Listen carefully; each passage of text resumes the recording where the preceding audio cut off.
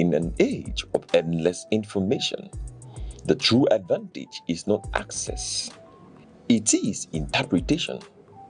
Welcome to Aneke TV, where journalism goes beyond headlines, beyond reaction, beyond speculation. Here, stories are investigated, issues are analyzed, voices are challenged, because an informed society is a stronger society. A discerning audience is a powerful audience. We are live, daily broadcasting, relentless clarity. Aneke TV, where knowledge meets broadcast.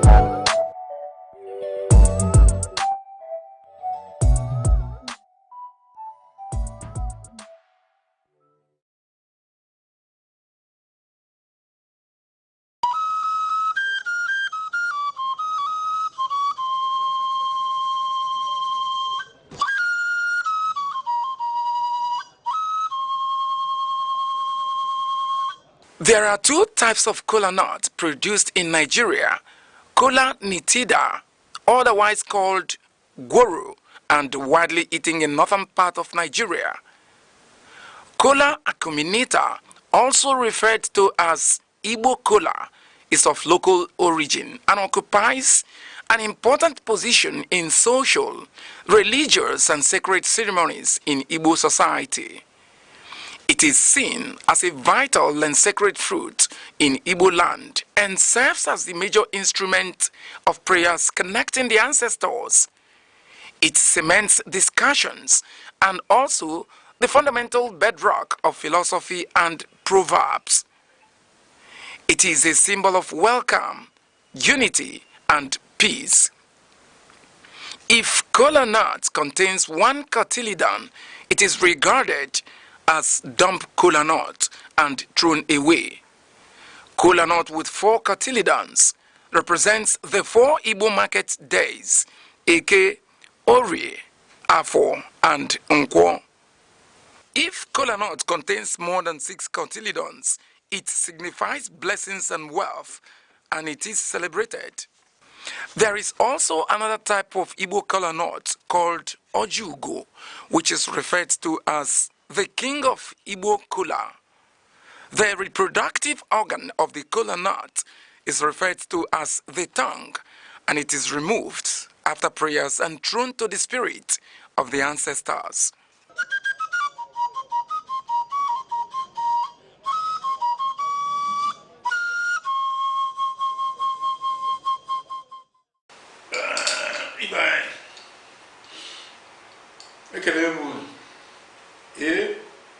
Ojo kwani heje gondo ndo ana atoka yana ana nke nyano na awo iba ya dino ogologo ndo aruke na oduma heje ne ndo anya na onye ngori heje ne ndo anya melufuta muri ya imana na nsogbu ya olisebu wa na ekemeri chukwu okike onye ogologo ndụ na ogologo anya na-ahụ udo na ọchịchị anyị na-ekene na-ekene maka tata na-ayọ maka echi maka na ọsọ maka eme echi anya amara na ya dịka echi na echi anaghị agwụ agwụgwụ na ihe ya adịla anyị mma ndị be anya onwekwara ihe ọzọ na anyị enye ndị ichie jupụtara anyị na-ere nke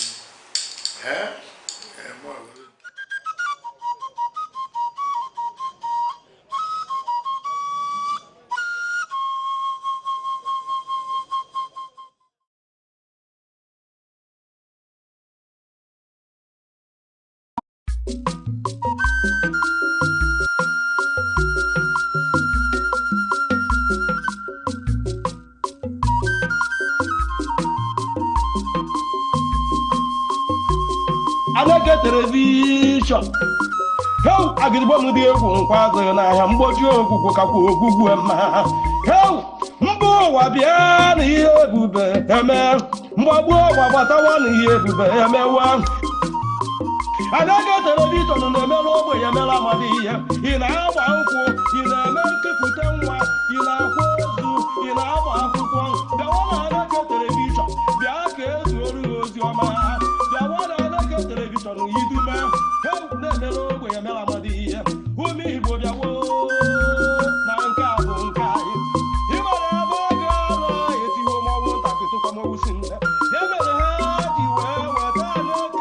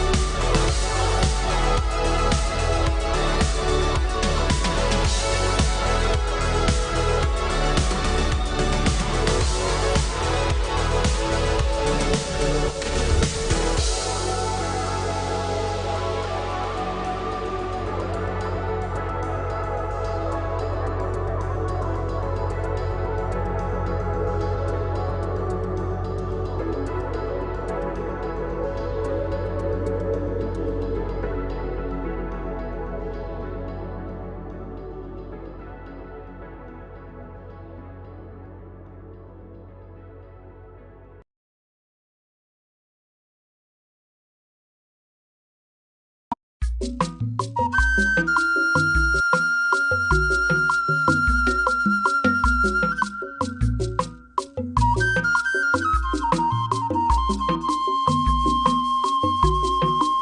television. How agribo mu di egwu nkwazo na ahia mgboju ogwugwu kakwa ogwugwu ema. How mbo wa bia na ihe ebube eme. Mgbagbu ọgbagbatawa na ihe ebube emewa. Aneke television na-emere ogbenye emere amadi ihe. Ị na-agba nkwụ, ị na-eme nkepụta nwa, ị na-akwa ozu, ị na-agba akwụkwọ. Bịawa na Aneke television, bịa ka ezuoru ozi ọma. Bịawa na Aneke television yidume. How na-emere ogbenye emere amadi ihe. Ụmụ Igbo bịawo na nke a bụ nke anyị. Ị mara ebe oge ọrụ etiwo mọnwụ ntakịtụkwa mọnwụ si nne. Ya mere ha ji wee weta Aneke television. Ọ bụ onye gbagburu agụ nna. Ọ dị na soshal midia. Ọ dị na mgbagbu. Ọ dị n'Enugu site. Ọ dị na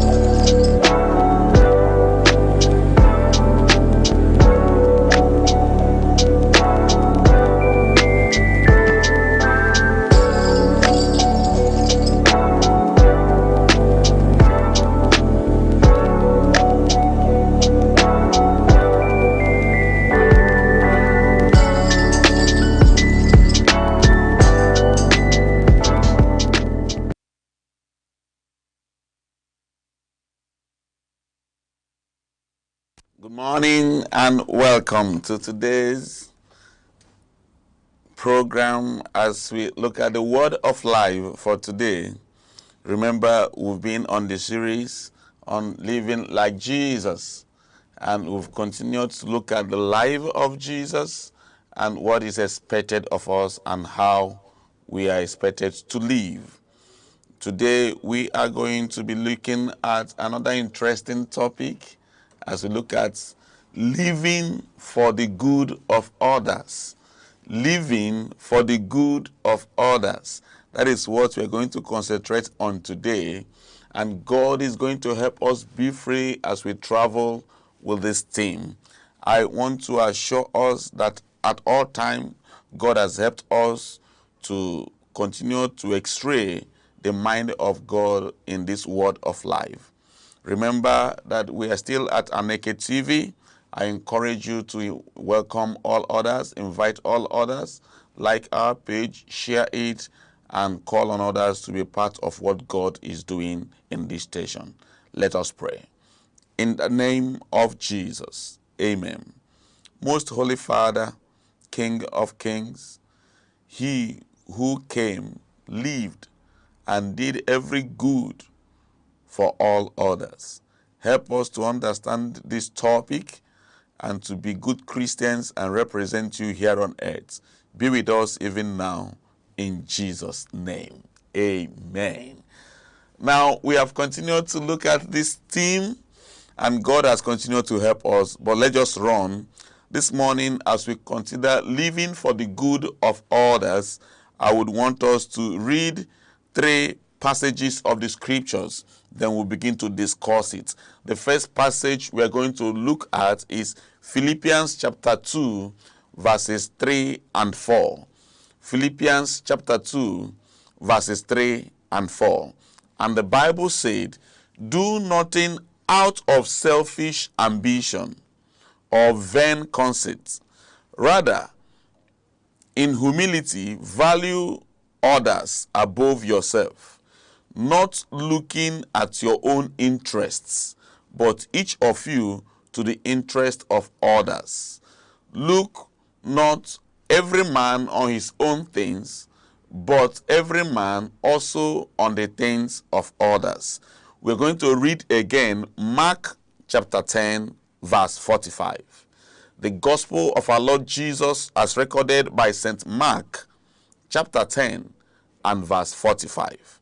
I am going to read, For even the Son of Man came not to be ministered unto, but to minister and to give his life a ransom for many, and to give his life a ransom for many. Lastly, now, before we begin to talk, the Gospel of Jesus as recorded by St. John, chapter 13, verses 14 and 15. John chapter 13, verses 14 and 15. And the Bible says, if I then, your Lord and Master, have washed your feet, ye also ought to wash one another's feet. For I have given you an example that ye should do as I have done to you. Amen. Now, this is Jesus showing example, especially in the last passage we read in John chapter 13. Jesus showed an example to his disciples. Say, as I have done this, you are also expected to do such. We are going to consider what it means to live like Jesus as it relates to helping others, as it comes to living for the good of others. Your own life, your aspiration, your thinking, your ability to connect to the good of others.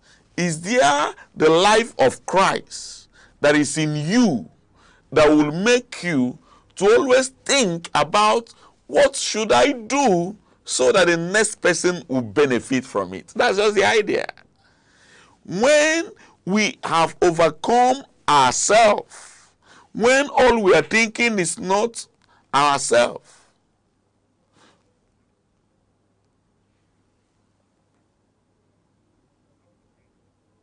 okay, we will just give you a minute.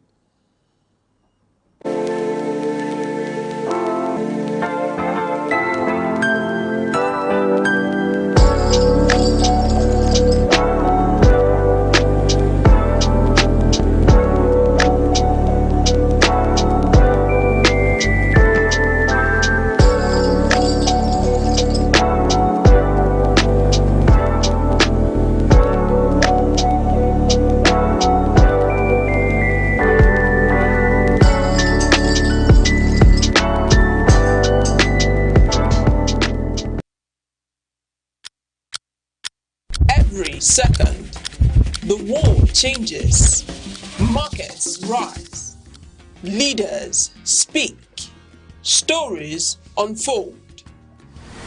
To keep up, you don't just need news, you need clarity, you need speed, you need perspective. That's why Aneke TV brings you the global pulse. Accurate, reliable, right when it matters most. Aneke TV, move with the world. Time, the silent witness to human courage, the keeper of memory, the archivist of greatness. Across the vast landscapes of Africa, from the savannas to the bustling cities, voices once rose, ideas once bound, and visions once dared to challenge the limits of their age. They were not merely individuals. They were epochs in human form. In literature, minds such as Chinua Achebe, Wole Soyinka, and Ngugi wa Thiong'o reclaimed the African narrative. Through ink and imagination, they dismantled distorted histories. Okay, we are still on the word of life for today, and we are thanking God for the far He has continued to lead us. We have in our midst a brother and a friend who is part of this journey we've started over the weeks. And today we are looking at the word of life as it relates to living like Jesus, and we are considering living for the good of others this morning.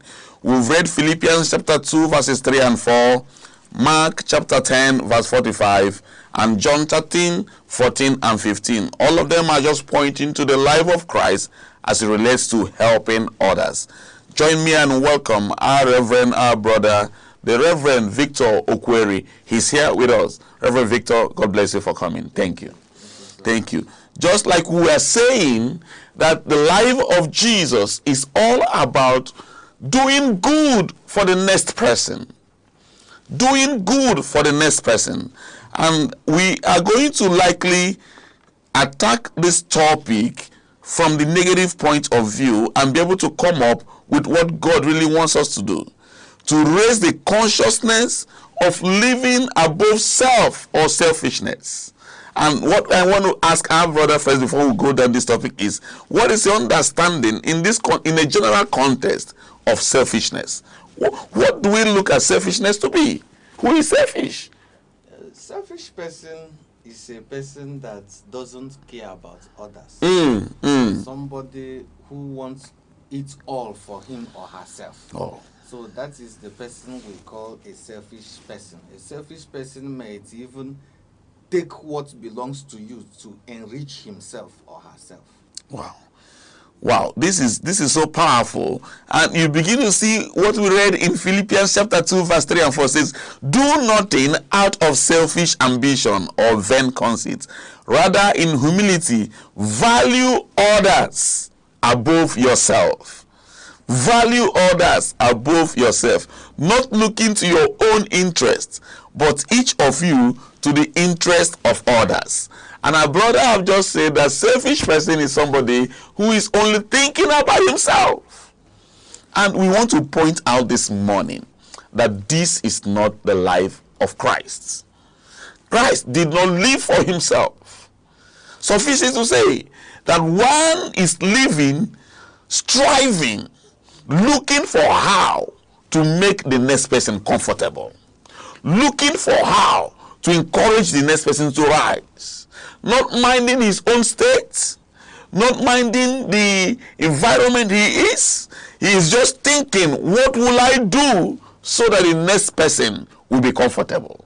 And I want to think the challenges we are having today in our environment, in our world, is as a result of selfishness. We have kidnappers, we have banditry, we have all sorts of evil happening. People thinking about themselves and their personal family.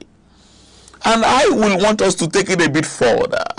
Does being selfless means being useless and not thinking about yourself? No. Being selfless is even similar to being Christ-like. Because Jesus showed us that example of selflessness. But in my own words, I can say that being selfish is demonic. Wow. It's satanic. Wow. Because that is the same thing that made the devil, Satan, the Lucifer, to try to dethrone God and become the Almighty. Because he wants to, it's directly attached to greediness. Any man that you see that is selfish will be greedy. So it is very bad. No, I received this one as a bomb. He said selfishness is demonic, is satanic. I don't know who is listening to us out there. I hope and I want to believe that we are not selfish. Our guest said that is demonic. Even if you are a man of God, you are a pastor, and you are selfish, you are demonic. That's what it means. In any venture you are in and you are selfish, you are demonic, you are satanic. And there is a call on you this morning to turn away from that life. Selfishness. And we want us to look at, are there life, are there principles, are there attributes that should help one not to be selfish? Are there things you can do? Say, now, if you are considering not to be selfish, this is what you do, this is what you don't do. Are there things like that? Yes. There are. Like the last time we talked about that when you want to grow is by lifting others. So when you don't want to be selfish, the principle is that have that mind in you that I must lift lift others. Wow. That as I'm growing, Wow. let other people be growing with me. And also have it at the back of your mind that whenever I'm leaving this world, who will represent me? Who will replace me? Who can do that thing I can do best when I was alive? That will give you the precepts to be able to train others, to help others, so that even if you are no more, someone else can represent you. Well, I like the angle you are coming from in this discussion. I feel strong in my spirit that there is somebody the Lord is ministering to. There is somebody the Lord is ministering to. Our brother has come from the angle of even handing over what you are doing. Are you thinking that after you are gone, or you're not even thinking at all that one day you'll be no more? That venture, that ministry, that family you are running, are you finding other persons you are preparing to take over?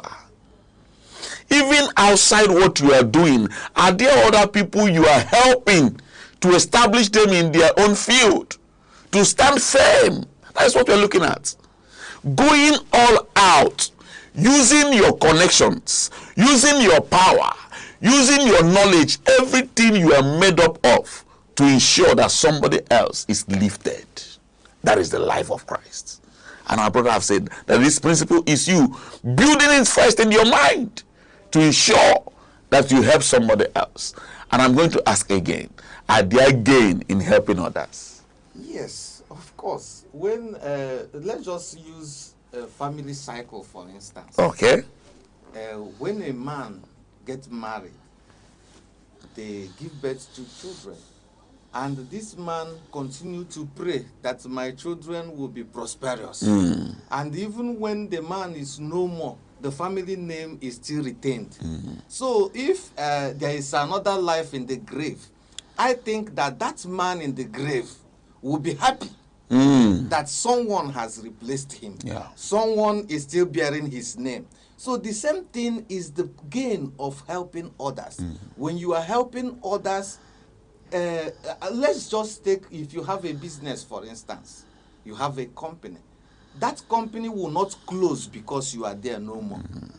It will still be retained.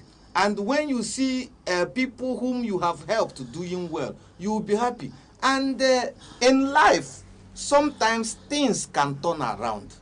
There are times that even you who is capable today, you might not be that capable, maybe financially or otherwise tomorrow.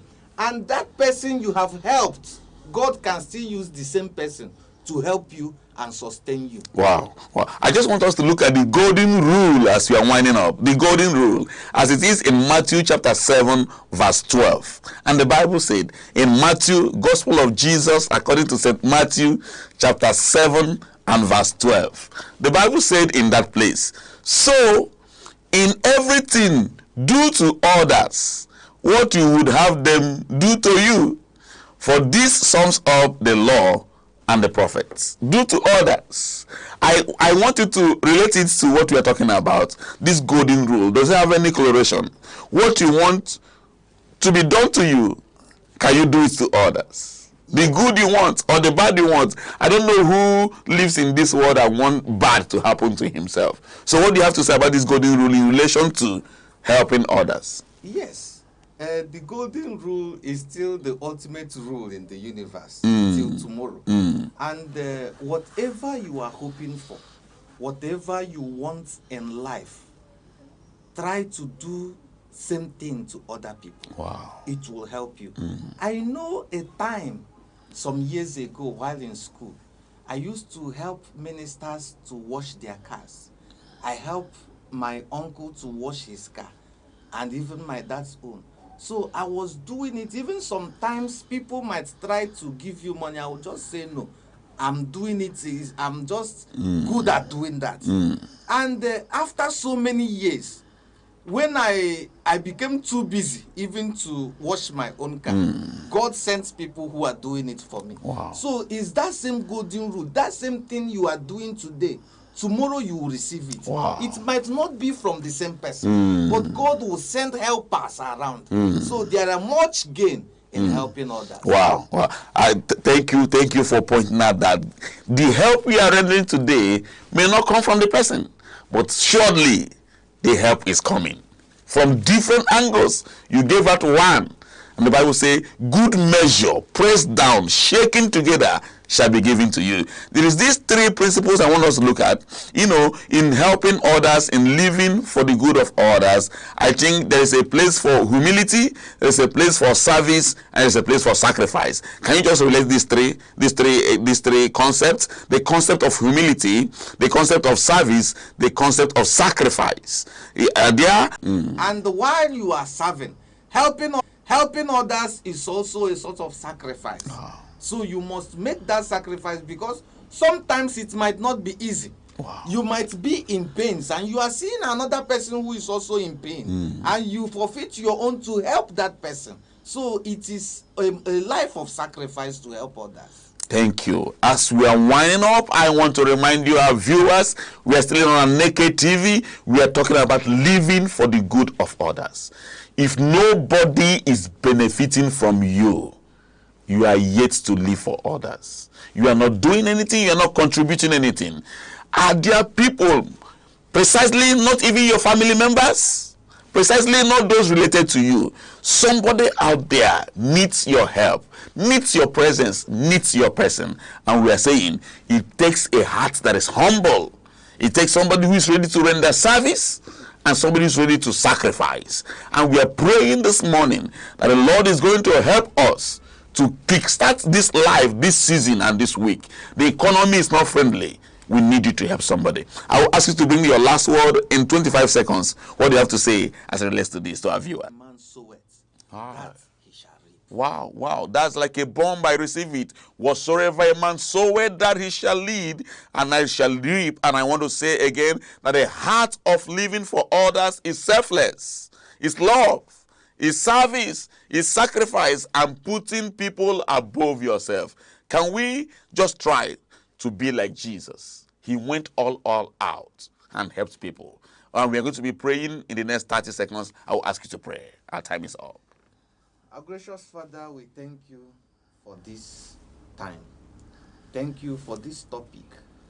Lord, we pray, O God, that you lay it in our hearts to continue to help others. Help us, O God, to assist others. Amen. Father, Lord, give us that mind of service. Amen. Give us that sacrificial heart that Amen. Jesus had. Amen. Father, Lord, that we will be able to help others Amen. in need. And we know that as we continue to do this, the Almighty will also help us. Amen. Be thou exalted. For in Jesus' most powerful name we pray. Amen. Thank you for being part of it. See you next week as we continue to go out and help somebody today. And God bless you. Amen.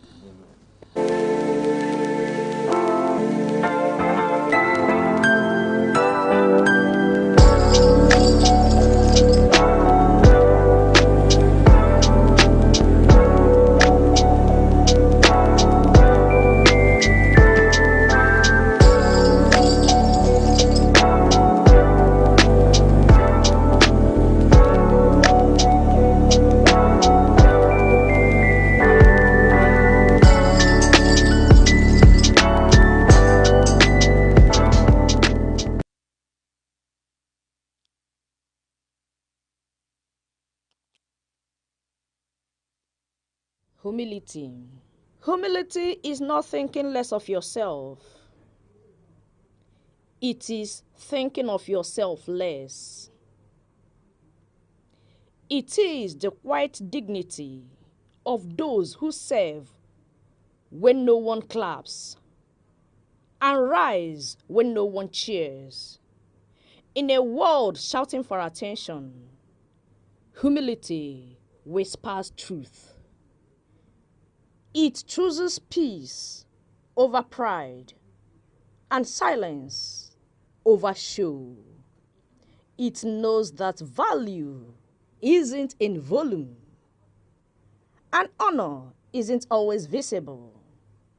The humble carry unseen power. They lift others without needing a pedestal. And in doing so, they rise higher than ego ever could.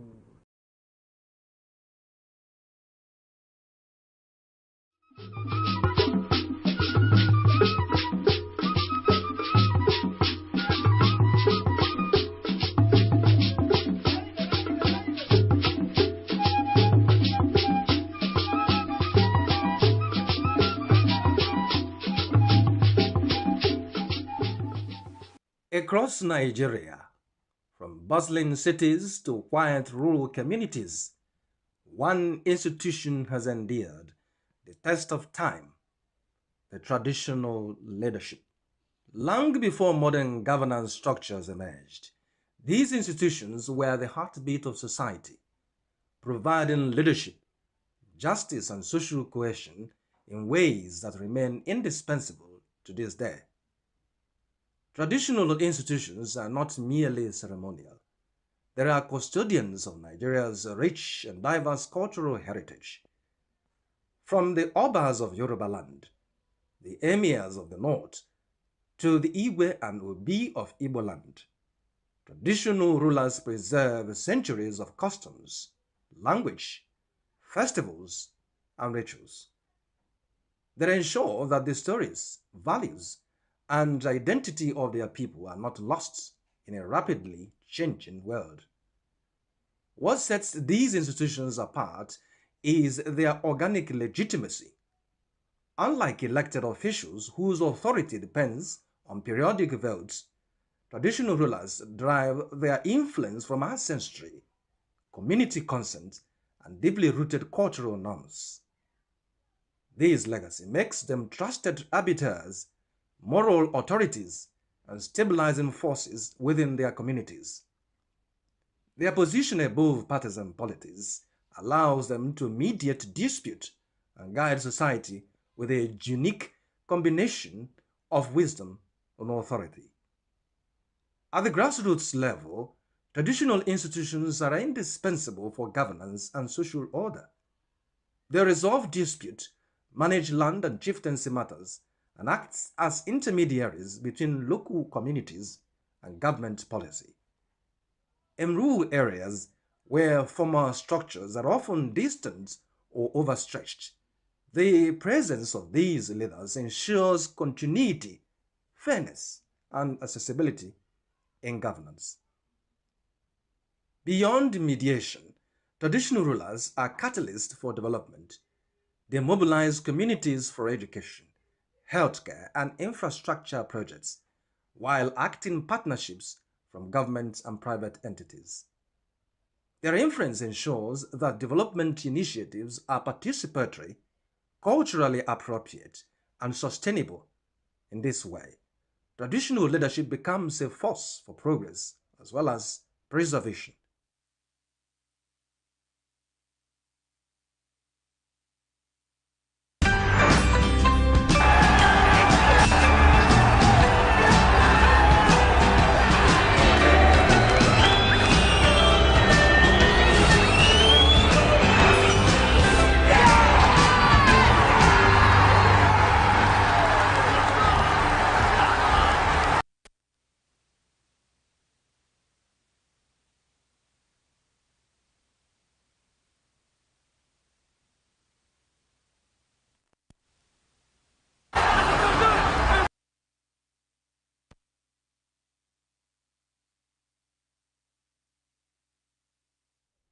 Traditional institutions also play a vital role in maintaining security by leveraging local knowledge and community networks.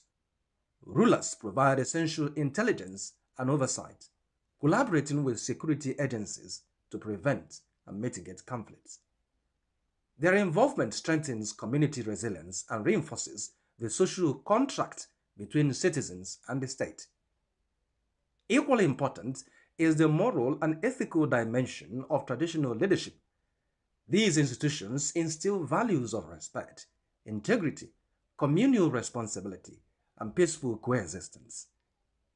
In a society grappling with ethical and social challenges, the guidance of traditional rulers remains a vital instrument for fostering discipline and virtue. In a nation as diverse as Nigeria, traditional institutions serve as a bridges of unity. They manage ethnic and cultural diversity, promote dialogue and encourage mutual respect while preserving distinct local identities. Through their wisdom, they help maintain harmony and stability across communities that might otherwise be divided. The traditional institution is far from a relic of the past. It is a dynamic, enduring pillar of Nigerian society, a custodian.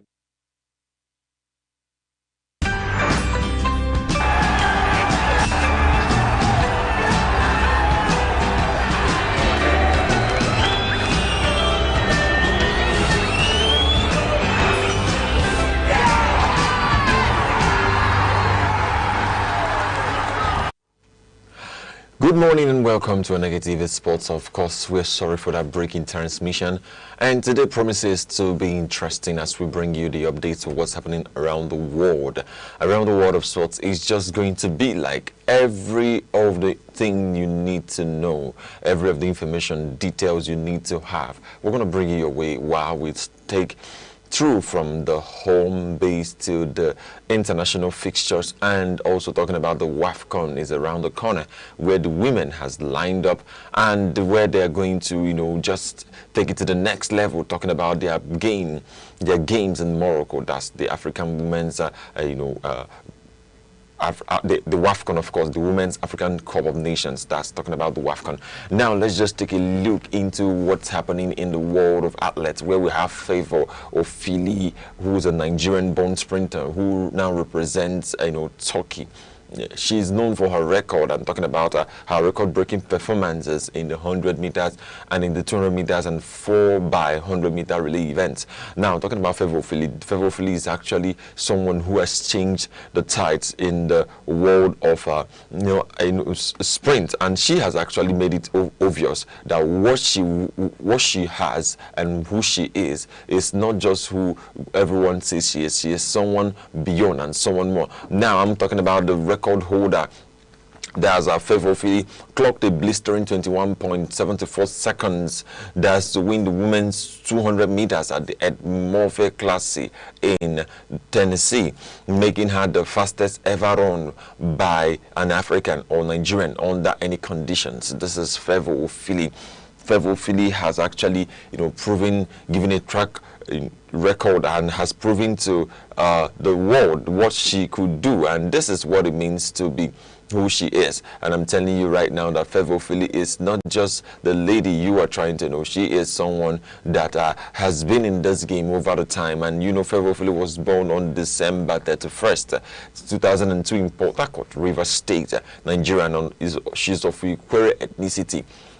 You know that she stands 1.7 meters tall. That's 5 feet 0.7 inches tall, and follows Christianity. She's a believer. And Favour Ofili attended primary and secondary school in Delta State before earning scholarship to Louisiana State University, where she graduated in December 2023 with a degree in sport and administrative fitness.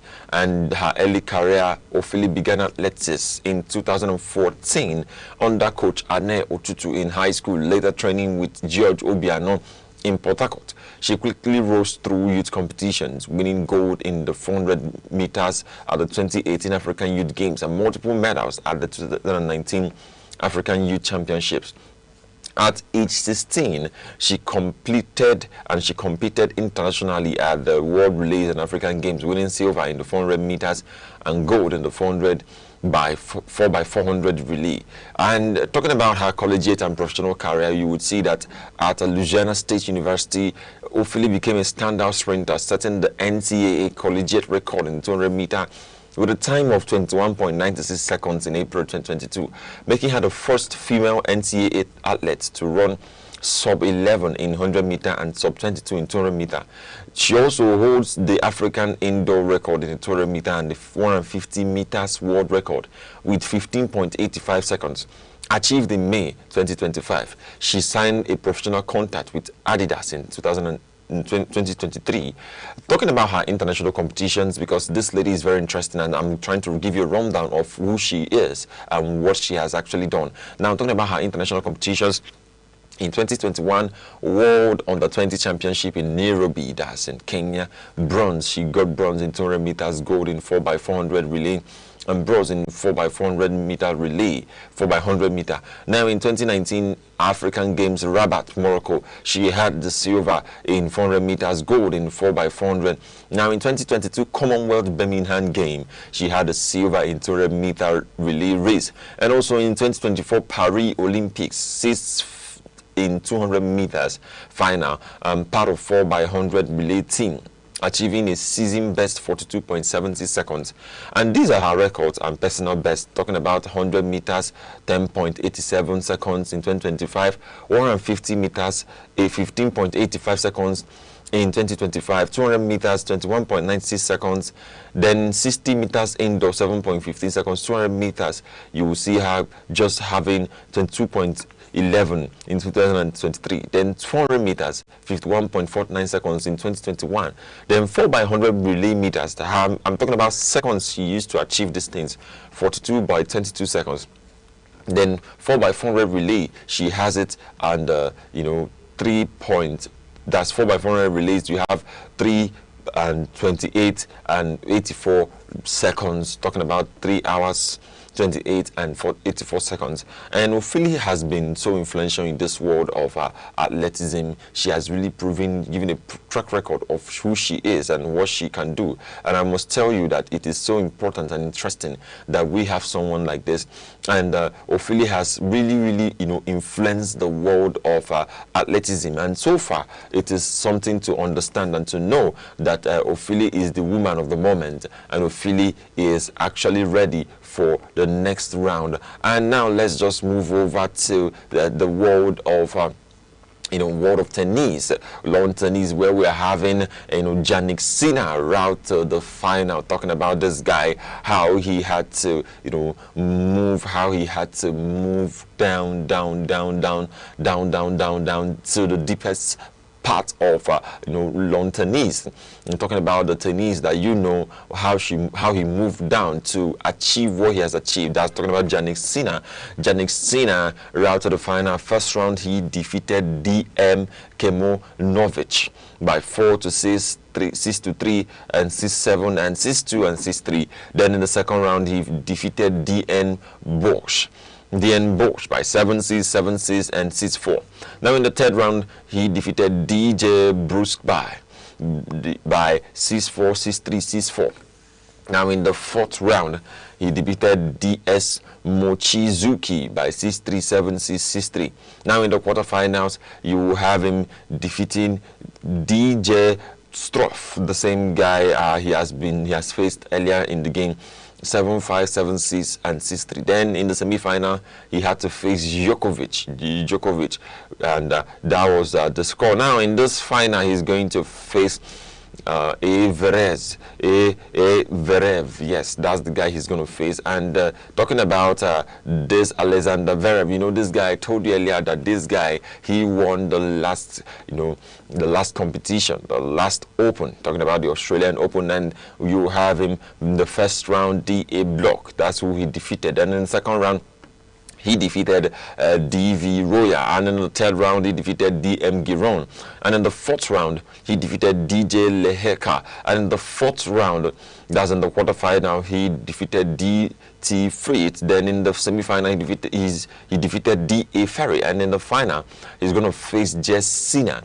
He's going to face Jessina, and the facing Jessina will make it be like it's going to be as though that he has never even done this before. And I'm telling you right now that this Alexander Verev, talking about the German tennis player who has really featured in the ATP singles rank in the 2026 season, talking about his height and what he has done so far, I must tell you that this guy is so influential in this world, and actually he has been instrumental to the world of tennis, and seeing that he has been playing professionally and the current world number 4. And I would like to know, or let me just take a look. Let's take a look at who after him, tennis world number tennis top three guys, top three guys who have been doing it in the world of tennis. I'm talking about guys who has been doing it in the world of tennis. That's in the ATP rankings. And we have names like Djokovic, we have Novak Djokovic, we have the names like Jannik Sinner, we have the names like Carlos Alcaraz. That's talking about the ATP rankings, top 100, and we have the names like the Alexander Zverev and Felix Auger, and a time in this world of tennis where you have names like Rafael Nadal, Roger Federer, Djokovic, and the rest of them. You have these guys, just pulling their weight and pulling the strings and doing what they know best how to do. But so far, you are seeing the names that I could tell you that they are not so familiar with the current settings of lawn tennis. I'm talking about this generation, because when I was growing up, all the names we knew were Djokovic. Djokovic is just quite current. Talking about Roger Federer, talking about Rafael Nadal, the Spanish and the wonderful lawn tennis player, and he really influenced a lot of people to do this. And so far we have names like Jannik Sinner being in the official points, having 13.450 points, and has played 18 tournaments and also dropped 2,000, and he is just where he is. And then we have Carlos Alcaraz of Spain, who has also who's just 23 years, and he has had 9,450 points in the official counting of points, and also tournaments played 17 and dropping 1,300. Then we're talking about Alexander Zverev. That's Alexander Zverev, that young man who is 29. Well, he is 29. He is older than the top two. Well, you would see that he has played just 7,190 times. He has had 7,190 points and has actually played 20 tournaments, dropping 10, and the next best is going to be 10. Then looking at that, I'm giving you the top 10. Then we go over to the next story. We have Felix Auger-Aliassime of 25, who is 25 years of age and has also played just 23 games. Then we still have him having official points of 4,390 and dropping 50 points. We have Ben Shelton of the US. Having just being 23 by 4,160 points. He has had officially. And we are talking about 40 and 22 tournaments played and dropping 400 points. That's to tell you how he has dropped. But we have Alex de Minaur, who is just 27, and official point is 4,110, and tournaments played is just 24. And Taylor Fritz also, Novak Djokovic is number 8, who's just 39 years old. Age is not really on his side right now, so he is just down the age.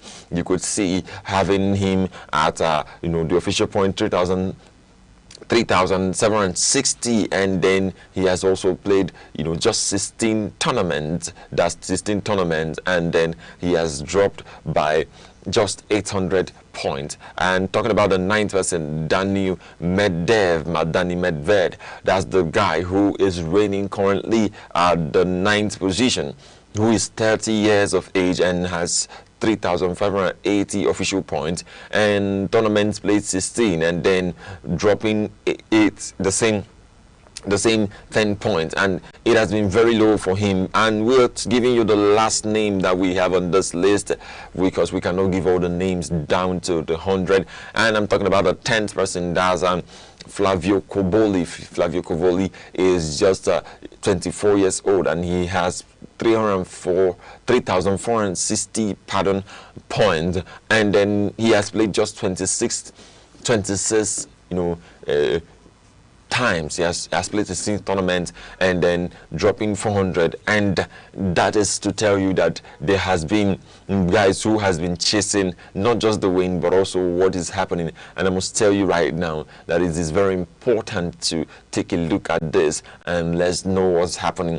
I don't know who is your best, but for me, I would tip Alexander Zverev all day. I would take him all day and all time to win Jannik Sinner. But we're going to see what happens as they face each other just in a few days to come. And we have in the boxing where we have in the Ring magazine, just from the ring boxing arena, where we have Let's Make the Fight Happen, talking about Rayo Valenzuela wants to welcome Shakur Stevenson to the Zuffa boxing ring. He wants to welcome Stevenson to the World Zuffa boxing ring. And talking about these two guys, they have been so influential in the world of, just looking at it this way would tell you that both of them have been pulling their weight and trying their best to see what they can do. And I must tell you for a fact that right now it's not just the fight, it's about the finishing. And what we have is on Saturday night, talking about this game that is coming up, where we have Cody Rhodes and CM Punk versus Gunther and Sami Zayn. That's on July 18th. That's when the fight is gonna hold, and the main event is gonna take place at New York City. New York City is going to bring the fight, and New York City is going to host the fight, and New York City will be lightened up with the likes of Cody Rhodes and the CM Punks. And I'm telling you that is going to be something that you have not seen coming. Now let's just take a look at what it means to have Cody Rhodes in the fight. Now, talking about Cody Rhodes has been influential, talking about how he has been, just faring over the years. He is Cody Garrett Runels Rhodes, who is an American professional wrestler and current undisputed WWE champion, celebrated for his resilience, storytelling, and the American Nightmare persona. Yes, that's why this flyer is just having a nightmare, because it's going to be in the night and it's going to be just late in the night. I'm sure wrestling games should not be in the morning. It should be in the evening, so that there could be that feeling of influence and also that vibe of darkness. And I'm not saying darkness is good, I'm just saying what it requires to be in the game. It requires that kind of seriousness that is only done in the evening. And when I was growing up, I watched a lot of WWE, and I never saw them have a conversation. The motive and the mode, in fact, what we are sold to, and whenever you watch WWE or any game that has to do with boxing or even judo or all these games, you never saw any of the games in the morning. You would see the games always in the evening, and always in the evening. It's only in the evening you can watch WWE games. It's only in the night you can see those games.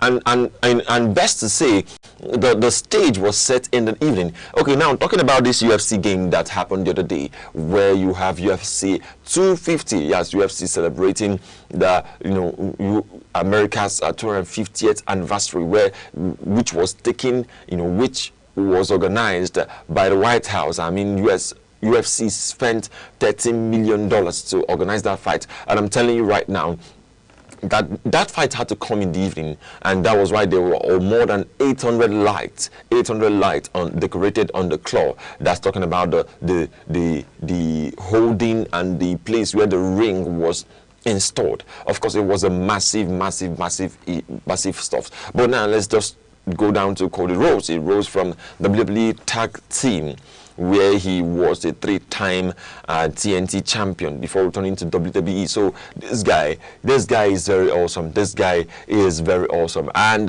talking about CM Punk, CM Punk is the man of the moment.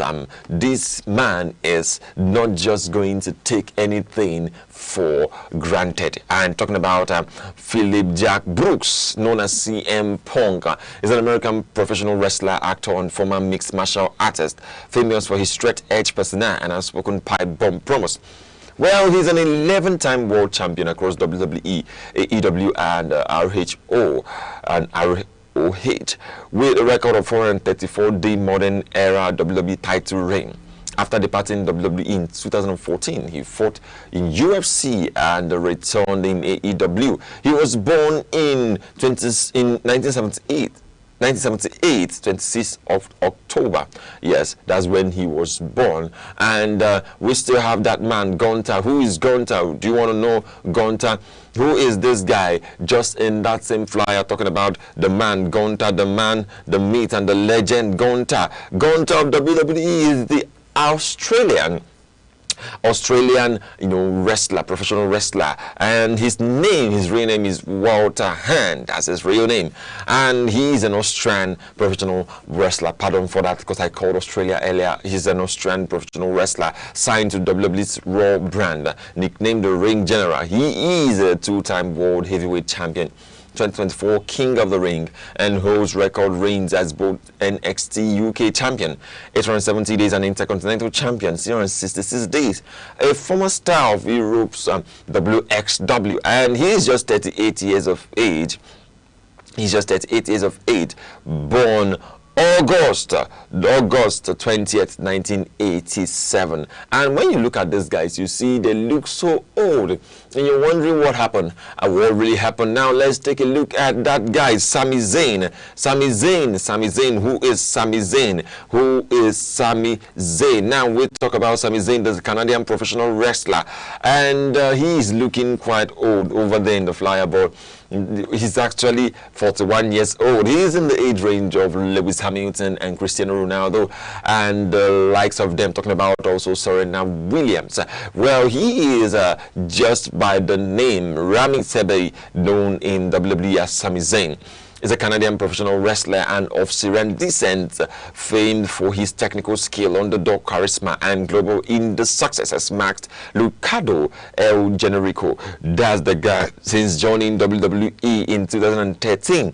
He's been NXT champion, a four-time Intercontinental champion, a two-time United States champion, and undisputed tag. Well, this is what it is, and this is how it has been so far, looking at those guys. And I'm telling you, the Eastern time, 8 p.m, then in the evening is going to be 5 p.m, and it's going to come to you from Peacock, and it's the fight of the season, and it's the fight of the moment. It's going to be a wonderful time, and it's going to be an awesome time, and I must tell you that you have to just stay back to see this game. Now we're still talking about boxing. They're talking about boxing, where we have a news coming from Sky Sports, talking about the Principality Stadium eager to stage Fury versus Joshua with possible start time of 2 a.m.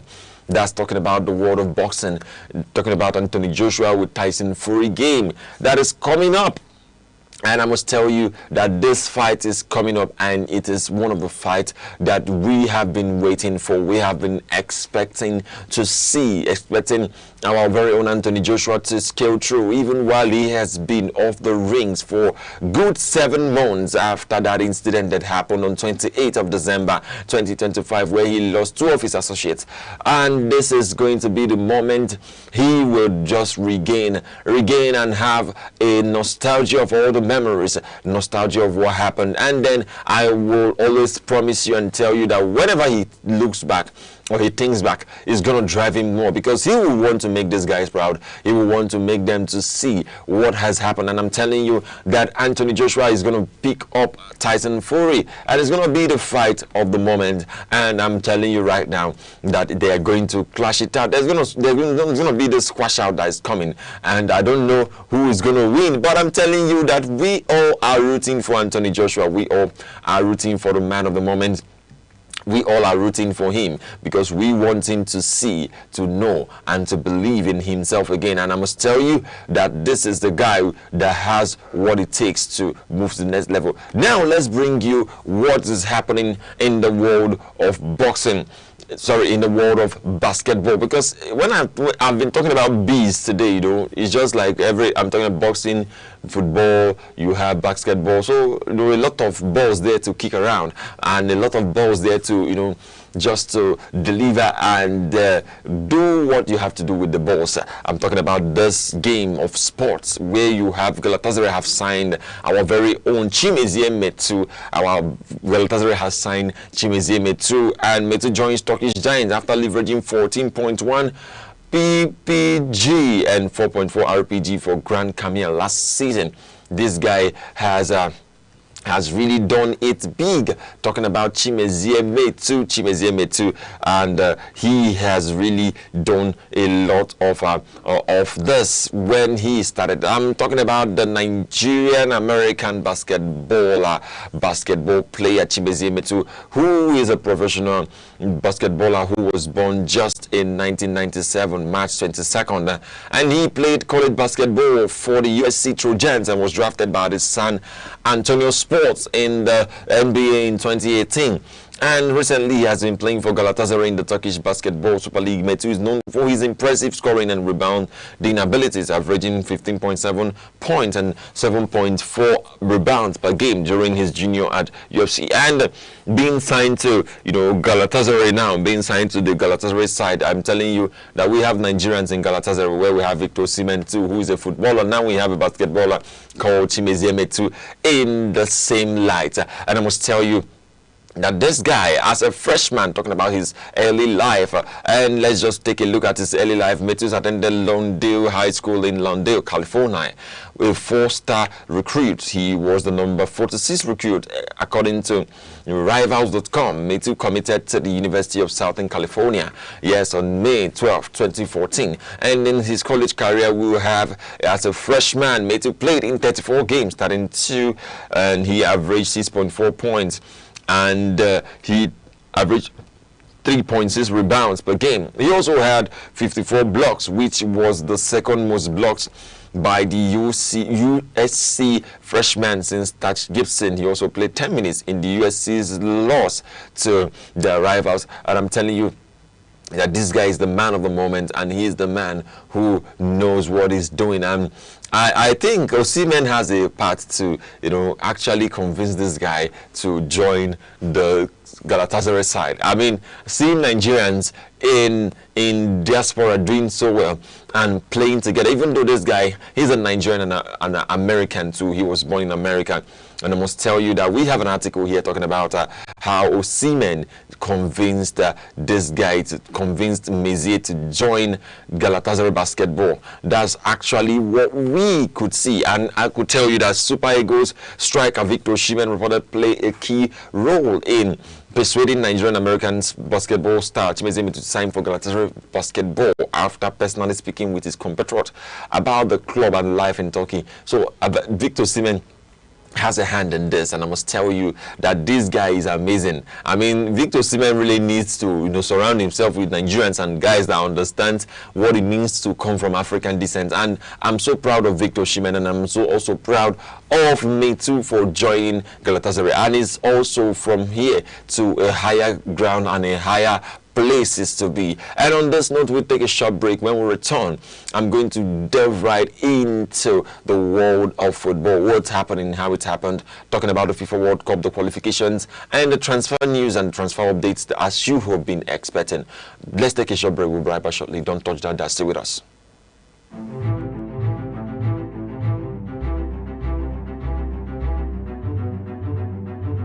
Morning headlines before you step out.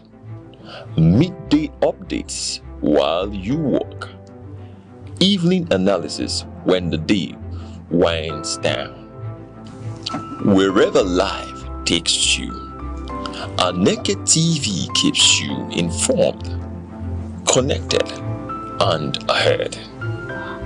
Aneke TV. Move with the world. Welcome back from that very short break. I really was thinking maybe you are not there, but I'm seeing you there, you're there, and let's just dive right into the world of football. Yesterday's game marked and became a significant stone to stand and take the next shot, talking about Spain, passing through and cruising, I would say cruising. It was actually a cruising game over Belgium, cruising over Belgium to take their sport into the semis of the FIFA World Cup. This is where the best of the best teams come together to play. And I must tell you that Spain has their first win of Belgium ever in their history of existence as a football national side. Now, I will tell you that Spain so far has just conceded a goal in this tournament. And seeing how it is, it's been funny that they have just considered a goal in this tournament. And are you surprised? I'm not really surprised, because Unai Simon, their goalkeeper, and talking about the defense, they don't have a lot of names. They only have Rodri, Pedri, Gavi, and the rest of these guys who has been influential. Talking about Lamine Yamal, who yesterday was the man of the match. And seeing how he played yesterday was so awesome, and the things which he has decided to, bring to the way. And I will tell you for a fact that this guy is no one to just play with. Lamine Yamal is the name. Lamine Yamal is the guy, and Lamine Yamal is the moment. He is whatever he says he is. Now, let me just, while we're talking about that, let's take a look at some controversy that has been going on. And this controversy would be that, Spain and Belgium, what actually happened in the game. Of course, I would tell you from this point of commentary and from this point where we are, I must tell you that Spain yesterday showed Belgium class. And, no one expected Belgium to, take a quick concession of the game. And also, even though the time of scoring was in the first half and also in the second half, and I'm talking about 2 goals were scored in the first half, while the last goal was scored by Merino, the same guy that scored against Portugal, the same guy that scored a very late winner. And the game was just all about that time that it was not consistent. The plans the coach had did not really come to fruition. Looking at Telsman, he had an injury. He had an injury at the build-up, at just the warm-up, and he was not able to play.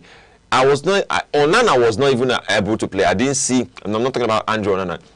I'm talking about the Onana of Belgium, the Everton Onana, and the guy who has been influential in the Premier League. Talking about Onana, he did not play yesterday's game.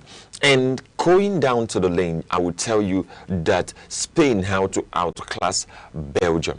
Spain really outdid Belgium, and I must tell you that it was not what everyone expected, because seeing the way Belgium played US, seeing the goals they scored, now questions are being raised. How were they able to score those 4 goals that they scored? How were they able to score the 4 goals? What really happened, and how were they able to score it? Well, I can tell you that for me, my predictions was wrong in this game. I was expecting Belgium to play good football. And one thing again that happened in this game was the Belgian side, they gave a lot of balls away. They had to give the ball away. There was no coordination. The midfield was leaking. Now, the midfield got so bad when they removed Kevin De Bruyne. That coach made that change, and it was as though Belgium were playing with 9 men. Because I saw the game, I saw what happened, and I was not happy, because I was thinking it would be a great competition. It would be a great 2 amazing sides facing each other. But seeing that Belgium was playing this kind of game they were playing, it was not encouraging at all. It was never encouraging. It was not an encouraging game. They did not get that game yesterday right. I don't know whether it was Spain that outclassed them. Of course, Spain was magical. Spain, they played a beautiful football. They had to play tiki-taka. They played an attacking football, and they used the flanks very well. They used Lamine Yamal a lot, and they also used their midfield a lot, and they also used their left wing a lot. They used Lamine Yamal a lot, and Lamine Yamal had to make history in that game. He had to, he was firing the shot into the goal post, not just into the goal post, but because Courtois was there, Courtois had to be keeping it away. Until Courtois had to take a side, he got an injury and he had to take a bow out of the game where Sandy Lamens had to come in. And how this Merino scored was a rebound. You know, a shot was played in, and there was a rebound that Merino had to take. That was what happened. And after that, let me tell you something. If it was in the 1v1, talking about the only 1v1 that they had to use yesterday in the Spain game was that Merino 1v1. There was no other 1v1 that was used. Of course, you know that yesterday's game, Belgium had a defense. I must tell you, they had a defense. And if Belgium had, taken Spain into extra time, I'm sure Spain will still win, but it will be very hard for them because they have already played extra time. It would have been a colossal moment and a colossal failure for Spain if they had gone into extra time, because Belgium, from what I was seeing, they were reserving their strength to play extra time, and that is what it means to be a great side in football. Belgium, they were not so class, I would say. They were so relaxed. They were giving the ball away, and just a very good shout out to Jeremy Doku yesterday. Jeremy Doku became the life of the game. He became the life of the party, life of the football party, life of the game. He played a beautiful football, but at some point he was more holding than he was more giving. I expected him to give a lot of balls to his fellow teammates. I expected some runs. Of course he made the runs. I expected some pass. I expected some just do something from where you are, but he was just trying to dribble and then go in between two people. I don't know what that thing he was doing.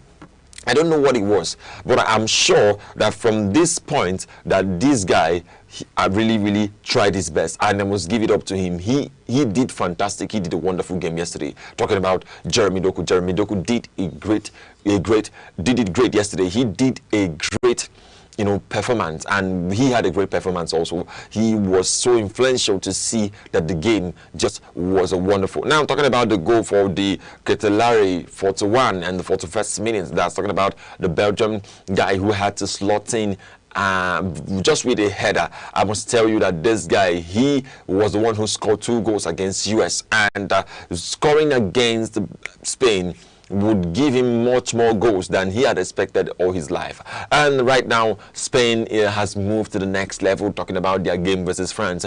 Maybe we will not talk about that now, or we could reserve it for some time later. But I'm telling you right now that Spain is the people. I'm just mixing everything together, because for me, Spain as a team, they are, and let me just tell you, Spain cannot win France. So Spain cannot win France. But in case Spain wins France, that's okay. That's very okay. But Spain, the way Spain plays, in fact, what I'm seeing in this Spain versus France, they both of them would score each other. But it's going to be a big moment for just 2 guys, Unai Simon and Lamine Yamal. Okay, let's make it 3, Rodri. It's going to be a big moment for them, and it's going to be a wonderful time, and that is just what it is. So I really would want both of them to play their game, and I really want both of them to just ensure that they had a good time.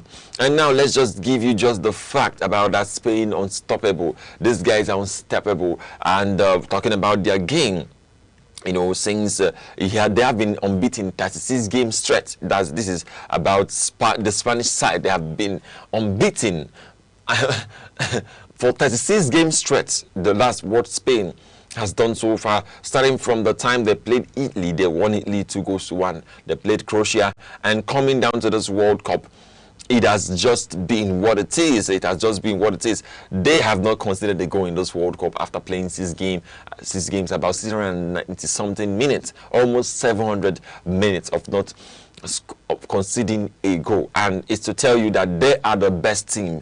Even while we are rating France to become, everyone is tipping France to win the World Cup, I'm telling you, Spain currently looks dangerous. They look hungry. They want to go to the next level, and they want to make it obvious that they came and they are playing in the competition. And I must tell you that it's that time of the game of the year that we see what's happening, and we see what's going to happen much more. Now let's go down to the world of transfers, where we have a Nigerian, Benjamin Frederick, signs a new 4-year deal with Brentford. And he will now stay with the first team. Talking about our very own Nigerian Benjamin Frederick, who had injury after a long-term injury. He had come down to sign for Brentford, and we're going to see what happens at the end of the day. And this guy was announced yesterday by the Brentford official site, where they announced him that he has been signed. He has been signed to the side of Brentford, and he will just take it to the next level. And I will tell you this guy's brief history, and his name is Benjamin Chiemela Frederick, who's a Nigerian professional footballer who plays as a centre back for Belgium Pro League. And he was on loan from Brentford, and he has been signed back. He's just 21 years old. He was born in 28th of May 2005. That's when he was born, and he has actually played together with Victor Osimhen and the rest of them, and he was the key man who has been influential. And this is also a win to our Nigerian guys, a win to the Super Eagles, a win to everyone around. And I must tell you, congratulations to Benjamin. Now let's go down to the women's.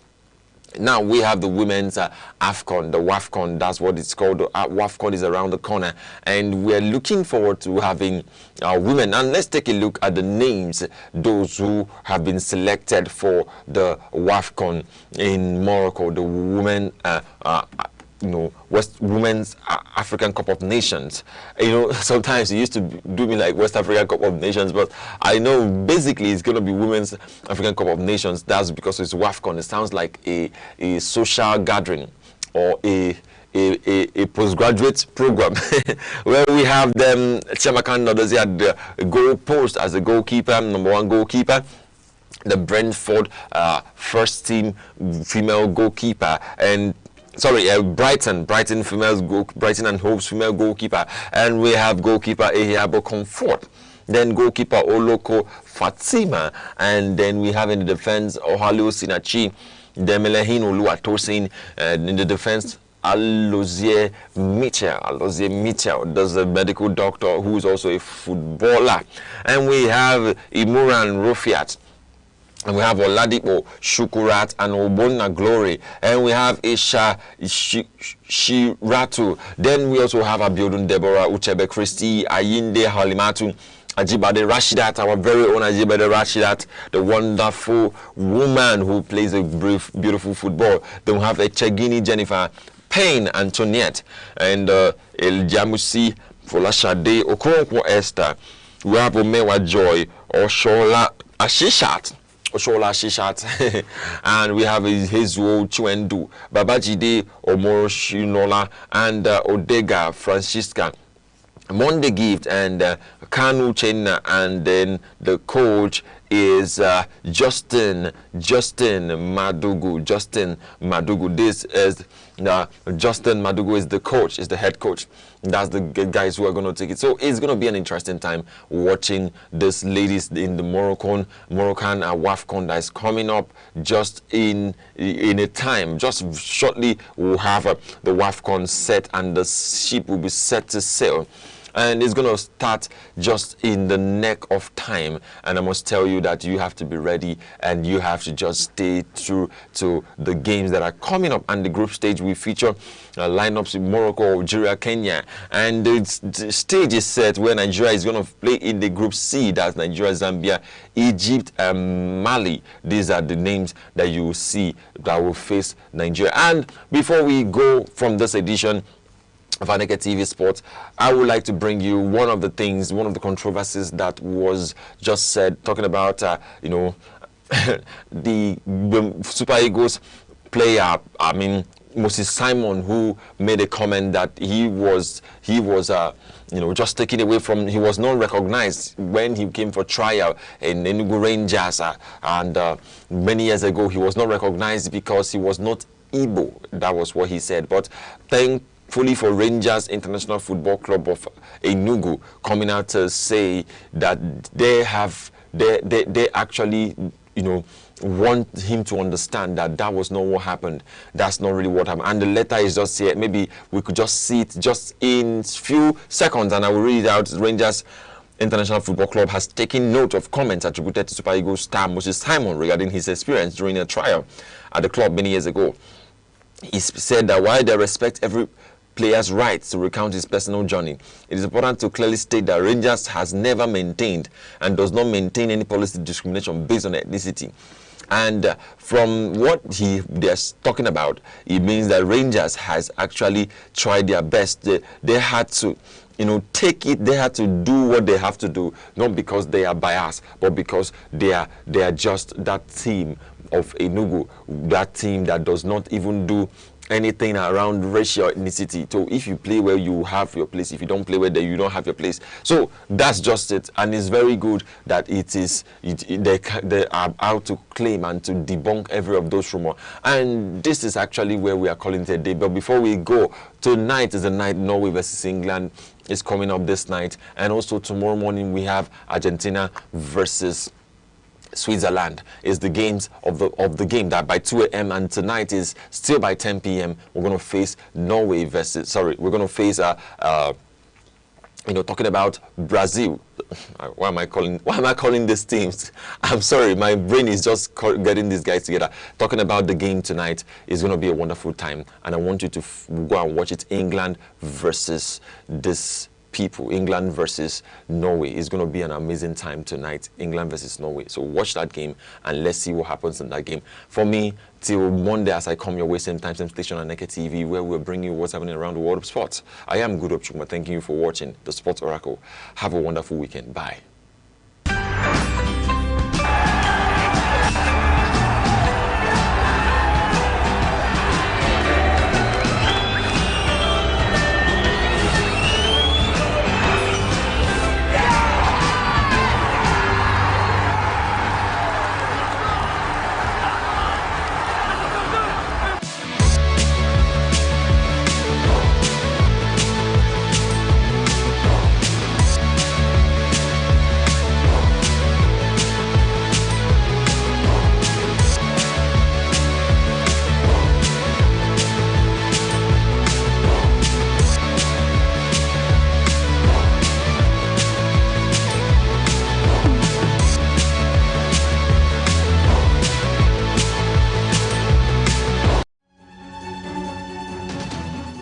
Seven days, countless moments, stories that shape the week.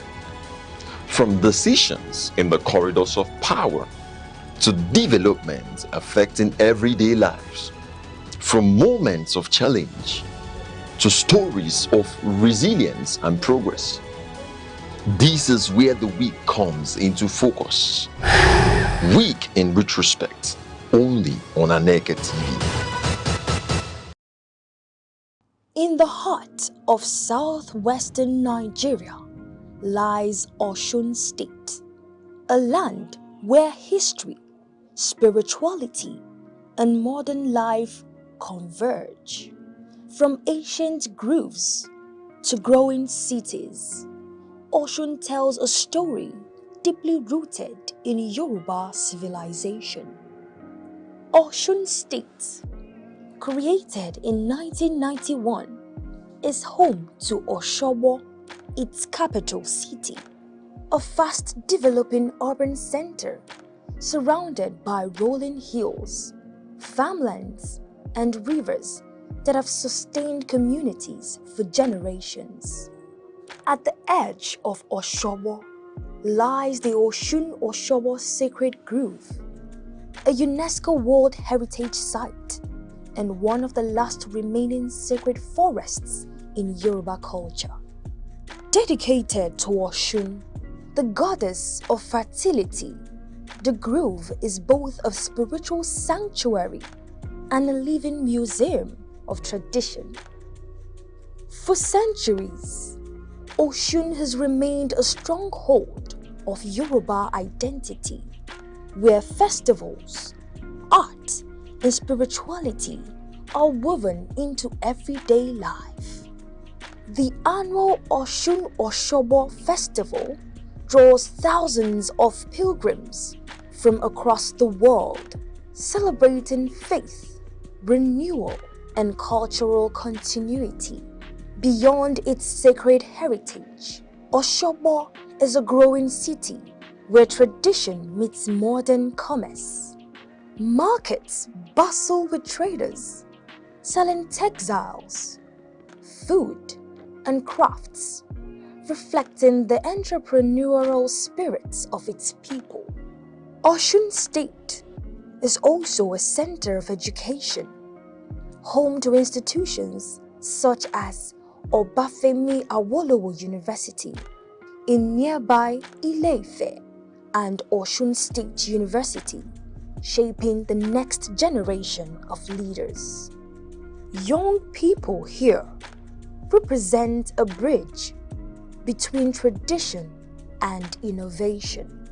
In Ile-Ife, mythology and history intertwine, believed to be the spiritual birthplace of the Yoruba people. It remains one of Africa's most culturally significant ancient cities. Bronze works and archaeological discoveries here continue to attract global attention. Agriculture remains the backbone of Osun's economy. Cocoa, yam, cassava, and maize farming sustain rural communities across the state. In recent years, small-scale industries and digital entrepreneurship have begun reshaping its economic landscape. Like many Nigerian states, Osun continues to balance development with tradition, investing in infrastructure, education, and healthcare to improve the lives of its people. From sacred groves to modern cities, Osun State remains a living testament to Nigeria's cultural depth and evolving future. A place where heritage is not only remembered, but lived.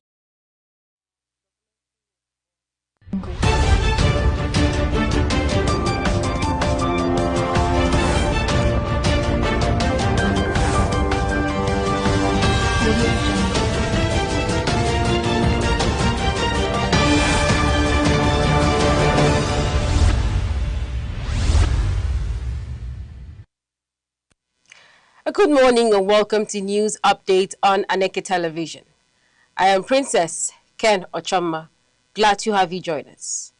On the headlines, abducted Oyo pupils and teachers regained freedom after 56 days in captivity.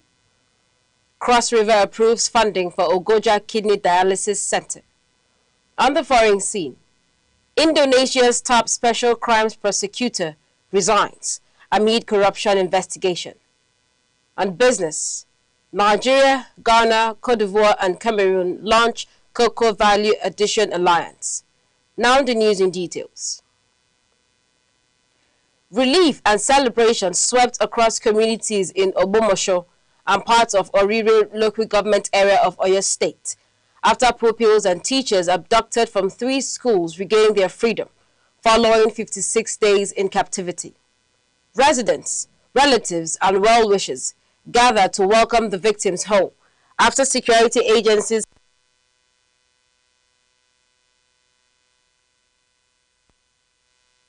widespread concern and renewed calls for improved security in schools across the country. The presidency said the victims were rescued alive through a coordinated security operation involving the military, intelligence services, and other security agencies. It added that no ransom was paid and no concession was made to secure their release. The rescued pupils and teachers are receiving medical attention and psychosocial support before being reunited with their families, while security agencies continue investigations aimed at bringing those responsible for the attack to justice.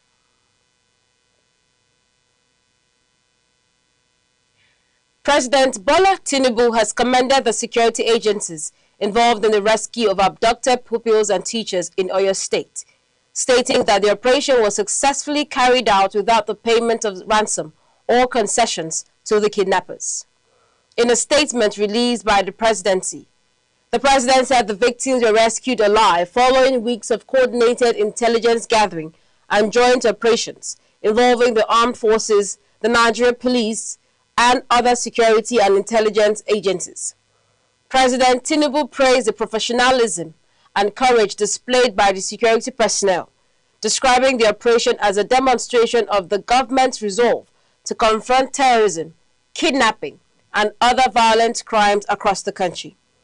The president also extended condolences to the family of teacher Michael Oyedokun, who lost his life during the ordeal, and assured Nigerians that those responsible for the abduction would be apprehended and prosecuted in accordance with the law. The presidential candidate of the Nigerian Democratic Congress, NDC, for the 2027 general elections, Mr. Peterobi, has welcomed the rescue of the abducted pupils and teachers in Oyo State, describing the development as a great relief for their families and the nation. In a statement posted on his verified X account, the former governor of Anambra State commended members of the security agencies and all those whose efforts contributed to the successful operation. Mr. Obi, however, stressed that the rescue should serve as a reminder of the urgent need to strengthen Nigeria's security architecture and ensure that schools remain safe environments for learning.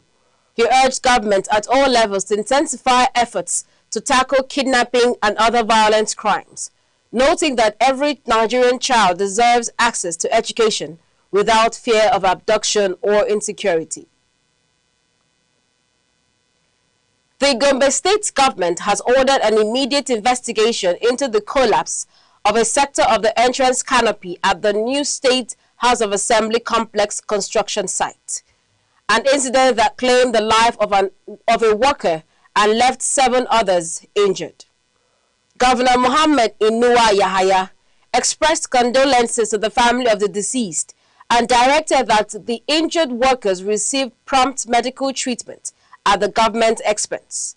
He described the incident as unfortunate and stressed the need for a thorough investigation. The state's Ministry of Works, Housing and Transportation has directed the contractor and the supervising consultant to submit detailed reports on the incident, while technical experts have been mandated to assess the structural integrity of the project. The state government assured residents that the outcome of the investigation would guide appropriate action, emphasizing its commitment to enforcing engineering standards and ensuring the safety of workers on all public infrastructure projects. The Cross River State government has approved funding for the completion of a kidney dialysis center at the General Hospital Ogoja in a move aimed at improving access to specialist healthcare services in the northern part of the state. Governor Basi Otu approved the intervention as part of efforts to strengthen the state's healthcare system and reduce the burden on patients who currently travel long distances to access dialysis treatment. Commissioner for Health, Dr. Henry Ayuk, said the project became necessary due to the growing number of patients living with kidney-related illnesses and the absence of a functional dialysis facility within the region. According to the state's government, the center will serve as a referral facility for surrounding communities, providing timely and affordable renal care while improving healthcare outcomes for residents. The Rivers State House of Assembly has pledged to expedite legislative consideration of the state's proposed 1.852 trillion naira 2026 appropriation bill presented by Governor Siminalayi Fubara. Speaker of the House, Right Honorable Martin Amawile, assured that lawmakers would subject the proposal to thorough scrutiny while working closely with relevant ministries, departments, and agencies to ensure effective implementation.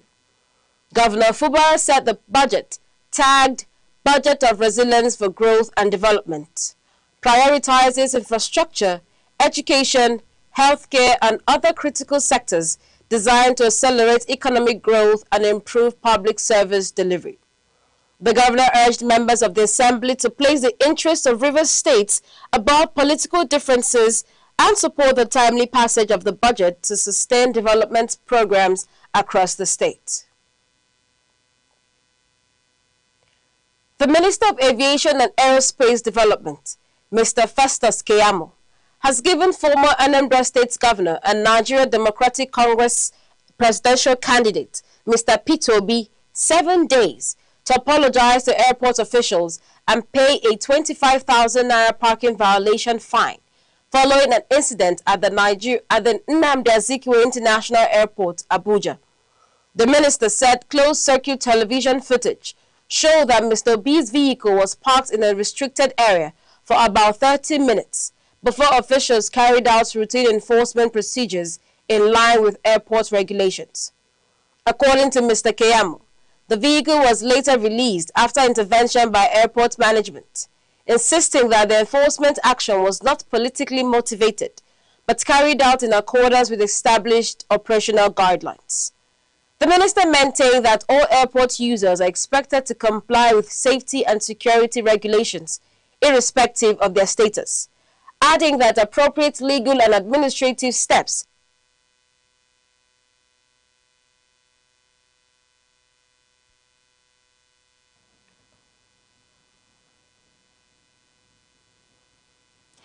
You're watching News Update on Aneke TV, coming to you live from our studios.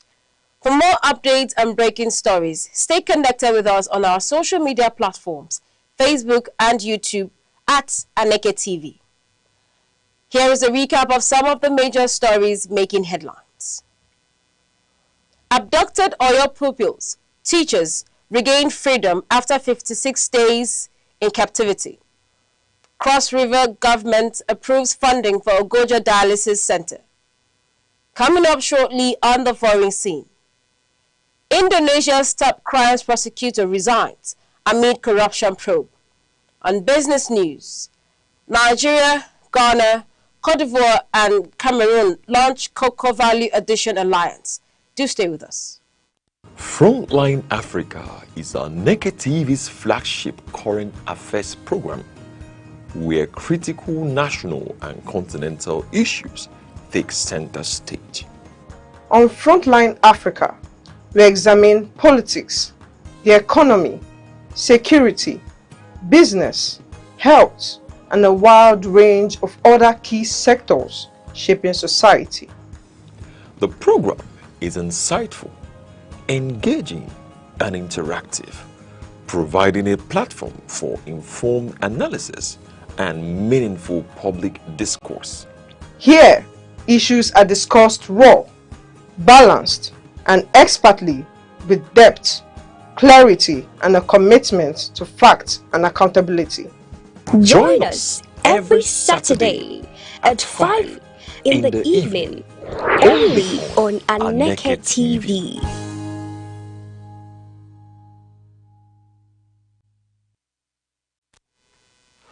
You're welcome back.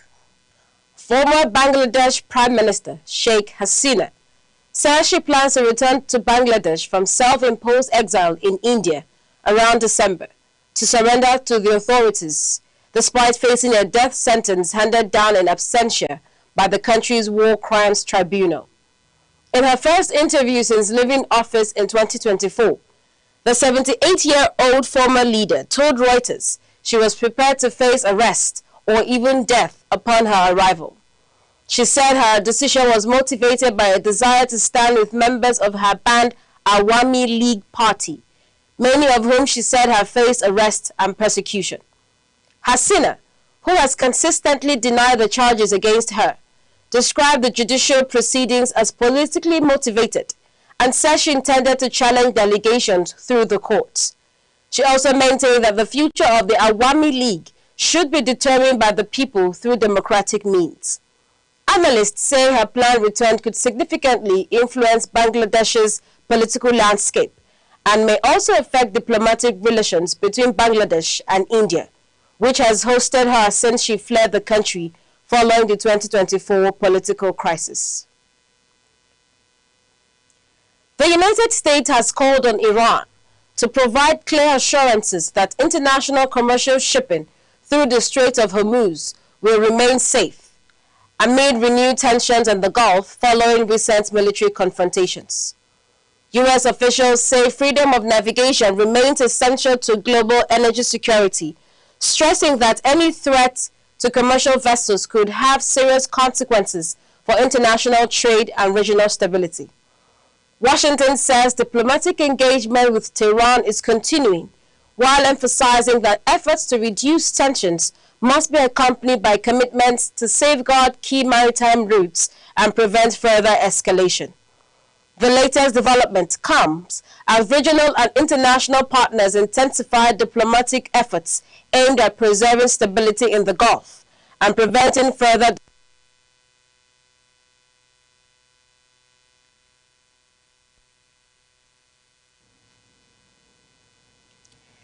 Indonesia's senior special crimes prosecutor, Febriel Adriansyah, has resigned from the Attorney General's office following an ongoing corruption investigation that has attracted widespread public attention. Indonesian authorities confirmed that law enforcement agencies conducted coordinated searches at several locations as part of investigations into alleged bribery and corruption involving state institutions. The investigation remains ongoing and no formal conviction has been announced. Before stepping down, Adriansyah denied any wrongdoing and said he would cooperate fully with investigators as the legal process continues. The high-profile development is being closely watched across Indonesia, with observers saying the outcome of the investigation could have significant implications for the country's anti-corruption campaign and public confidence in its justice system. Port Harcourt International Airport has attained full international certification following the completion of critical infrastructure upgrades and compliance with global aviation safety standards. Officials of the Federal Airports Authority of Nigeria presented the certification to the Rivers State government, describing the milestone as a major achievement in efforts to modernize Nigeria's aviation sector and improve operational safety at the airport. The certification confirmed that the airport now meets regulatory requirements of the Nigerian Civil Aviation Authority and the International Civil Aviation Organization for International Operations. Authorities say the development is expected to strengthen investor confidence, attract more international airlines, boost commercial activities in the South-South region, and enhance passenger experience.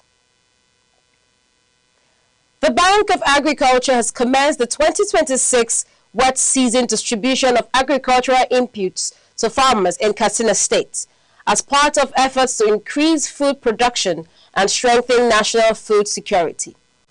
The program, implemented in collaboration with the Federal Ministry of Agriculture and Food Security, targets thousands of smallholder farmers through registered cooperatives across the state. Beneficiaries are receiving improved farm inputs, including fertilizer and other essential materials, while officials say digital verification and field monitoring have been introduced to ensure transparency and prevent diversion of supplies.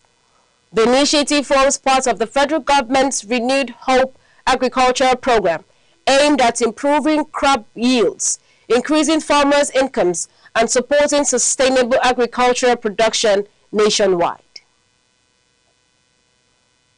And in business news, Nigeria, Ghana, Cote d'Ivoire, and Cameroon are set to establish the Cocoa Value Addition Alliance in a move designed to increase local processing and maximize economic returns from Africa's cocoa industry.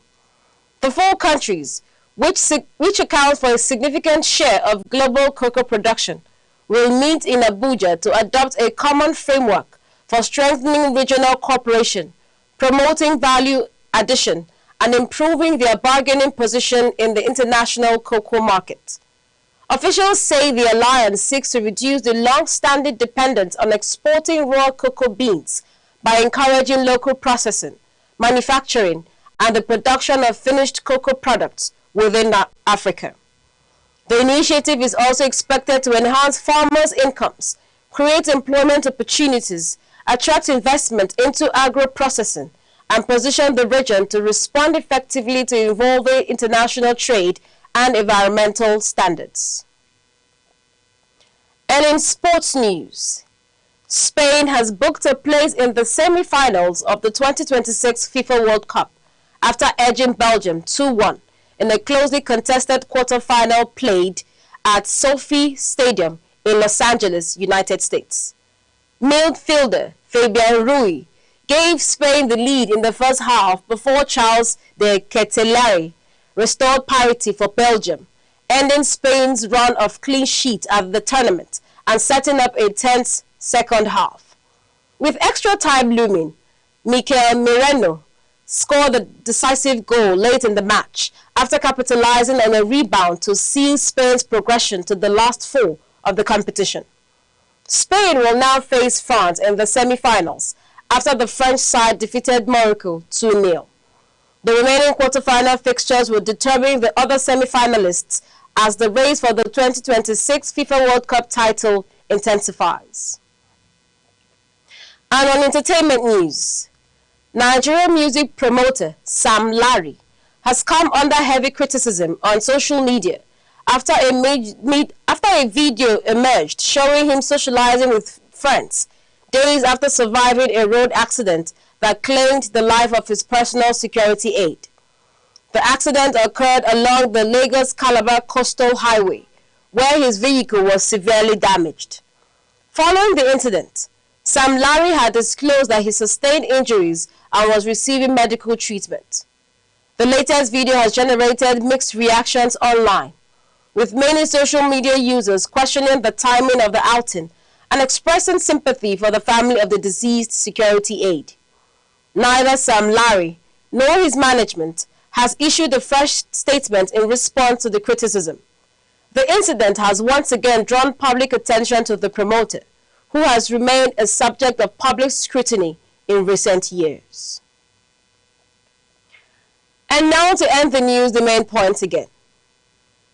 A wave of relief has swept across Oyo State following the successful rescue of pupils and teachers abducted from 3 schools in Orire local government area. President Bola Tinubu commended the joint security operation, stating that the victims were rescued alive without the payment of ransom or any concession to the abductors. The Cross River State government, under the leadership of Governor Bassi Edet Otu, has approved funding for the completion of a kidney dialysis center at the General Hospital, Ogoja. The Commissioner for Health, Dr. Henry Ayuk, said the facility will improve access to specialized renal care, reduce the burden on patients who travel outside the region for treatment, and strengthen healthcare delivery across northern Cross River State. On the foreign scene, Indonesia's top special crimes prosecutor, Febri Adriansyah, has resigned from the Attorney General's office as authorities continue investigations into alleged corruption.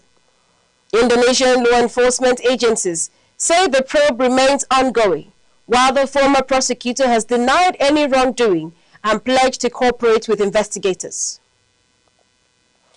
And on the business scene, Nigeria, Ghana, Cote d'Ivoire, and Cameroon are set to launch the Cocoa Value Addition Alliance to promote local cocoa processing and increase earnings from the global cocoa value chain.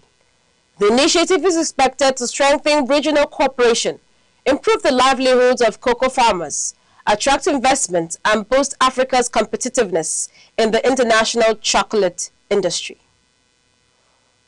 That concludes the news on Aneke TV. For more updates and breaking stories, follow us on all our social media platforms, Facebook and YouTube, at Aneke TV. Thank you for watching. I am Princess Ken Ochomma. Have a good morning.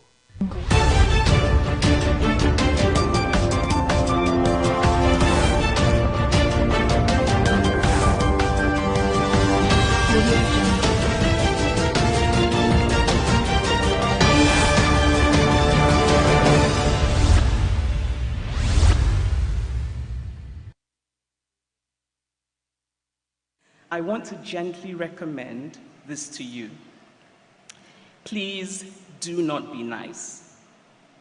Be kind, because kindness is a measure of our humanity, but do not be nice. Nice means wanting always to be liked, and this is a particular affliction of female socialization. Nice means silencing inconvenient truths. Nice means choosing always to be comfortable.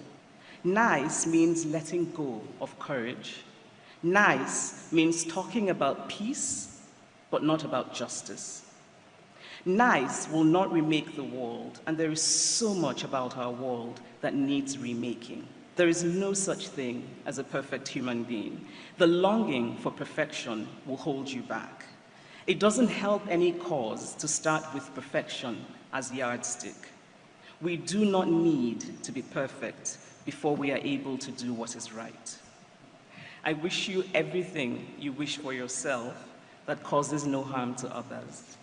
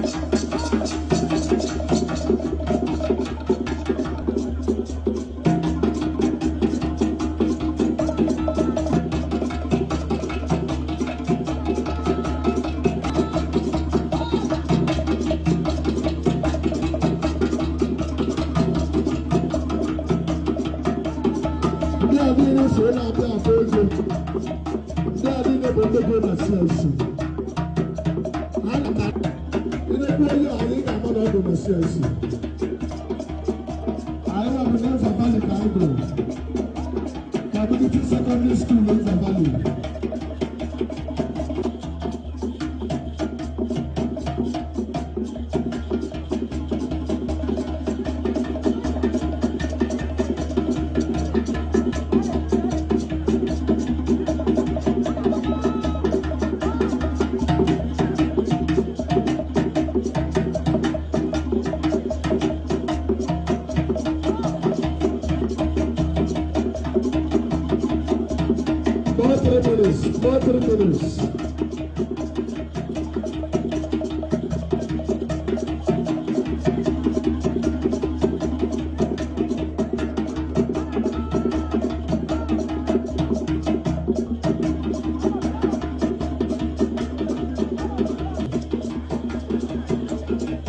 A minute more.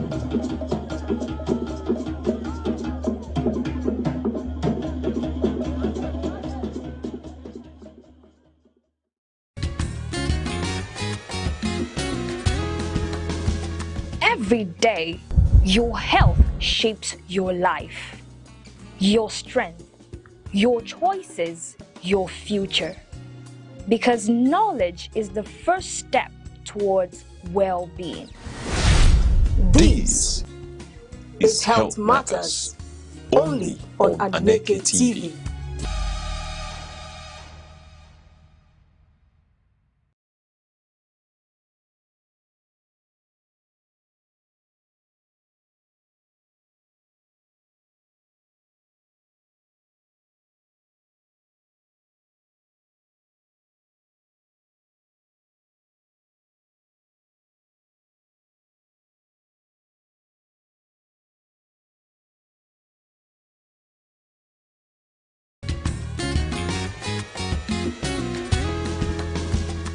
Every day, your health shapes your life, your strength, your choices, your future. Because knowledge is the first step towards well-being. This is Health Matters, only on Aneke TV.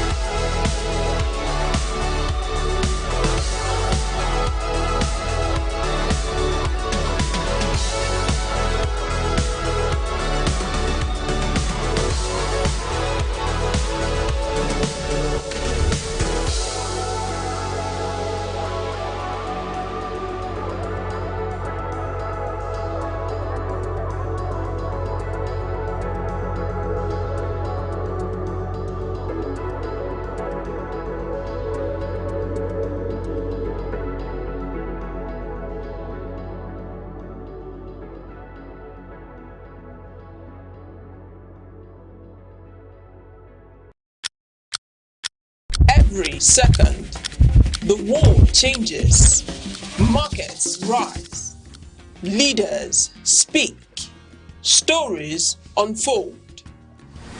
To keep up, you don't just need news. You need clarity. You need speed. You need perspective. That's why Aneke TV brings you the global pulse. Accurate, reliable, right when it matters most. Aneke TV. Move with the world.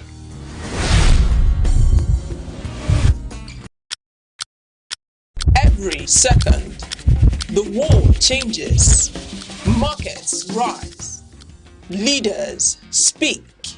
Stories unfold. To keep up, you don't just need news. You need clarity. You need speed. You need perspective.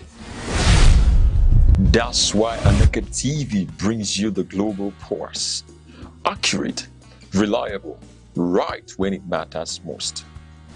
Aneke TV. Move with the world.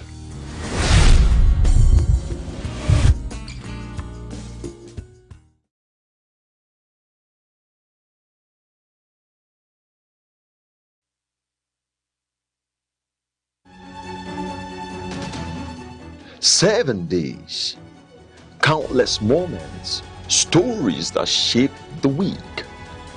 From decisions in the corridors of power to developments affecting everyday lives.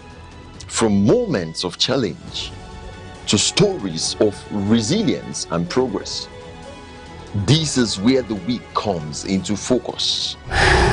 Week in retrospect, only on Aneke TV.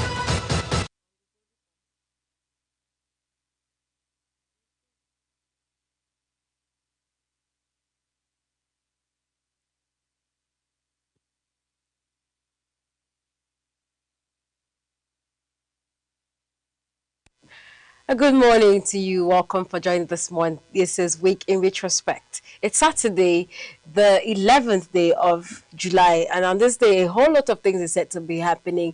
Today is the day we see all political parties upload their candidate, their presidential and governorship candidate list to the inec portal. Also today we see a good news, one that is making the rounds, making news across parts of Nigeria. But before we get into all of that, welcome to Week in Retrospect. I am Princess Ken Ochoma. Good morning to you, audience. Yes, it's the Week in Retrospect, where we'll bring you a recap of the issues that made news headlines throughout the week. Yes, if you made the news, you're sure to have it here on the Retrospect. So you do not need to bother if you missed out. It is the Retrospect that highlights all this and more. So stay with us. I am Uche Osai. And this morning, I woke up this morning to the news and I think it was last night, Mr. Che, where we saw that the children that were kidnapped have been finally released, and it brought a whole lot of joy. I mean, it's one of those news that when you wake up in the morning, it just brightens your day. And also, amidst every other thing that we shall be reading this morning, this week has been busy. This week has been so busy, from one story to the another, and the most predominant story of the week has been the alleged ghost agency and all that has been, all that has come with it. But I'm glad that it's Saturday, where we get to relax, where we get to unwind. And just like you always say, Saturdays are for the party jollof. So probably today that we have something to celebrate, we would eventually eat this rice that you've been owing us for the past weeks. Anyway, weekends are for jollof rice. There are always parties to attend, weddings.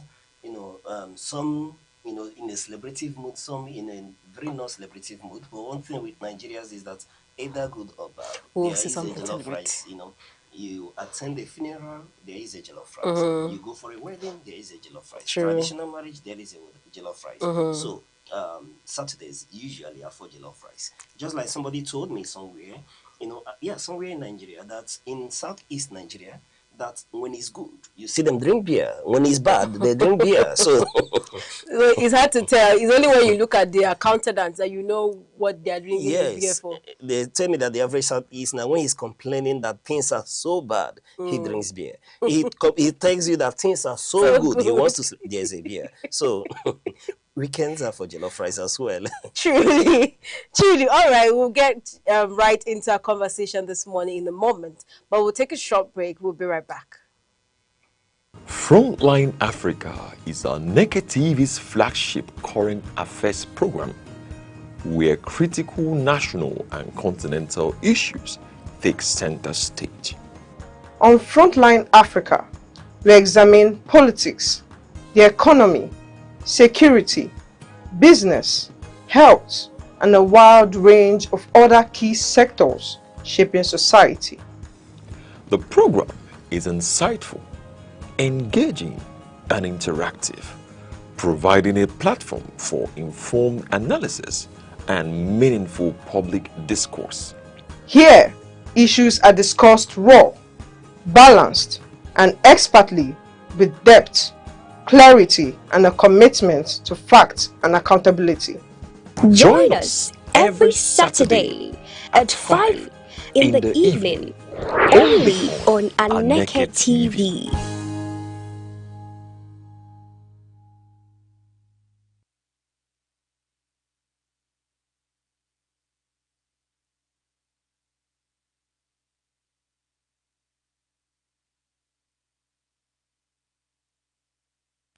Welcome back. Now, before we get to, look at some stories from the papers in the course of the week, this morning we shall be starting off from the Punch headline. I mean, this is one story that, of course, like we mentioned at the beginning, is making round, and it's almost on all headlines of the paper this morning. But we shall be starting our conversation from the Punch. This is on Oyo abduction. Inside operation that freed pupils teachers after 56 days in captivity. Inside operation that freed pupils teachers after 56 days in captivity. Of course, there are jubilations, or there was jubilation across the country on Friday as abducted pupils and teachers from Orire local government area regained their freedom after 56 days in captivity. This came as opposition parties, including the PDP, the APM, and the AAC, Showore welcomed the safe return. These are the people that welcomed the safe return of the victims and had called on the government to take decisive measures to prevent a recurrence and strengthen security agencies across the country. Now, they have come out to say that this rescue was carried out without any form of rescue paid or any concession made with the insurgents, that this was purely on intelligence gathering over the time. And here in the studio, we've had conversations where we've read in the papers that the government, the state government, the federal government, security agencies are saying that they are working. And we've often said, since you have been saying that you're working, let us see these workings. And I'm glad that they have finally showed us workings. And the state government had earlier told us last month that they were not going to negotiate with terrorists. And this morning, they are affirming in the papers that no negotiations were made, no concessions were made, no ransoms were paid. And in some stories, we read that 8 persons were arrested in the course of these, rescue operations. So I must commend to a very large extent the efforts of the security agencies at all levels, right? But whether the federal level, whether the state level, the local government level, at all levels who have participated. There are conversations surrounding this. How were they rescued? If no ransom was paid, what were the modus operandi? What were the agreements reached? Because these are people that we understand that have terrorized and traumatized these children and their teachers for 56 years. And to now find out that they were released on a platter. I hope these are the cases. But whatever it was, these people are out, and the government said that they are receiving treatment, they are receiving psychosocial medications, rehabilitation, trying to get them integrated. Because for someone who has been away for 56 years, that's like a month and over 20 days, right? And then you are now brought out things are new. Looking at the video from yesterday, Mr. Uche, I could tell that I was having a conversation earlier with someone this morning that these children are not looking like anything happened to them. But then I realized that this is just them being fresh out of somewhere they have been enclosed. So they are bound to not understand what's going on. And I hope that these care that they're receiving would go a long way, because the thing about trauma, it doesn't hit you. It doesn't hit you in that moment. It hits you 1 week, 2 weeks, a month, sometimes even a year after you are out of that situation. You may not realize. For these children, they could, outgrow, but these are older people, parents, conscious people who have been enclosed in a space for 56 days. But regardless of all of that, those things might come in as considerations. But on the primary and basic level, I am so glad that they are finally out. Yeah, everywhere, meaning Nigeria, should celebrate this release of these, people and the teachers as well. And you headlined it quite well when you mentioned and brought to limelight the fact that the opposition political parties in Nigeria, including the AAC presidential candidate, in the last election, all came out to celebrate and welcome this development. In fact, as we talked yesterday, when the news filtered in, late evening about the release of these children, everyone, I suppose across the country, people that heard it celebrated that fact instantly, that yes, that these children were, released. In fact, in Oyo State, we are meant to understand that even motorists, people, stopped by the roadside and we are honking, people were jubilating. Some people offered prayers in thanksgiving to God for the release of the people of from Orire local government who had been in 56 days in captivity, having been abducted on May 15th, and then as of this morning, we are celebrating their release. So is worth celebrating that people usually, who started beginning to think that this was another Chibok girls, where till date we do not know, who can account about the release of the Chibok girls. We've seen some of them, appear in some videos. Some, have turned to mothers in captivity, and we're already beginning to condition ourselves to these young children, becoming adults in captivity.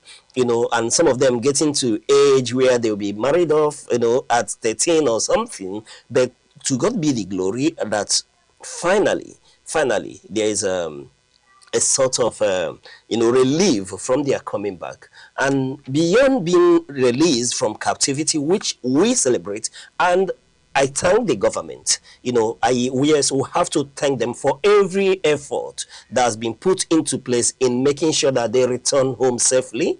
I bet the ones that we lost, in the process before this hour, remember the beheading of the teacher yes. in that instance is quite unfortunate. But in all, we are celebrating the fact that they are home.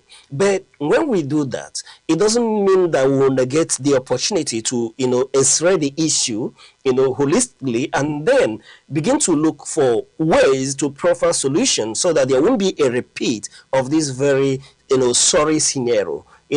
Yes, government has done enough. Like we were told that this happened, through a joint intelligence operation, that was led by the GOC commanding 2nd Division of the Nigerian Army, Major General Chinedu, Nebife, that led the operation in collaboration with people from the intelligence department of the DSS, the vigilantes, and even Amotokun, going into the forest. And we were told that they've been for quite some time now surrounded, the national park in Oyo State. They've been surrounded, but beyond that, we'll begin to get filters about how this operation evolved, leading to the rescue of the children. But I bet the operation and everything, at the end of the day, we thank the Commander-in-Chief of the Nigerian Armed Forces and every operative of the Nigerian Army, the intelligence department,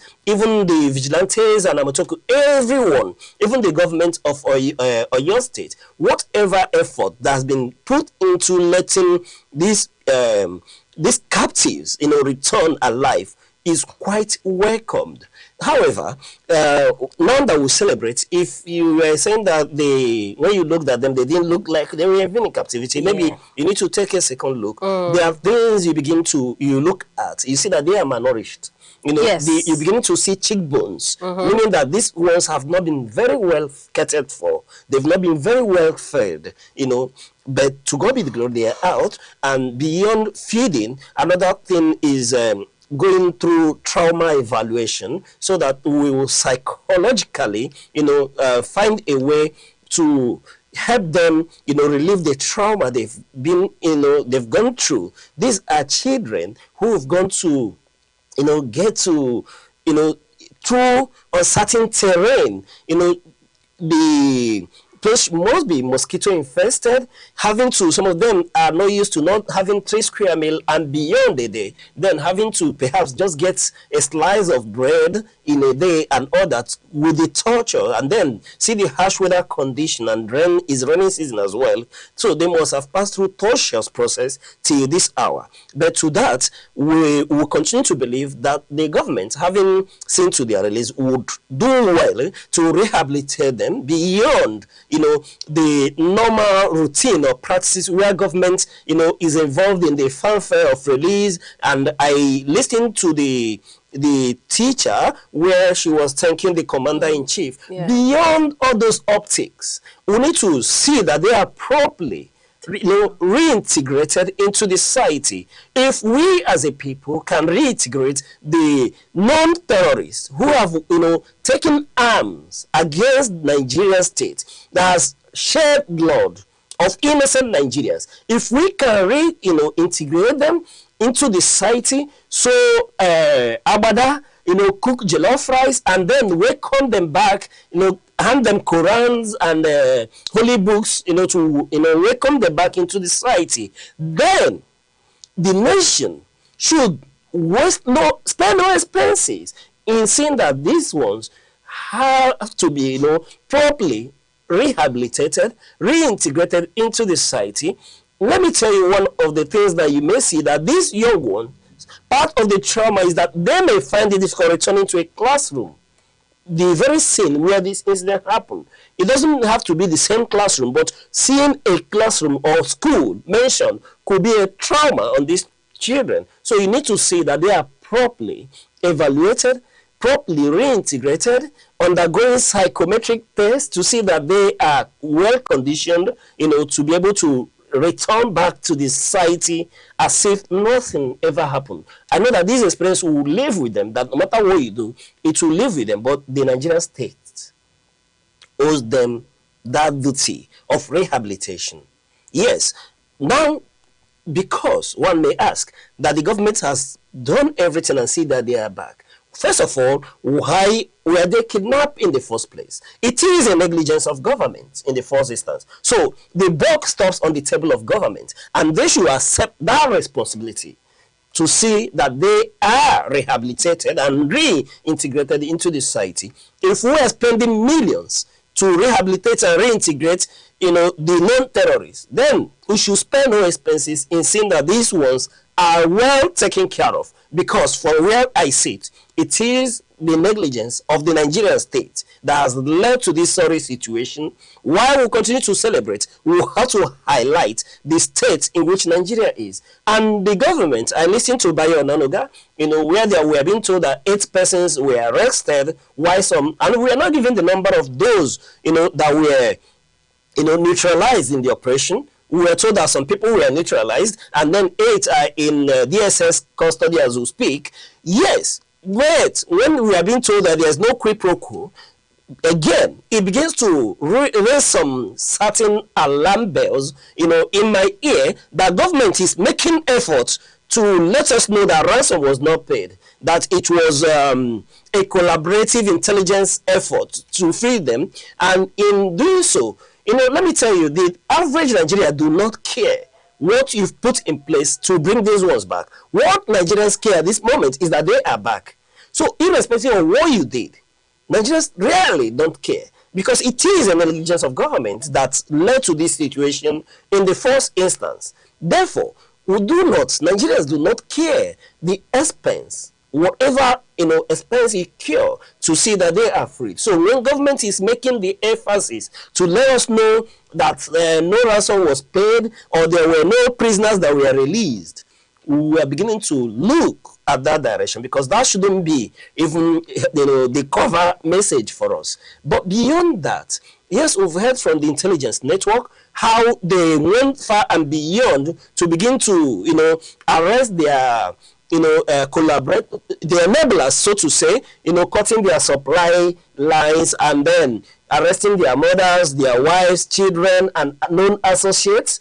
Good. If government is able to have this intelligence, which is quite appreciated, because I know that we have a very, very robust intelligence network in Nigeria, and they have come to prove that, yes, that they are not slacking, they are not resting, that they are still capable and able to do the job by being able to unmask their identities, because you have to unmask their identities for you to go after their family, go after their wives and their children. This is not the first time such thing could happen, in intelligence network, to use them as a bargain chip to see that these ones are released. But beyond that, we shouldn't get ourselves to a situation where we become reactive, and go after families as a bargaining chip. Rather, we should, as a people, become proactive in our approach to fighting, insecurity in Nigeria. We need to be quite proactive,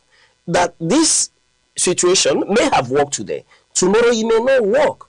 And let me tell you, one of the things, if you go back and study the operations of Boko Haram, when they started, and most of these insurgents, which unfortunately, without profiling any religion, you have a certain individuals of certain faiths, congregated much more in higher population in this operation. Talk about Boko Haram, talk about La Kroma and the rest of them.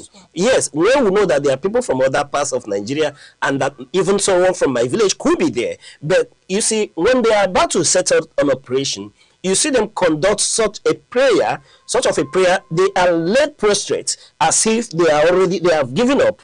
They make the last prayers for them. They assume that you are dead. So if anything happens to you in the line of these operations, that you already prepared. So most of them are already giving up on this life. They do not care if they live or die.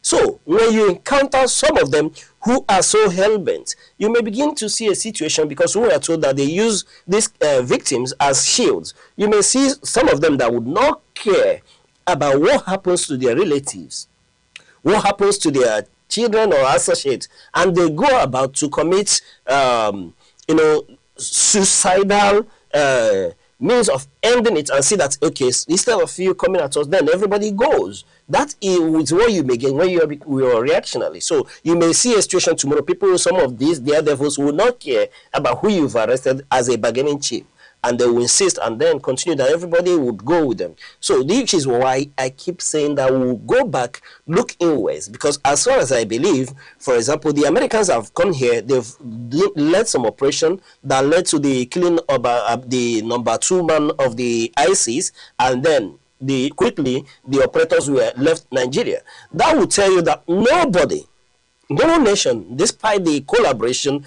that would end the insecurity in Nigeria, which is why over time I keep insisting that we need to devise a Nigerian solution to this challenge.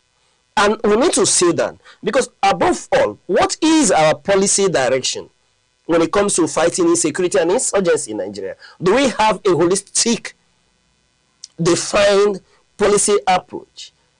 And you agree with me that when you look far beyond, you see that the federal government is trying to prosecute, and then in Borno we are reintegrating over 750 into the society, telling you that we do not have an approach to fighting this situation. So it's high time we begin to, harmonize and then determine the approach, and which is why I celebrate the fact that, yes, we are beginning to move closer to having state police as a means, to ensure that there is proper security across Nigeria. But beyond that, there has to be measure.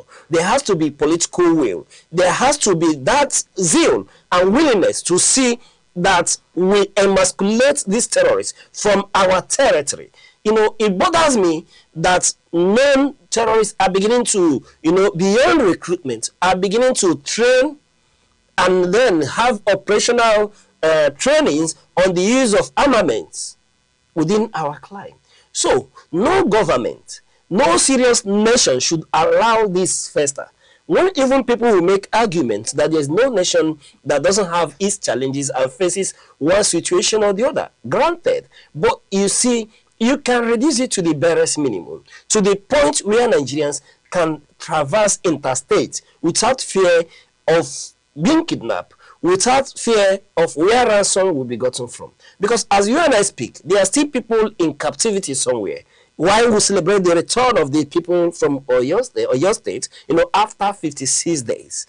Yes, quite celebratory, but we should hide our head in shame that it took us 56 days to lead an operation that led to the rescue of these ones. What were we doing for the 56 days? It took us how many days to release the children from Kebbi State, which is what the Nigerian nation wants to hear, the Nigerian masses wants to hear, that you release these ones, do the needful, and when you do the needful, then devise solution to ensure that it doesn't happen. You can't tell me that the Nigerian state does not negotiate with terrorists. We've seen that over time. Shegumi is there, and he's been telling you that most occasion he has stood in between for government, and we are told that our government knows where they are, which is why we need to grow with the political will to handle this situation before it handles all of us. Okay, I was going to mention the issue of rescuing others that have been kidnapped, but you've already mentioned it because this is one too many cases. I think one of the reasons why this one was expedited was because Nigerians were involved. Everybody was literally talking about it, but there are also other persons, Mr. Uche, that we know. We've read in the news the people in Oyo State, in Plateau State, that have been kidnapped. I just hope that the effort that was put into rescuing these Oyo people will also put into there so that everybody, because it's, I wonder what these people will now feel like. Either it gives them hope or it more demoralizes them to think that, oh, we've had our family members in captivity all this while and we've not, probably because nothing has been done about them. But these people, after 56 days, have been rescued. So it could either bring hope to them. I don't know if you agree with me, if you understand what I'm saying. It could either bring hope to these other people or it further demoralizes them, seeing that the government will take so long to work towards rescuing anybody. While we're here, somehow it may engender some form of hope, but we need to, equally be realistic here that government cannot negotiate the release of every kidnapped victim in Nigeria, which is over time why we are advocating for government to,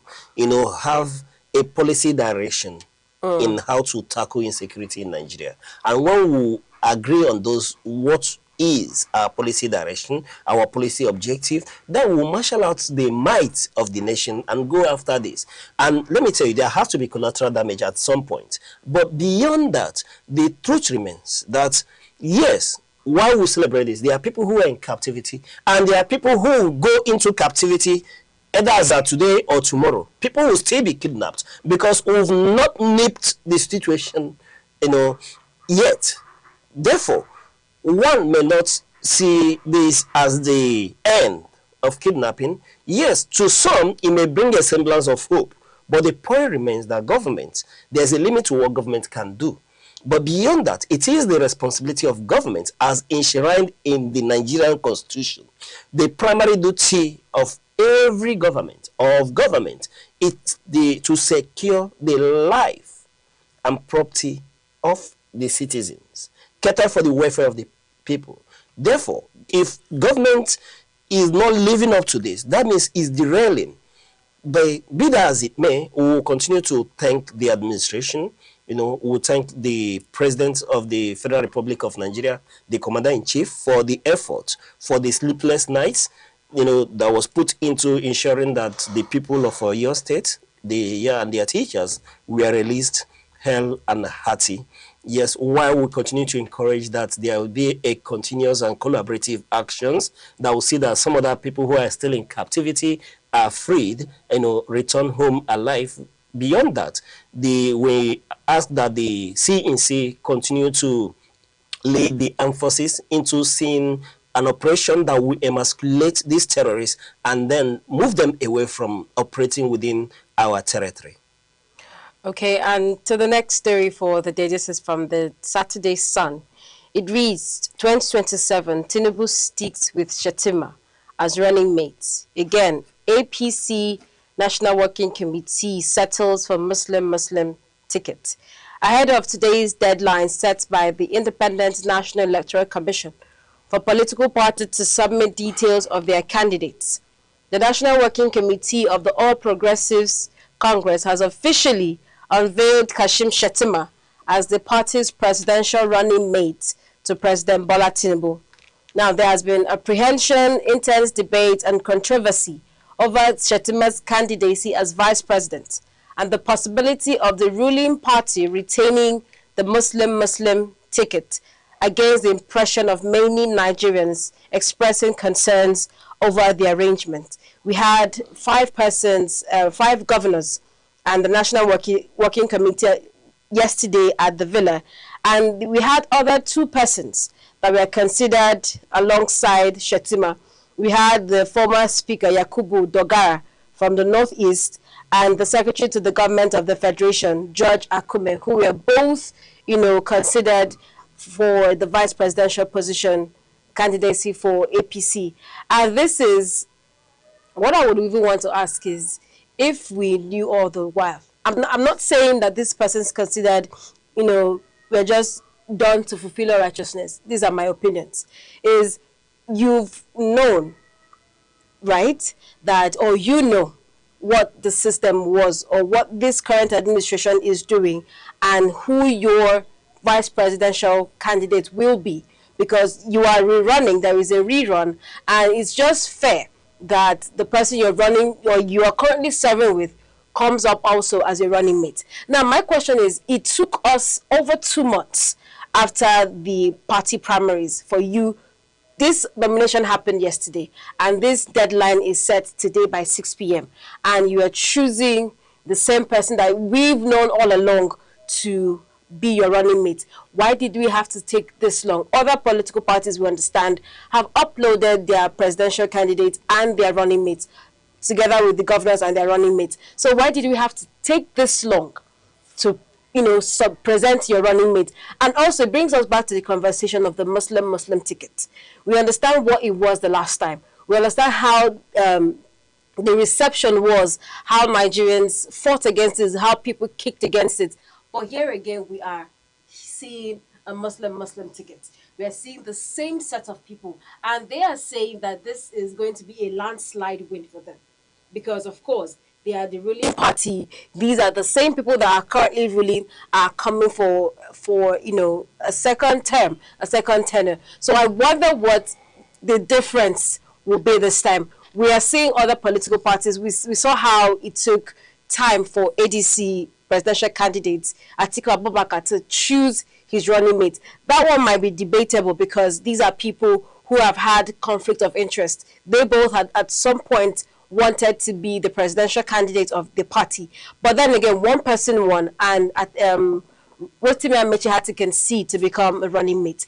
But this is the ruling party. This is something that it is a king in the Igbo palace that we know will be crowned. So I didn't understand, or I don't understand why all this had to take so much time, where we've always known or we've suspected that the running mate will still be the same person who is the vice president in the person of Shettima.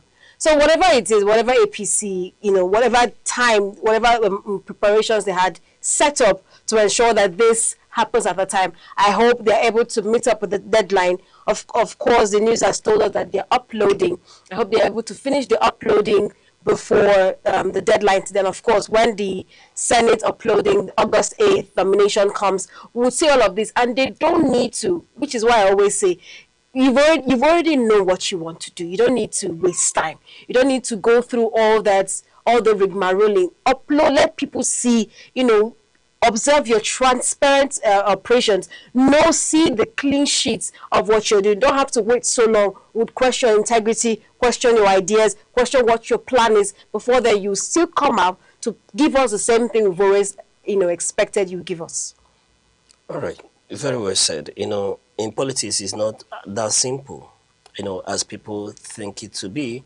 Yes, this ends months of speculation about possible replacements for Chetima, you know, as the vice presidential candidate. But even beyond, before the primaries, you know, that returned President Bola Ahmed Tinubu as the presidential candidate of the APC, there's been rumors about a possible, you know, replacement of Chetima.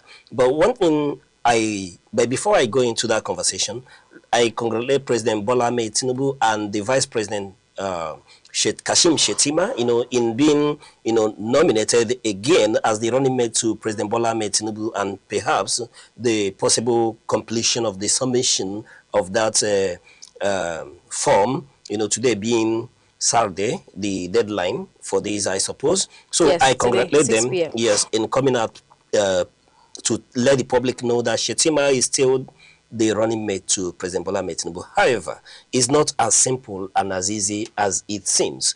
You know, one thing that in politics is that you take your time to plot your grass, you know, dot your I's and cross your T's and see the possibilities of what works and what won't work, without, you know, missing the fact that, yes, there are people that have been considered, and there have been a lot of horse trading even before the primaries, you know, and what one cannot categorically tell is that the relationship between the president and the vice president has not really soared to the point between Obasanjo and Atiku, you know, in between 1999 in their first tenure, before their second tenure, you know, we've not seen it gotten to that level.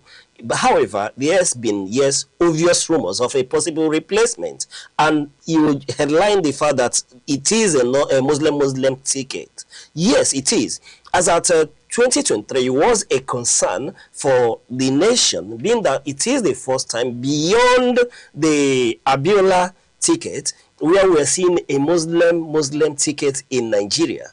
You know, speaking to the fact that we saw President Bola Ahmed Tinubu, who is a Western Yoruba Muslim, Southwest Yoruba Muslim, picking a Muslim from Northeast in Kashim Shettima, and it was an issue, but they were confident in that ticket selling through, and somehow it ended up selling through. So I suppose there will be a lot of calculation to see if that kite will fly again, and there in their, you know, in their inner caucus have plotted their graphs and then think that this ticket should sell again. But far from the ticket, what Nigerians really care, you know, is a working government. Nigerians, yes, are quite, you know, religious and divided around religious lines and ethnic leanings and all that. But I tell you that beyond this leaning, the Nigerian people really do not care,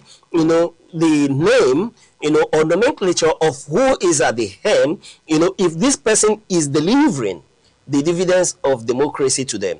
What people at this instant, yesterday, yes, people may have cared that he has to be an Ibrahim, that he has to be, you know, a Musa, or people cared that he has to be, you know, Ola, or he has to be an Obi. But I tell you that as at this moment we are speaking, most Nigerians, what they care about is about having better life. Which tickets, which candidates would secure their life better? Which candidates will make petroleum more affordable, reduce the price of staple food prices in the market? I think this is what a lot of Nigerians care about, rather than the, you know, religion of who is at the helm of affairs. Because over time we've come out to see even Muslims to say that this is not what they thought the Muslim ticket would, you know, offer to the nation, that far beyond their expectation. Now that they do not care where the president comes from, but they want to be safe in their domain. Having said that, looking at the candidacy of President Bola Ahmed Tinubu and Shettima, it still remains a ticket to beat. If they were able to, you know, finish the mileage and came out top in 2023, and today they are running as incumbents, it now behoves on the opposition to double up. Should this ticket sell again, it has that potential. It has the potency. If the opposition in Nigeria sit on their laurels and continue to offer lame opposition. They need to go back to the drawing board. You know, when the ADC was bettered, people hoped that it offered some semblance of alternative, that they were beginning to see a realignment of the opposition to offer a very real alternative. But I bet that we will see that there is no conglomeration of the opposition, that they've become a house divided against itself. And as we speak, there are myriads of litigation that some of them don't even know if their political party would continue to exist before the first ballot is cast. Some do not even know if the leadership of their political party, will be recognized in law. So there are a whole lot of challenges ahead of them. They need to develop to be able to challenge this very ticket, despite its shortcomings. This is Nigeria and this is Africa, where the power of incumbency plays a lot of role. That in most times, even before the whistle is blown, we may give them 10 points ahead of time. Having said that, so it rarely behoves on the opposition to see if they can offer a semblance of challenge against this very ticket. But beyond that, coming back to the issue, yes, the rumors were there before even the primaries about a possible dropping of Shetima. And if I may offer, I've not seen the sort of relationship between Yemi Osibanjo and Muhammadu Buhari, between President Bola Ahmed Tinubu and Kashim Shetima. I've seen the president leave Nigeria a number of times, but I've not seen, and I've seen the president spend quite a few number of days outside the nation, but I've not witnessed where the letters are transmitted to the National Assembly to leave powers in the hands of Shetima.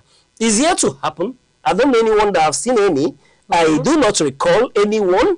So, but when you had Yemi Osibanjo and President Muhammadu Buhari, we saw where, letters were transmitted and we knew who was in charge in the absence of the president, even leading to the minor reshufflings that we had when Osibanjo was in charge, and people felt like, oh, if we should let this man, be in charge a while, maybe things could turn around. But we've not seen that sort of relationship. Yes, we've seen Kashim Shetima, go to represent his boss on a number of occasions.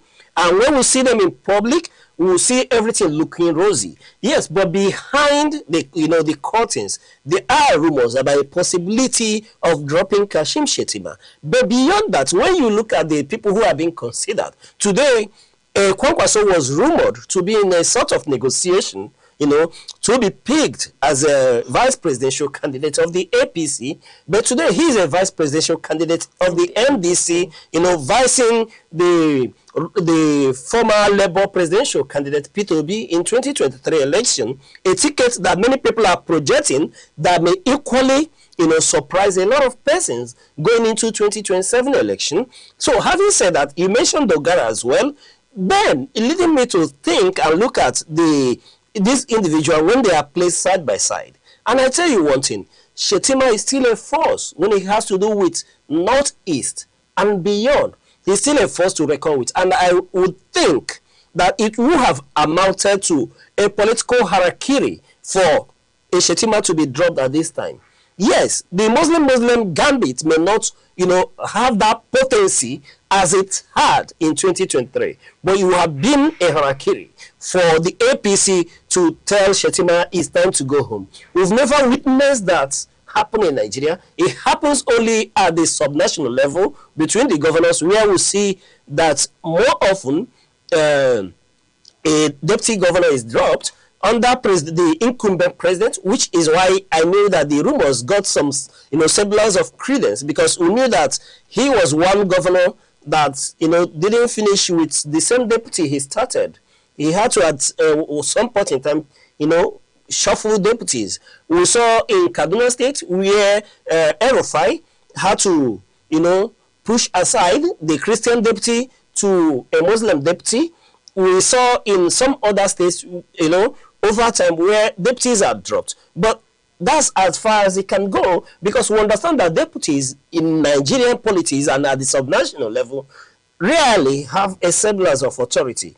You only have in few instances where you see deputy governors who have the political clout to even challenge their governor. You know, we saw, for example, in 1999, where Ojos Okalo and Engineer Baribe, you know, had their issues, and Ojos Okalo at a point had to drop Engineer Baribe, you know, and then Engineer Baribe went to pick up the ticket to get to the Senate. So it's always been there, but at the national level, we've never witnessed where a vice presidential candidate was dropped. And I still insist that if they had done that political miscalculation, they would pay for it somehow. Because I understand the politics of Northeast Nigeria and that a Shetima is still a force to reckon with. If the man he took over from, Alimodu Sheriff, is still a force to be reckoned with, and I understand that their politics somehow still aligned, then you are talking about the, you know, Northeast political heavyweights, and you cannot emasculate them. So it will have resulted to, you know, a sort of miscalculation if they had dropped that name. So in all, whatever we do may still be conjecture until we get to the pool and see how, you know, the numbers turn in. But be that as it may, the focus is still on the opposition to offer a semblance of challenge if one thinks that this ticket will not sell again. Okay, that's what we have this morning. But we'll take a short break. When we get back, we'll be, you know, looking at some headlines from the week. Stay with us.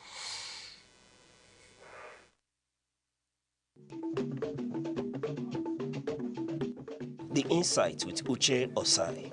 Having the political will to confront whatever is the challenges. Igbo man wrestles with the tortoise that had a lot of ingenuity, a lot of ideas, and the tireless. It will take the bold mind of government in power to say, let there be electoral reform, no matter whose heart is God. I was there. We did everything. All of us came and supported him with our last blood. In-depth analysis, expert views, real voices, uncover the stories shaping Nigeria today. Deep dive, honest, unfiltered, only on The Insight with Uche Osai on Aneke TV. Join us. You're welcome back. Now we're just taking a look at the major stories or major headlines from the newspapers in the course of the week. Starting off from Monday, on the Nation newspaper, we have xenophobia. Nigeria takes hard stance against South Africa. On Vanguard, how SGF's office cleared Adeyemi for Canada summit. On The Punch, Saturday deadline puts parties under pressure. On the Daily Sun, again, federal government under fire over FIPC scandal. On The Guardian, US IPO drive tests Nigerian fintech's governance, compliance strength. And on the Daily Trust on Monday, Al-Majiri Commission earmarks 8.4 billion naira for road projects. All right. These are stories that made headlines. On Monday. Yes, and the dominant issue here is about the phantom agency, you know, which everyone has been in denial, where Adeyemi, who is the individual, you know, at the limelight at this instant, heading this very agency, has come up publicly to accuse the chief of staff to Mr. President in this very regard. And there's a lot of denial, even though government has gone ahead to set up, mandate the ICPC to investigate within 30 days and come up with resolutions. But the point remains that questions must be asked and question has to be answered, starting from who defended the budget, because money was allotted from the budget. Somebody sat on that budget. Which committee of the Senate sat, you know, in oversight, you know, of this committee to look at their budget, and then somebody defended it before it was approved. And then what we are not talking about is that who presented that budget to Mr. President, you know, and then sort of hoodwinked Mr. President into signing that budget with this phantom agency, an agency that is said not to be existent, you know, signed into our national budget. Then who made it possible for them to have an office, you know, within the Federal Secretariat there in Abuja? These are questions that has to be, somebody has to be, you know, offer answers beyond the denials, in the publication from, Bajabi Amila, denouncing and denying this very individual. It goes beyond that. And governments have, in one part, done well to mandate the ICPC to probe. But a lot of persons, a lot of individuals feel that beyond, the denials and the CBN coming to differ on the accounts, on the opening of the accounts for this phantom agency, and the secretary to the state government not giving us proper information on the approval of Anademi to go represent in Canada. Beyond all that, a lot of individuals feel that in this instance, that what the presidency should have done is not to mandate ICPC or EFCC to investigate, that a panel of inquiry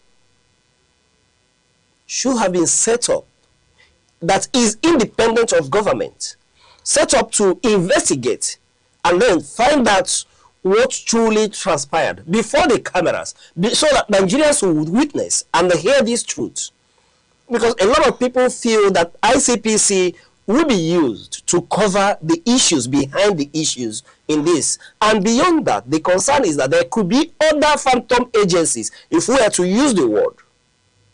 So beyond that, and then one has to point out the fact that we need to do this quickly, beyond whatever result the ICPC need to bring or come out to expose in this very regard. That whoever is involved by commission on omission should be, punished for it, because this is one too many, and is taking, to the height of it, and is pointing to very close proximity to the, the presidency. That's the symbol authority of this nation, and that office should be carried like Caesar's wife. It should be an office that should be seen to be beyond reproach. Okay. And on to Tuesday, the major headlines on The Nation was let petrol price reflect crude rate. Federal government tells marketers. On The Punch, presidency under pressure as police arrest Adeyemi's father. On Daily Sun, FCCPC investigates Google, Meta, and other big tech firms. On The Guardian, despite glut, local cement price nearly doubles Africa's average. On The Daily Trust, OAGF, presidency defer over CBN account. And on the Vanguard newspaper on Tuesday, police arrest PFIPC Director General's dad, family friend in Ogbomosho. Those were our headlines on Tuesday. Moving over to Wednesday on the Punch newspaper, Tinubu orders 30-day ICPC probe. Senate rejects blame. On the Daily Sun, Orire school children, this is on Tuesday, credible intelligence aids tracking, arrest of abductors associates. On The Nation, Tinubu orders comprehensive probe of fake federal agency. On the Vanguard, on insecurity, halt rehabs, try Boko Haram members, Senate tells federal government. On the Daily Trust, Tinubu seeks answers over Phantom Council. And on the Guardian newspaper on Wednesday, anxiety as planned expansion may affect 2,700 buildings, 10,800 homes. All right, that's all we're taking this morning on the week in retrospect. Thank you for sitting with us till we come your way again same time next week. I'm Princess Ken Ochoma. And I'm Uche Osai saying thank you for staying with us on the week in retrospect. We'll come your way same time next week. Enjoy your weekend.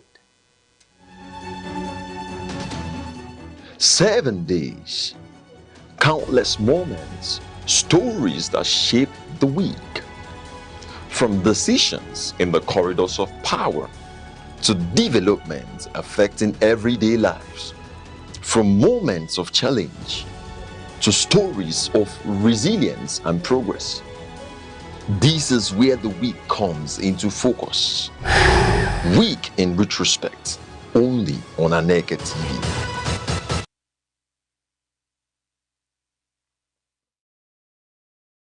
Security is not just police on patrol. It is safety in homes, schools, markets, and mines. Without it, progress is impossible. Be alert, report danger, support community watch True security is collective responsibility.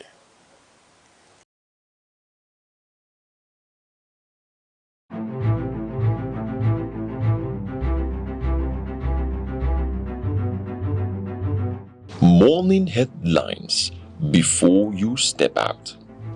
Midday updates while you walk. Evening analysis when the day winds down. Wherever life takes you, Aneke TV keeps you informed, connected, and ahead. Aneke TV. Move with the world.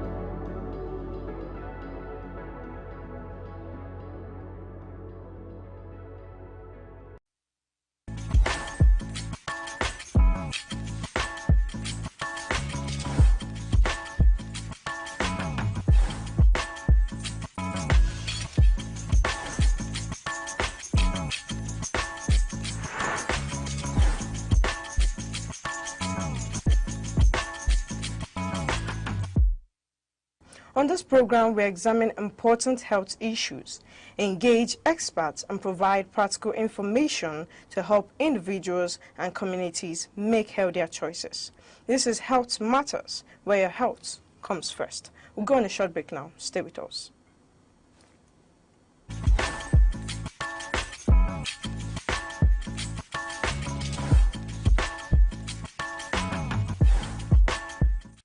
Welcome back. Today on Health Matters, we are discussing an important public health topic, the safe use of medicines, a public health perspective.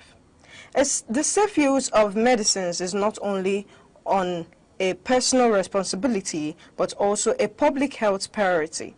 When medicines are used correctly, they improve health and save lives. However, when they are misused or overused, they can contribute to drug resistance, increased healthcare costs, avoidable illnesses, and preventable deaths. Public health specialists play a vital role in promoting medicine safety through health education, disease prevention, policy development, surveillance, and community awareness programs. Working alongside pharmacists, doctors, nurses, and other healthcare professionals, they help ensure that medicines are used responsibly for the benefit of individuals and society as a whole. Our focus today is the safe use of medicines, a public health perspective. Joining us in the studio is St. Rachel Ngozi, the CEO, Refreshing Hope Youth Initiative, public health specialist, a Nigerian registered nurse, and a Nigerian registered midwifery. Welcome to the studio, ma. Thank you very much. Okay, as we said, we are going to discuss the safe use of medicines from a public health perspective. Now, to begin the discussion, could you explain to us what safe use of medicines means from a public health perspective and why it's important today? Okay, thank you very much. Public health is otherwise known as societal health or community health. It incorporates everybody to stay health, care for everybody else. It is not waiting until everybody is sick or somebody is sick before you begin to talk about it. It's more preventive than curative. And of course, you can't overemphasize the fact that when we prevent illnesses across all ages, across all sex, across all gender, that the economy will be much better because there will be high productivity, there will be more efficiency at work, there will be just so many good things. So public health is very, very aware and keen towards making sure that people are healthy, they are fine, they are top in their health at all times.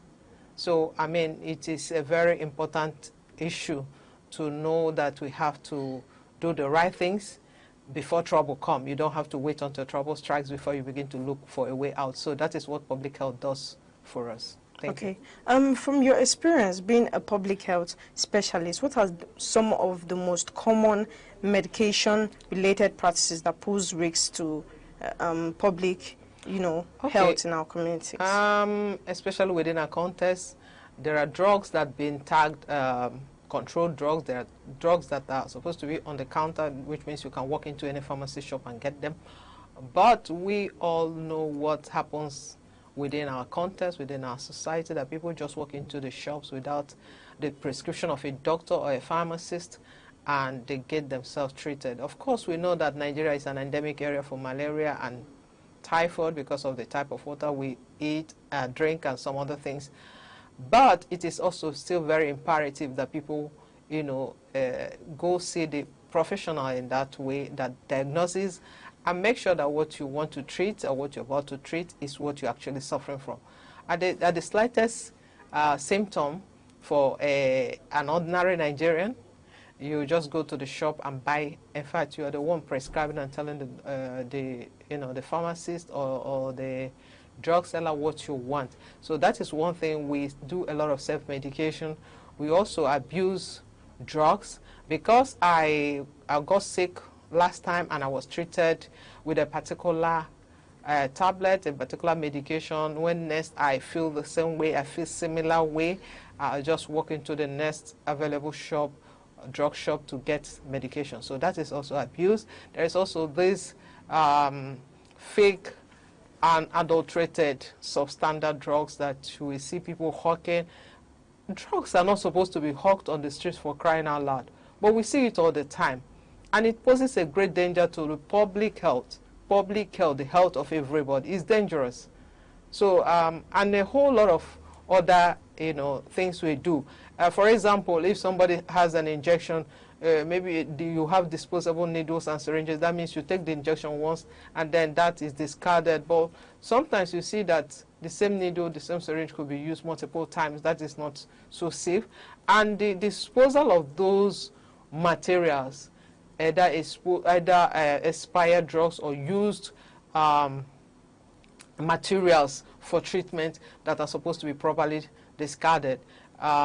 In the same word, it's not just everybody that goes to discard medical items or materials, but here we just do it anywhere. You go to anywhere, you find a lot of items that are not supposed to be exposed, including needles, including syringes, including cotton wools that have been used to, to take care of a sick person, and those are public health concerns and major ones at that. Okay, now let's talk about the self-medication aspect. Self-medication is quite common in many places. What would you say are the factors that you think that contributes to this, and what are possible consequences? One factor that I know is that we all take a lot of things for granted. Because it worked for A, it must work for me. Another very important factor which we must not neglect is the economic factor. Because for you to be treated properly, you have to go and see a doctor, and for you to do that, you have to pay consultation fee. Sometimes it's not very cheap. And you have the prescription, the prescribe, they are giving you, and all these things are quite exorbitant. So for somebody that doesn't have sufficient fund or doesn't have enough support, you see yourself going to buy and treat yourself. And of course, because of the abuses or because of the way we take drugs, sometimes some of our body systems have built resistance to a lot of medications. So you see that the same medications that are supposed to take care of a particular illness will not do that. So you have to buy them multiple times, or you have to do much more than that. And of course, we can overwork our system, our liver, by the kind of medications we take on our own without due consultations. So you have records of antibiotic resistance, but of course anti-malaria resistance. There are a lot of resistance in all the treatments we get because we have so abused them. So of course it's like somebody getting used to certain things. Okay, it's the normal thing, so it doesn't have the effect that it's supposed to have. So that is a major challenge. Okay, now let's talk about the aspects where there's the normal practice of Nigerians, whereby we are being given prescribed medicine, but immediately we become to feel, better, we tend to stop that medication. What do you think might cause this thinking? Would we say thinking or ignorance? Of course, it is ignorance. Yeah. That's one thing. But it's also, sometimes people forget. At other times, you think that you are taking medication just to feel well. You are taking care of the symptoms or the signs that are manifested. So, for example, if I feel headache, I just take paracetamol, 2 tablets. If that headache subsides, then I will just forget about it until next, whenever I have headache, and that is abuse. It is not supposed to be so, because that is part of what builds up that resistance. Because when you abuse these drugs, you didn't take complete dose, and you cannot actually say that this particular medication or this treatment, because it did the work it was supposed to do. You cannot really tell. And some people actually go as far as mixing orthodox medicine with traditional medicine, so there's a lot of conquered mixture here and there. And how will you say who healed you? How will you say what healed you? How can you confirm or be so sure that it was the antibiotic or the other one that you took. So these are issues that we all have. A lot of us in Nigeria do that, and I think it's because there is no real check on it. People are talking, but maybe we need to do more of that sensitization. We need to talk more about the implications.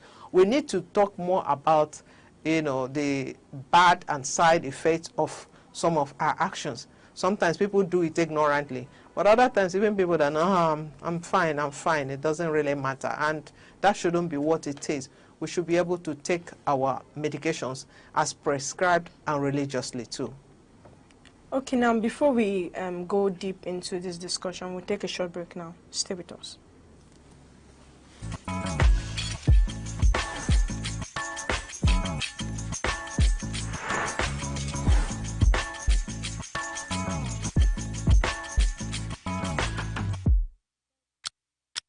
Every second, the world changes, markets rise, leaders speak, stories unfold. Welcome back, and you're still watching Health Matters on Aneke TV. And our discussion on the safe use of medicines, public health perspective, continues.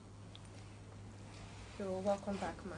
Thank you. So we are still discussing on the safe use of medicine, and we've been talking about the self-medication aspect, and you mentioned ignorance as one of the reasons why most Nigerians tend to go through self-medication, and you also mentioned the fact that we Nigerians tend to stop our medications as far as we start feeling better. So now let's move on to the aspect where you mentioned about antibiotics. So now antibiotics resistance has become a growing global concern. So could you help our viewers understand how the misuse of antibiotics contributes to this problem? Antibiotics, it is supposed to treat bacterial infections. And bacterial infections can get into a lot of our major organs of the body and cause harm. So if you become resistant to it, that means you'll be taking much more than. But don't forget that these medications that we take, they are processed by the liver. So you can overwork the liver by the things you take, by the medication you take. And if you look very well, we can see that increase, liver problem is on the increase, kidney problem is on the increase, and make no mistake about it, these things are related. When people grow resistant, that means simple things that could be treated with one dose or one straight prescription of medication, let's say for 5-10 days, it will now take 1 whole month and still you don't get the results. It is not because the medication, of course, sometimes they could be, but most of the time it's not because the medication is no more functional or it's no more effective. It's because your own body has built resistance to it. It can no longer, destroy the things that it's supposed to destroy. It can no longer halt the actions it's supposed to halt. Because you're stopping it from, okay, there is a virus, or there is a bacteria, or there's fungal infection that is growing in the body of a person, and you want to stop it. That is why you bring antibiotics, to stop that spread. And if normally you have to take that for 5 days and that spread is stopped, and you have been taking it 3 days, 2 days, you take it like this month, you have taken 2 days and you got well, you forgot about it. In 2 weeks' time, you feel feverish again. You went back to that antibiotic and take again maybe 2 or 3 doses, and then you stop again. And then you know that each of those times, the root cause of that problem has not been handled. It has not been properly dealt with. Because if you are told to take it for 5 days, it's because that is the period it needs to go and eliminate everything, every bacteria, every fungi, every virus at that time that is supposed to be eliminated. But because you took it only for 2 days, yes, some of them were eliminated, but others are still there. And they are still hiding somewhere. You come back after a period of time and you take back another haphazard treatment by yourself, then it is also still accumulating. The problem is still accumulating. At some point, you will not even get well anymore, because maybe what prompted you is you had fever. High fever was increasing and you are told it's infection and you have to take this antibiotic, and you started and the fever subsided. So you thought that the infection had gone. Meanwhile, it went hibernating somewhere. And so the problem it brings cannot be, because it also brings that damage I talked about, your liver, the kidney, other organs of the body. When you abuse this and then have resistance, because if you have resistance, now you're taking more. That thing they told you to take for 5 days, and you refuse and decided to take for 2 or 3 days. And subsequently, you want to take it for 5 full days, it will still not work. Other times, even when you take 10 days, it will not. But the drugs are still coming. They are chemicals, and they're still coming into that system. So they can weigh you down and destroy certain organs in your body. Okay, now let's talk on the public health education. How does what role does the public health education play in promoting the responsible use of medicines, and how can communities be involved? Okay, public health education is very key here. As public health professionals, we are doing something, but I think we can actually do more. And we also need this, your angle, that's the media, our media partners, to help us make noise about it. It is not good, it is not safe, it's not healthy to abuse drugs. It is not safe, it is not good to do self-medication. This has been said over time. But we cannot stop if we have not achieved what we're looking at. We go closer, we do sensitization on radios, we do on televisions, we also go in person in schools, in communities, in churches, in mosques, everywhere human beings gather, because public health is about community health. So we can never do too much of sensitization. We can never do too much of campaigns. We can never do too much of telling the people the right thing to do, because over time, it will eventually yield results. Okay. Now let's talk about, you talk about partnering with the media. Let's talk about partnering with the pharmacists, the doctors, the nurses. How do public health specialists collaborate with these people and other healthcare professionals to improve, the medication safety?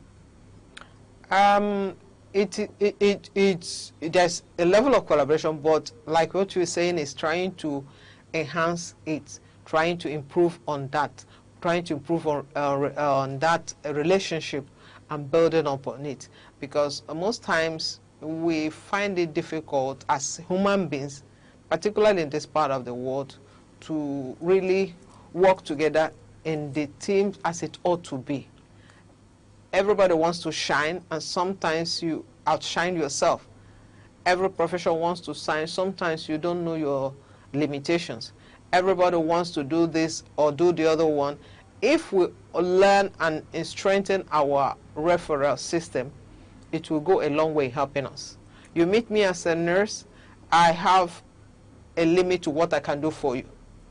If your case, what you've told me, is something I can manage at the level, I would do that. But if it is beyond me, I should be able to refer you to maybe a medical doctor or a medical doctor. And if it is a general practitioner, the person should also be able to direct you to a specialist who will know more about that thing. And when we have this, so it's not about you are doing me or me are doing you or this group are doing the other.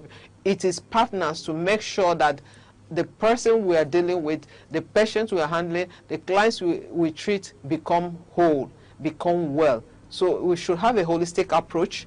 We're talking about, you are talking about drugs, but nutrition is also key. So if I'm just a nurse and you come to me, or I'm a medical doctor, and you come to me and I prescribe drugs, I should also give you the idea or the link to a nutritionist or a dietitian who can tell you the other aspect of food, and not undermining that fact as if it doesn't matter, knowing that it is very key to the treatment regimen anybody has.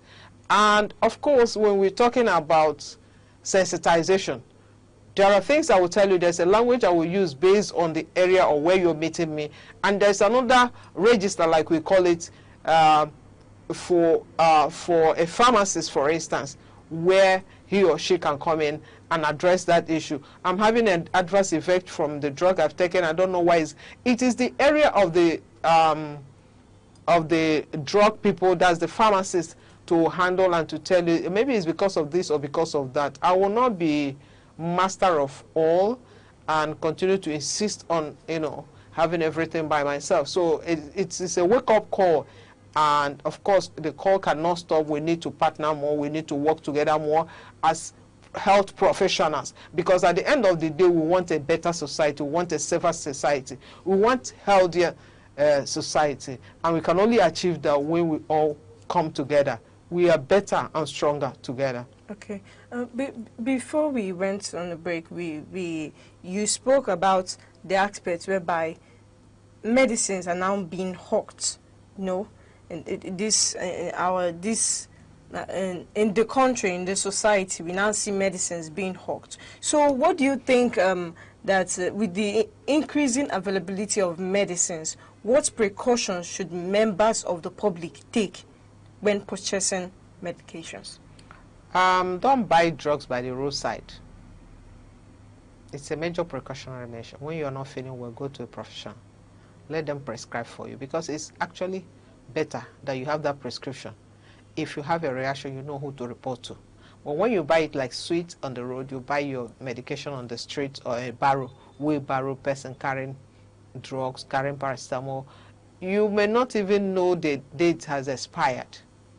Because who is that same person that wants to hawk drugs that are still sound on, on barrels or all that cure? So one precautionary measure everybody must take is to always go through the right process to procure your drugs. You can meet a doctor, you can meet a pharmacist and a trained pharmacist, and then get those prescriptions.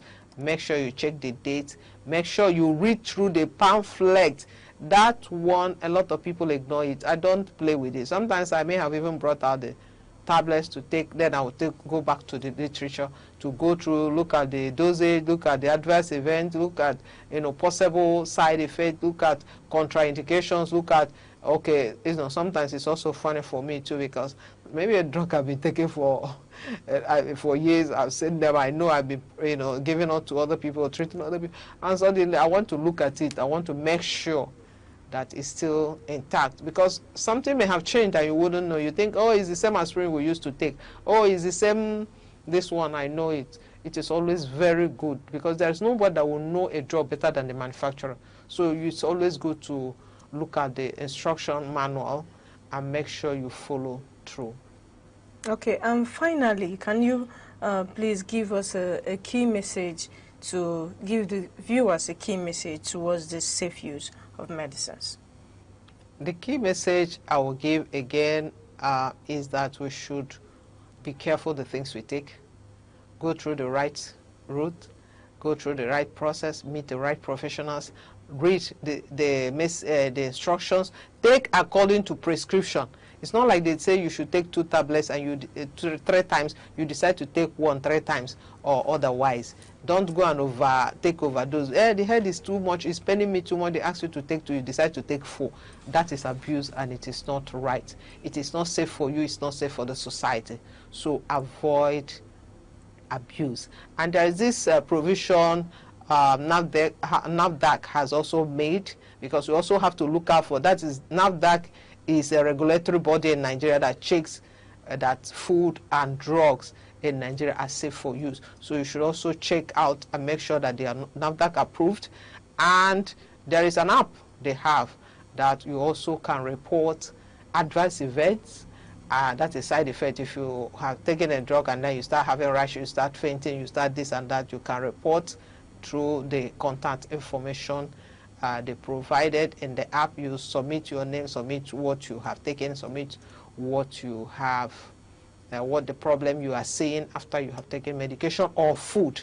So you report to them. So let us take advantage of what is available to us. Thank you very much, Ma. Thank you to our guest for those insightful information on the safe use of medicines. As a reminder, medicines should always be used responsibly and according to advice of qualified healthcare professionals. Avoid self-medication, complete prescribed treatment as directed, and never share prescription medicines with others. By making informed decisions and supporting public health efforts, we can reduce medication-related risks, prevent drug resistance, and promote healthier communities. That brings us to the end of today's program. I am Sharon Uchi, and thank you for watching Health Matters on Aneke TV. See you next time.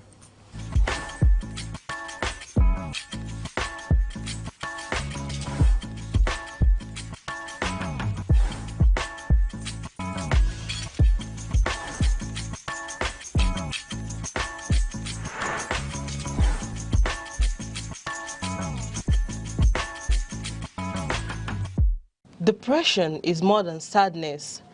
It is a medical condition that affects thoughts, emotion, and daily functioning. Many people struggle silently, masking their pains with smiles or busyness. This silence often makes the battle harder. Recognizing symptoms like fatigue, isolation, and loss of interest is an important first step. Depression is not a sign of weakness. It is a health challenge that requires care and understanding. Just like any illness, it deserves proper attention. Help exists through therapy, medication support groups, and open conversations. When society treats mental health seriously, more people find the courage to seek help. No one should suffer alone. Compassion can save lives. Across Nigeria, a powerful migration wave is reshaping the nation's economic and social. Law is the architecture of civilization, the silent force that orders society and defines justice. Yet, within its complexity, many remain uncertain of their rights, their obligations, and the protections the law affords. From the inviolability of human rights to the intricate doctrines governing property and civil relations.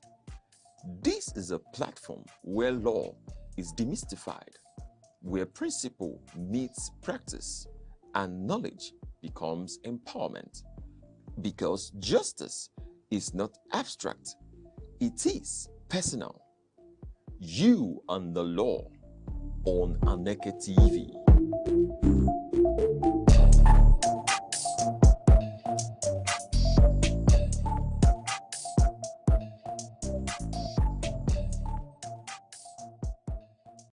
Pleasant welcome to You and the Law, a program where we break down your rights, defend your rights, and bring real legal issues to light. I am your host, Gift Obodo.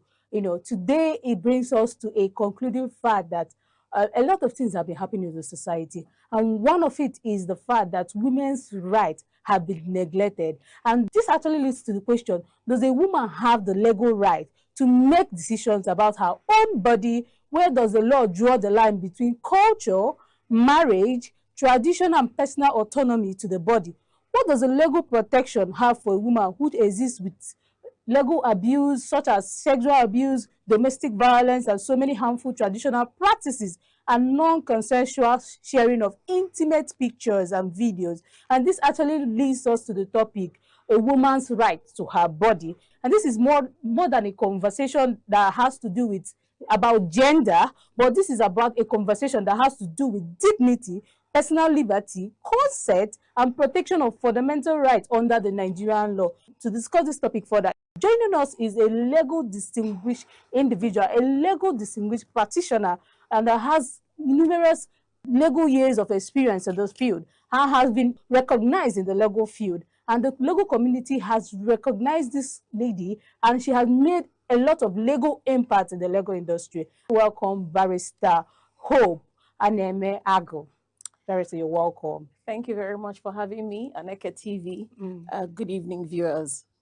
And to discuss this further, we'll go on a short break. When we come back, we'll dissect this issue about women's right to their body. Stay tuned. We'll be right back.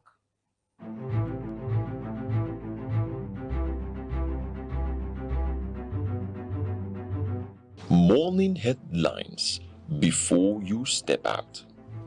Midday updates while you work. Evening analysis when the day winds down. Wherever life takes you, Aneke TV keeps you informed, connected, and ahead. Aneke TV. Move with the world.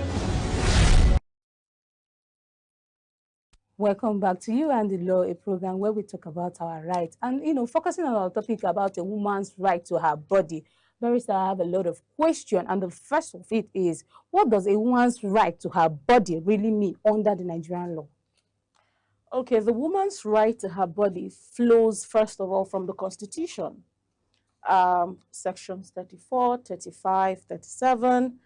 It provides first for right to dignity of the human person, right to freedom from discrimination, right to privacy. Basically, as a woman, you're seen in the eyes of the law like any human being. So irrespective of whether you're a woman or you're a man, you have these rights in themselves as yours by virtue of the Constitution. And the right to your body flows from the fact that you shouldn't be discriminated against because you're a woman. You shouldn't, someone shouldn't intrude on your privacy because you're a woman. And also another right would be the right to freedom of expression, right? So where you have people try to trample on a woman because she is a woman, in quotes, the Constitution in itself expressly states that you should not be discriminated against by virtue of your gender. So when we look at the concept of gender, most times you hear people talk about gender equality, right? So as a woman, you have a right to these, things we have mentioned by virtue of the Constitution. So this actually leads to my second question. What does the law say about a woman who gets pregnant and demands support from a man who actually made it clear that he doesn't want the child in the first place? Okay, this is a very wonderful question. So whether the woman, right, is dating a man, or whether the woman is in a proper marriage situation, you're saying that you do not want a child is inconsequential in the eyes of the law.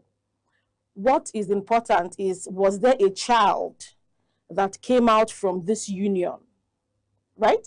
So if a child came out from a union, whether legitimate or illegitimate, the law protects the child as an individual. And under the child rights law, the most important thing that the law looks at is the best interest of the child. And so in that regard, if you are in a relationship, so to say, you're not married, a boy and a girl, you're a man and a woman, probably have relationship, and then a child comes out of that union, it means that the man has the responsibility to provide for that child. If it's in a divorce case, you have responsibility to provide for that child. So it's inconsequential whether you say, I don't want the child or I want the child, so long as we are sure that this child is yours. And probably, there's a DNA that's been done, and then the DNA gives 99 points, whatever percent relationship with the child and yourself. You're under responsibility to take care of that child. Now, I'm trying to bring it down to the point that when he actually started this relationship or marriage started, he made it clear, lady, I don't want a child. don't you think there's a responsibility on the woman to actually take precautionary measures to prevent this child from coming forth in the case where the child has already been born or before the child is conceived? I think it's on the woman that she has to do something when the man has already made his intention clear. I don't want this child. A woman does not get herself pregnant. So it's your, I'm not going medical now, but then common sense, you are the man. You are the one who is having sexual intercourse with the woman. You should know when to withdraw and when not to withdraw. So it's not on the woman whether a woman getting pregnant most times is not even her call. It is usually the call of the man, right? And then you not wanting a child does not equate to a woman having an abortion or forcing herself to take contraceptives against her will because you do not want a child. So it's on you, not on the woman. So any responsibility that is going to come out from that relationship, both parties will have to bear full responsibility, whether or not they want children or not. So what if other situation where the man begins to negate his responsibility, he doesn't want to, provide, he just assumes that I don't have anything, I don't have money. If he use that, can it be an excuse to exonerate him from the responsibility of taking care of that child? No, that's why there are the courts. We have family courts. And as much as possible, any woman or any girl or lady that finds herself in that situation, in some states, we have what we call the Family Law Center, which is an institution which is enabled by the government to negotiate and mediate over matters pertaining to families and such matters. I know they have one in Ebonyi State. In Enugu, you have courts. The High Court is there. Any woman that feels, oh, this man is the father of my child and he is, by all means, escaping from responsibility, you have the court to demand that the man gets to do what he needs to do. So there has been increased want by some people, although some of their identities is anonymous, they are trying to say, as a sex worker, do they have the right, or freedom to, choose to do whatever they want without the government trying to persuade them or trying to put them behind bars? Is there any fundamental right attached to them about their work? Okay, so sex workers, I think this is a wonderful subject matter on its own. Yes, the Constitution gives you a right to do whatever you want to do with your body. However, the fact that you have rights recognized in the Constitution, those rights in themselves are not absolute, right? There are situations where there could be exceptions to those rights that you have. So where your right in itself would, in law, we say that your right stops where that of another begins, right? So when you feel, oh, you have a right to your body, it's to the extent that the law provides that you should, go. So as a woman, and you decide to be a sex worker, whether you're a woman, whether you're a man, the subject matter of prostitution in itself is under the law, not so explicitly prohibited against, but then we have sections that indirectly does that, right? So if for purposes of public morality now, we mean sex workers in itself, we wouldn't say that act that they carry out is in the interest of public morality. It means that we as Nigerians do not see it as right. So if, for example, you've decided to take up that as a profession, your right to expressing yourself, your right to your privacy and all of that stops at the point where public morality is in question. Now, we have laws governing Nigeria. The criminal code comes to mind in this instance. The penal code, now usually it's divided into two. Criminal code governs the southern part of Nigeria, while the penal code governs the northern part of Nigeria. And so for the southern part of Nigeria, sections 223 down to 225 provides for things like pimping right, expressly prohibits running brothels, and the word procurement was used, prohibiting anyone from procuring a woman or a girl child under the age of 18, procuring such person from to participate in the act of prostitution. NAPTIP in itself covers the aspect of trafficking in human persons. The NAPTIP Act covers the act of trafficking in human persons, right? But then the legal debate would then be, there is no law in itself that says an act to criminalize the act of prostitution in Nigeria. However, by the coinage of the draftsman of the criminal code, of the penal code, of the NAPTIP, we can come to a logical conclusion that prostitution in itself is prohibited in Nigeria. I don't know if you understand what I had explained. So the thing is, as a sex worker, you are at risk. That's the truth. So I don't even think that this discussion should be had in this country. But we see most of the police station, army barracks, you see some brothels close to them, brothels very close to them. Is it that the law brings it very close to them and did not do anything? Because, you know, when you go to police barracks, you see some brothels very close to them, but you see the law is against that act. So don't you think there's a conflicting issue here that we need to, you know, put in place at this point? Okay, the issue of brothel, hardly do you see, I stand to be corrected anyway, but then hardly do you see anyone build a place and then the owner says, this place I have built is strictly for prostitution.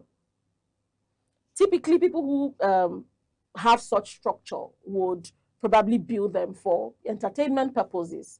Now, we quite know that some of these things get to happen there. There's this, what do they call it again? There's this pidgin adage that says, now who them catch, now be thief. Yeah. So we understand that these things are happening, but then most times we leave it to the hands of the law enforcement agencies to get to do what they have to do in such cases. However, it's a neither here nor there situation. Like I said, now who them catch, now be thief. But most importantly, the law in itself frowns at such activities. Okay. Can a husband be guilty of violating his wife's body autonomy? But let me bring it down to rape. Now, because in our act, we kind of understand that rape cannot happen between married couples. But if you go by the definition of rape, we see that once there is a penetration without consent, now the VAP law comes to extend the meaning. Now, the penetration can happen through the mouth, any other places. But now, the law, don't you think there's a conflicting way that the law needs to settle? The law says at the one hand that rape can happen when there's no consent. And now, at the other hand, law is trying to tell us that rape, in marriage, rape is not an offense, that it can happen. But what do you have to say more about it? Okay, before 2015, I love the fact that you did your research and talked about the VAP law.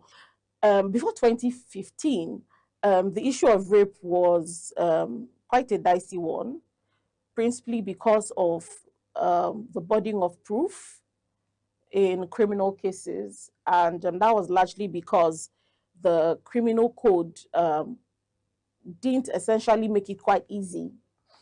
And the introduction of the Violence Against Persons Prohibitions Act, that's the VAP law of 2015, sort of broadened the aspect of rape to also include not just the woman. You know, the VAP law, I think that's section 3, also envisages a man, right? So it could be a boy child, it could be a girl child that is a victim of rape. And then by the wordings of that act, it says any person, right? So we would want to believe that the act also envisages a married woman. So because we know that, because we know what happens usually in marriage institutions, how women give consent. As funny as it can be, you know, it's quite difficult to distill when consent has been had or when consent hasn't been had. But then I know that some cases can be quite extreme, right? Some cases can be quite extreme where it would be clear cut and easy to prove that this woman was raped by her husband. Cases where probably there's evidence of violence, because we wouldn't really know what goes on behind closed doors as you know, the public. So if you come and tell us, oh, my husband raped me, we're not saying that, oh, you can't get justice. But then what's the proof? That's the dicey aspect of the law. We need to have proof that this was done. So I think if a woman can sufficiently show proof that this was done, then she can get justice. And then a very typical case would be, like I had earlier said, if there's evidence of violence or of tear, of, you know, malhandlement, maybe within the reproductive organ of the woman, that's clear cut. That's clear cut evidence that can be used in court. However, the issue of proof makes it difficult to say that a husband, now not a man, a husband raped his wife. But are these things happening, or do they happen? Very well, they do. Now, you know, the confusing part of this is because the law says there's nothing like rape in marriage. And you're trying to tell us at the same point that if the woman can actually bring proof, even if she brings proof, you know, one thing about the law is that once it's not documented, once there is no, you know, fundamental written about this particular thing, nobody can go, you know, go into punishment for that particular offense. So now, once the Constitution does not emphatically, you know, make provision for punishment for a woman who is a victim of rape by her husband, don't you think the proof doesn't, you know, really matter at that point? In all cases, I tell people, for the past, I think since 2018, from 2018 to 2021, I was actively on the front line. When I mean front line, going up against men, really, that were perpetrators of domestic violence and also child abuse. One of the things I find as a problem is that most persons don't know what to do when they've been faced with a case of rape, for example.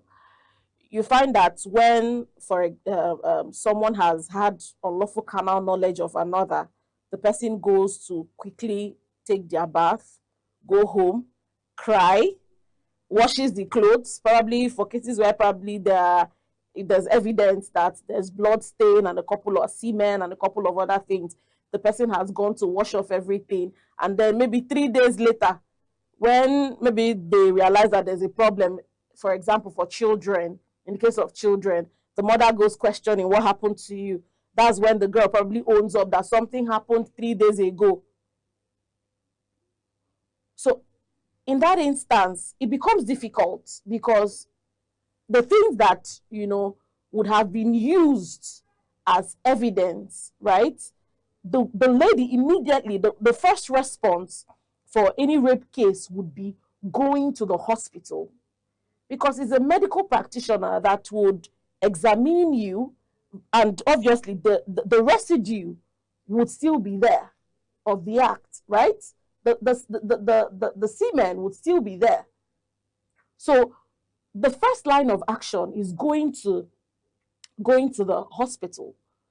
But you find that persons who have been involved in those cases, they don't know. So it's maybe like 3 days later, probably the person that perpetrated the act has disappeared. We're looking for the person. While we're also looking for the person, we're trying to look into rehabilitation of maybe the child or the lady in question that has gone through the act and all of that. So it's first an issue of ignorance that makes it difficult for us to gather enough evidence that we need for prosecution. right? So firsthand, I've always gone out to talk about these things. If you find yourself that you are I don't pray that happens, but then things happen, right? Whether in a relationship, some persons say, I'm dating him, he's dating me, or whatever. That's why he raped me. That's not an excuse. So if there's a situation of rape, your first point of call is to go to the hospital.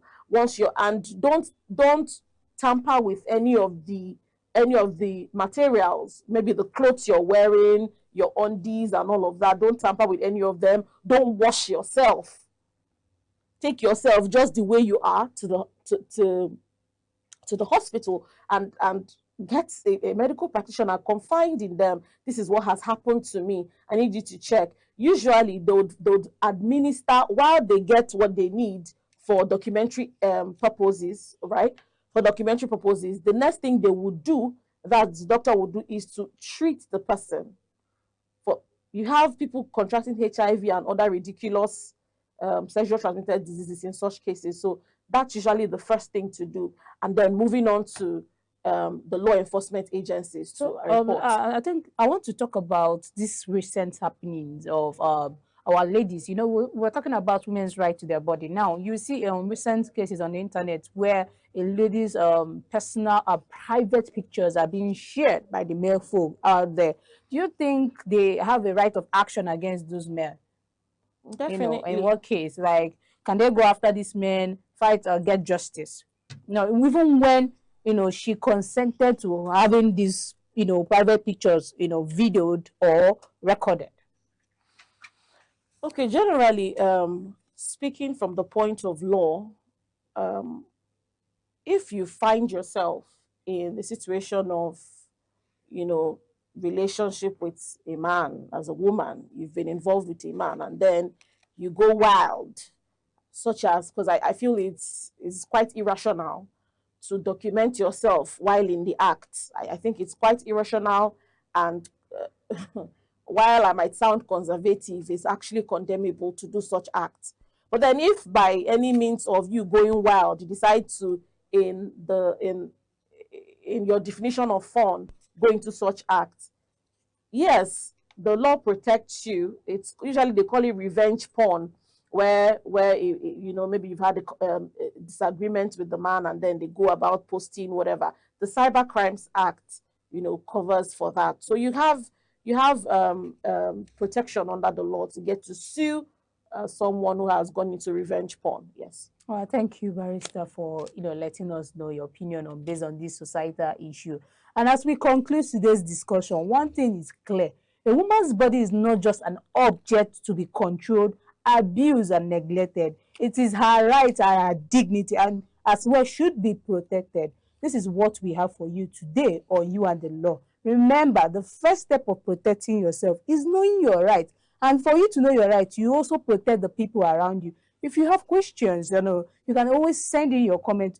You know, thank you to Barrister, you know, Hope and Eme Ago today for joining us and, you know, giving us your opinion on based on this societal issue. We'll be glad to have you back again. And I'm your host, Gift Obodo. Thank you. Bye. Have a nice day.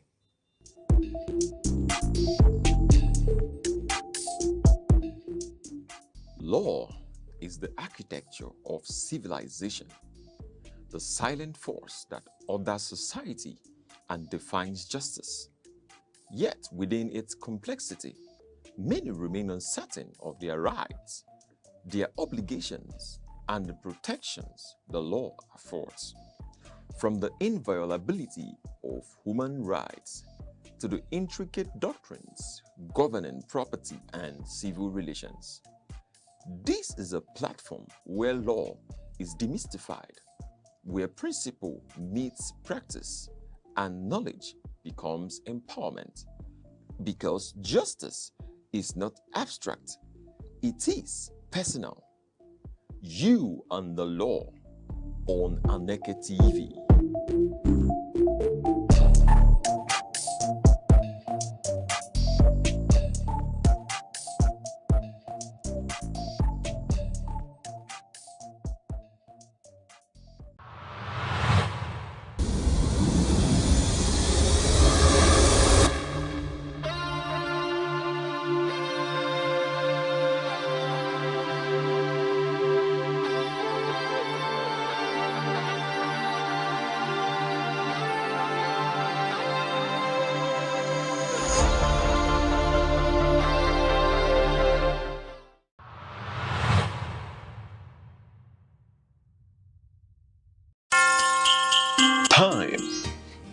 the silent witness to human courage, the keeper of memory, the archivist of greatness. Across the vast landscapes of Africa, from the savannas to the bustling cities, voices once rose, ideas once bound, and visions once dared to challenge the limits of their age. They were not merely individuals, they were epochs.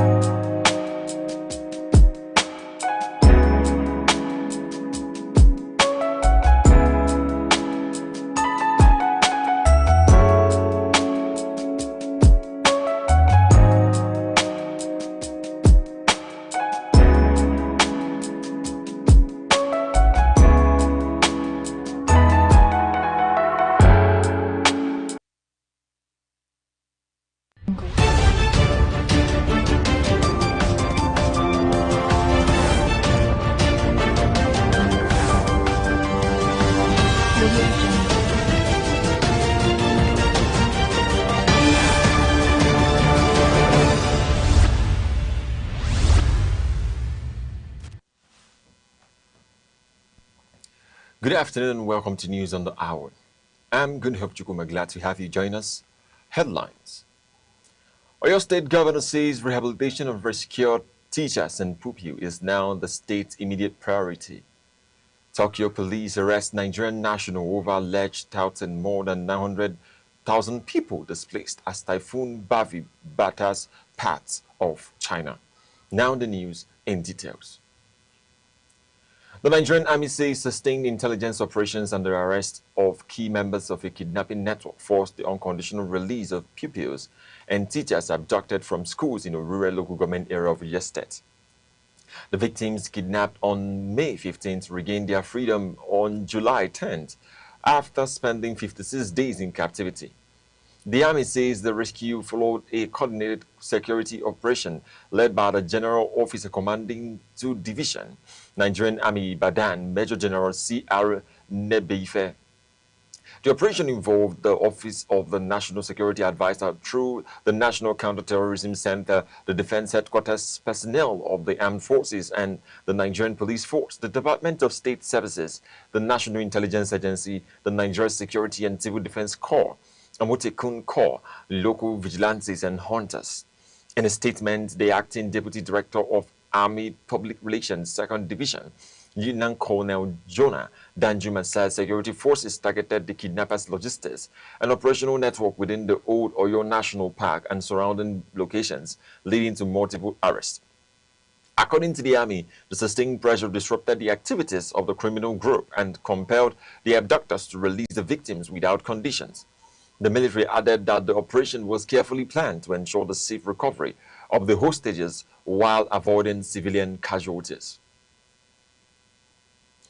Oyo State Governor Seyi Makinde says the immediate priority of his administration is to reunite the rescued pupils and teachers abducted in Orire local government area with their families and provide them with comprehensive rehabilitation following their 56-day ordeal. In a statement shared on his official X account, Governor Makinde expressed gratitude over the successful rescue of the victims, noting that the state government would provide medical care, psychological support, and other welfare services to aid their recovery and reintegration. The governor also commended the security agencies involved in the operation, describing their professionalism, commitment, and sacrifices as instrumental to the safe rescue of the captives.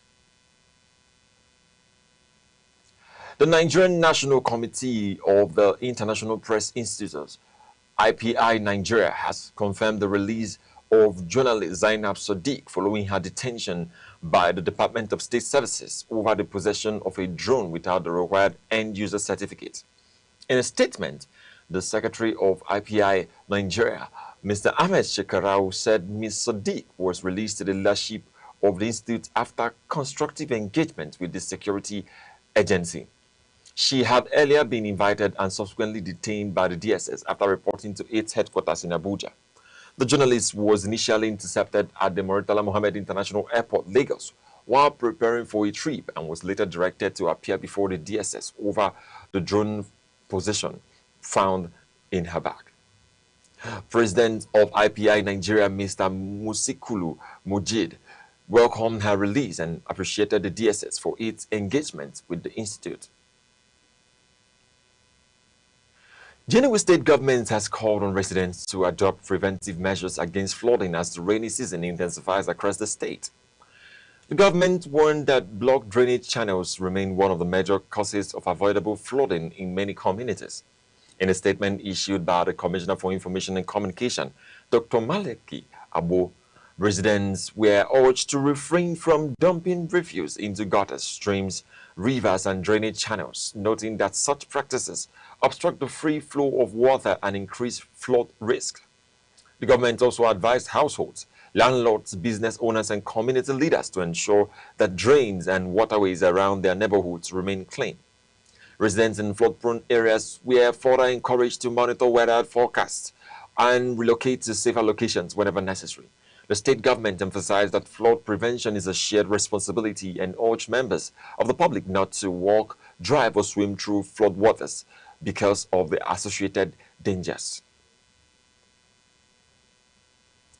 The Holy See has appointed the Bishop of Uromi Diocese, the Most Reverend Donatus Ogun, as Apostolic Administrator of the Catholic Archdiocese of Benin City following the death of the Archbishop of Benin City, the Most Reverend Augustine Obiora Akubweze.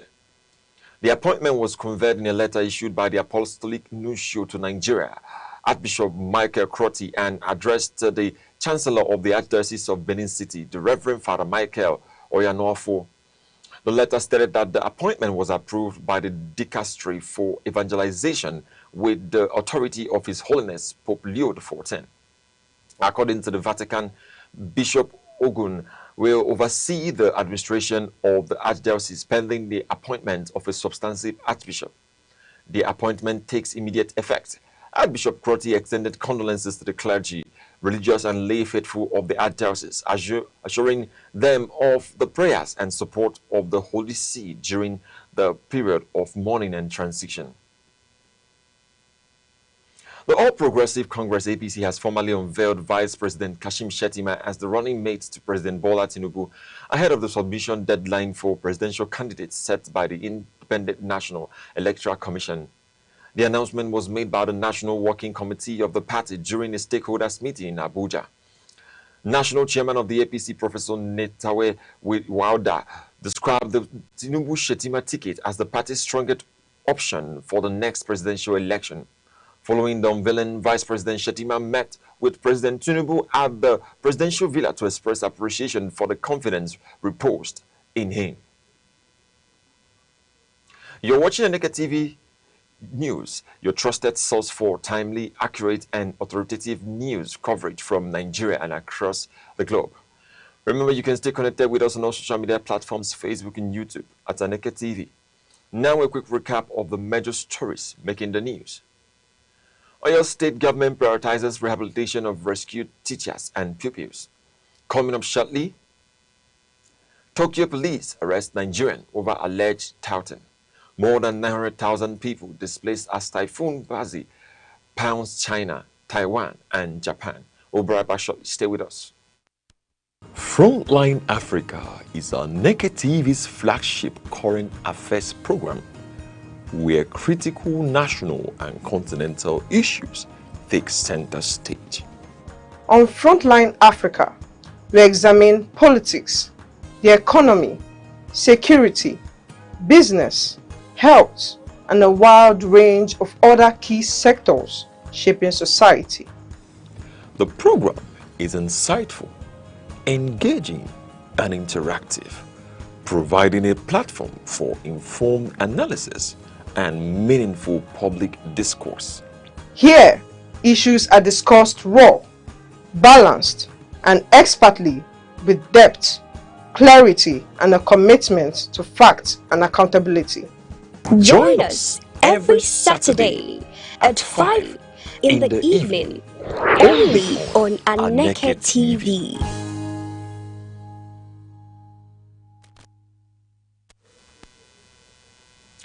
Welcome back. Tokyo Metropolitan Police have arrested a 53-year-old Nigerian national, Mr. Nwadiukwu Ikenna, over allegations of persistent touting in Kabukicho, one of Japan's busiest entertainment and nightlife districts. Police allege that Mr. Ikenna approached a passerby in the early hours of July 9, held the individual by the arm, and repeatedly attempted to persuade the person to patronize a nearby establishment. Investigators said the suspect admitted introducing customers to businesses in return for commission payment. Authorities say the arrest forms part of an ongoing crackdown on illegal street solicitation in the district. The Tokyo Metropolitan Police said the complaints linked to aggressive touting have risen significantly in recent months. Police records indicate that 91 complaints were received during the first half of 2026 from individuals who alleged that they were lured into establishments and charged excessive fees. Chinese authorities have evacuated more than 900,000 residents as Typhoon Bavi approaches the country's eastern coastline, bringing heavy rainfall, strong winds, and widespread disruption across part of China, Taiwan, and Japan. Officials in Zhejiang province say nearly 888,000 residents have been relocated ahead of the storm, which is expected to make landfall near the city of Wenzhou. Emergency measures have also been activated in neighboring Fujian province as authorities warn of severe flooding and landslides. In Taiwan, more than 14,000 people have been evacuated while hundreds of flights have been cancelled. Over 170,000 households have experienced power outages as strong winds and torrential rain continue to batter the island. Emergency services remain on high alert as dangerous sea conditions persist. United States President Donald Trump had issued a strong warning to Iran, declaring that any attempt to assassinate him would trigger a decisive military response from the United States. In a statement posted in his Truth social platform, President Trump said the U.S. military had been directed to respond with overwhelming force should Iran or its proxies carry out any attack against him. The remarks follow reports of intelligence assessments alleging renewed assassination threats. The latest warning comes amid the heightened tensions between Washington and Tehran following recent attacks in the Strait of Hormuz and continued military exchanges in the region. The White House has maintained that the United States remain committed to protecting its national security interests while pursuing diplomatic engagement where possible. The federal government has commenced the selection process for a new batch of participants under the Skill Up Artisans program aimed at producing globally competitive craftsmen and technicians across Nigeria. The Industrial Training Fund says the nationwide screening exercise will assess the competence, experience, and eligibility of shortlisted applicants before they proceed to advanced technical training. The initiative forms part of the government's strategy to strengthen the nation's skilled workforce and reduce dependence on foreign technical expertise. Director of Press and Public Relations of the Industrial Training Fund, Mr. Thomas Ongon, said the exercise will be conducted in 2 phases across the country's 6 geopolitical zones. The fund added that screening centers will operate simultaneously across the 3 senatorial districts in every state and the Federal Capital Territory to ensure wider participation and easier access for qualified artisans. United Nigeria Airlines has called for stronger investment in Nigeria's domestic aviation sector, saying the dominance of foreign airlines reflects the limited regional capacity of indigenous carriers. Chief Commercial Officer of the airline, Mr. Adedayo Olawumi, made the observation during a meeting with the League of Airport and Aviation Correspondents in Lagos. He noted that international airlines have maintained a competitive advantage through extensive route networks linking passengers to multiple destinations. Mr. Olawuyi urged Nigeria Airlines to expand regional operations across West Africa, stressing that stronger local connectivity would enable domestic carriers to compete more effectively in the international aviation market.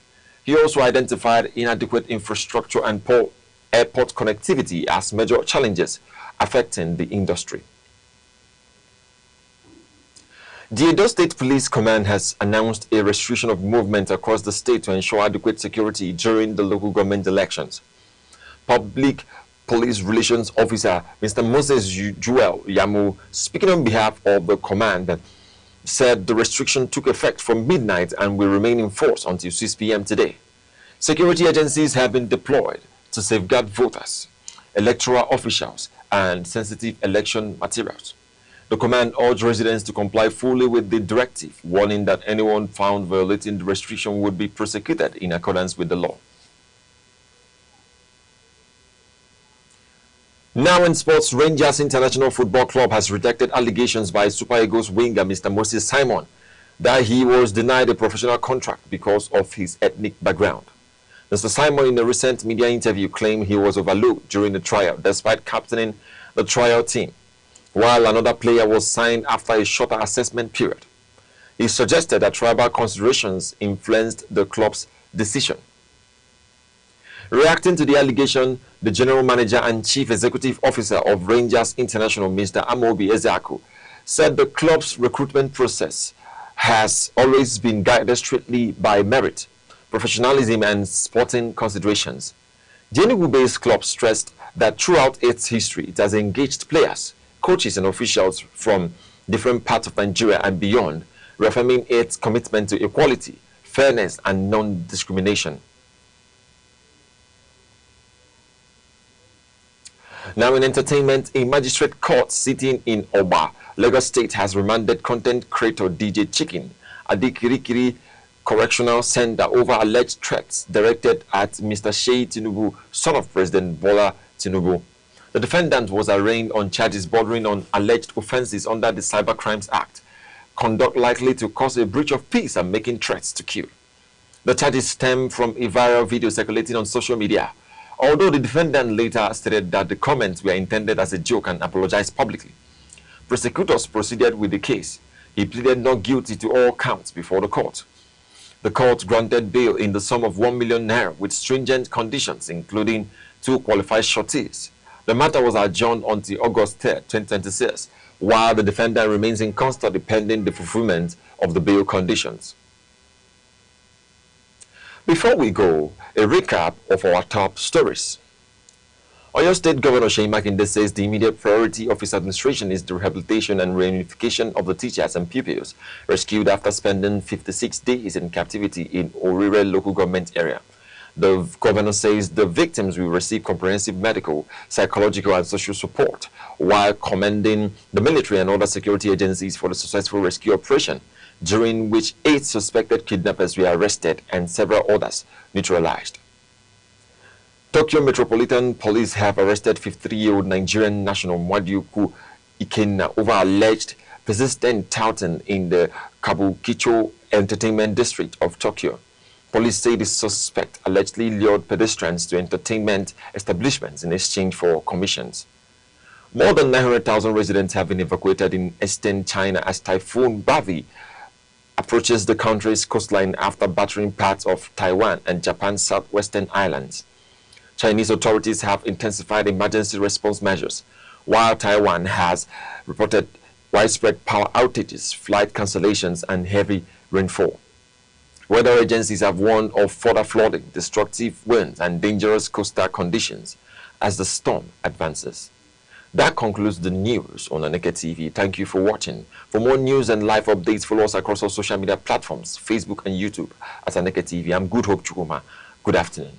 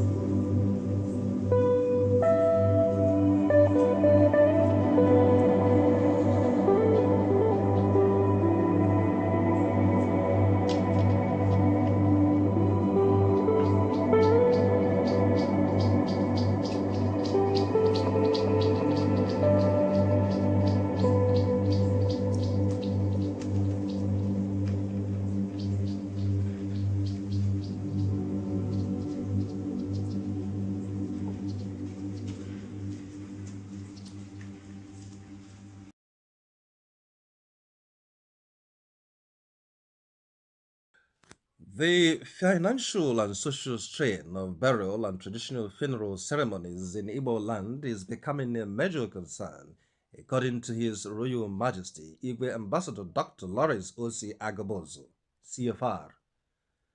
The elder statesman and respected traditional ruler raised the issue during a lecture delivered at the just concluded Fourth Synod of the Catholic Diocese of Enugu held at the Jubilee Hall of the Holy Ghost Cathedral, Enugu.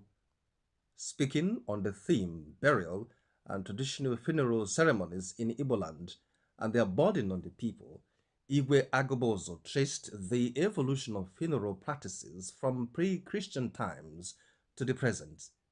He highlighted how modernization, religion, and social competition have significantly altered traditional customs. Recalling pre-Christian Igbo society, he explained that burials were swift, often conducted within 1 or 2 days due to the absence of mortuaries. Death were viewed as having spiritual causes, prompting families to consult diviners rather than medical experts.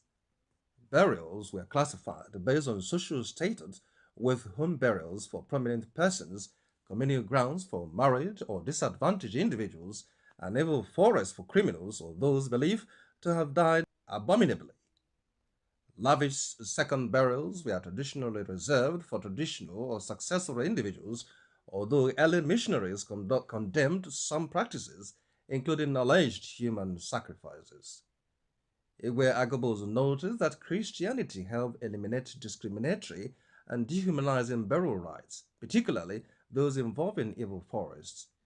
Over time, population growth and migration contributed to the decline of village cemeteries, while modern mortuaries allowed families to delay funerals for extended periods, a factor now contributing to rising burial costs.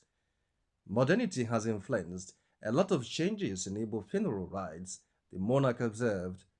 He expressed concern over the growing culture of funerals for the living, where families stage elaborate ceremonies to display wealth and social status, often beyond their means.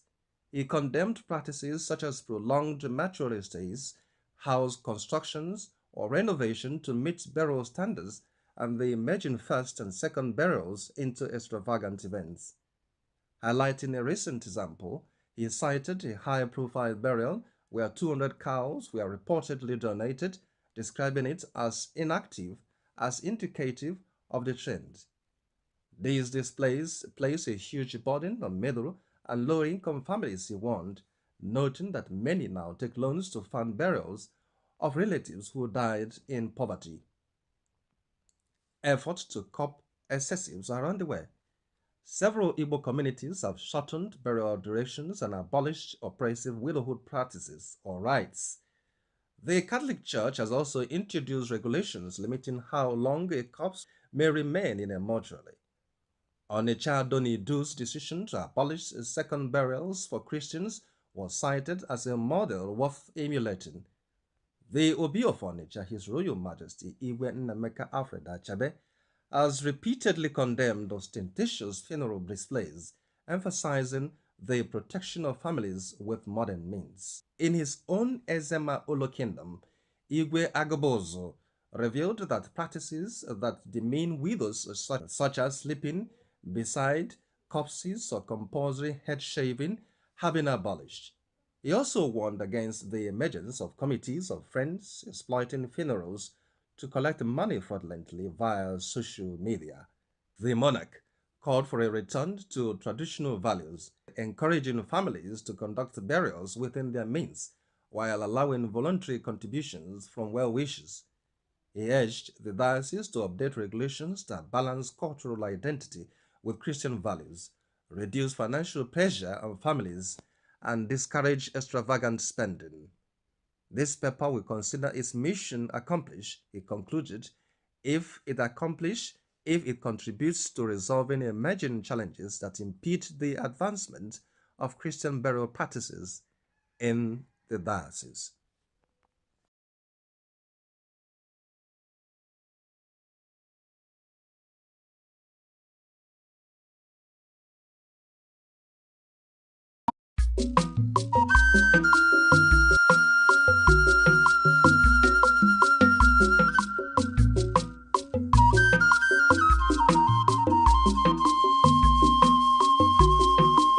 television. How I get one with the father and I am what you go. How Mbo Wabian here, Bube, Mbo, what I want here, Bube, I got television on the mellow way, Mela Madia, in our uncle, in America, in our Hozu, in our uncle, the one I got television, the Arcades will your man, the one I got television, you do man, help the mellow way, Mela Madia, who me would have Nanka, Bunkai. You might have a girl, if you want to come over soon. You better have you what I know.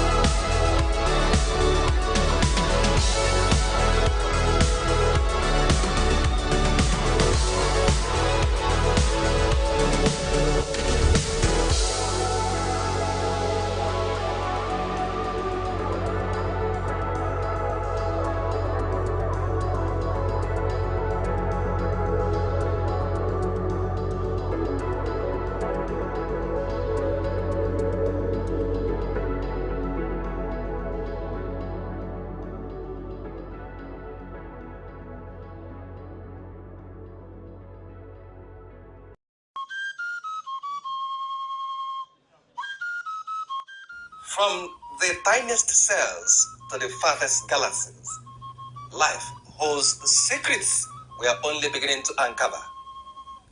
Why are we here? What connects us all? What unseen forces shape our destiny? Join Professor Jude Udenta as he explores the wonders, the questions, and the revelations that define existence. Mysteries of life, where every answer sparks a new discovery. Watch now on Aneke TV every Monday.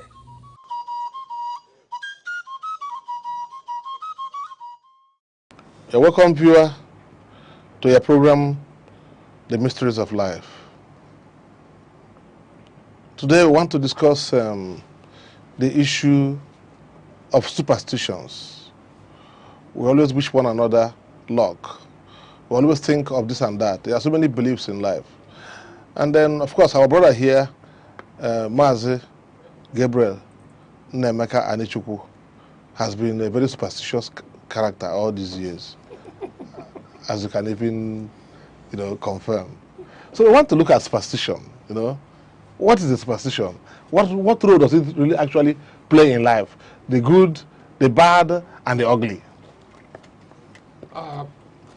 Superstition is a very controversial phenomenon among humanity, because it thrives on strange but real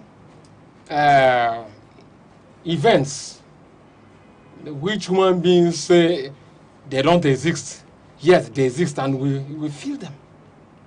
Superstition is belief and practices that cannot be analyzed objectively, standing on logic, tangible facts, and evidence or sound judgment. That is a phenomenon that lacks.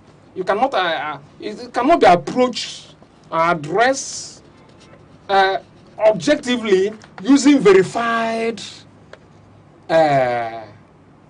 standards. For instance, superstition is you believe that if you do not say rosary, for instance. Are you looking for my trouble? No, I know. Don't even go there. I don't know. Don't go. For instance. Don't use my rosary now. It's a belief.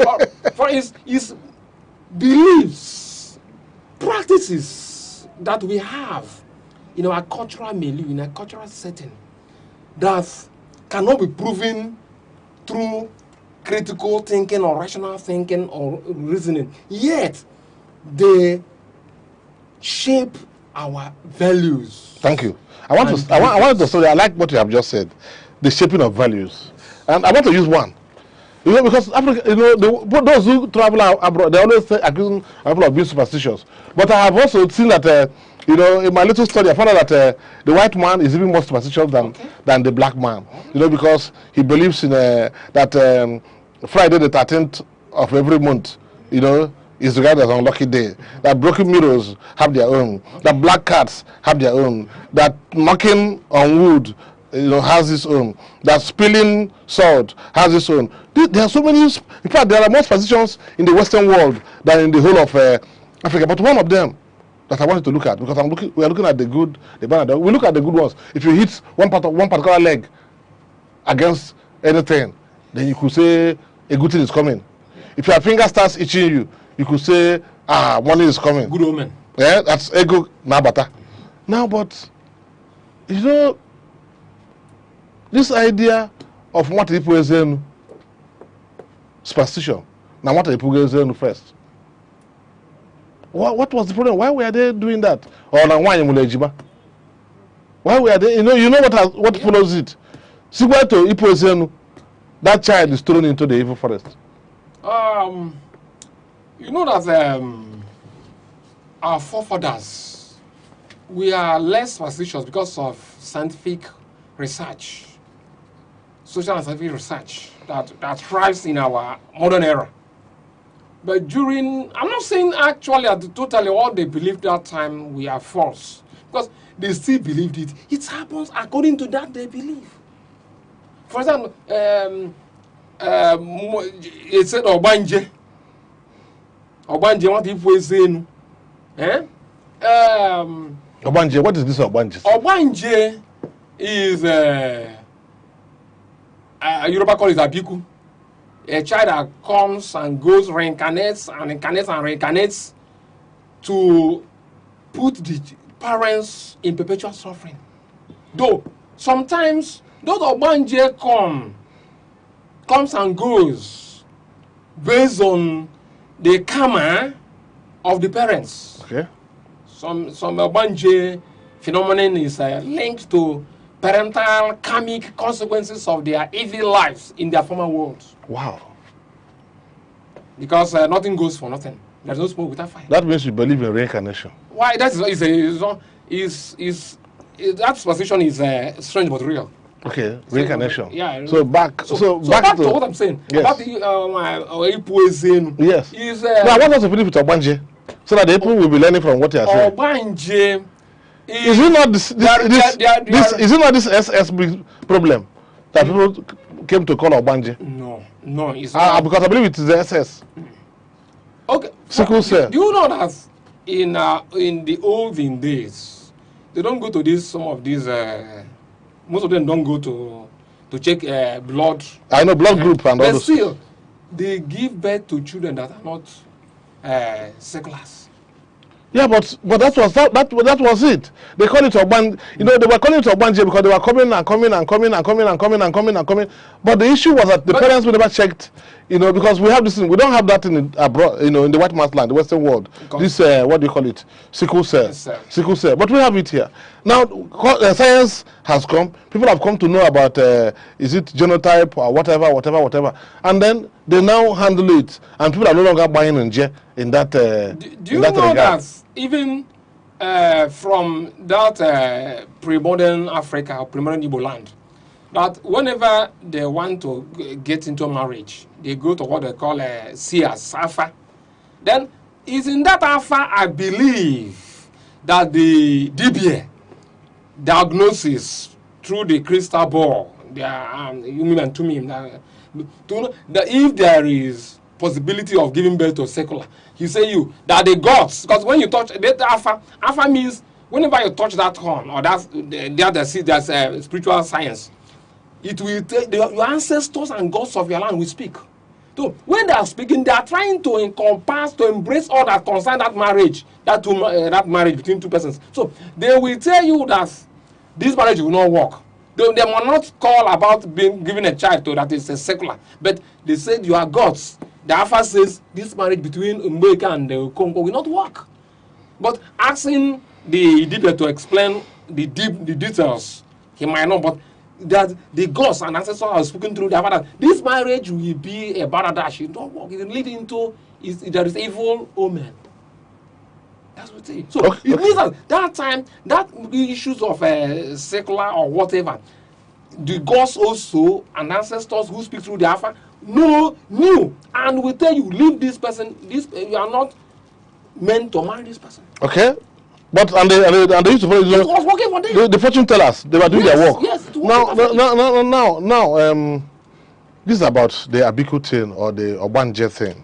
And we now know better today that it is not about a number of things, but this, yes, you mentioned fortune tellers and crystal ball and all those, because this is also in the white man's land. In fact, fortune teller is not an Igbo word. It's an English word. Exactly. So, you know, divinations, all those things, spiritism, diviners.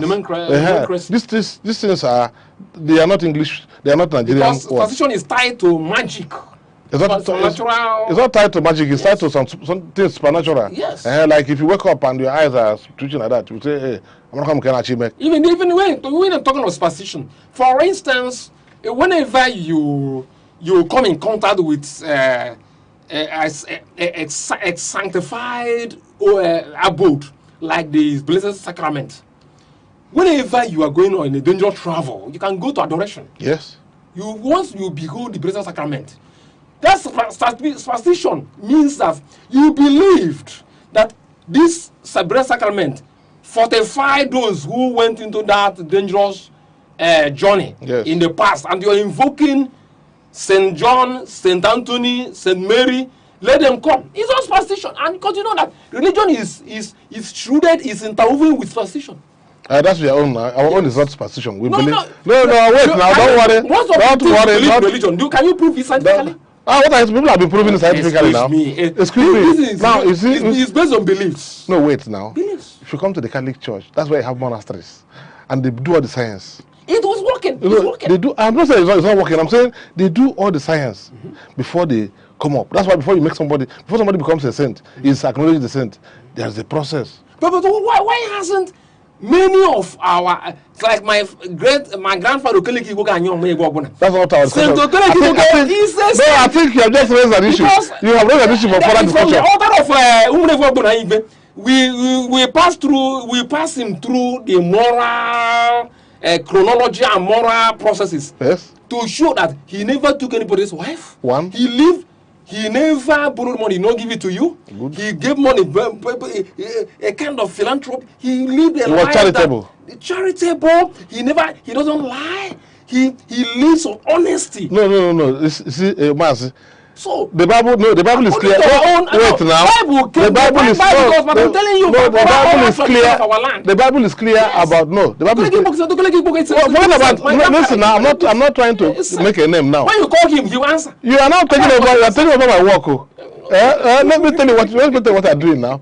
If you go to the Bible, you will see that when Jesus gave up the ghost, that the holy men that died in the past, they all rose. Exactly. No, so there are still saints, even in Africa. But incidentally, we have no scientific way of doing it because of proving those things. Why? Because an African man, like you just mentioned, wants to travel, and he believes that this journey is not for the faint-hearted or the weak. What does he do? He goes to the Blessed Sacrament, prays. He tells Nemeka and Ichuku, remember me in your prayer. He will even give Nemeka and Ichuku, when you go to a chapel, please use this one and to pray for me. Then he goes to the native doctor, please, I'm traveling, pray for me. Then he goes to, he meets a pastor, please pray for me. He meets a pastoress, please pray for me. At the end of the day, he doesn't know where the source is coming from. But the white man that lives in Santa Monica town or Rita town, she prays through Saint Rita. All of them. And when any good thing comes, he says it is to him. To Saint Rita, to Saint Jude, to Saint Anthony of Padua, to Saint Francis. But our own people, they don't attribute. So when you come, the proofs before you now go into their relics, it's complicated, because we have this multiplicity of our own belief system, which is what gives rise to what people now say we are superstitious. We are not as superstitious as even the Europeans, but we are superstitious. But I want us to go back to this Ezenu business. Ezenu, yes, is a phenomenon that are forever linked to evil things that is connected to their child. So, though Ezenu might be a kind of biological. No, I'm happy that you are coming here because there's a biological aspect of it. Yes. You know that not all of them should be biological. Though we have biological processes, analysis of it. But they believe based on happenings, based on chances, they have proven that most children that we are is in potent evil. That was their belief. Yeah, but it was bad. And it led to a lot of bad things. Because they threw them into the fruitful forest. They let them to die. Okay. Because, we can discuss positions until the end of the world. And we will not end. Because I just picked Ezenu. And then we can just pick equally these twins. A woman giving birth to twins or triplets. The children were allowed to die. These are the negative aspects of our superstition in those days. Because of what you said. You said that they believe that those things portend evil. Because they couldn't understand it. But nature is complicated. Yes. That's why you could see a child that is a witch. A little child that is a witch. You could also see a child that is a saint. Yeah. A little child. The child is a saint. You could see a child that is a genius. Knowing more than the elders. Even before the age of Daniel. It's true. When Jesus came at the temple, he was 12. And he was teaching the teachers. That is infused knowledge. That is infused knowledge. So, and that infused knowledge sometimes confuses our people. You know, if there is atavism, you know, coming up of ancient, you know, characteristics upon somebody, people will now say it is evil. It may not be evil like you used to. It's not. It might be just that it's atavism, or that something just came up and the person has just grown. It's not just about growth, about physical growth. Some children that are 9 years today are by physical structures as old as people, women and men that are 20. It's true. So Enugu could just be one of those aspects of nature, and then we kill the person. Just like today we enjoy twins. All of us are happy that we have twins, we have triplets, we have quadruplets, we have quintuplets, we have all those kind of plates, and everybody's happy. So these are the issues of some aspects of superstition that we are going to be looking at, so that people will follow us. So we'll take our little time, come back, and then complete this particular discussion.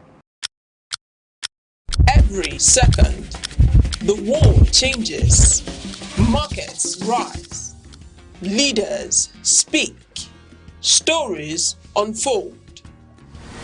To keep up, you don't just need news, you need clarity, you need speed, you need perspective. That's why Aneke TV brings you the global pulse. Accurate, reliable, right when it matters most. Aneke TV. Move with the world.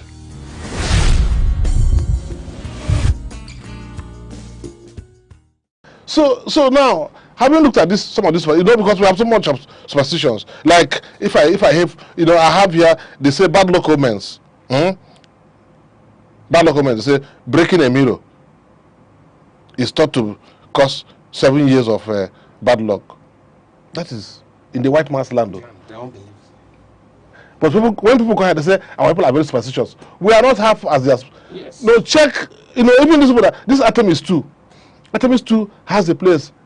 In fact, all their spacecrafts, they have a place to take off. Okay. To ensure safety. And they have a place they land. To ensure safety. Yes. And there are things that they are going to check, and they will say you cannot fly now. Okay. Not just the one that you are seeing, you know. Yeah. But there are things that they are going. They will say into the mysteries of life. Yes. They will say you are not taking off today. In fact, we are going to suspend this takeoff until we are ready. Just for instance, in our own environment, whenever somebody uses left hand to give you something, that is because it's say, no, I cannot accept it. Even if it's giving you 100 billion naira, say, no. You turn it to right hand. So some people will tell you, give me my money. If it's my left hand, give it. If my money is my money.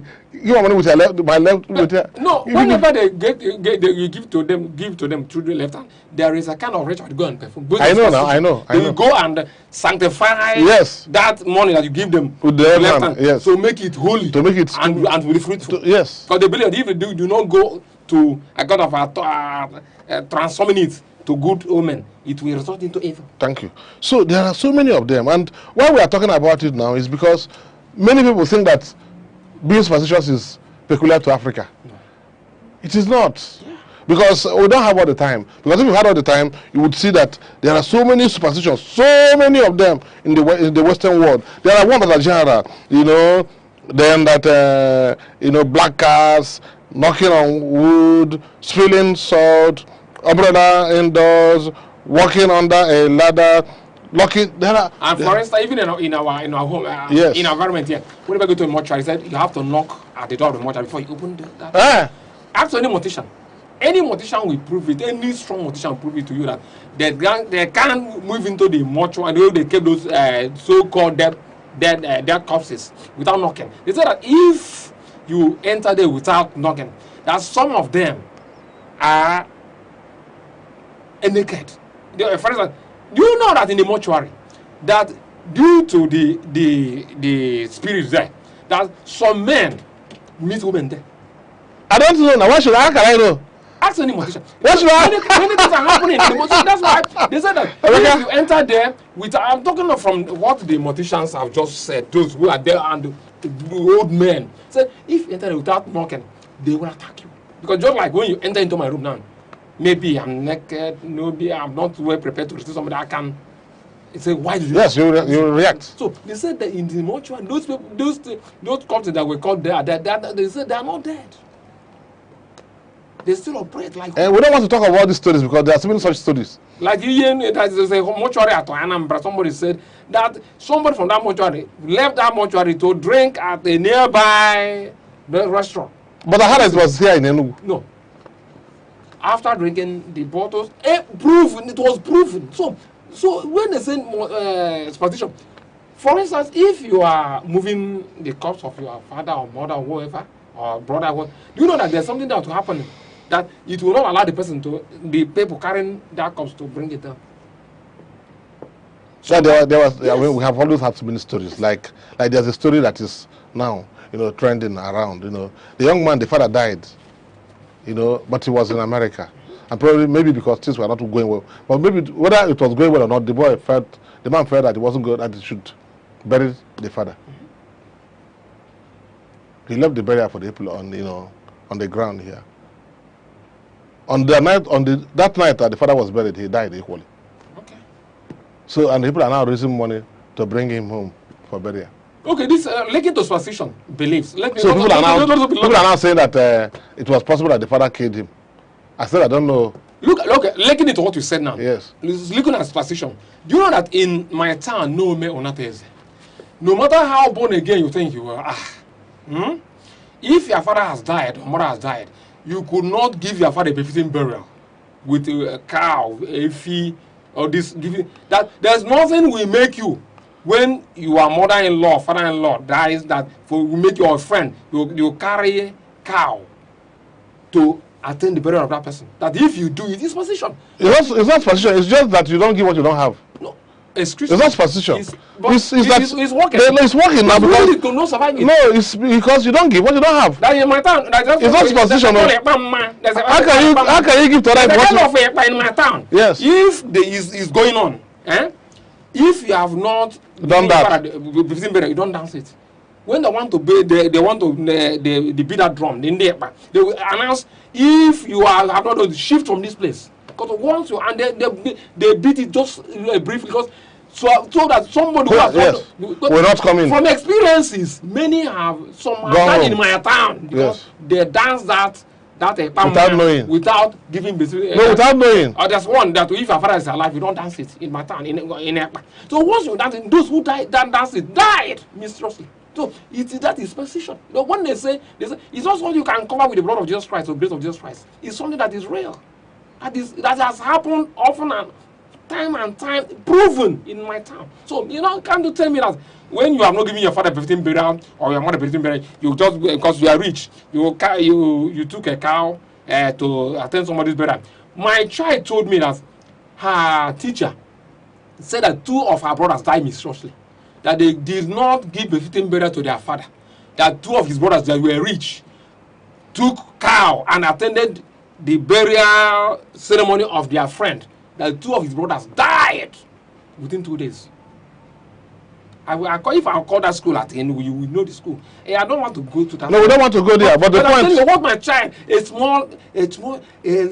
child who has not an adult told me, say, Papa, Daddy, this is what our teacher told. Said, Daddy, is it real? I said, it's real. That this is what is happening in our own society. Said that before you give some and give breastfeeding burial to your father, if another person, you must do it for your father or your mother. Said that. So I was surprised when my child asked me that question. You don't need to be surprised because your man Aneke. No, the age of the child. That's why we talk of. That's why I talked of. No, that's why I talked of. Because some of those things are things that are supposed to be. Because if a child is precocious, this precocity, people also mix it up with, things that are supernatural and superstitious. No, those things are there. Do you know that most of people who had some bad marriages or bad businesses, they had the premonition came, superstition. but they doubted. That's premonition now. Yes. No, so are you going to call premonition superstition? They are all superstition. They are not superstition. They are superstition. Yeah? No, premonition is a gift. I had a sign that I should not go and marry. No, it was a sign now. I don't go to marry this woman. That sign. Oh. No. I fed Ndemeka, you are a man. And because you're a man, you are a god, you are a priest, yes. you are a king, you are everything. You have a soul, you have a spirit, you have a body. Your spirit will tell you what to do.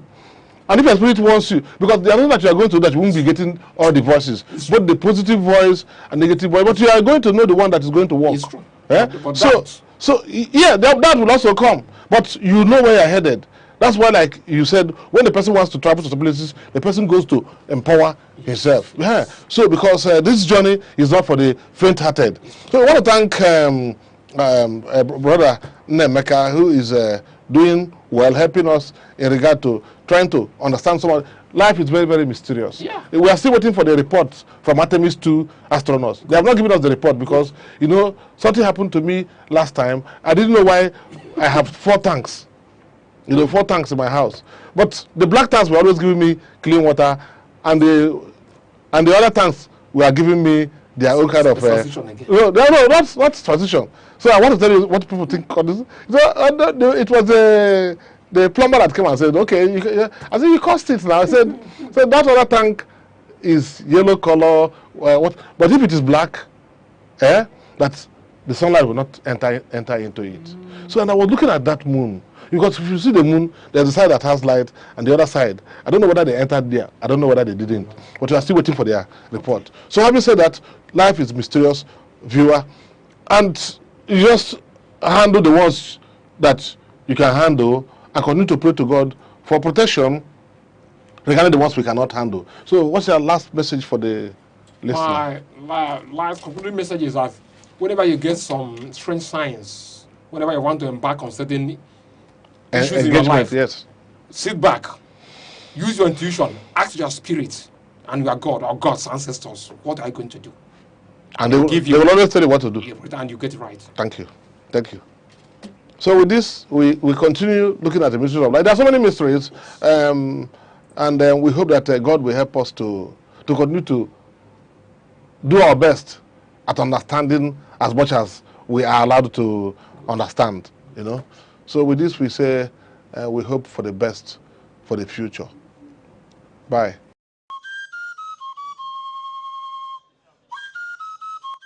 From the tiniest cells to the farthest galaxies, life holds the secrets we are only beginning to uncover. Why are we here? What connects us all? What unseen forces shape our destiny? Join Professor Jude Udenta as he explores the wonders, the questions, and the revelations that define existence. Mysteries of life, where every answer sparks a new discovery. Watch now on Aneke TV every Monday.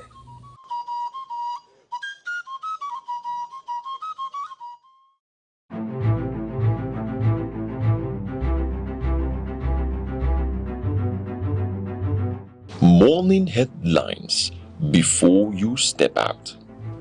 Midday updates while you walk.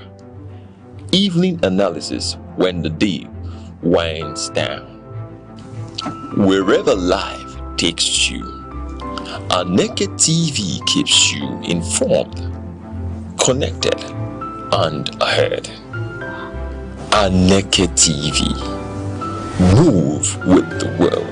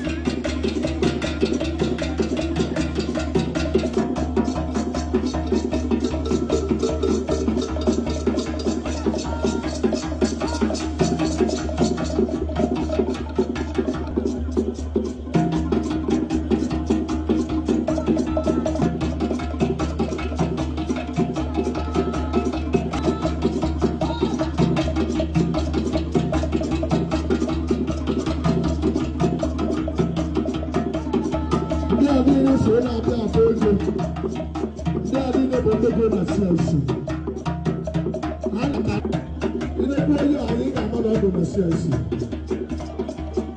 I am a member of Valley Bible. Community Secondary School in Valley.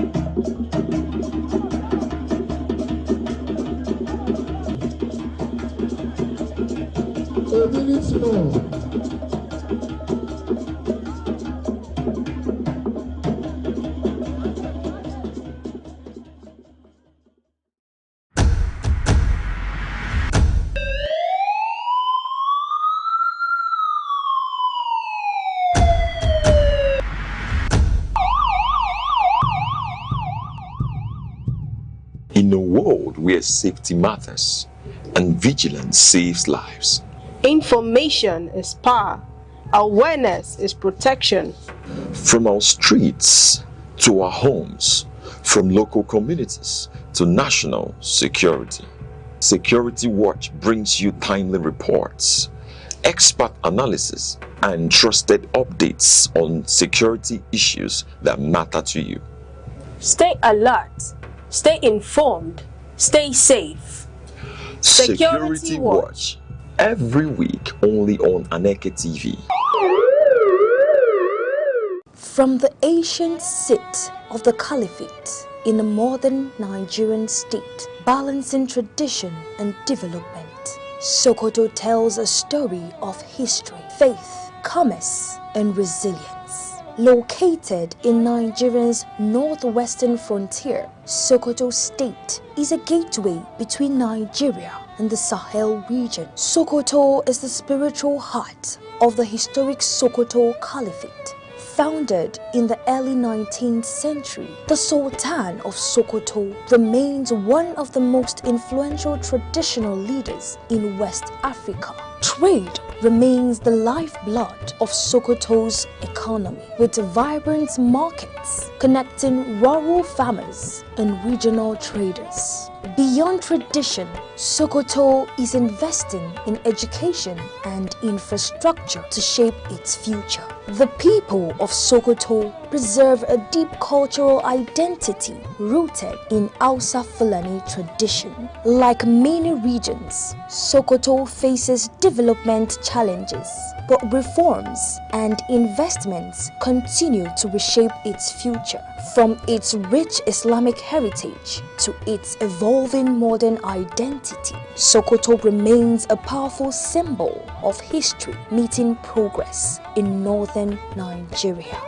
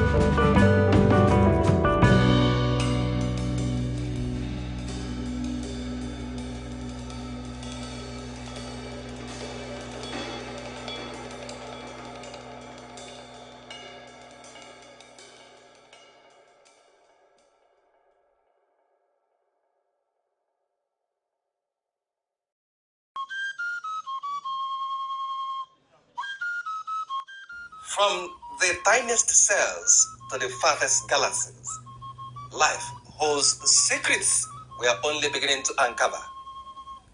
Why are we here? What connects us all? What unseen forces shape our destiny? Join Professor Jude Udenta as he explores the wonders, the questions, and the revelations that define existence. Mysteries of life, where every answer sparks a new discovery. Watch now on Aneke TV every Monday.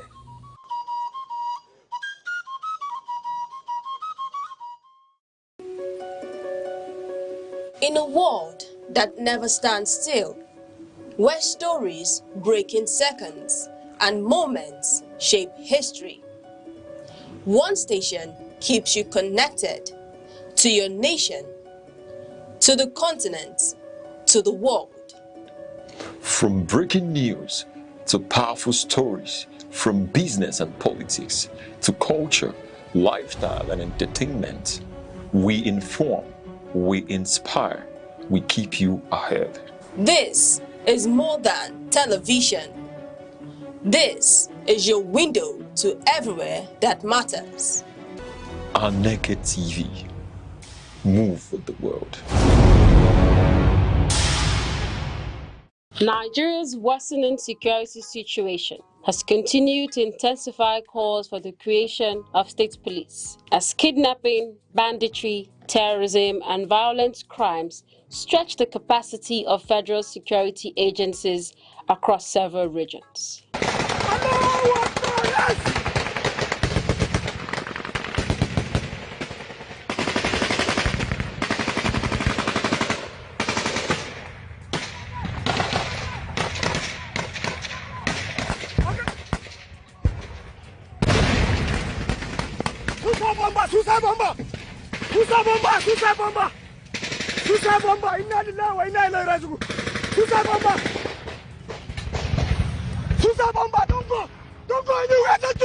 In recent years, Nigeria has witnessed repeated mass abductions of school children and civilians, including incidents in Kaduna, Niger, Zamfara, and Katsina states, where armed groups have targeted schools, highways, and rural communities. The Chibok schoolgirls' abduction in Borno State, the Kankara school attack in Katsina, and the recent wave of kidnappings along the Abuja-Kaduna Expressway remain defining examples of the scale of insecurity confronting the country. Beyond school attacks, rural banditry in the northwest has led to mass displacement of communities, destruction of livelihoods, and repeated negotiations for hostage releases. In the southeast, violent attacks on security formations and civilian targets have also been recorded in parts of Anambra, Imo, and Enugu states. In the northeast, insurgency linked to Boko Haram and ISWAP continues to destabilize rural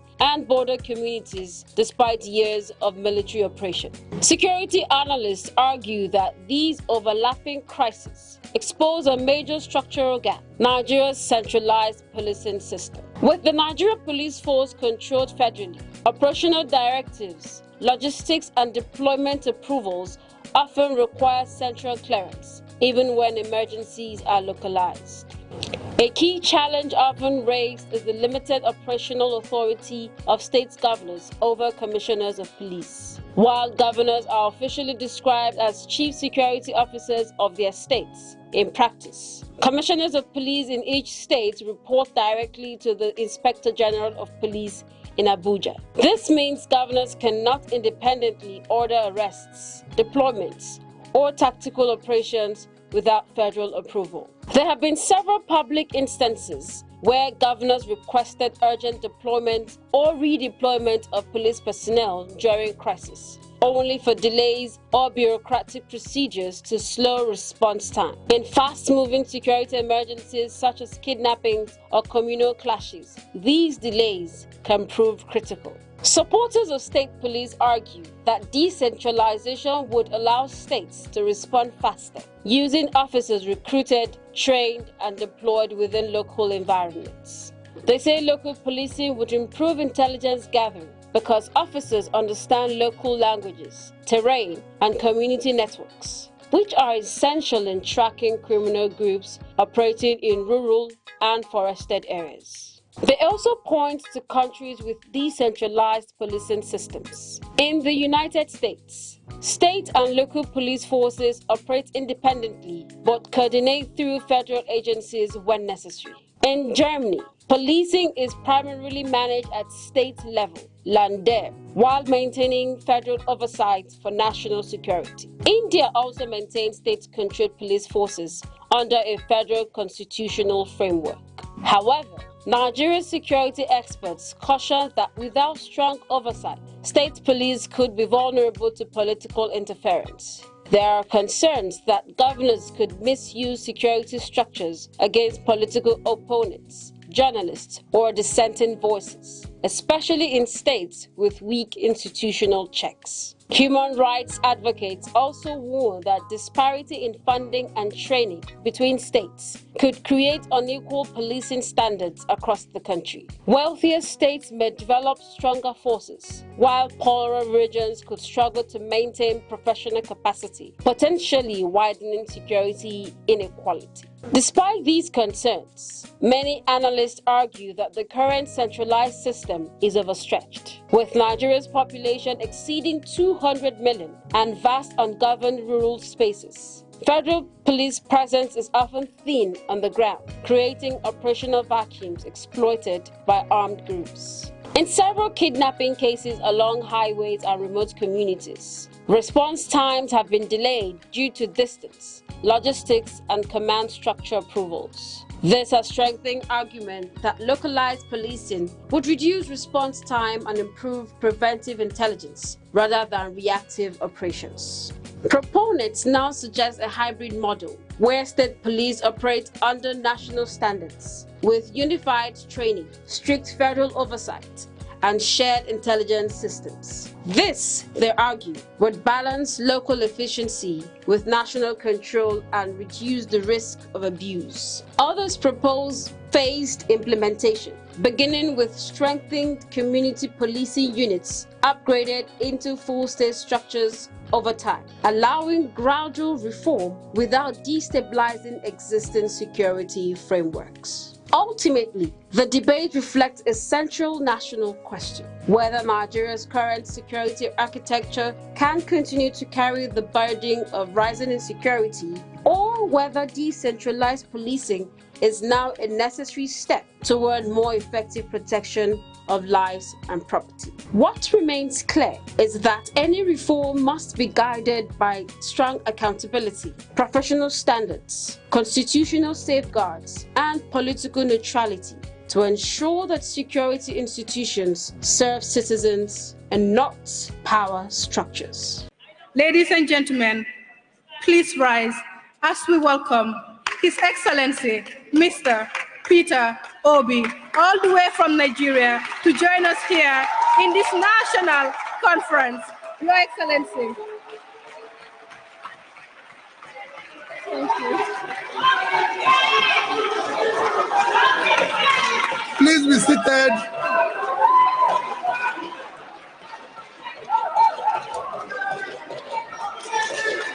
Please be seated.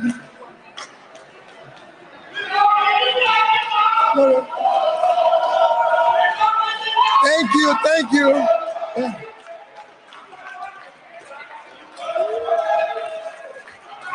Begin the approval.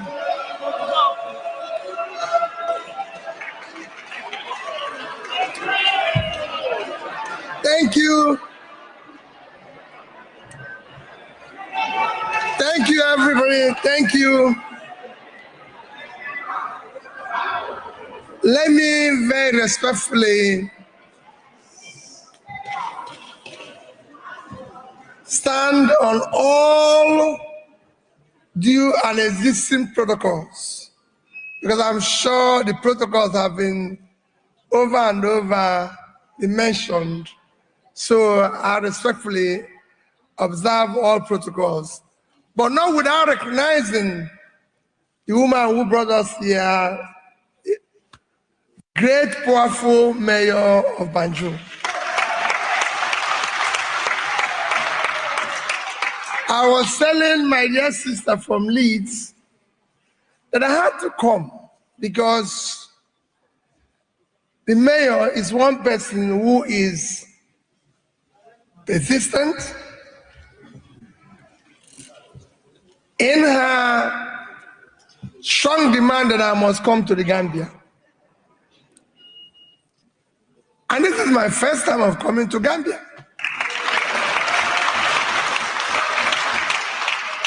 And since yesterday, what I've been doing is trying to learn more about the country, the Gambia. And I must say, I'm impressed. I know you might have other problems like African countries. We in Africa have a problem. There's no, in some places it's worse. You are probably one of those who have less problem because at least you can talk that you don't have insecurity problem, which is good. This year, the International Women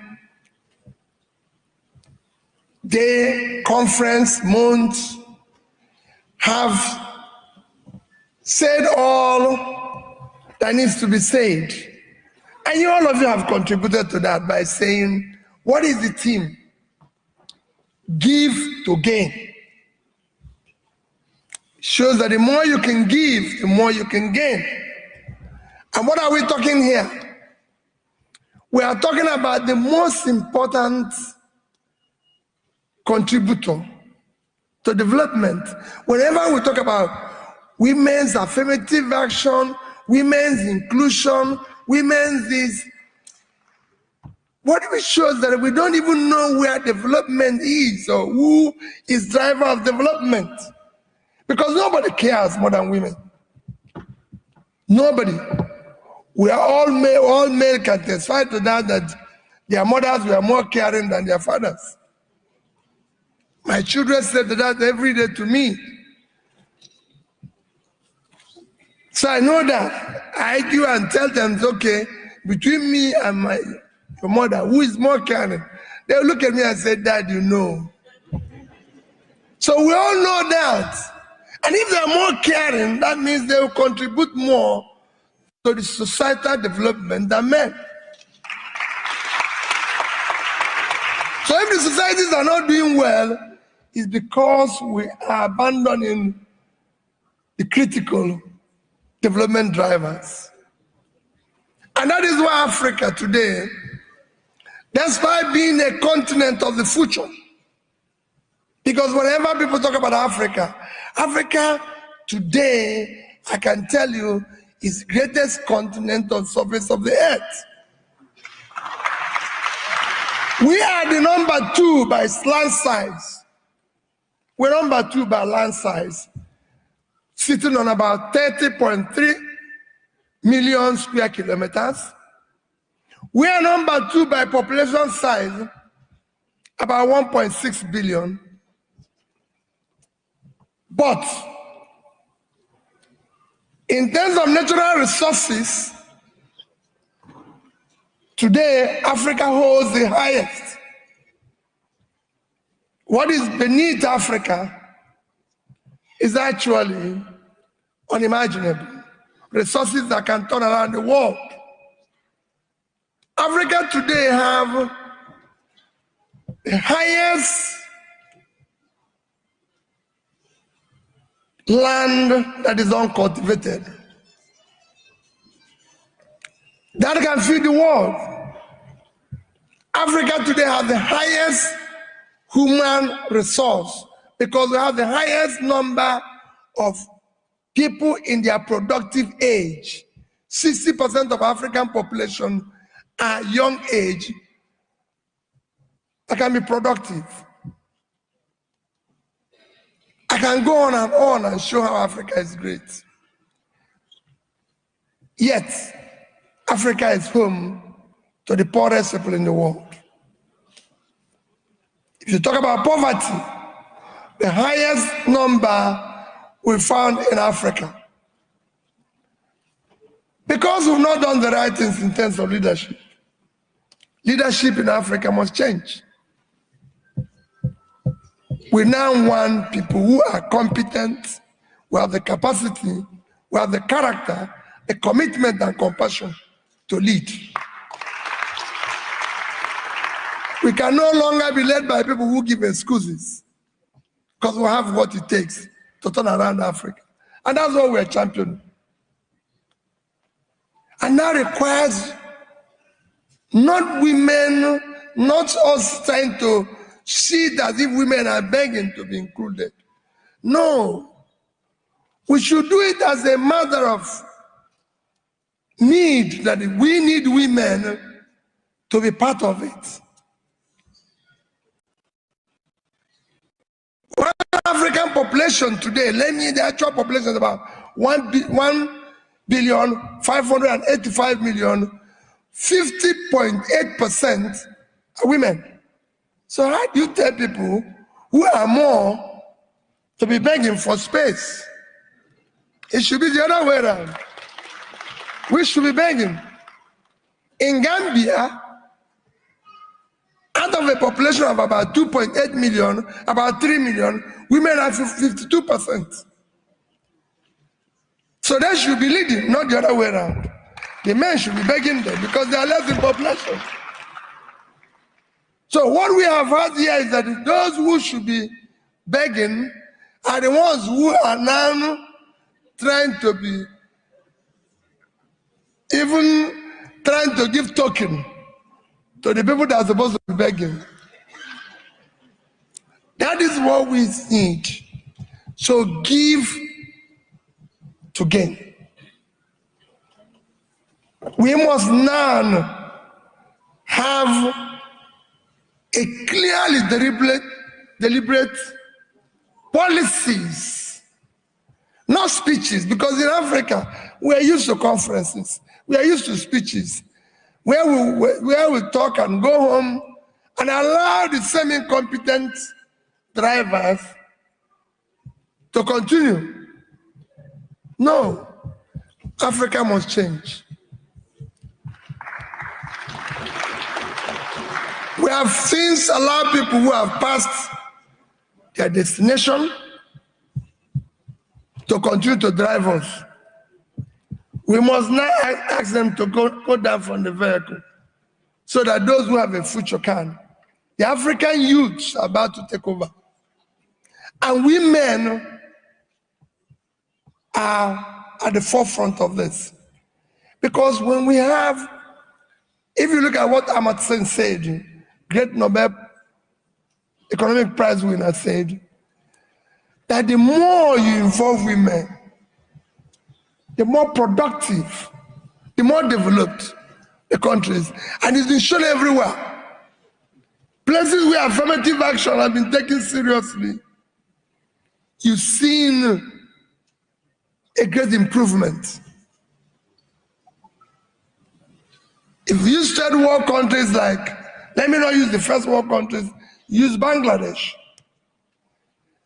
You go there today, 80% of revenue from export in Bangladesh is from clothing.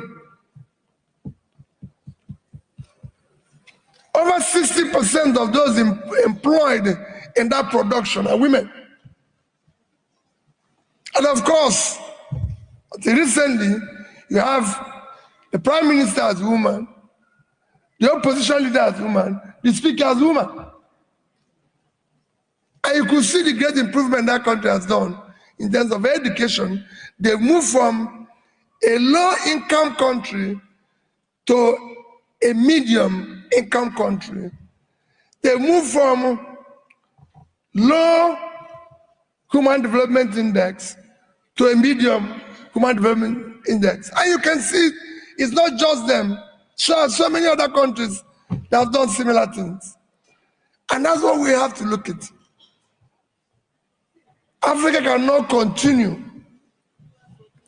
And when I mean Africa, the same thing applies to Gambia, where we have less than 10% of our women involved in leadership, when they are more in population.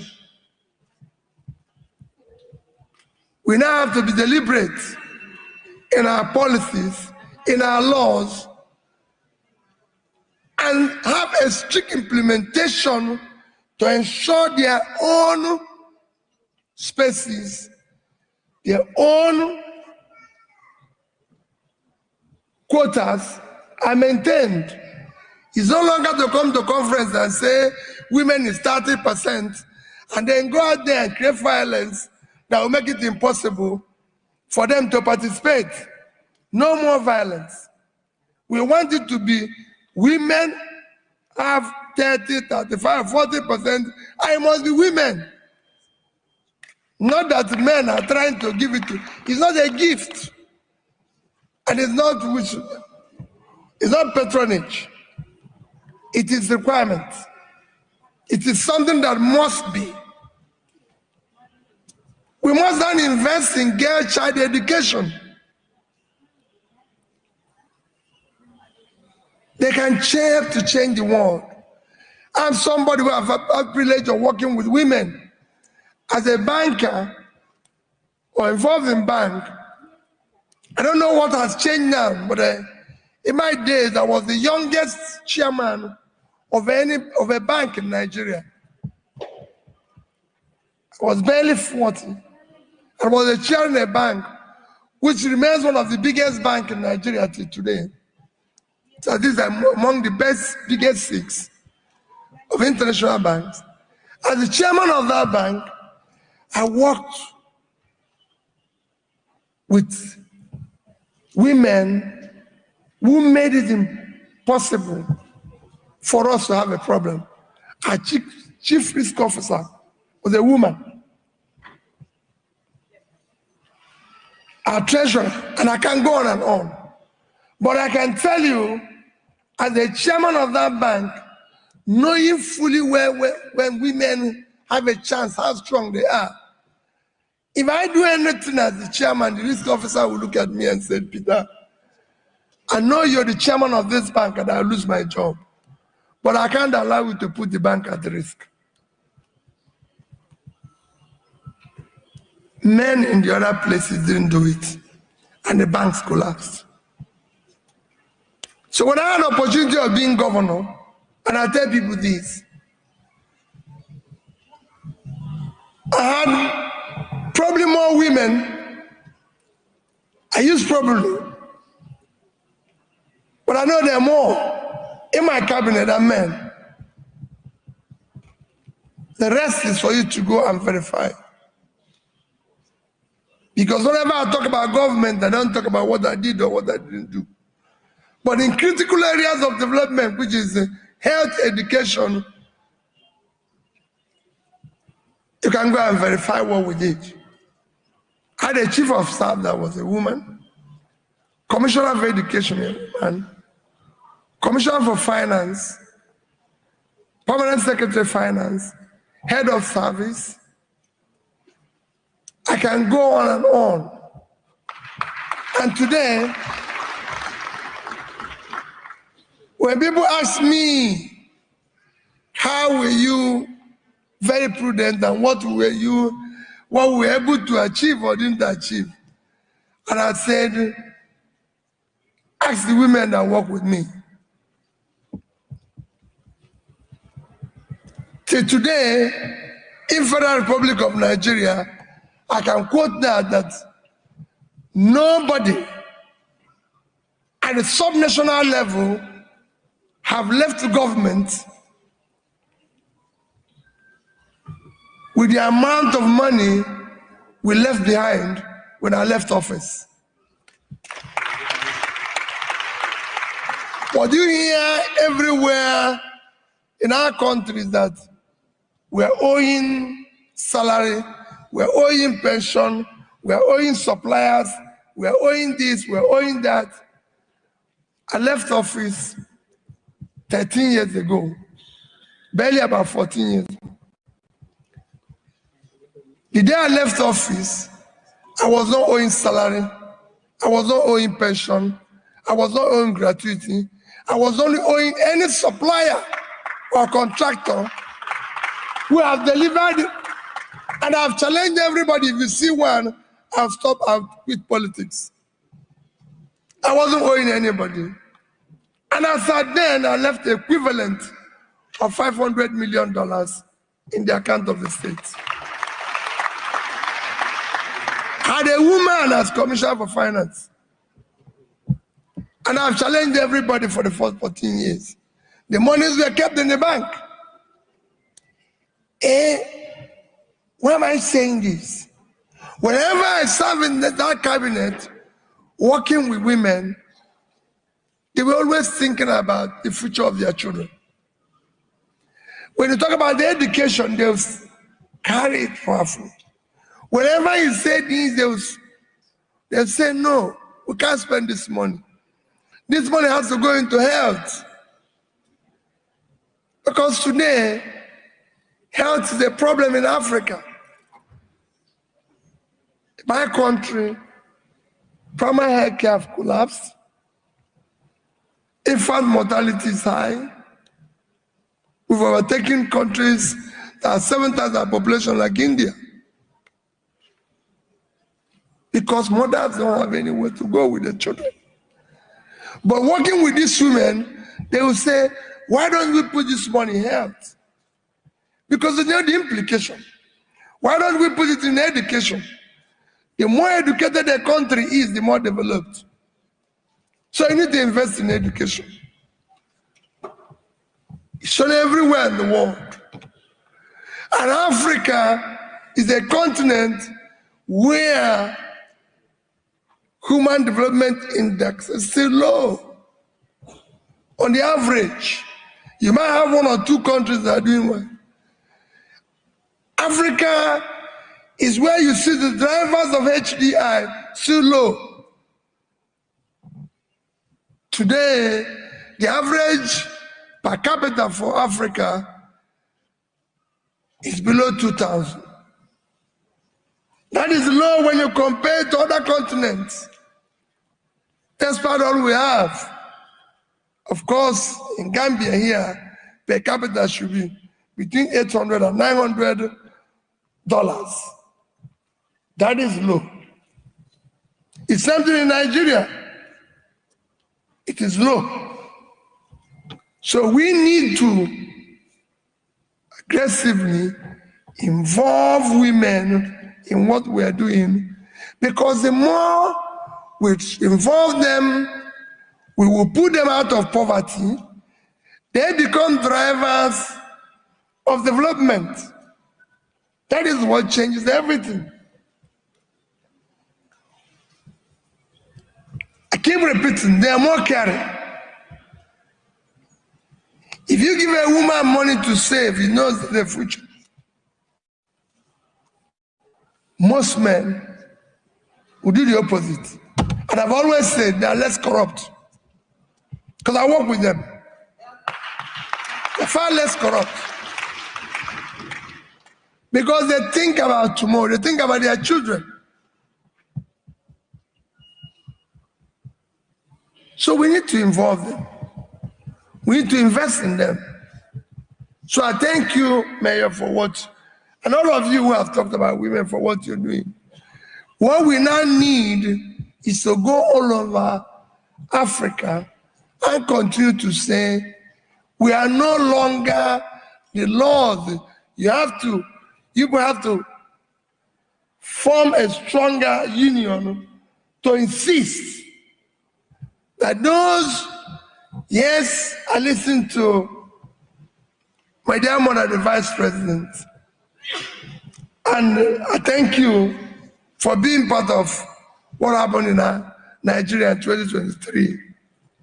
Mom, it's not that for me, I said anywhere I have opportunity, I'm not desperate to be the president of Nigeria. I'm desperate to see Nigeria work. I'm desperate to see Nigeria have a society. I'm desperate to see Africa work. Where we create societies where a child of nobody can be somebody without knowing anybody. We cannot continue where you tell me your father is this or your mother is this. No. We want a society where people's hard work and talent will match up the opportunity. That's the continent. Not the talent where everything. Not where people are stealing public money. Criminalizing the country and stealing what they don't need. That's not what we want. We want public money to be used for public good. That's what we want. So it's not about me being president. It is about things working. We have millions of people living in poverty. When people like me are stealing money and buying houses all over the place, they don't need. How many houses are you going to sleep in?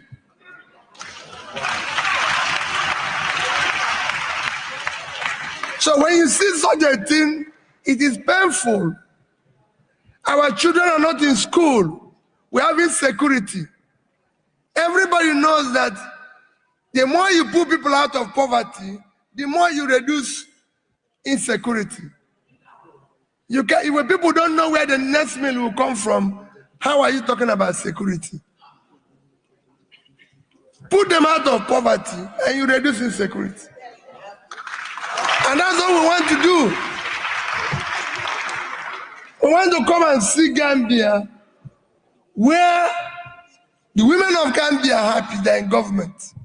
The women of Gambia are not poor. Yes, Gambia is good.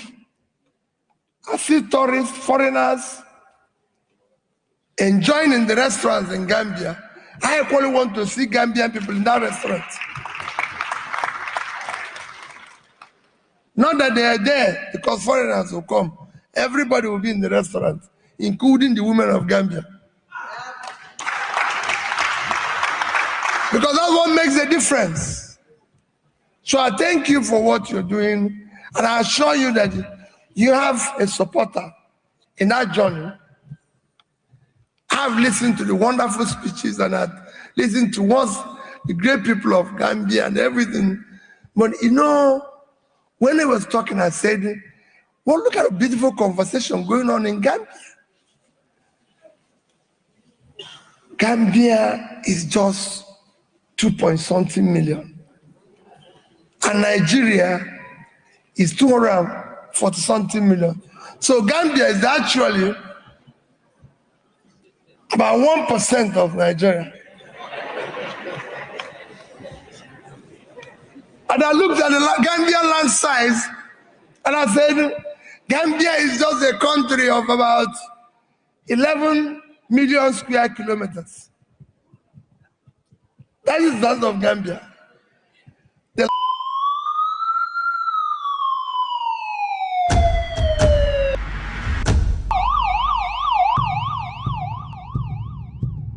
In a world where safety matters and vigilance saves lives, information is power, awareness is protection. From our streets to our homes, from local communities to national security, Security Watch brings you timely reports, expert analysis, and trusted updates on security issues that matter to you.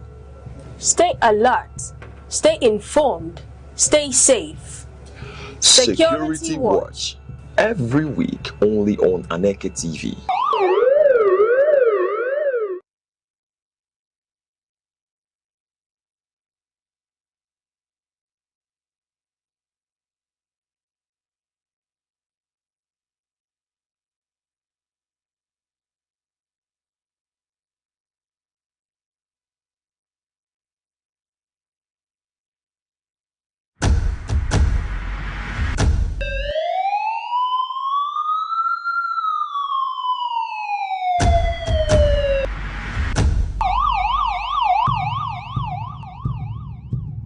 In a world where safety matters and vigilance saves lives, information is power, awareness is protection. From our streets to our homes, from local communities to national security, Security Watch brings you timely reports, expert analysis, and trusted updates on security issues that matter to you. Stay alert, stay informed, stay safe. Security Watch, every week only on Aneke TV.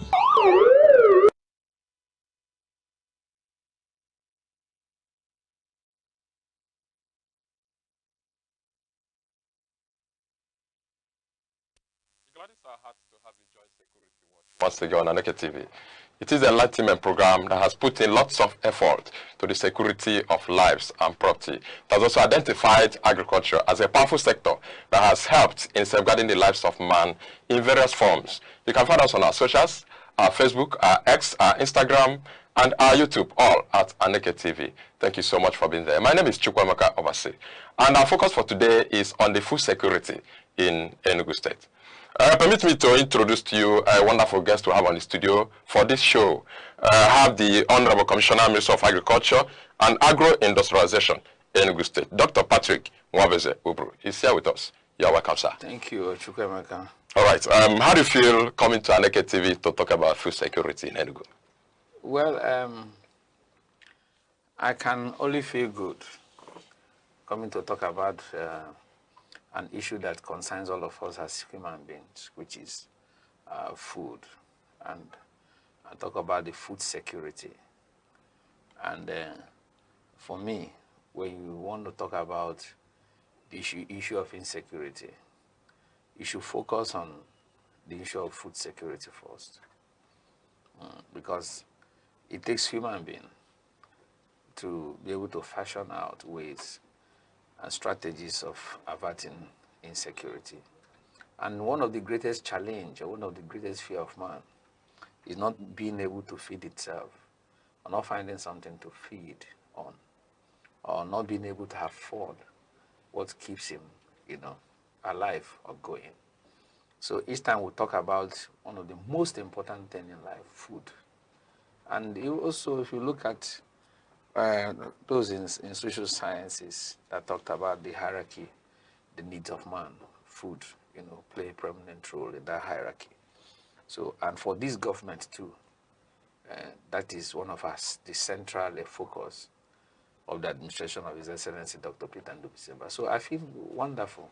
Okay, thank you so much. Having itemized this importance of food to man, as the Honorable Commissioner for Agriculture in this Enugu State, what are you doing to feed the Enugu State people? Okay, yes. It also, spans from the importance of food. But let me take us back to 2023, pre the election lies in 2022, when His Excellency rolled out his manifesto, and specifically on agriculture. He was very, very mindful about it. Was also very, explicit on the vision that his administration is going to anchor on the agricultural sector, which one among them is ensuring that we produce food in Enugu, that nobody goes to bed hungry in Enugu. That means to ensure that Enugu people produce what they eat and they eat what they produce. That's one. And in doing that, there are strategies, because it's not a knee-jerk approach. Okay. So this is something that he has planned. He has also tried to evaluate, analyze, and marshal out strategies of making this thing work. And until we are food sufficient, then the second part of the vision, making Enugu the food basket of Nigeria, comes to bear, to be. Then also ensuring that our agricultural products are being exported out of this country so that we can earn foreign currency. All this put together has a whole lot of benefit package. It is in terms of job creation. Because for you to make food available, you need people. You have to create people, you have to engage people. So that means you have to create jobs. That also may take us to the importance of agriculture to not only Enugu State, to Nigeria, to the entire world. So now you said, what are we doing? What we are doing is in line with the vision of His Excellency. Let me use, for instance, the project, the farm estate program as an example of part of what we are doing, because we are doing various things in various ways based on the strategies that he has set in motion for us to achieve his vision. Because we are just masterminds of the vision of His Excellency. Okay.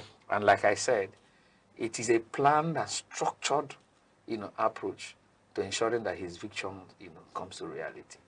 So the farm estate program is a program where the state wants to establish, or is establishing, because we are saying what is said in 2022. Okay. Then, so we are reporting now what we have done so far, what we are doing, and what we want to do to ensure, yes, that this vision, is being achieved 100%.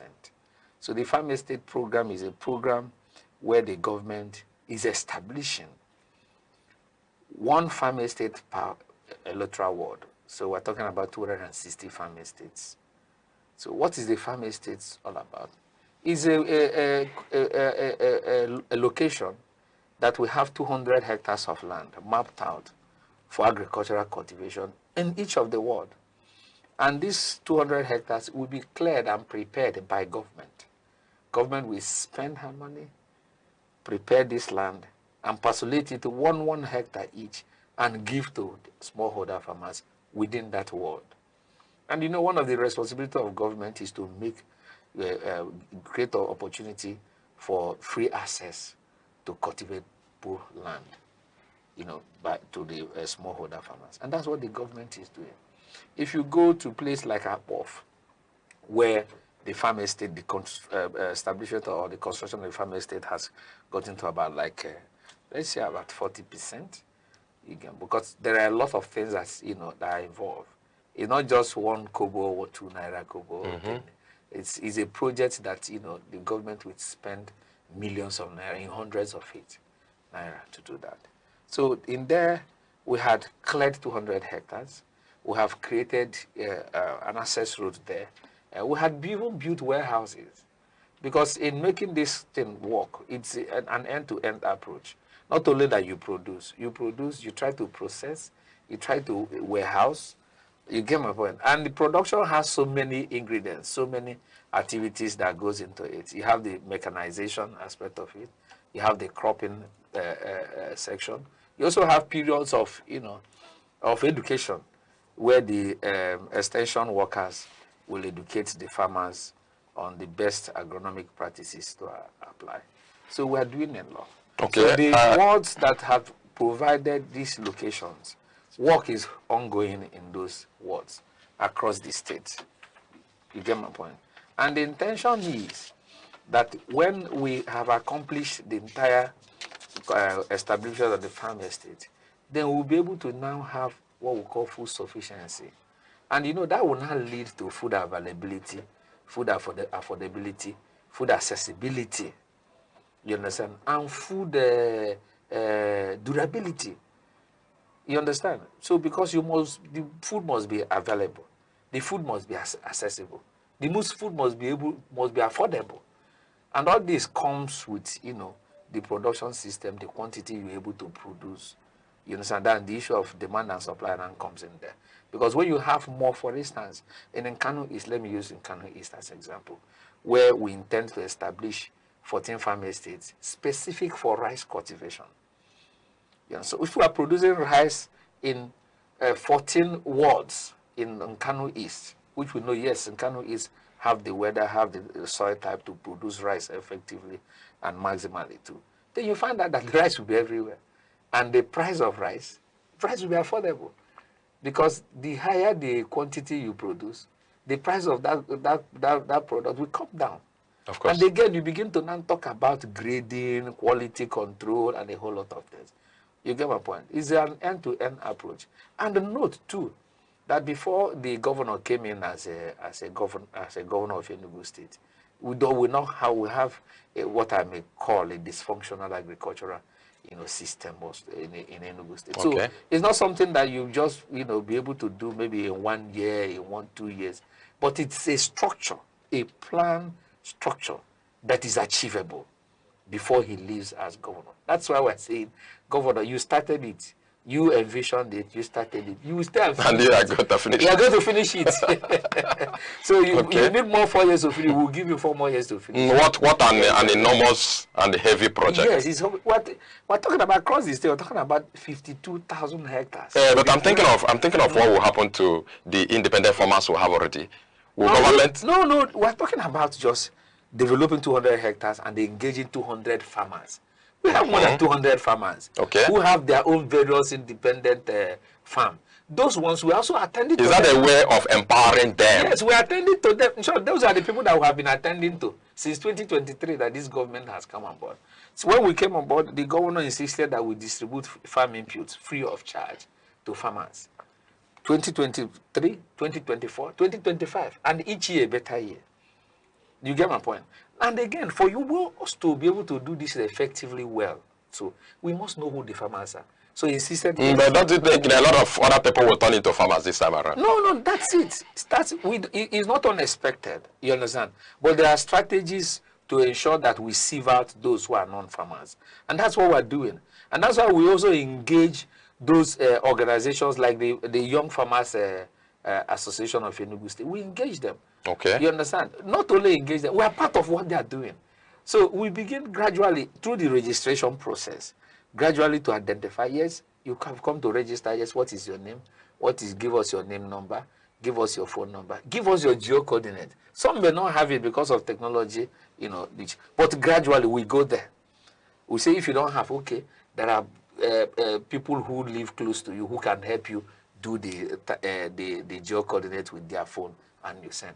And gradually we take away the non-farmers. Because what has been happening before this governor came is that when you say you want to distribute farm input, you see even the Okada drivers, people who do not know where farm is, politicians who feel that they want to grab it and sell it at a cheaper rate, come. Or before now, when government approve for distribute, for instance, fertilizer, you see our fertilizer trekking into other states.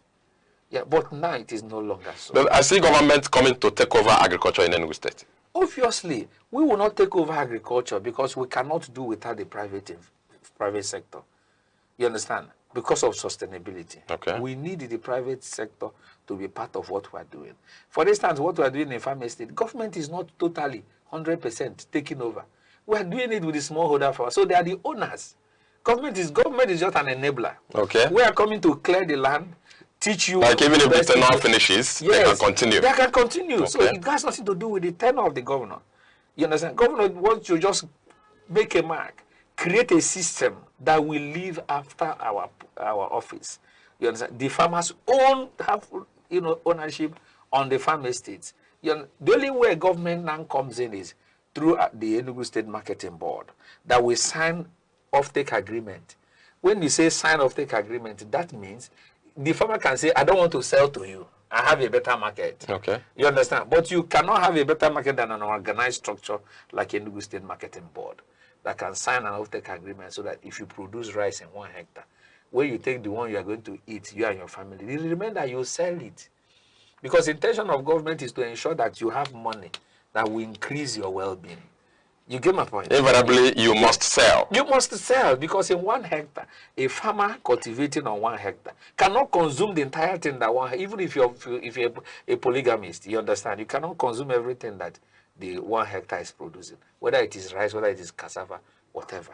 You get my point? And if this happens, I wouldn't think if there's any other need for something like agricultural loans that farmers have been clamoring for. No, there may be need. It depends on the structure we are applying per time.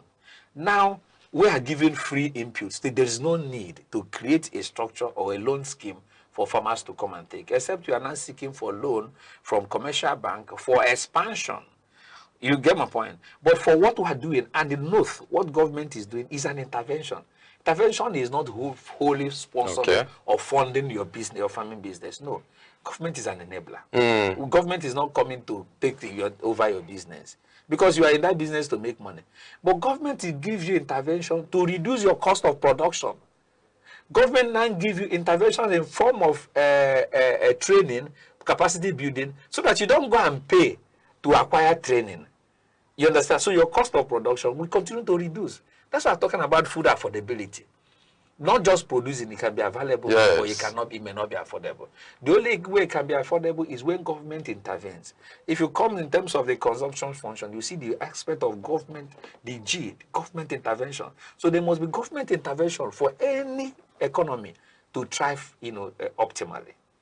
Do you understand? So that's what Enugu State is. This will, to a very large extent, solve the problem of food insecurity in Enugu State. Exactly. And I want you, as that goes on, now, to help us so that our government provides things like fertilizer, like hybrid crops, like herbicides and other chemicals. It's like you're just reading out what our achievements. You're reading out what this government has already done. Okay. You understand? You and I say, what we're saying is that let us expand the scope.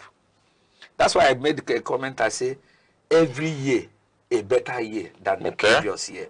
So it's expanding how many people comes into the net of beneficiaries. You understand? So that's why we're expanding. Last year, when we started, we distributed about 15 to 15,000.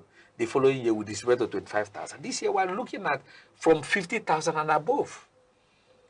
You get my point? And if you also notice, if you have been following what government is doing in agriculture, when we started with cassava, we ensured that cassava is everywhere in Enugu.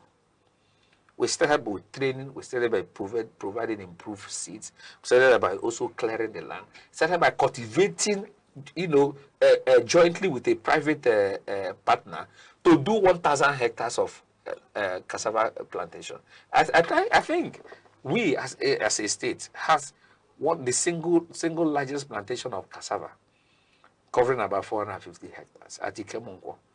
It's a strategy the governor used to stamp out insecurity. Because in that location, that is the location where people are being kidnapped all over Nigeria and brought and collect ransom. But the governor moved in there with a collaboration of the private sector, cleared that entire place, and we went into action. I planted cassava there. What I mean, I mounted the planting machine to plant cassava myself. You understand? Because our governor is show by example. Okay. He's a workaholic governor, so we have to learn, have to follow him. As a matter of fact. So the issue of attending to the smallholder farmer, that is one of our core mandates, and we're not losing sleep on them. I heard you talk about Young Farmers Association in the state. Yes. How have you groomed them already, or you're about to? I think the best thing to do when next are coming, will come with their president, Mr. Kenneth Eze, so that he can speak, not me telling you. You know, most politicians come and overblow, but this government do not. You understand? It is what we have done will tell you what we are going to do.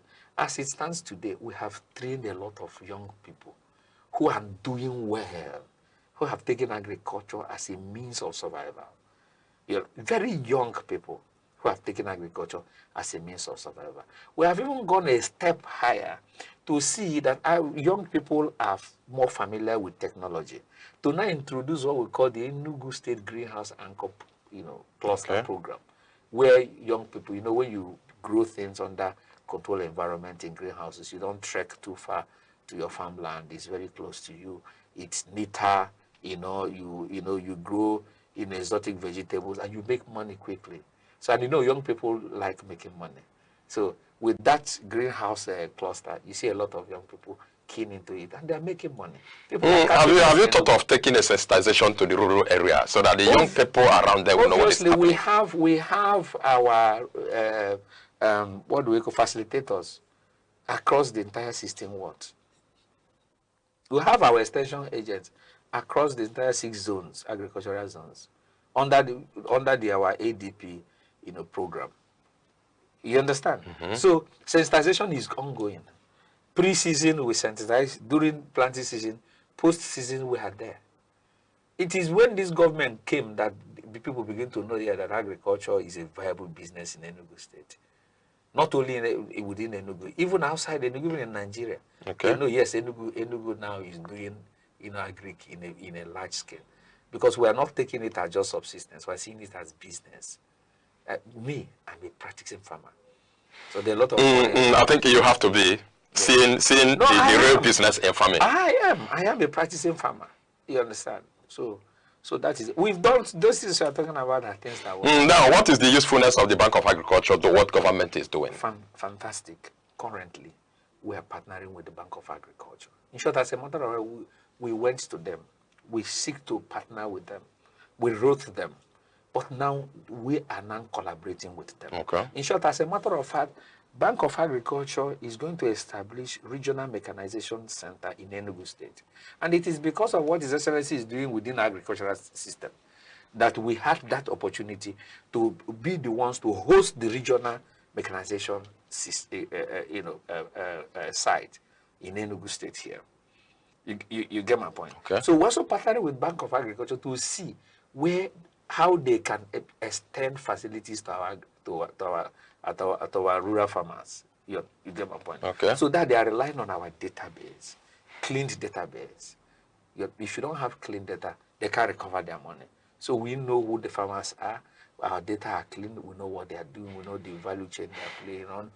We know even to the scale which they are also playing. That is a good one. So we're partners. Yes, our relationship is becoming more robust. I must commend your effort, and I commend the effort of the executive governor of Enugu State. The governor under his guidance. This is what we're doing is under his guidance. He's taking the entire value chain in agriculture.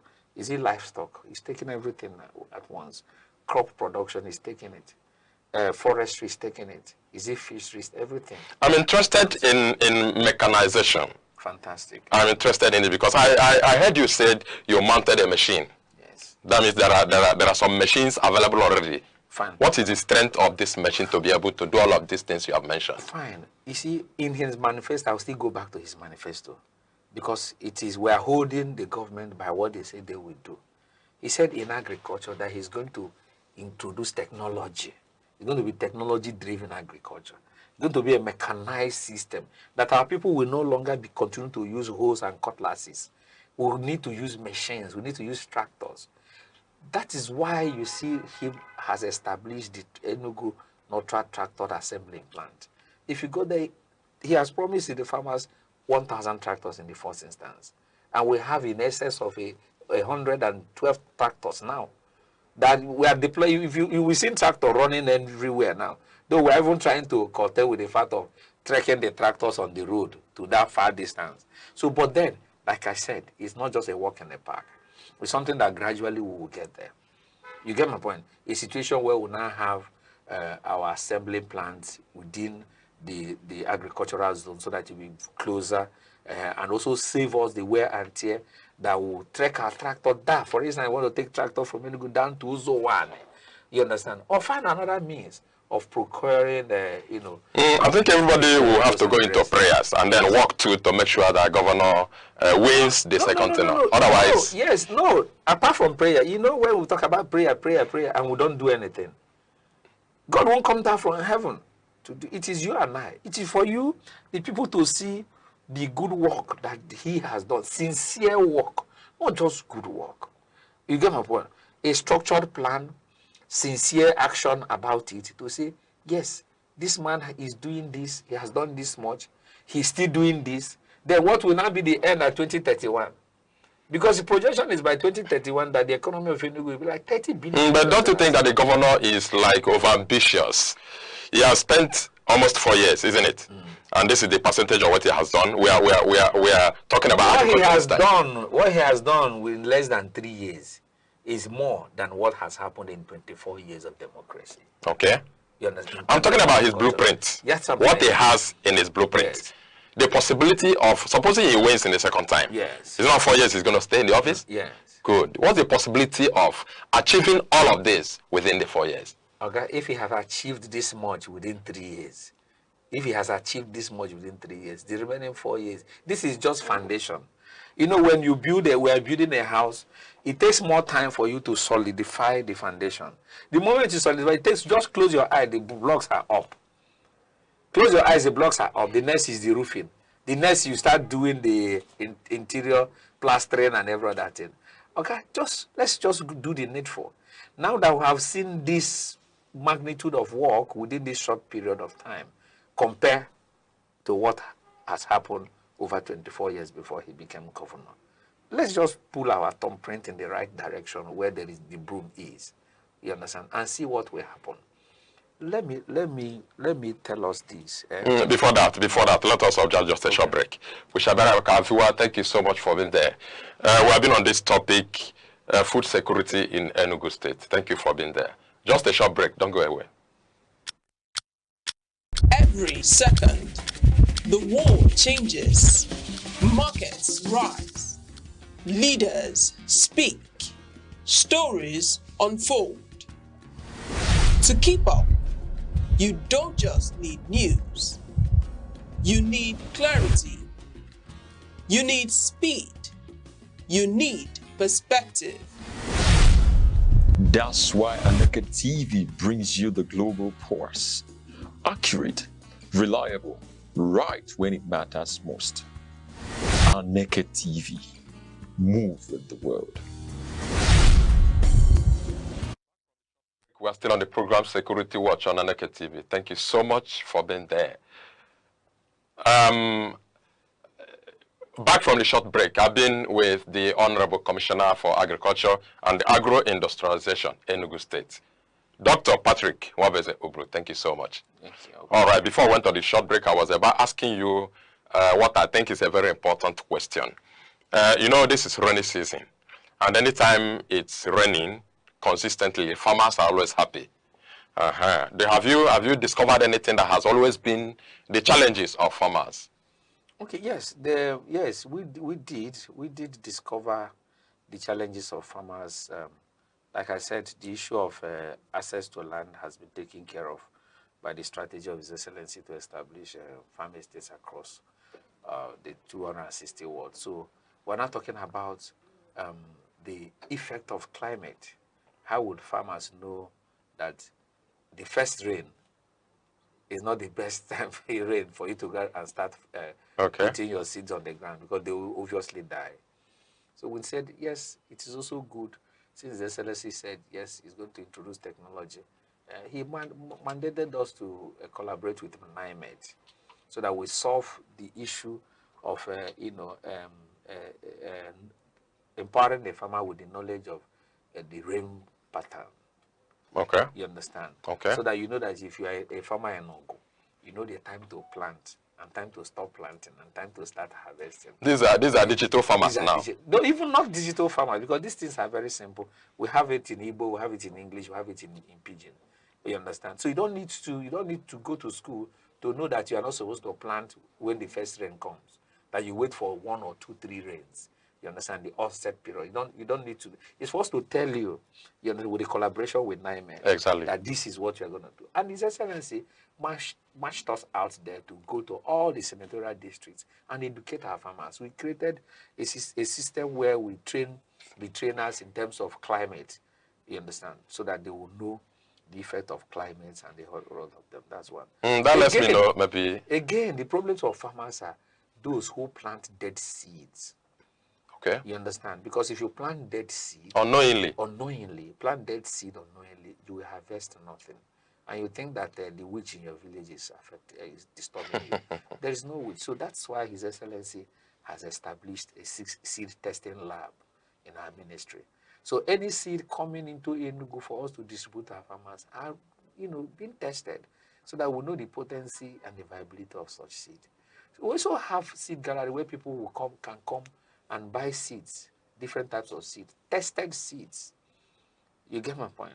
So if you're a farmer and you want to go into maize cultivation and you get seeds that the ministry have certified, you understand, with all the statistics shown to you,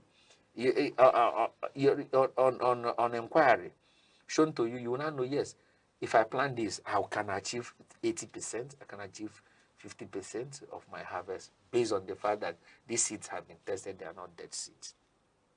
Again, too, we also notice that some farmers, because, before now, when we have luxury of land, our farmers practice the shifting cultivation agricultural system. But now there are, because of the use of fertilizer, people keep farming on one particular soil year after year, and the soil will gradually lose its potency, and the farmer will not know. Okay. You understand? So we're beginning to now teach the farmers, let us test the soil. Let us also try to use other materials, biological materials, you understand, to see whether we will rejuvenate the soil. So currently, we're having demonstration farms across the local government, you understand, to come up come out with the best. The whole 17 local governments in the whole Enugu 17 local government will have a demonstration farms. I think the report will soon be out. They gave me a temporary report last week about how well the crops are doing well by the use of biological NPK. You understand? And it helps us to rejuvenate the soil. That doesn't mean that we are stamping out the use of the normal inorganic water. You understand? It is gradual, because also the yield on this one will also be stated so that we can compare them. But the most important thing is that if we continue to use inorganic materials on those, we'll lose we'll lose our money. Okay. You get my point? So we're beginning to teach farmers, because knowledge is power. If you don't know how to apply what you're doing, how to apply fertilizer correctly, you will not get bountiful harvest. So those things, issues of farmers have been identified gradually, and we are solving them gradually. And again, for us to also make it quick, like I said, more people are coming into agriculture. More people who are learned are coming into agriculture, especially the youth. So we are digitalizing the ministry, so that maybe at a click of a button by the special group, when we finish, you will get all you need, all your questions about whatever line of production you want to follow in agriculture, whatever value chain you want to play in, you just get, at a click of a button. But we'll get there. Okay. That's one of the promises of His Excellency, and we'll get there. Okay, I expected you to take the challenges of the farmers to an area I was looking at as one of the bases of their problems, which is the issue they have always had with the herdsmen. Most times before now, farmers have always labored in vain, because at the end of the planting season, at some stage, the herders will come in and vandalize everything. Fantastic. You see, the issue of the farmers and the herders is not just peculiar to Enugu State. Of course. Peculiar to the farmers in Enugu State. And that is one of the reasons why the farm estate program is there. Because in the farm estate project, we are fencing the 200 hectares. Okay. You can imagine when government is taking that burden to fence the 200 hectares, so that cattle cannot just easily gain access to those places. But beside, the state is building an ultra-modern, world-class livestock development center. With the completion of that center, the issue of anti-open grazing law that has been passed into law in Enugu State will come into enforcement. You get my point? It's not just, when we talk about this issue, it's not something we just go, and no. You have to be strategic. You have to also make provision where those cattle can, if they come in, you say, don't trek your cattle on the road, take them from truck and take to this particular location and keep it there. They will have opportunity for you to feed your cattle, because, people will now begin to grow grasses. Mm-hmm. It become a commercial business. People will grow grasses and sell grasses to cattle rearers. That it will stop. In developed countries, you don't see cattle move up and down. Do you understand? So the government is not sleeping on the fact that there are issues within between the herders and the farmers. But man, what is the strategy that is being employed to, mitigate against that? Okay, that taking. I looked at the primary functions of the Enugu State Forest Guard as keeping both our forest and our farmlands. Is there any way you have synergized with them on the aspect of securing these farmlands? Fantastic. That was on Monday. The commandant of the Forest Guard reached out to me to inform me that he has deployed 20 men to Songhai Farm. Songhai Farm is a moribund farm that His Excellency is rehabilitating at Eziago, you understand? That farm will help the state to reduce dependency of food or food importation from outside the state. So the Forest Guard commandant just deployed about 20 in the first instance, to Songhai. The same is also going to happen at where we're building the Enugu Livestock Development Center.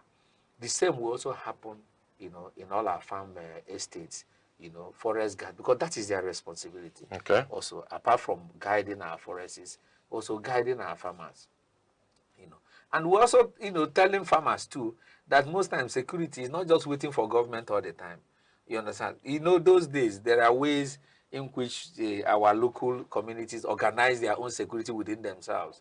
If they are going to farm, they will go together with some able-bodied men, to make sure that nobody attacks them. But then the question is, when you leave the farm, what happens? Do you understand? Okay. So the forest guard, the synergy with the forest guard system is there with the ministry. We work with them. You understand? Any area we need deployment, we write immediately. Don't you think the commandant needs to come around to the studio?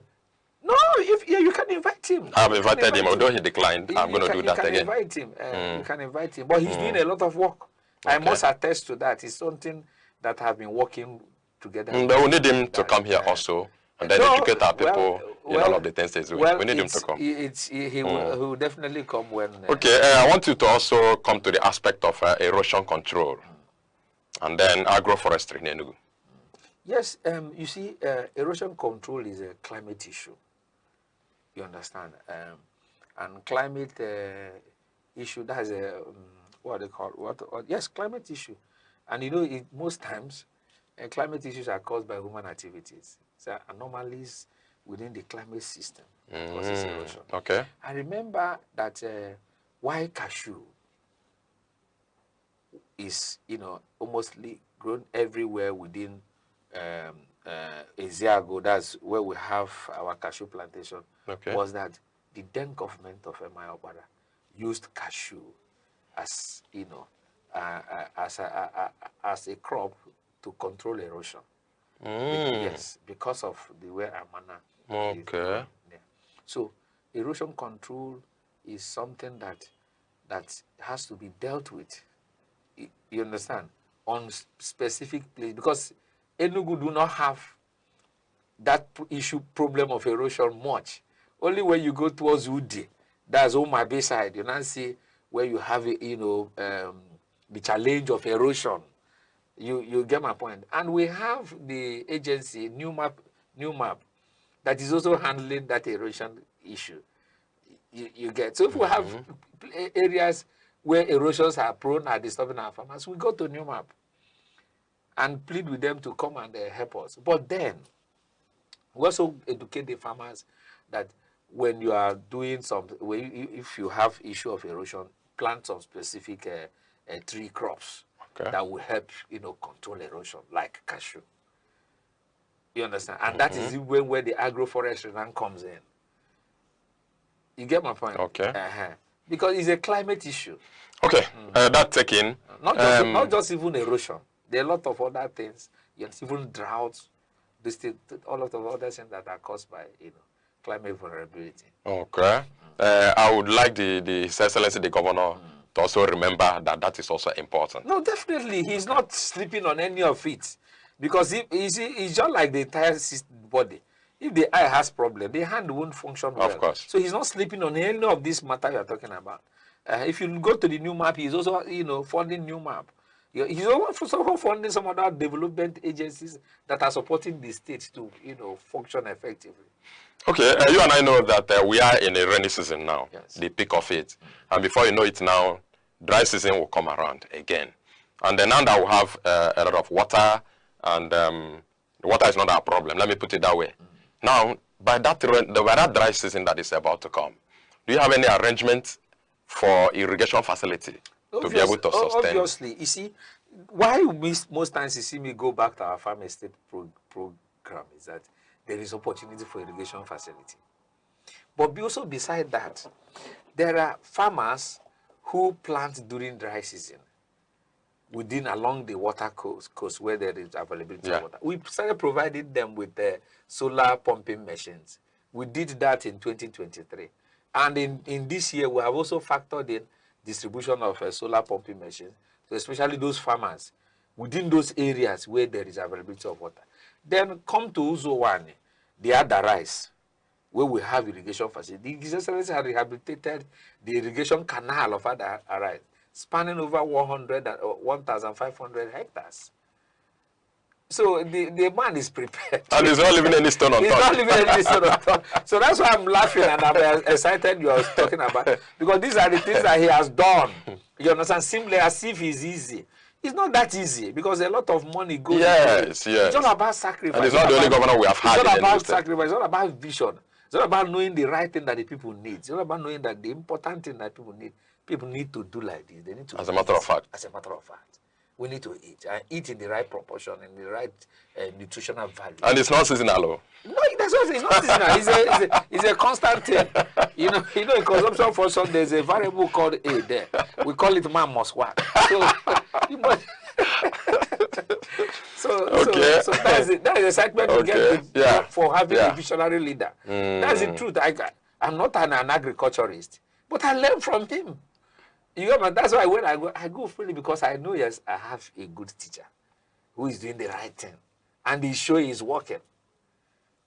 You get my point? Yes. Okay. Having the background of the fact that man must work and it's on daily basis, it doesn't have season. Yes. Is there anything you are doing on the aspect of storage? Yes. Storage is a problem. You understand? You know, you have to produce first. Then you start building silos for storage.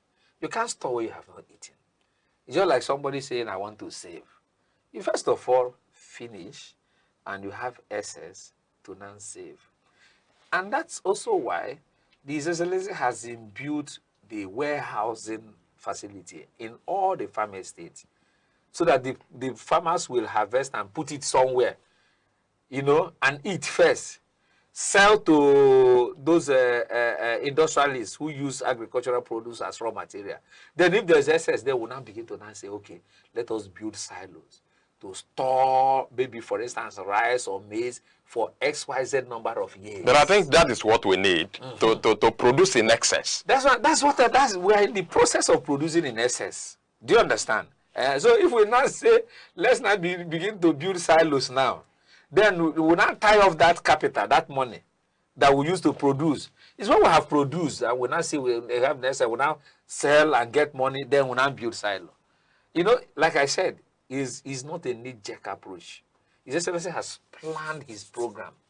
He planned it. He structured it. He's following them one after the other. I want to take you back a little bit to the Young Farmers Association of Enugu State. I know that is an aspect of agriculture that is meant for the young people. Do you have age limit? No. See, if we begin to now say you have age limit, my brother, you don't know when I was born, right? I don't. So is the way you can be very young and also old. That's my own perspective. You can be young and old. If you belong to the Young Farmers Association and you feel that you want to learn from them, you are young. Okay. You understand? Forget about the semantics or the word used there. You get my point? But then the average age of our Young Farmers Association is 25 years. The average age there is 25 years. We have people who are 17 years. We have people who are 18 years. We don't have minor anyway. You get my point? We have young people. Also have people who are up to 48 years. If for me now, I can be part of the Young Farmers Association. Will you say you will exclude me? Not at all. I'm more than 25 years? No. So we don't have age limit. Because this is something that we started gathering them, teaching them. So if you come and put age limit now, some people will run away. No, we are not discriminating. There's no discrimination. Whether in terms of gender, whether in terms of age, we can belong to the club. But besides too, let me not also say emphatically for them, the association may also have their own criteria. Okay. You understand? Okay. We are just trying to, oversee what they are doing, advise them, ensure that when we're doing program, we work with them. The same with the Nigerian All Farmers Association of Nigeria. I had meeting with them on Monday. You understand? It was a robust, and I also advised them work with the Young Farmers Association so that we can have, a robust relationship, a robust, because we interdependent on each other. We must be able to, share knowledge. You understand? We must have a way, a manner that we're sharing knowledge. One person can't know everything. You get my point? And it comes up with relationship. Okay, thank you so much, Honorable Commissioner. I want to tell you that the reason why we called you here is because we want to see what can happen on the aspect of improvement to get food assorted in Enugu State. Yes. Because somebody like you is the Commissioner for Agriculture. Yeah. Yes. Then what do you envisage, maybe in the nearest future from now till 3 years or to 4 years' time? No, 3 years may be too much for His Excellency the Governor to achieve his vision on food security. Because like I said, he has a structured plan, and he's actioning them one after the other. But you know, he's not a noisemaker. He wouldn't just hit one nail and go and begin to make noise that I've hit one nail. You understand? So I will tell the Enugu to expect, you know, a better agricultural sector system, a productive one too, one that also will you know, help in reducing insecurity through improvement in food security. You understand? Creating a lot of jobs for our teeming youths and women. A lot of a system that will also bring in a comparison between the way Enugu do their own agriculture and the almighty Israel. You understand? That is small but mighty. You get my point? Because we are now adopting technology, you know, innovations in our agricultural endeavor. All right, thank you so much, Commissioner, once again. You can see we didn't do anything on the aspect of the livestock farming, and that will be for another day. But I have also mentioned it. You mentioned that you need to delve into it properly, but not immediately. Time does not permit us. Expect 15,000 heads of cow in a particular location. We'll break it down on the next episode of this program. Thank you. I want you to just, as your parting words, say a shout out to the governor of Enugu State, who is doing all of these things. Yes, my dear governor, the shout out is the Lord will continue to be his strength. He has given us a direction that will lead us to the light, you understand? And I believe that the people of Enugu are also feeling his activities, feeling his development activities, and are happy. Today, price of food is cheaper than when he came in as governor, and we believe that it's going to be better. The only thing is that for us, we can only pay him back by voting for him. You understand? Somebody who have done this much should be given opportunity to do more work. Let him please not leave. Let him finish the work that he has started. Finish. 2031, he can now go anywhere he wants. Thank you. Thank you so much, Honorable Commissioner. Thank you so much for coming. And thank you, our viewer. We have been with the Honorable Commissioner, Minister of Agriculture and Agro-Industrialization, Enugu State, Dr. Patrick Nwabueze Ubru. Thank you so much for coming. And if you are a horse, I would have said they have heard from the horse's mouth, but you are not a horse. You have heard from the mouth of the Honorable Commissioner. Thank you so much for being there. You can see within, this time now, just get ready. You get assorted food in Enugu State, and that will not be anything like hunger again. Thank you so much. You wait for the part 2 of this show. My name is Chukwamaka Obasi. Do have a wonderful day ahead of you.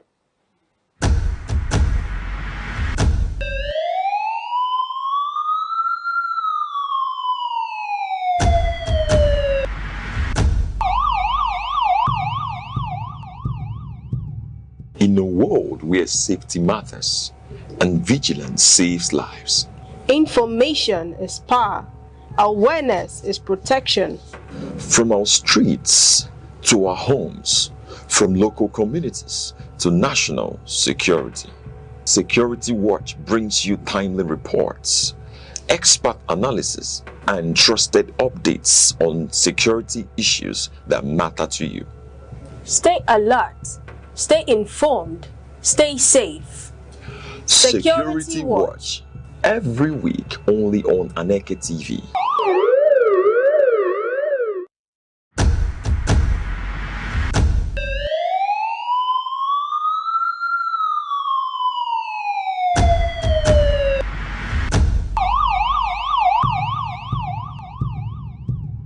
In a world where safety matters and vigilance saves lives, information is power, awareness is protection. From our streets to our homes, from local communities to national security, Security Watch brings you timely reports, expert analysis, and trusted updates on security issues that matter to you. Stay alert, stay informed, stay safe. Security Watch, every week only on Aneke TV. Nigeria's worsening security situation has continued to intensify calls for the creation of state police, as kidnapping, banditry, terrorism, and violent crimes stretch the capacity of federal security agencies across several regions.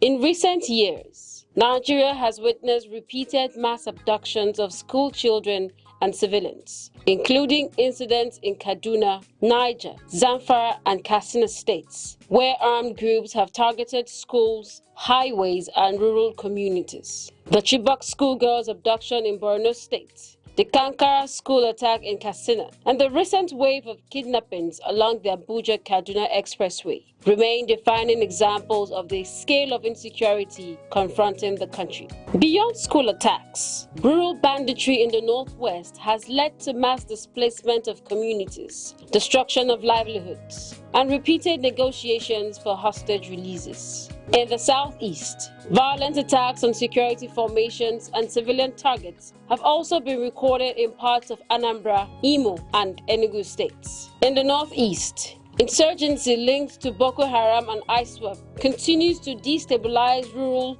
and border communities despite years of military oppression. Security analysts argue that these overlapping crises expose a major structural gap: Nigeria's centralized policing system. With the Nigeria Police Force controlled federally, operational directives, logistics, and deployment approvals often require central clearance, even when emergencies are localized.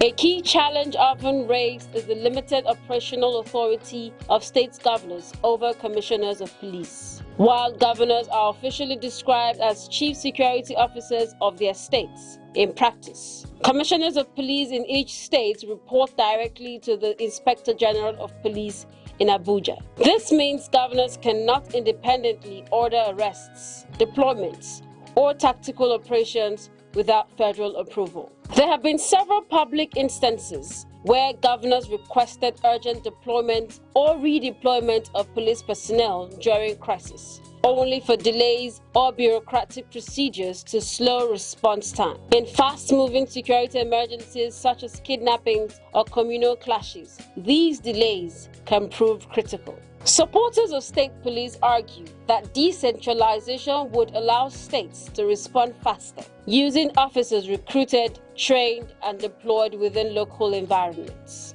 They say local policing would improve intelligence gathering because officers understand local languages, terrain, and community networks, which are essential in tracking criminal groups operating in rural and forested areas. They also point to countries with decentralized policing systems. In the United States, state and local police forces operate independently but coordinate through federal agencies when necessary. In Germany, policing is primarily managed at state level, Länder, while maintaining federal oversight for national security. India also maintains state-controlled police forces under a federal constitutional framework. However, Nigeria's security experts caution that without strong oversight, state police could be vulnerable to political interference. There are concerns that governors could misuse security structures against political opponents, journalists, or dissenting voices. especially in states with weak institutional checks. Human rights advocates also warn that disparity in funding and training between states could create unequal policing standards across the country. Wealthier states may develop stronger forces, while poorer regions could struggle to maintain professional capacity, potentially widening security inequality. Despite these concerns, many analysts argue that the current centralized system is overstretched. With Nigeria's population exceeding 200 million and vast ungoverned rural spaces, federal police presence is often thin on the ground, creating operational vacuums exploited by armed groups.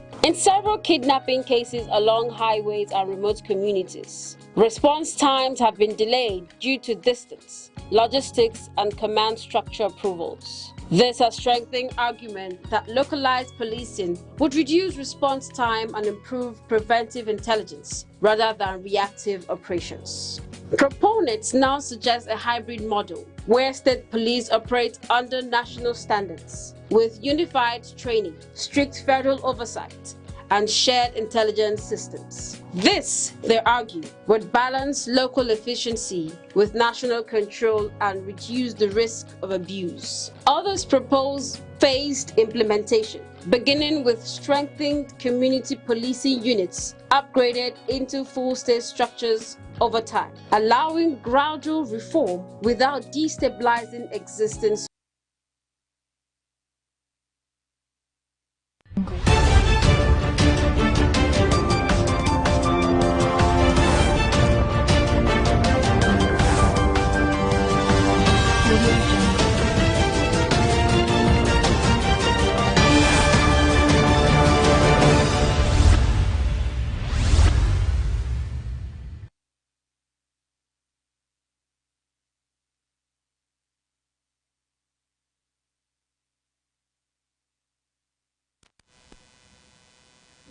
Good afternoon and welcome to News at 3 on Aneke TV. I am Inec and I'm glad to have you join us. The headlines. African swine fever outbreak devastates pig farms in Plateau. Nigerian Air Force destroys terrorist hideouts and neutralizes cause of incidents in Borno airstrikes. United Kingdom reaffirms visa requirements for travelers from designated countries on visit of up to 6 months. Details of the news. Pig farmers in Plateau State have raised concerns over a severe outbreak of African swine fever, saying the disease has killed thousands of pigs, forced the closure of hundreds of farms, and inflicted losses estimated in billions of naira. Stakeholders are appealing to the state government for urgent intervention to prevent further damage to the livestock industry. In an open letter to Governor Caleb Motwag, industry operators describe the situation as a major threat to food security and employment and state's economy. They urge the government to provide emergency support and strengthen disease surveillance to contain the outbreak. Chief Executive Officer of Top Notch Pig Farms and Services and Veterinary Consultant at Sanction Hub Limited, Mr. Joseph Yongba, said the number of affected animals had risen into thousands, with both small-scale and commercial farms forced to suspend operations because of the disease. Mr. Yongba noted that Plateau remains one of Nigeria's leading pork-producing states, supplying markets within the outside the north-central region. He warned that unless urgent containment measures are implemented, the outbreak could significantly affect livestock production and the livelihoods of farmers.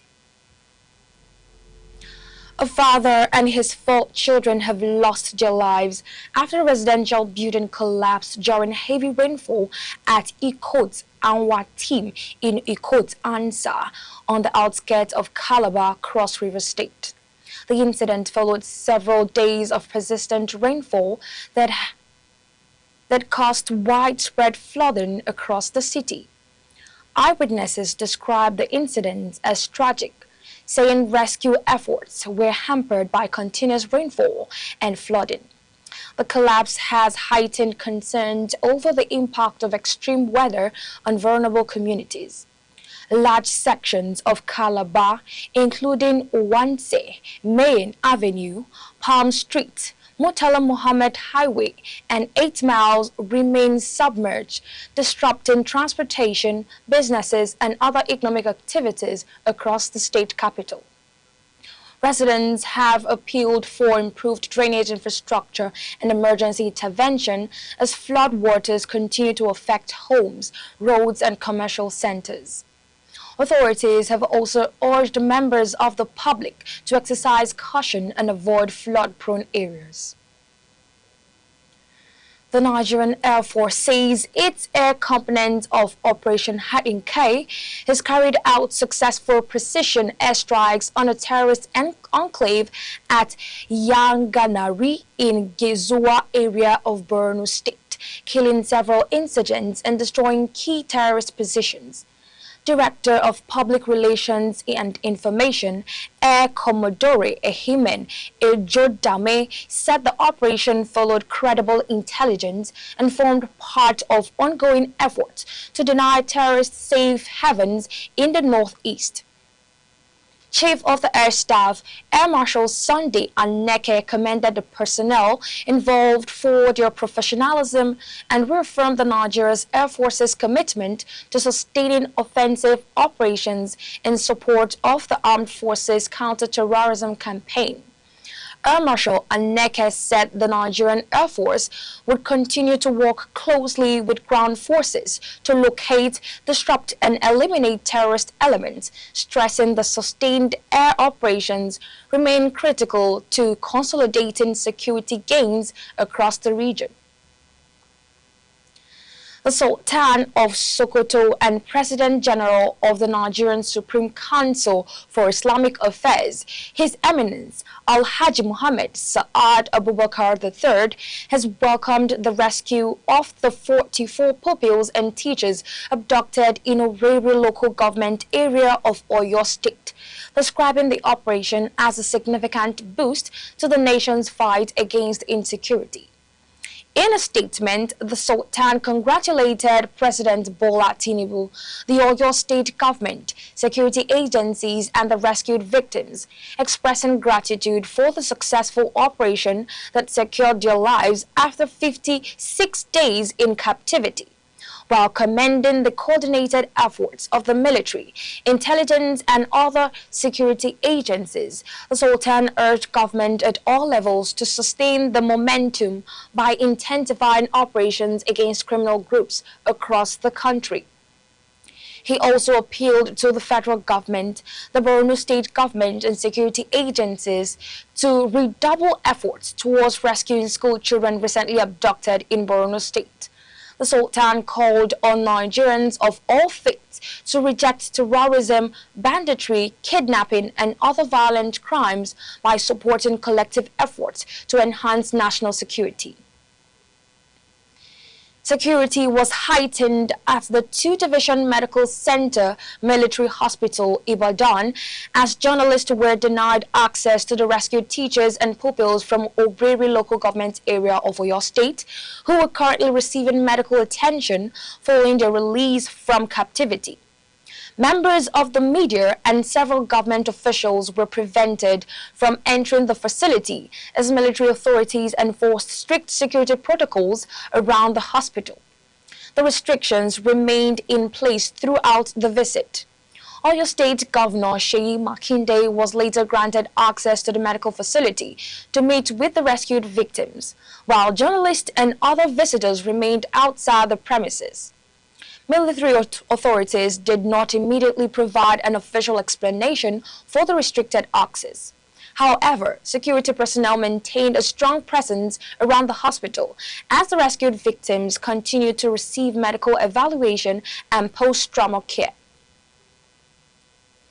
The federal government has approved the reconstruction of a major section of the Enugu-Abakaliki Expressway, extending from the main gate of Ebonyi State University Ezambo campus through Spearing-Dio to the Abakaliki International Market, using concrete pavement technology. The Minister of Works, Senator David Umahi, announced the approval while inspecting ongoing federal government road projects in Ebonyi State. He said the project forms part of broader efforts to improve transportation infrastructure across the southeast. Senator Umahi said that the Federal Executive Council also approved the dualization of the Abakaliki-Afikpo Highway from Onweke towards Izar North and Izar South local government areas, as well as the reconstruction of retaining walls, drainage systems, and road shoulders along the Okwosi-Amasiri Road, with the combined projects valued at more than 240 billion naira. The minister said construction is expected to commence before the end of next month. He added that the federal government is also expanding highway surveillance through the installation of security cameras and enhanced patrols to improve safety on major road corridors nationwide. The Anambra State government has reaffirmed its commitment to strengthening partnerships with tertiary institutions as part of efforts to promote accessibility, innovative, and globally competitive education across the state. The Commissioner for Education, Dr. Ekene Ogugwa, made this known during a courtesy visit to the Vice-Chancellor of Nnamdi Azikiwe University, Awka, Professor Bond Anyihi. He described collaboration between government and educational institutions as essential to achieving Governor Chukwuma Soludo's vision for quality education. The Commissioner said the ministry would continue to engage stakeholders to promote academic excellence, institutional growth, and sustainable human capital development. He stressed that strategic partnerships remains critical to preparing learners for global competitiveness.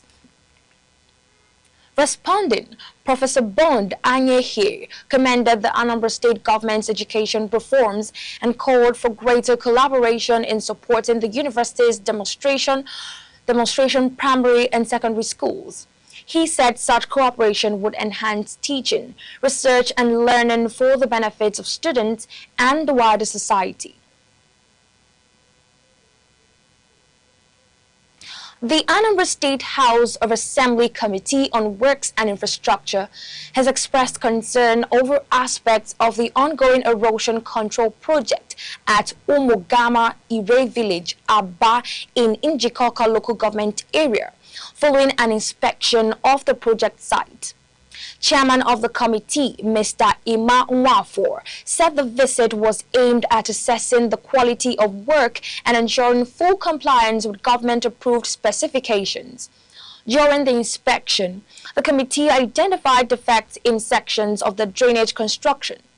The lawmakers directed the contractor handling the project to immediately correct the observed deficiencies and ensure that all works meet the required engineering standards. Mr. Wafo stressed that the erosion control project is vital to protecting lives, property, and critical infrastructure in the community. Also speaking, the Deputy Majority Leader of the Anambra State House of Assembly and member representing Njikoka Constituency 2, Mr. Jude Akpo, said the project would restore safe movement and economic activities in the area. Responding, the contractor, Mr. Gozie Igwe, assured the committee that all identified defects would be corrected promptly in line with the approved specifications. And you're watching Aneke TV News at 3. You can follow us on Facebook and YouTube at Aneke TV. Now a quick reminder of our top stories. African swine fever outbreak devastates pig farms in Plateau as farmers record heavy losses. Nigerian Air Force destroys terrorist enclaves and neutralizes scores of insurgents in Borno. Coming up shortly, United Kingdom reaffirms visa requirements for travelers from designated countries visiting for up to 6 months. Stay with us. Frontline Africa is Aneke TV's flagship current affairs program, where critical national and continental issues take center stage.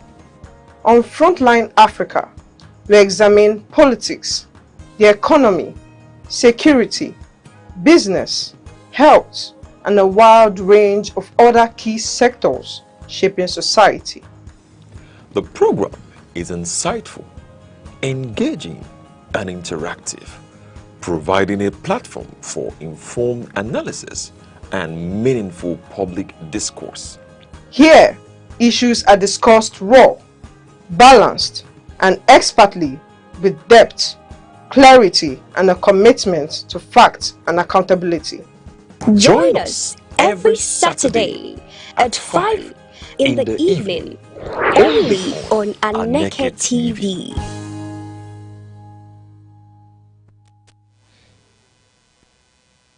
Welcome back. The Lagos State Police Command has arrested 5 suspected cultists allegedly involved in criminal activities across the Apapa, Ijora, and Badia areas of the state. Police operatives also recovered weapons and suspected illicit drugs during the intelligence-led operation. The police public relations officer, Mrs. Abimbola Adebisi, said officers of the command's violent crime response unit carried out the operation after acting on credible intelligence. She identified the suspect as Tanko Yusuf, 23, Ahmed Abibu, 24, Abubakar Shafi, 23, and Fatai Muhammad, 25, alongside the principal suspect. According to the command, the principal suspect allegedly confessed to membership of the Age confraternity and has provided investigators with useful information to assist ongoing investigations. Police says efforts are continuing to apprehend other members of the suspected criminal network before prosecution. The Commissioner of Police, Lagos State Command, Mr. Tijani Fatai, warned cult groups and other criminal elements to immediately abandon unlawful activities or face the full weight of the law, reaffirming the command's commitment to maintaining security and protecting lives and property across the state. The United Kingdom government has updated its immigration rules appendix visitor, reaffirming the categories of travelers who must obtain a visa before traveling to the UK for visits or stays of less than 6 months. Under the revised guidelines issued by the UK Home Office, nationals and citizens of more than 100 countries and territories are required to obtain entry clearance before traveling, except where specific exemptions apply under the immigration rules. The updated regulations also states that stateless persons and individuals traveling on documents other than recognized national passports or, where applicable, national identity cards must obtain entry clearance unless such documents were issued by the United Kingdom. The Home Office further noted that limited exemptions apply to certain nationals of the People's Republic of China and Taiwan, with the conditions clearly outlined in subsequent provisions of the Immigration Rules Appendix Visitor. England captain Harry Kane has confirmed that he once played a round of golf with United States President Donald Trump, describing the experience as memorable after the American leader recently made the outing public. Speaking ahead of England's FIFA World Cup quarter-final against Norway, the Bayern Munich striker said the game took place about 18 months ago in Palm Beach, Florida, following an invitation from President Trump. Kane said he enjoyed the experience and was impressed by the president's golfing ability, noting that it was an unusual opportunity outside the world of football. President Trump had earlier referred to the golfing outing while speaking to reporters after England's round of 16 victory over Mexico, where Kane delivered another impressive performance to help his side advance in the tournament. Nigerian youth development advocate and public speaker Idara Michael is representing Nigeria at the 39th Junior Chamber International Academy, currently taking place in Tokachi, Obihiro, Japan. The Leadership Academy, which runs from July 2nd to July 11th, 2026, has attracted more than 170 participants from countries around the world, with Idara Michael serving as Nigeria's sole delegate at this year's edition. Recognized as one of Junior Chamber International's flagship leadership development programs, the Academy is designed to strengthen leadership capacity, encourage innovation, and promote international collaboration among emerging leaders.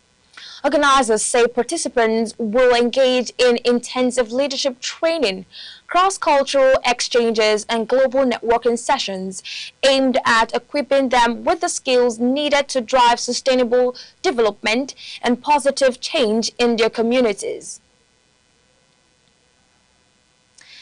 And now, to end the news, here are the main points again. Pig farmers in Plateau State are calling for urgent government intervention following a devastating outbreak of African swine fever, which has claimed thousands of pigs, forced the closure of hundreds of farms, and caused losses estimated in billions of naira. Stakeholders have appealed to Governor Caleb Muftwag to implement emergency measures to protect livelihoods and safeguard the state's livestock industry. The Nigerian Air Force says its air component of Operation Hatinke has destroyed a terrorist enclave at Yaganari in the Gezuwa general area of Borno State, with several terrorists reportedly neutralized during precision airstrikes. The Chief of Air Staff, Air Marshal Sunday Aneke, has reaffirmed the Air Force's commitment to sustaining offensive operations against terrorist groups across the country.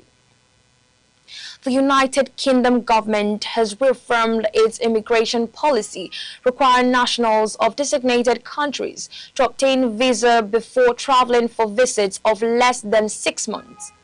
The updated UK Home Office Immigration Rules Appendix Visitor also outlines entry clearance requirements for stateless persons and travelers using certain travel documents, while providing limited exemptions for specified categories of travelers. And that concludes the news. For breaking news, eyewitnesses report, and story updates, please call 0703 043 7110. You can also follow us on Facebook and YouTube at Aneke TV for more news and current affairs updates. I am Ongingechi Ugu. Thank you for watching. Good afternoon.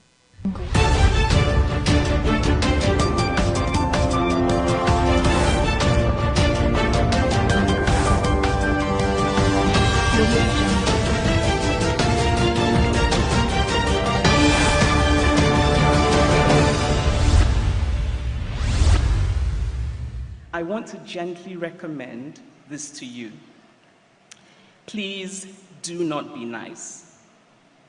Be kind, because kindness is a measure of our humanity, but do not be nice.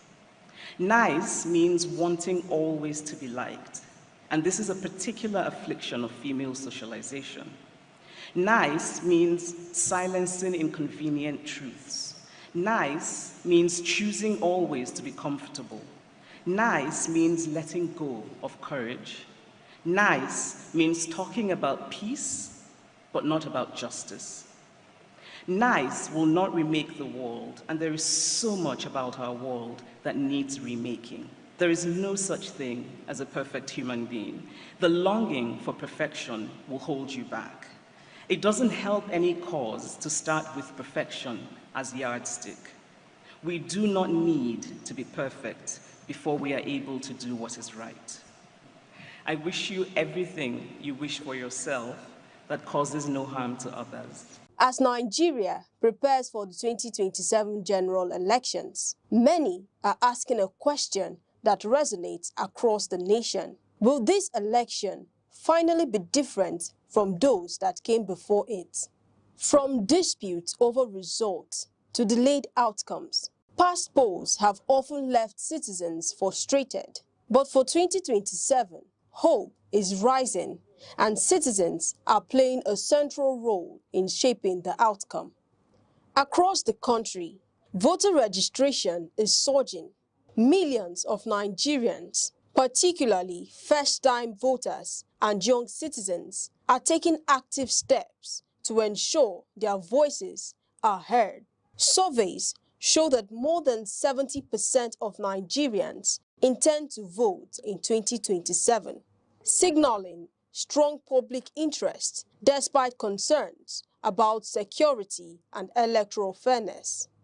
INEC has introduced measures to strengthen the credibility of the elections, including continuous voter registration and biometric verification of voters.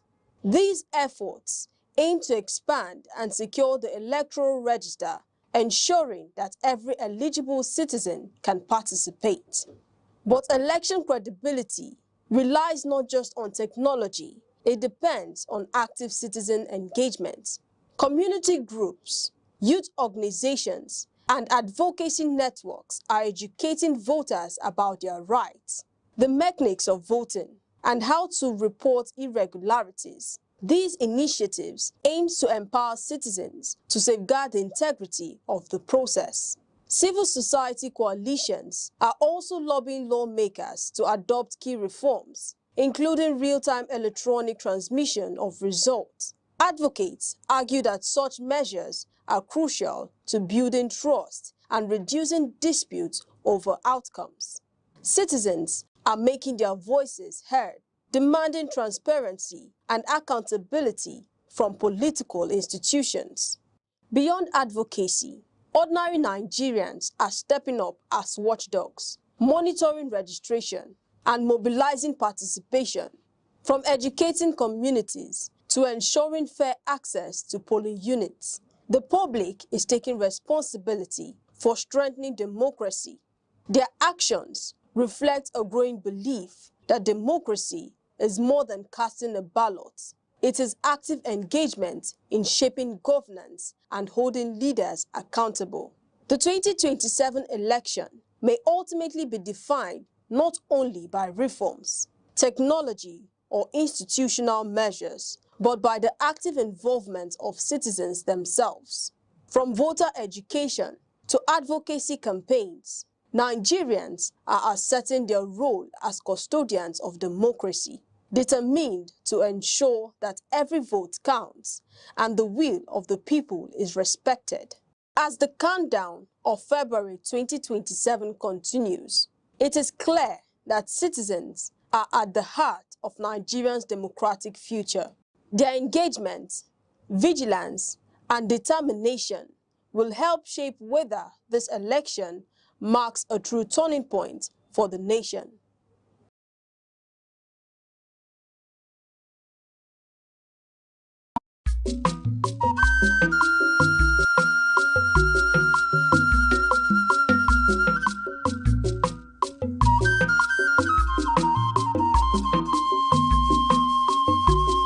Aneke television.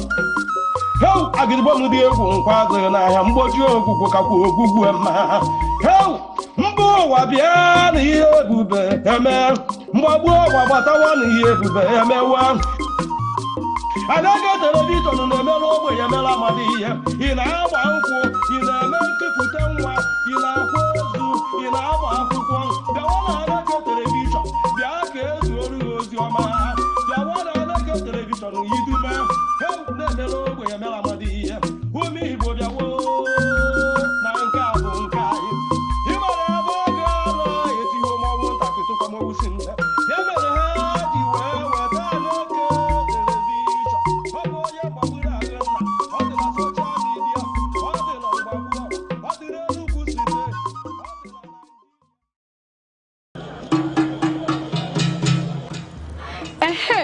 A sị na ekwekụọ ama agba, ekwe ụmụ nwaanyị akụọla o. Ọkwa na nzukọ ụmụ nwaanyị oge anyị ji akpa maka ọdịmma anyị karịkwa maka ọdịmma ezinụlọ. Nzukọ ụmụ nwaanyị bụ ebe anyị na-akpa maka arụike anyị, ndọrọ ndọrọ ọchịchị, azụmahịa, omenala ndị ahụ dị mma, nakwa ihe ndị ahụ ga-eweta ọganihu n'obodo. Naanị ihe ị ga-eme bụ sonyela anyị na nzukọ ụmụ nwaanyị ebe ahụ a na-akarị ihe na-eweta ọganihu n'obodo. Ndị nne, ndị nna, oge a bụkwa nke anyị. Sonyela anyị na Aneke TV n'ebe a na-emetụ aka na ihe ndị oyibo na-akpọ social media na TikTok, YouTube, Facebook, X, Instagram, ọkwa na Aneke TV ka ihe ndị a niile na-eme. Aneke TV, anyị apụọnụ. Ekene gị dịka ị na-esonyela anyị na nke taa na nzukọ ụmụ nwaanyị na Aneke TV. Ịma na Igbo si nọọ njegere ka eji ele nwa mkpi. Na nke tata anyị jelu ka anyị pụta ka anyị kpaa ka anyị nene ka obodo si wee dị. Na mgbe gboo a sị na ụmụ nwaanyị bụ oriakụ, mana tata anyị na-akwado ịgwa gị na ụmụ nwaanyị bụzikwa ọkpata akụ, ụmụ nwaanyị bụzikwa iteju ụlọ. Naanị ihe ị ga-eme bụ sonyela anyị na nke tata, maka na ihe anyị na-eji imebanye anya bụ mkpa ọ dị na o nwere ihe nwaanyị na-eme. Ụfọdụ ụmụ nwaanyị pụta ọsị gị na di ya na-eme nka na di ya si anyị emezina nka, mana nke tata ndị nna mụ na ha nọ ga-agwa anyị uru ọ ba na onwe ihe nwaanyị na-eme wee na-ewebata nke n'ezinụlọ. Naanị ihe ị ga-eme bụ sonyela anyị. Abụ Ngozi Ọtahụmele. Ndị nke mụ na ha nọ tata bụ ụmụ nwaanyị na-agba mbọ, ndị ọ ga-abịa isi arịa elu arịa isi ka arịdata ka e wee fụ na o nwee ihe eji enyere nwoke aka, maka na ofe isi na-ebu ọ dapụ nsogbu adị. Nke ndị mụ na ha nọ n'ụbọchị nke tata n'aka ekpe m bụ Odoziakụ Ọkpata Akụ, na-ewebata akụ n'ezinụlọ. O wee bụrụ Mrs. Caroline Okonkwo, anụmakụ ya Concord nwaanyị. Concord nwaanyị anụmasị gị nọ na nke taa. Onye ọzọ anyị na ya nọ tata wee bụrụ Ebere Ndụbụeze, anyị na-akpụ ya Ebi London, nọ na nke tata. M ga-ebido ebe ị nọ Concord nwaanyị. Mgbe gboo apụtasị na nwaanyị bụ ọkpata akụ, odozi akụ. Nwoke bụ ọkpata akụ, nwaanyị na-edozi. Ine n'anya n'obodo anyị kịta anụnwa, ọ dị gị ka anyị ka nọ na mgbe nwaanyị ga-achịkwa aka na-ekiri sọsọ mgbe di ji wee weta tupu ebi ya. Ụmụ nwaanyị ibe m, ụtụtụ ọma nụ, ekenekwa ya ọzọ. Ka ihe si wee kwuru na nke ikpeazụ a kịta abụọzi mgbe anyị na-ele anya ka enye anyị enye. Ụmụ nwaanyị kwesịrị ịdị na-agba mbọ. Ụmụ nwaanyị kwesịrị ịdị na-agba mbọ rinne, maka na ka ihe si wee kwuru ọ bụzi ihe ahụ a gwara anyị mgbe ahụ bụ ihe na-emezi kịta. Ọ bụrụ na nwaanyị nọ na-eche ka enye ọwa ọkọzi na nke ikpeazụ ọtụtụ ihe ụmụ nwaanyị kwesịrị ịdị na-eme ka ha wee nyere onwe ha aka, nyekwuola ezinụlọ ya na di ebi, nyekwuola ezinụlọ aka. Nke mbụ, enwere ọtụtụ ihe ndị ụmụ nwaanyị na-eme karịrị ụmụ nwoke. Enwere ndị na-eme ịkwa akwa, ịgba ahịa ime ọhịa. Ọtụtụ ihe a na-ebubata, a na-emepụta na ime obodo. Nwaanyị ga-eje ugocha ya ebe ahụ, ọ batakwa na taụn, were eleta nnukwu ego, were ya na-enyere aka n'ezinụlọ. Ụmụ nwaanyị na-akpa isi, ụmụ nwaanyị na-eme salon, ha na-akpa wig, a na-eme all these things. Ị ga-afụ na nwunye onye isi ala na-aghakwu ma ọka, ha na-eghe akara, a na-ere maịmaị, a na-emewekwa ọkpa. Nke kachasị nke bụ na ụmụ nwaanyị na-akụkwu azụ. Mgbe m jere Makọdị, afọ m ụmụ nwaanyị ebe ha na-so ndị nwoke na-akụ azụ. Wee sị gị na what a man can do, a woman can equally do it better. Daalụ, ka anyị jide ya ebe ahụ. Emechaa anyị ga-anachite na nke ụmụ nwaanyị ịkụ azụ anụnwa, maka oge ụfọdụ ọ dịka o nwere ihe ọ bụ sọsọ ụmụ nwoke ihe na-eme. M ga-abịa ebe ị nọ Odoziakụ Ebere Ndụbụeze, na ntụnye nke gị n'echiche nke gị, o kwesịrị ka nwaanyị nọrọ nkịtị? Ọ dị ka o nwee uru ọba na nwaanyị nwee ihe ọ na-eme? Tụnyekena anyị azụ nwa obele ihe ọ ga-abụ nwaanyị na-eme ọ na-enye aka na ezinụlọ. Ụtụtụ ọma nọ ụmụ nwaanyị ibe m ndị na-ege anyị ntị. O kwesịrị na onwe ihe nwaanyị ga-eme n'ezinụlọ. Oge agaala mgbe nwaanyị na-aza oriakụ. Na ihe gbasara ka ụmụ nwaanyị na-etinye aka n'ezinụlọ.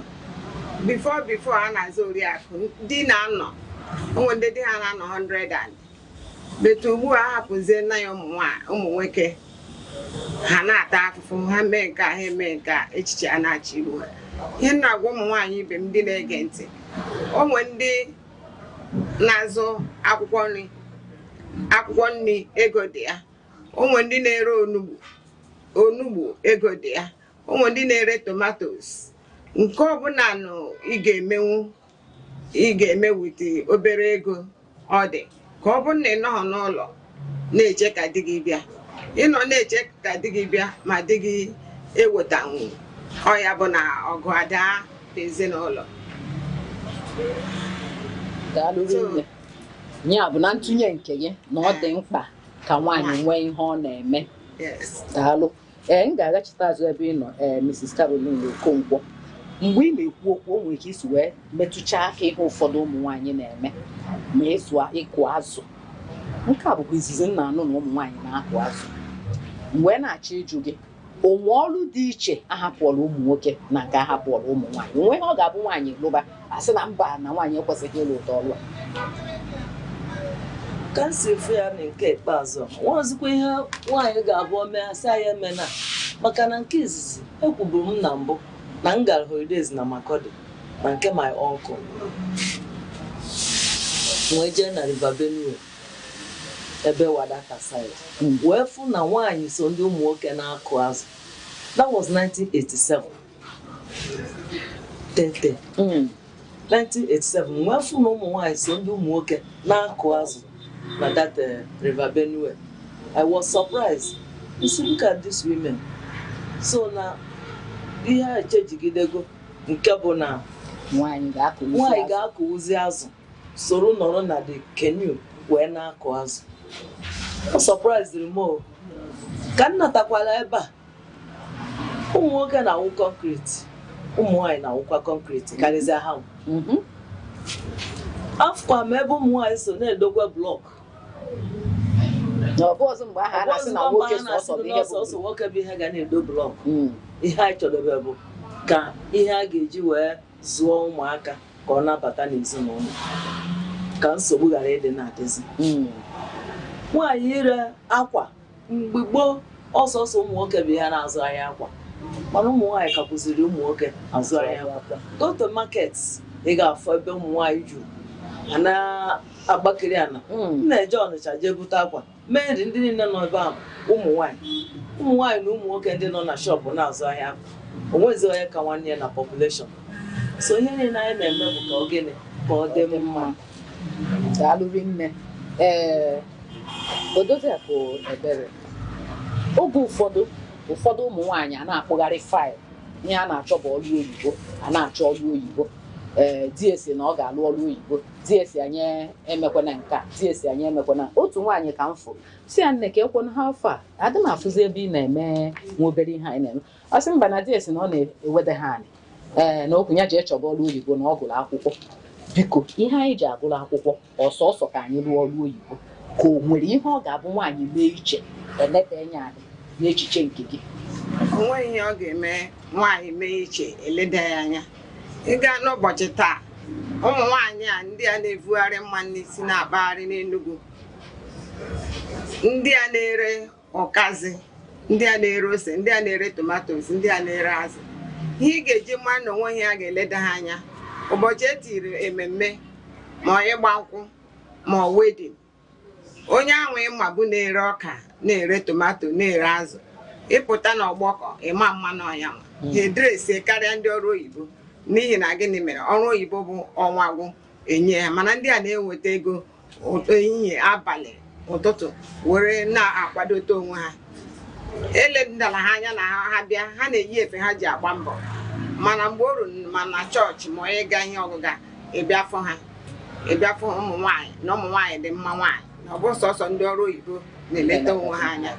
Ụmụ nwaanyị na-agba mbọ na-eleta onwe ha anya karịa na ụbọchị nke taa, maka ụfọdụ ụmụ nwaanyị si na ọrụ oyibo wasting of years na mbọ ha na-agba dị mma. Onwe ọrụ ndị ọrụ oyibo na ụmụ ndị na-akwụ 100 and ndị 70, ndị 80. Nwaanyị mma ihe ọ na-eme ọfụma, in a week or 2 weeks ọ ga-arụta salary onye ahụ.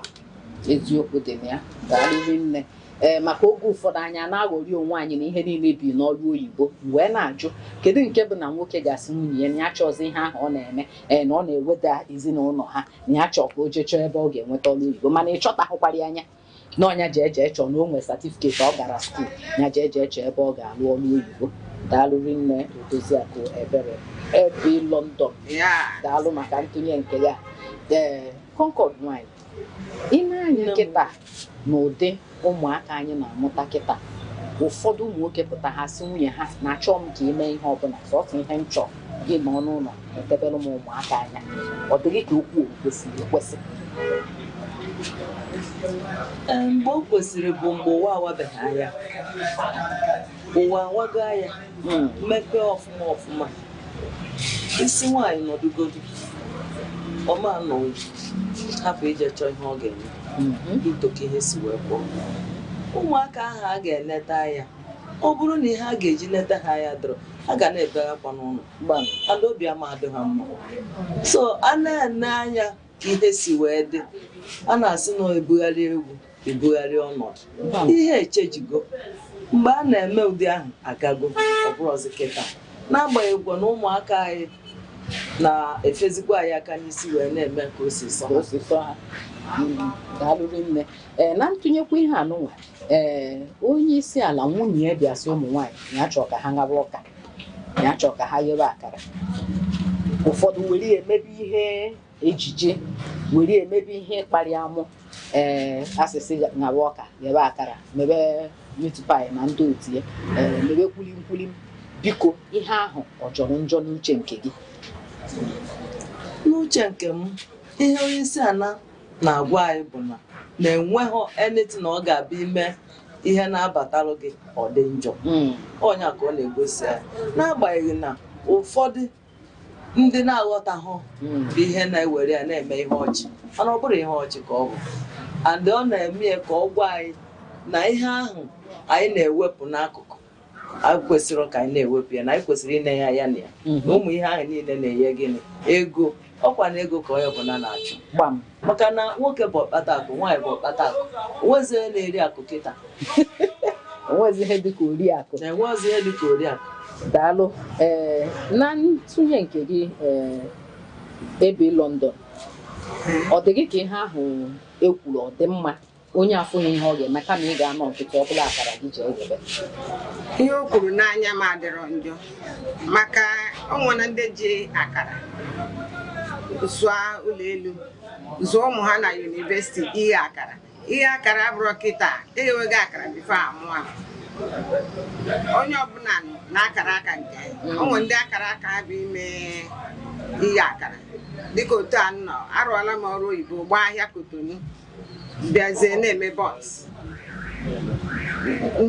ma ọ na-aga ọfụma mee chinchin ma ọ na-aga ọfụma so ndị mmadụ onye tara chinchin mụta bọs m na-emekwa ya ọda si na m wetara ha na ha ahụbeghị ụdị bọs dị otu a ọ iji wee gosipụta na ị kwesịrị imegharị aka na-abụrụ n'ọrụ oyibo na-abụrụ ma biznes so ị nwere obere ihe ị ga na-emete ihe before you know it ịgbagoro otu olileanya gị chọrọ daalụ imegheri aka dị mkpa kama nwaanyị ga-anọrụ nkịtị maka anyị nwa ka ọ na-afụ ụfụ n'arụ naanị ihe ị ga-eme bụ ka na-esonyekwala anyị ọ bụrụ na anyị ṅụọ mmiri gbatịa ụkwụ gachite azụ nkata anyị a na-aga n'ihu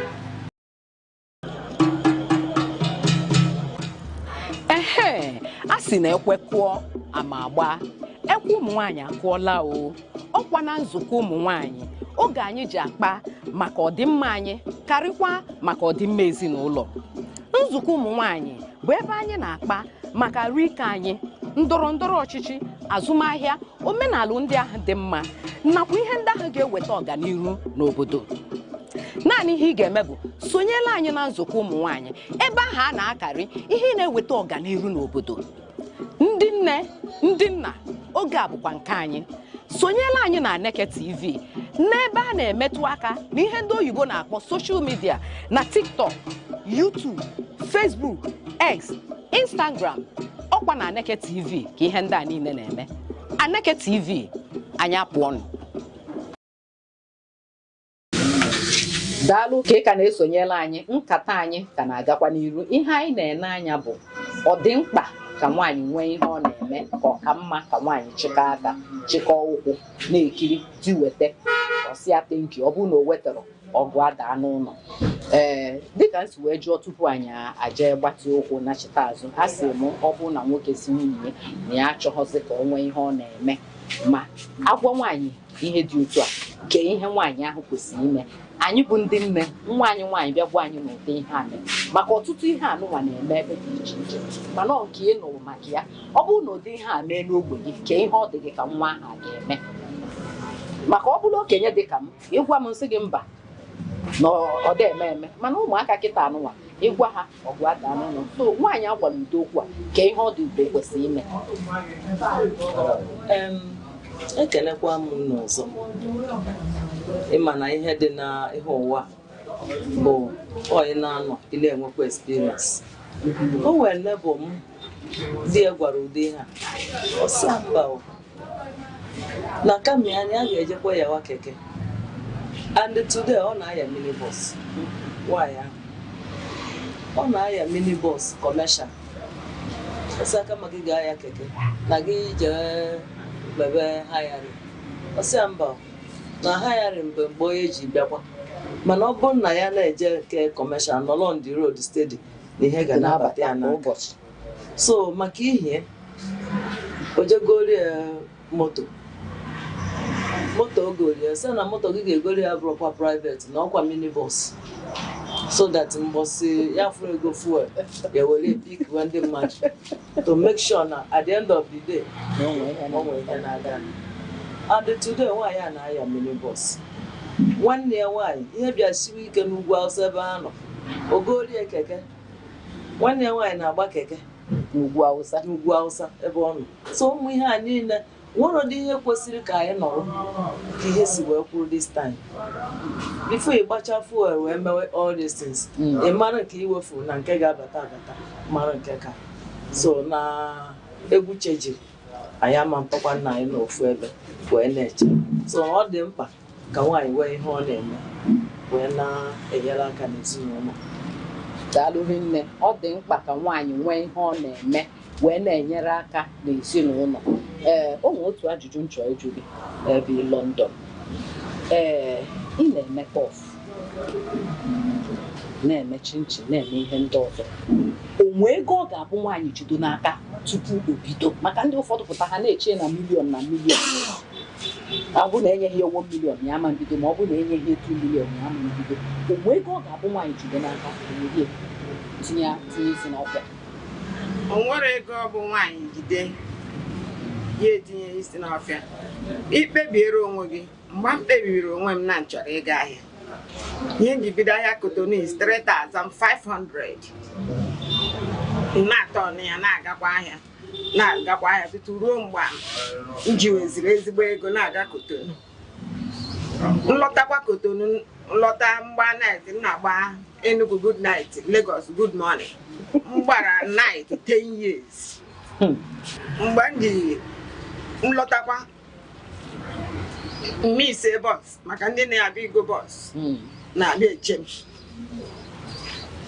bịa ha nọ na line na-eghefute bọs enwekwa m ụmụ ọrụ na-enyere m aka mmecha na-agwa ha na aka unu na-enyere m na unu ga-eje mụọ ọrụ ofe onye n'ime ha bụ nwa Abakaliki Chinyere ọ mụrụ ịkwa akwa nke ọzọ mụrụ soyi si anọ ya bụ uru unu ga-aba n'ihi na nwaanyị ma ịsọpọtụ di gị ga-anwụkwa ọsịsọ so ọ ka mma onye ọbụla na ị nwetara iwere ya na-asọpọtụ di gị so onwe amount of ego e nyere gị ị gaghị eji bido nwa ahịa mana ọ na-aka mma ka ibido na small scale something na otu anyị nọ na-abịanye 2 million bido ahịa ịmaghị ebe ị ga-ebido mana ọ bụ na ijide obere ego like 500 1 million ikpebiela n'obi na-akpụ a ka m chọrọ ịzụ go straight to akpụ ahụ igochara ala n'ọya ịma nnọọ ebe ahụ ka ịma ị mara ego ole ga-apụta n'ime ya ọ bụrụ just igote akpụ igote ose igote nnu gote nke a ịmazi ka ị ga-esi n'ime ofu ihe business bụ strategy ka eji eme business. ya bụ na-alụ ka eji eme na ọ bụghị ihe a na-agwabanye n'ike ịmalụ nke ahụ ga-adabalụ gị tinye anya na ya daalụrị nne Concord nwanyị a sị aka weta eju ite tụnyekena anyị azụ nwa obere ezinụlọ nwaanyị na-akpata dị na-akpata ka o si adị na nke nwaanyị anaghị akpata ọ bụ ụzọ dị na-akpata kedu ihe ọ na-apụta n'ezinụlọ ndị nna ekenekwa m anyị ọzọ ajụjụ a nne m ukwu na-ajụ magburu onwe ya bikos nọ ihe anyị ncha maara nọ ihe ọma ka ọ bụ anọ ihe ga-abara anyị ncha ezinụlọ nne nwaanyị na-eweta nwoke a na-eweta ihe dị iche na-adị n'ezinụlọ ọ bụ sọsọ ofu onye bụ ihe na-eweta ka si wee ghọta ya mgbe di m nọ ndụ di m bụ onye ọrụ oyibo mụwa bụ onye ọrụ oyibo mana anyị alụkata nna ya bụ ọrụ oyibo si a na ihe amaghị nye ụmụazị anyị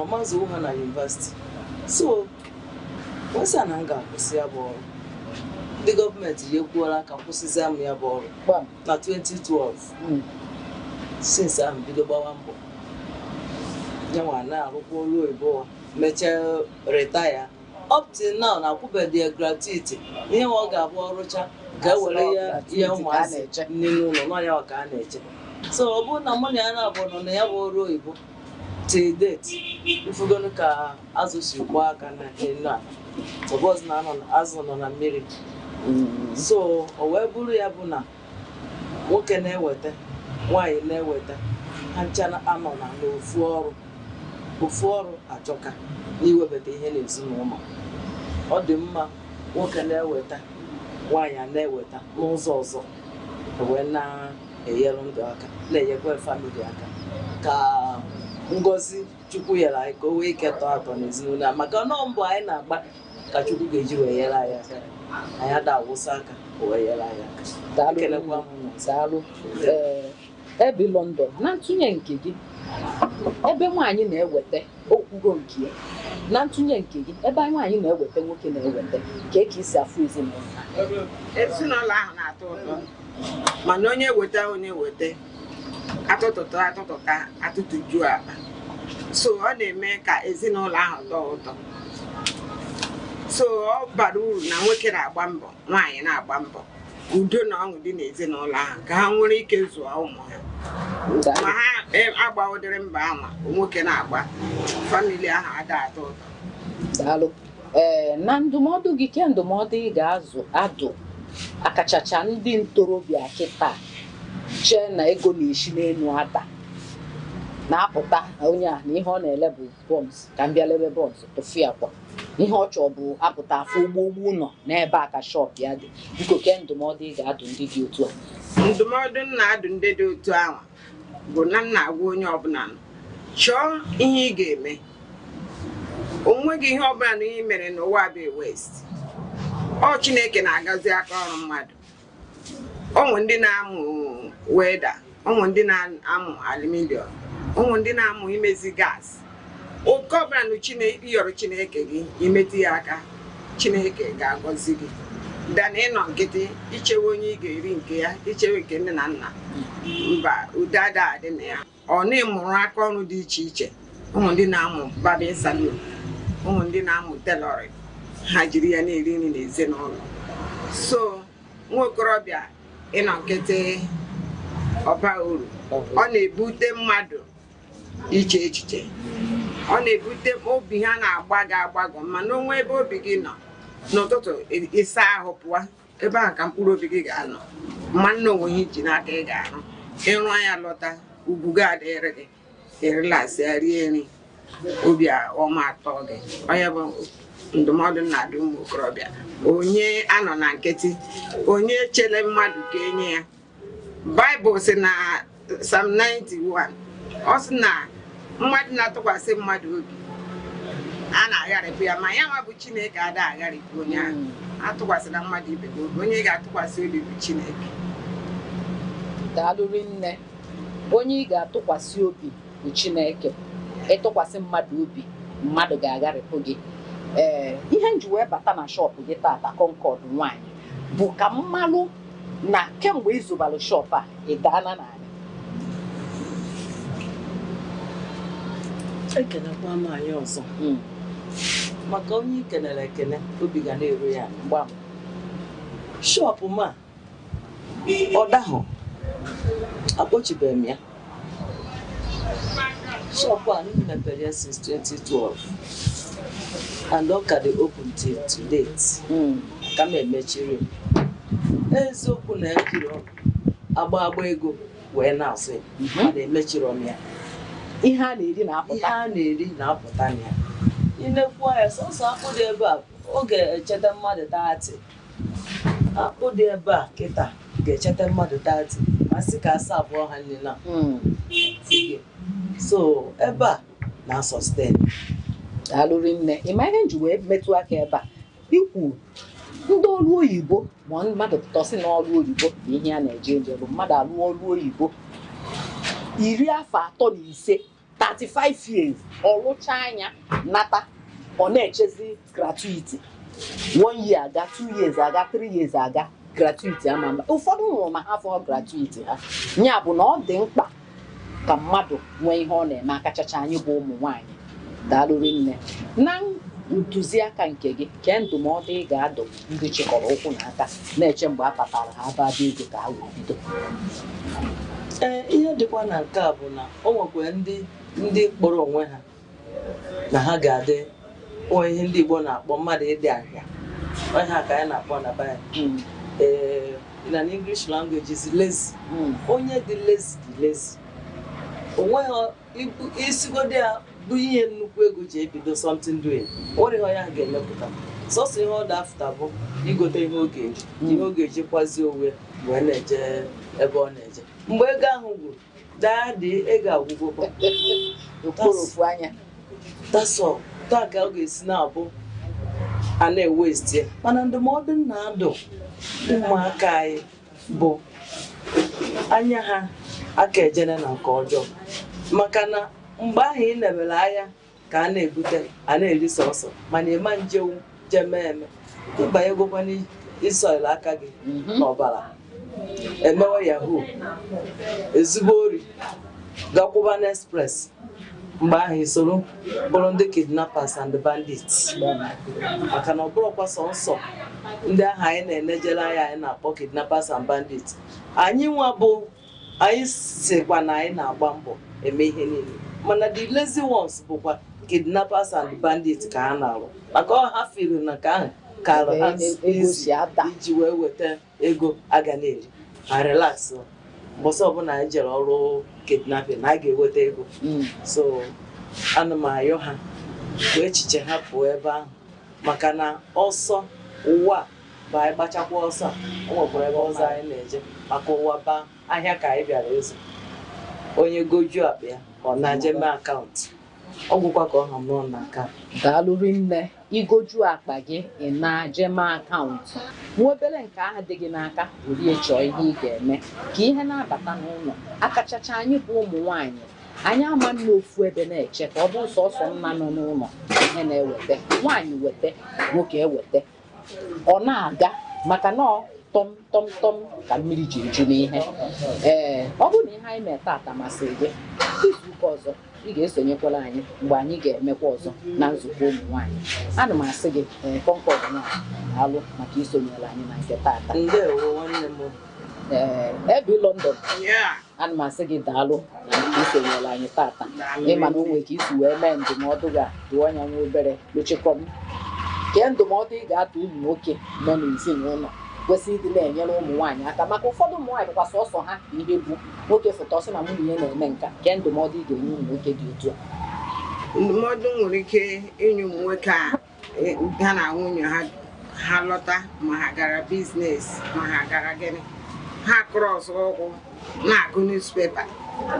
Ọ bụkwa ụmụ nwoke niile o nwekwara ụmụ nwoke ha lọta ha saa ụmụ ha arụ nyere nwunye ha aka eme ihe a ga-eri maka ịhapụrụ nwaanyị ezinụlọ ọ ga-anwụ ịhapụkwara nwoke ezinụlọ sọsọ ọ ga-anwụ ihe na-akọwata bụ na ụmụ nwoke kwesịrị inyere nwunye ha aka ebe ọbụla na ha lọpụtara nwunye ha ka ụfọ nwunye ha fọrọ ha ụfọ ndụ afọrọ ụmụazị fọkwara ya nwa famili ahụ ga na-eguru oyi ha ga-aka nka ndị a niile na-anọ a na-akpọ họnị họnị ọ mmadụ duto n'otu di ha si akpasị ha agwa ha ma nwe obi ọjọọ ebe di ha nọ ha na-enwe obi ahụ.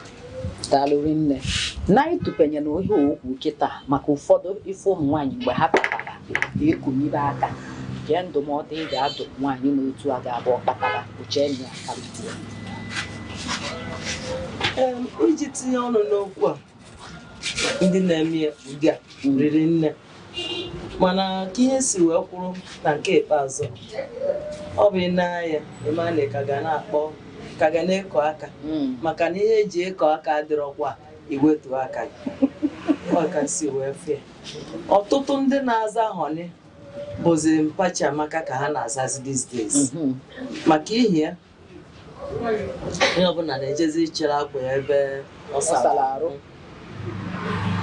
Daalụ nne ekene gị ebe London daalụ maka isonyela anyị na nketa ama m na mgbe ọzọ m ga-akpọkwa unu ga-aza m Concord nwaanyị daalụ maka ohere inyere anyị wee bịa na ebe ị na-eme wee taa nkata ahụ daalụ nne na ndụmọdụ gị na okwu ikwuru aka mmanụ na nwaanyị nwee ike ịkụ azụ na ọ bụghị sọsọ ụmụ nwoke bụ ihe na-akụ azụ nọ na mmiri adịghị n'ebe anyị ebe ụmụ nwaanyị ga-eje na-akụ azụ na ọ dịka sọsọ na saịdị ahụ ka mmiri ebe a na-eje akụ azụ mana ọ fịara ahụ afụtụbeghị m nwaanyị na-akụ azụ.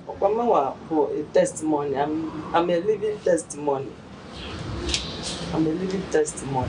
Daalụ nne o wee bụrụ ebe a ka anyị na-ekpokobe nke tata ọ bụrụ na ihe anyị mere masịrị gị sonyela anyị na Aneke TV n'ebe mmetụ aka anyị na YouTube ya na Facebook anyị na TikTok na Aneke TV wee ruo mgbe ọzọ anyị ga-abịakwa. Abụ m Ngozi Ọzahụmele emesịa.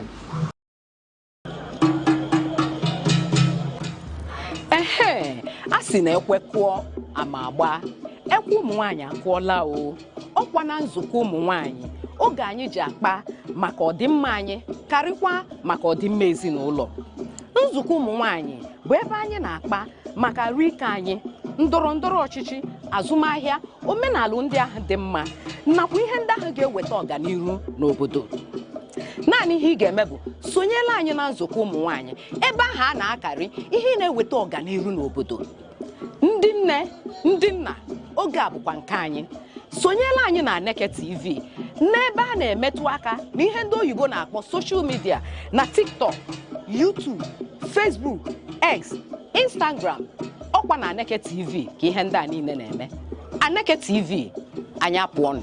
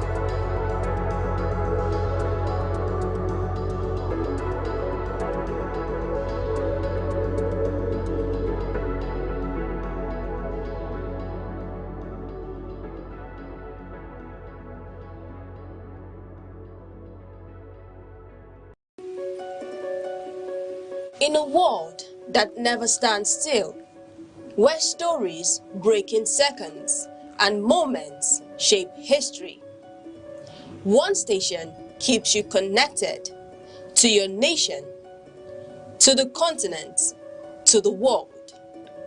From breaking news to powerful stories, from business and politics to culture, lifestyle and entertainment, we inform, we inspire, we keep you ahead.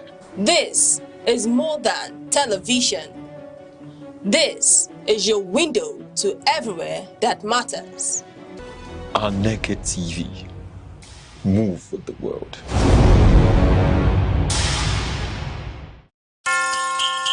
Time. The silent witness to human courage. The keeper of memory.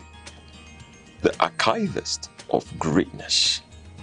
Across the vast landscapes of Africa, from the savannas to the bustling cities, voices once rose, ideas once bound, and visions once dared to challenge the limits of their age. They were not merely individuals. They were epochs in human form. In literature, minds such as Chinua Achebe, Wole Soyinka, and Ngugi wa Thiong'o reclaimed the African narrative. Through ink and imagination, they dismantled distorted histories and restored the dignity of African identity. Their words were not just stories. They were mirrors, reflecting a people long misunderstood, and windows opening the world to the depths of African civilization. In the realm of science and knowledge, pioneers like Philip Emeagwali proved that African intellect could reshape the frontiers of computing and technology. Their work was a quiet revolution, reminding the world that innovation knows no geography. And in leadership, towering figures emerged when history demanded courage. Men like Nnamdi Azikiwe, Kwame Nkrumah, Nelson Mandela, and Julius Nyerere redefined freedom, not as a privilege bestowed, but as a right reclaimed. They spoke for millions. They endured prisons, exile, and resistance. Yet, their vision transcended the politics of their time. They dreamed of a continent awakened. Today, their echoes travel through generations. In every African classroom, in every curious mind, in every dream that refuses limitation.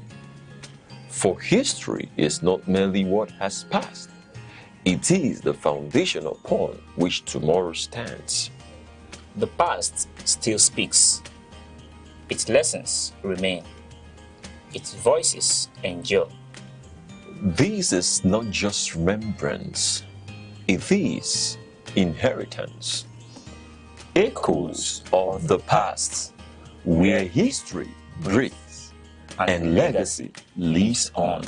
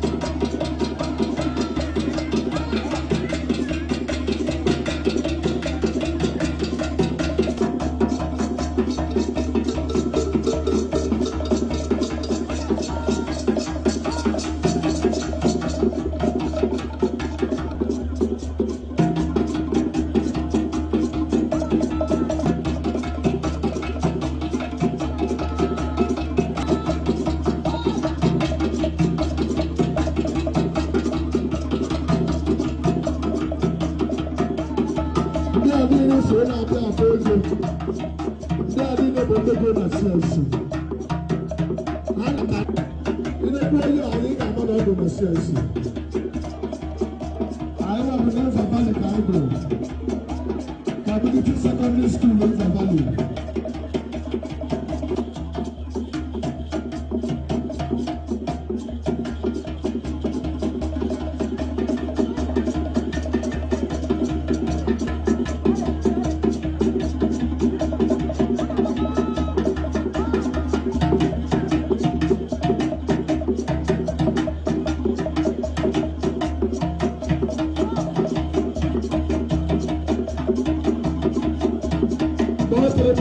More 3 minutes.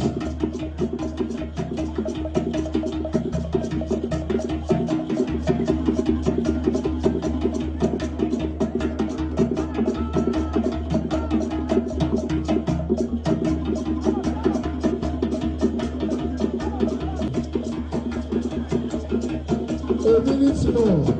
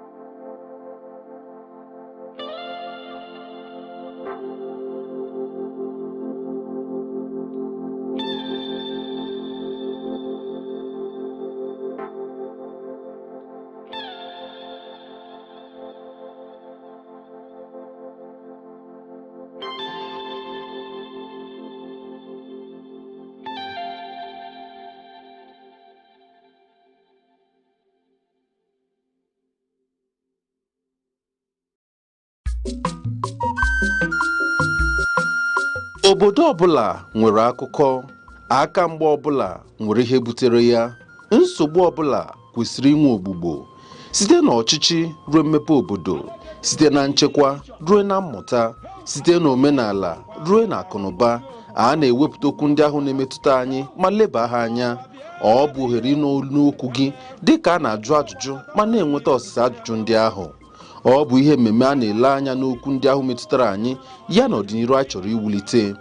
Sonyere Joshua Ozioko n'Otobo dịka ọ ga-akpọta ndị ọnụ na-eru n'okwu, ndị ma ihe ekwe na-akụ nakwa ọha na eze ka ha tinye ọnụ n'okwu ndị ahụ gbasara anyị niile. Otobo maka inweta ozi ndị ahụ bara ezigbo uru. Ọ na-abịara gị kwa ụbọchị Tuesday na Friday ma ọkụ elekere 5 nke uhuruchi na Aneke TV. Otobo maka ọdịmma anyị niile.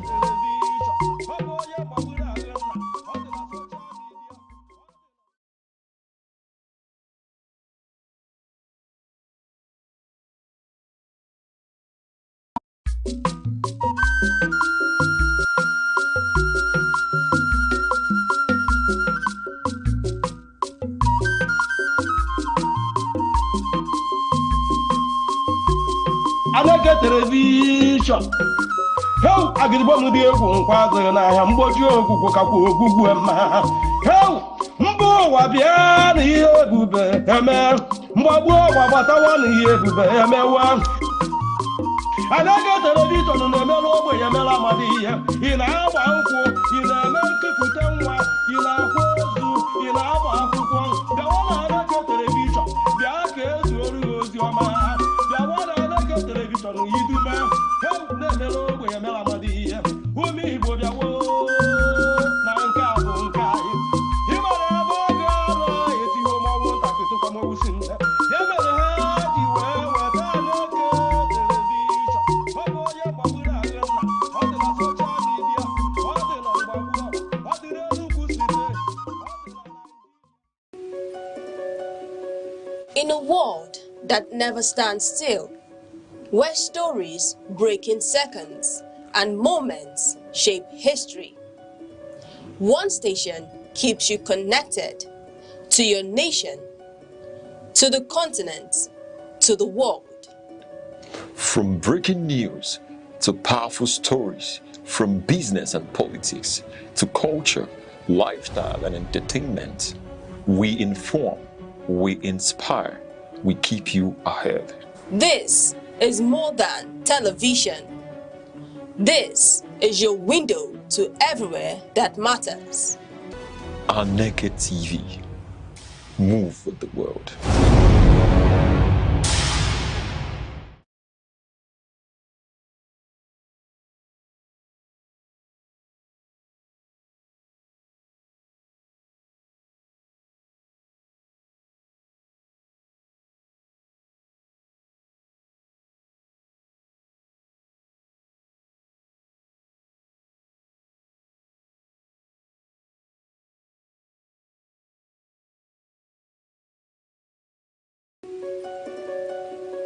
In a world that never stands still, where stories break in seconds and moments shape history, one station keeps you connected to your nation, to the continent, to the world.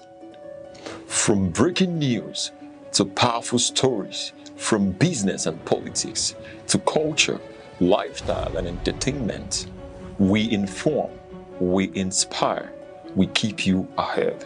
This is more than television. This is your window to everywhere that matters. Aneke TV. Move with the world.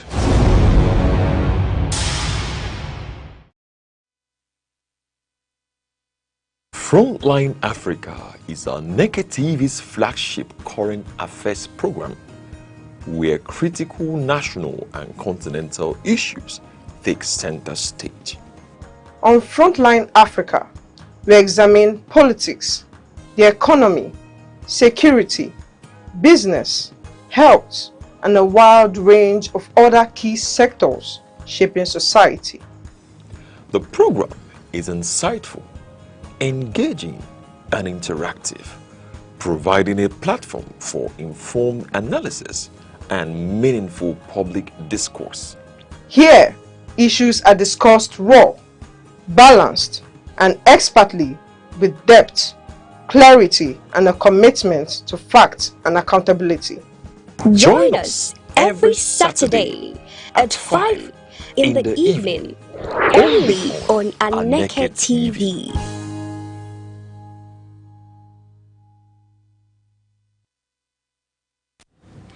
Welcome to Frontline Africa, coming to you live from Aneke TV here in Enugu State. Today we'll take you, as always, behind the headlines, cutting through the noise to bring you the sharpest analysis, unbiased perspectives, and critical insight into stories shaping not just our nation, but our continent. From politics to economy, our panel of seasoned analysts is ready to unpack the biggest issues of the day. This is Frontline Africa, and I am Uche Osai. Joining us, as always, is Ozo Ibuneku Ogazimora, Esquire, who is former Commissioner of Strategy, Culture and Tourism here in Enugu State, and a legal practitioner and a seasoned public affairs analyst. Ozo. Thank you very much. All right, thank you. It's a pleasure to have you here. My pleasure. Yes. And also with us, you know him, is Emeka Odom, who is a development communication expert and equally a seasoned public affairs analyst. Mr. Emeka Odom, it's a pleasure to have you one more time on Frontline Africa. Thank you so much for having me, and good morning. Good evening, sir. Good evening. Yeah, it's a pleasure to have you on the program one more time. You know, also we missed you for some time. Yes. It's good that you're here. Yes, thank you. Yeah. All right, gentlemen, without wasting time, let's start the conversation from your abduction. 56 days in captivity, freedom at last. The rescued peoples and teachers abducted in Oyo State have finally regained their freedom after 56 days in captivity, bringing relief to families and wider community after weeks of fear, grief, and uncertainty. Security agencies said the release followed a coordinated operation, while the government insists no ransom was paid. You know, and what I'm asking is, what does the 56 days in captivity of these people and teachers reveal about the state of school security in Nigeria? Okay. Yeah. Okay. Well, let me be very honest with you. The 56 days detention of Nigerians against their will by bands of criminals who claimed to be fighting whatever cause was the biggest stain on Nigeria. And let us be sure we know this, that those stains are all splashed across Nigeria. The same stain in Borno State, the same stain in northwest of Nigeria, the same stain in the middle belt, the same stain in all the regions of Nigeria. And there is one signpost. That signpost is some people who are partisans, who are non-state actors, who are criminals, who are religious extremists, have seized very large portions of Nigeria against the will of the citizens, against the so-called authority in Nigeria, and have now ended up taking a chunk of Nigeria, determining values, removing the position of the state, of the government, as the conscience of the people. Now, we thank God that they are out, but we cannot remove the fact that that 56 days was more than 56 years of diminishing the status of Nigeria as a state. I remember listening to one of these security experts, indeed an ex-soldier, and he said, there is no way anywhere in the world where such insurgents can be stronger than the government, can be stronger than the state. If they are stronger than the state, then it has to be accepted that they are now the state. But in this particular case, we lay claim to being a state being self-governed, being self-directed, having all we have the security architecture, we have the paraphernalia, we have everything, and things are going.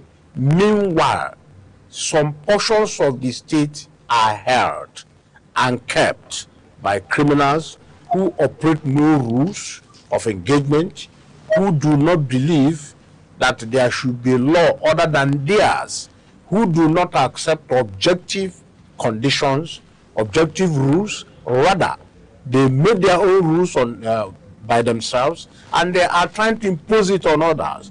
Yes, we have histories of conquest in Nigeria. We have had the Osman Danfodio conquest of northern Nigeria, northwestern Nigeria, and we have had the colonial conquest of Nigeria. But then, eventually, rules of engagement were set. But in this, we haven't had any of these things, and whatever it is, there are many parts of Nigeria that will never surrender to that kind of banditry. And that will never accept this kind of a situation, conferring authorities over people who are not known, people whose elements, the terms of their adventure is not known to anybody. But then, let me tell you this. Why would a band of armed men seize any particular territory of a state? We all follow the history of the development of states like United States. We knew that when the Europeans came to the United States, the first thing they did was to extend the authority of their new state, even when it was under the British Crown, to extend the authority of the state to the hinterland, to everywhere. They took what would encourage people to be there and to be self-sufficient. That was the extension of the railway lines in various, the so-called frontier states in the United States. And with that, they were able to subdue people who were not prepared to answer to central authority. But in Nigeria, our own kind of development is concentrating resources and everything, the good life, everything, privileges at urban centers, leaving the rural areas, the far-flung areas, to nobody. Meanwhile, in the map, they call it part of Nigeria. When you look at the Rand Corporation in South Africa conducted a research, that was 2015, and that was when they heightened this discussion about ungoverned spaces. The ungoverned space is a place where you cannot get the intervention of the recognized authority within 48 hours. And the reason you cannot get the intervention of the acknowledged, the universally acknowledged authority in those areas is because the indices of reaching out are not there. You do not have hospitals there. You do not have police outposts there. You do not have roads there. You do not have anything that can make it possible for the government or government agencies to intervene. Sometime on this platform, I mentioned it, that in certain parts of states in Nigeria, including Enugu State, if you have a snake bite in some rural areas, that may require maximum of 3 hours for the person to get the anti-snake venom, that person is likely to die. Because even if you want to rush the drug from the urban area to that place, you wouldn't get there in 3 hours. Even if you have to rush the victim to the urban area to get a good treatment, you won't make it in 3 hours, and that person will die. It is this gap that you leave that has made it possible for bands to be in the bushes for months, for years, without any disturbance from the legitimate authority. When you live, when you have short territories in your area of governance, you have short territories and there's no challenge and nobody can challenge them, and they are dominating.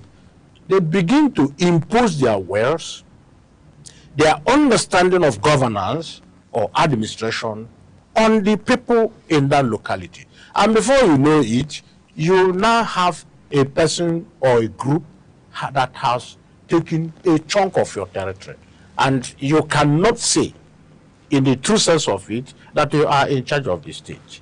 There are so many places in Nigeria where there is no evidence of government presence. You remember during the military rule, one military governor in the northeast, that the present Adamawa state, went to certain areas and discovered that there were still people who were not wearing clothes in Nigeria.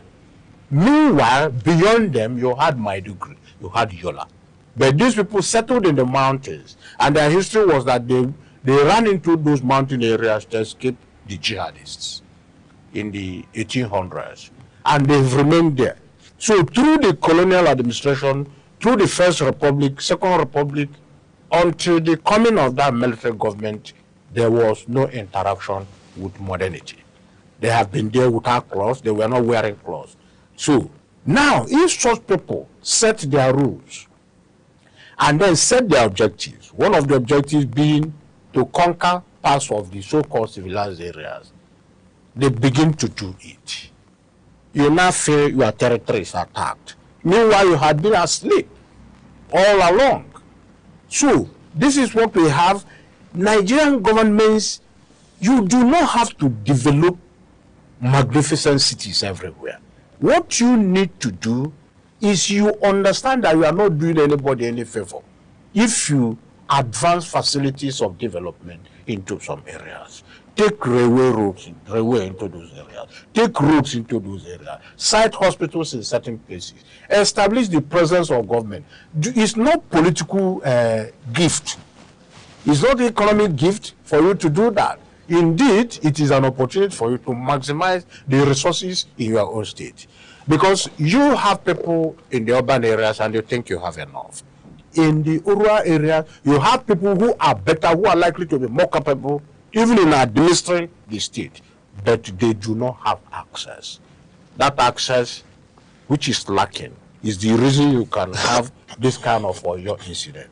And let me tell you this, lastly, that Oyo incident is so loud, so open to us, so annoying to us, because of one thing.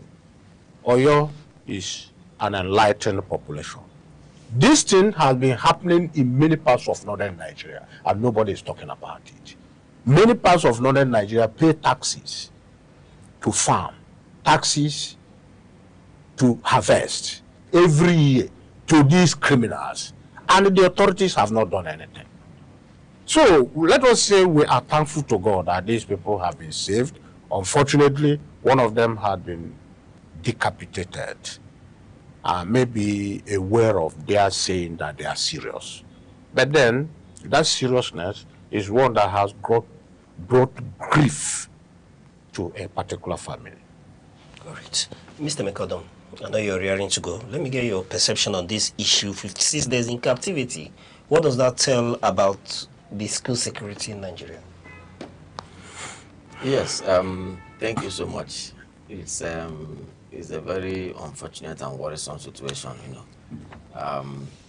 56 days in captivity for school children, you know, who woke up in the morning and went to school with the hope of returning after about 5-6 hours.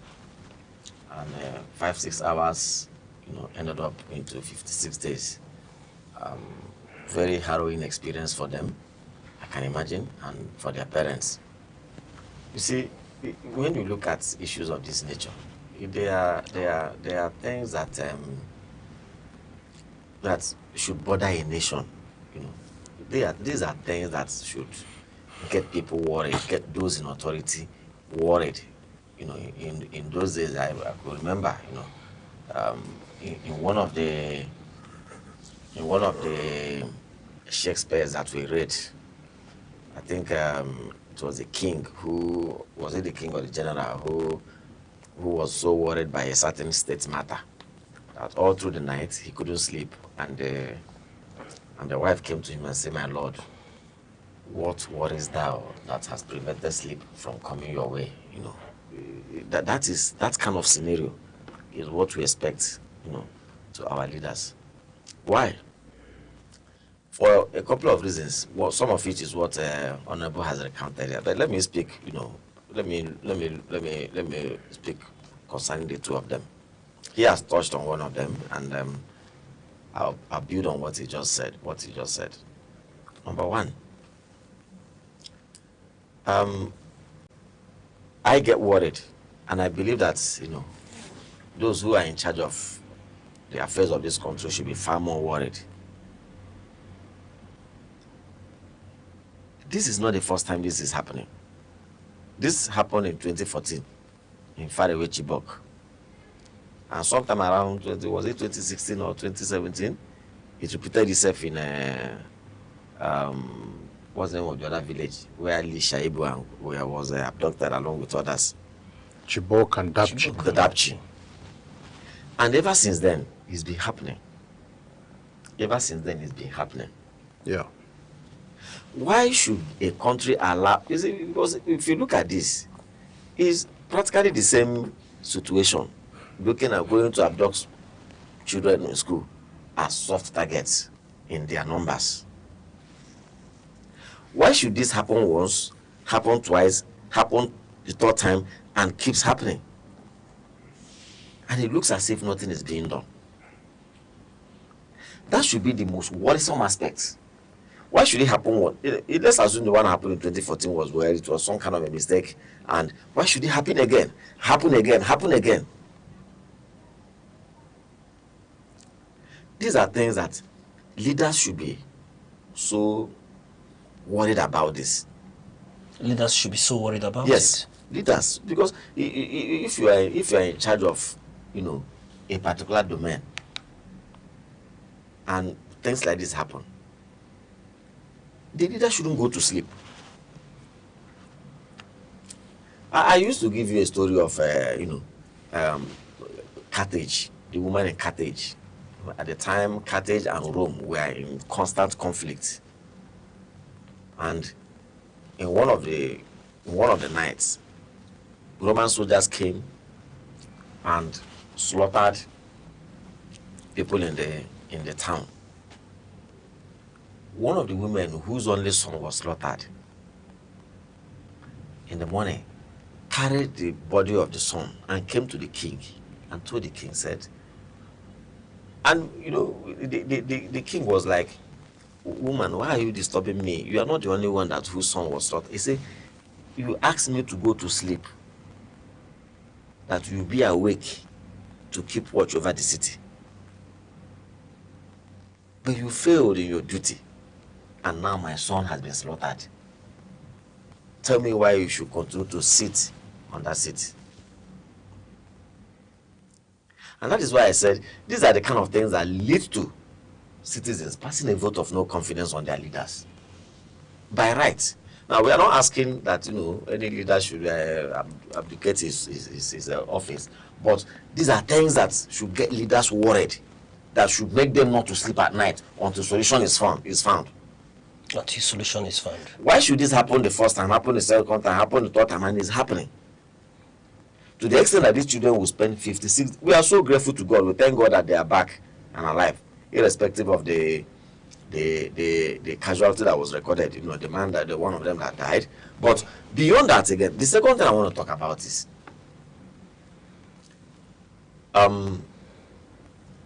this should, be a lesson to our leaders. If you look at the Nigerian society, without looking too deep, without conducting any forensic research, you can easily see the things that are very wrong with our society on the surface. You can see them on the surface. Now, let's take, for instance, this case of insecurity. If you check very well, the question I want to ask is that in all of these insecurity situations, either the abductions or these large-scale abductions that have been taking place, how many of them actually took place in the state capital? How many of them took place in the state capital? If you check the records, you probably find none. So why are they taking place in places other than state capital? The reasons are very obvious, which he recounted. You see, our society there's so much disjointment here and there to the extent that you ask yourself, structurally, are we really getting it right? Because today, apart from Abuja, the next place you get semblance of what you could see, talk about development is in the state capitals. Outside of the state capitals, nothing more. You go to in a particular state, you probably have, after the state capital, you have 1, 2, 3 other towns that lost out in the capital city, in the tussle for capital city. And after that, now you ask yourself, an average state in Nigeria has about 50. I don't think there's any state that has any local government. There's any state in Nigeria that has less than local government areas. 15 local government areas in it. I think the list is okay. The list is Bayelsa 8. Bayelsa 8. Okay, but followed by probably Enugu, that is 17. But we could say the average is 15. Yes. Now, in this 15 local government areas, average of 15 local government areas, is there any state you go to today and you say you go to all the local government areas, there's adequate development? Everybody's running to the state capital. The local government areas are left porous. Porous in terms of development, porous in terms of security, porous in terms of in terms of funding, porous in roads infrastructure, porous in social amenities. He talked about something that is very crucial. If you look at some of these places that this insecurity is happening, if you go beyond the immediate stories that are told, you will hear that the victims will tell you, oh, we're trying to call security. And it's not as if the security agencies are not willing or they are not ready to go. Many of them are hampered by, access road to such places. If you look at some of the stories we hear, you will hear that the bandits or the criminals themselves, many of them come through the bush. They come with motorcycles through the bush. But the security agencies that want to go there, there are no good rules for them to follow. So this should serve as a lesson to our leaders, the state governors, doing development to the centers, to the rural areas. Many of these communities have no electricity in such places. Yes. There are no good roads. No water, nothing. All right, that's quite detailed enough. However, and that is what he refers to as ungoverned spaces. All right. Before we continue the conversation around this, let me call for the clip, of the released people and teachers. Hello, sir. Our father, we are grateful. The president, sir, we are grateful. We understand your commitment to our safety, and we appreciate all you did for us. We could see your hands. Thank you very much. And every security operative, they tried so much, and that is why we are still alive now. We are very grateful unto you. Thank you very much. May the Lord continue to bless you. Thank you, sir. God bless you, sir. We are so grateful. In that clip, what you said about what you heard?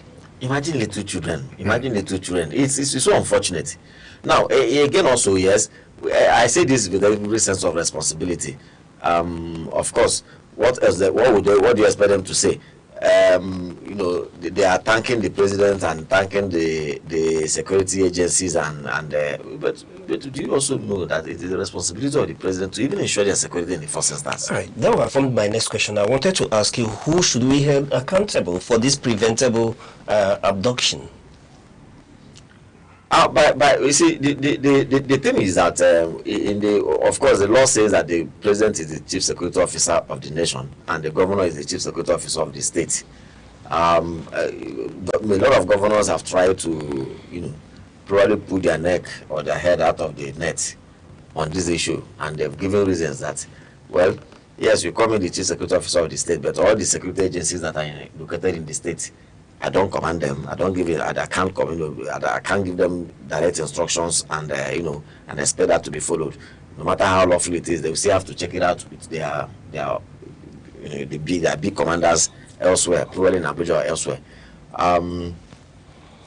Then you see, the truth of the matter is that in reality, security is everybody's business. Security is actually everybody's business, and I also say this to the state itself, the nation has its own responsibility. There's no doubt about that. The state has its own responsibility cut out for them, and even the schools where these children, because nobody has told us whether these are students from a public school or from a private school, but I think they are from a public school also. They are public school. They are public school.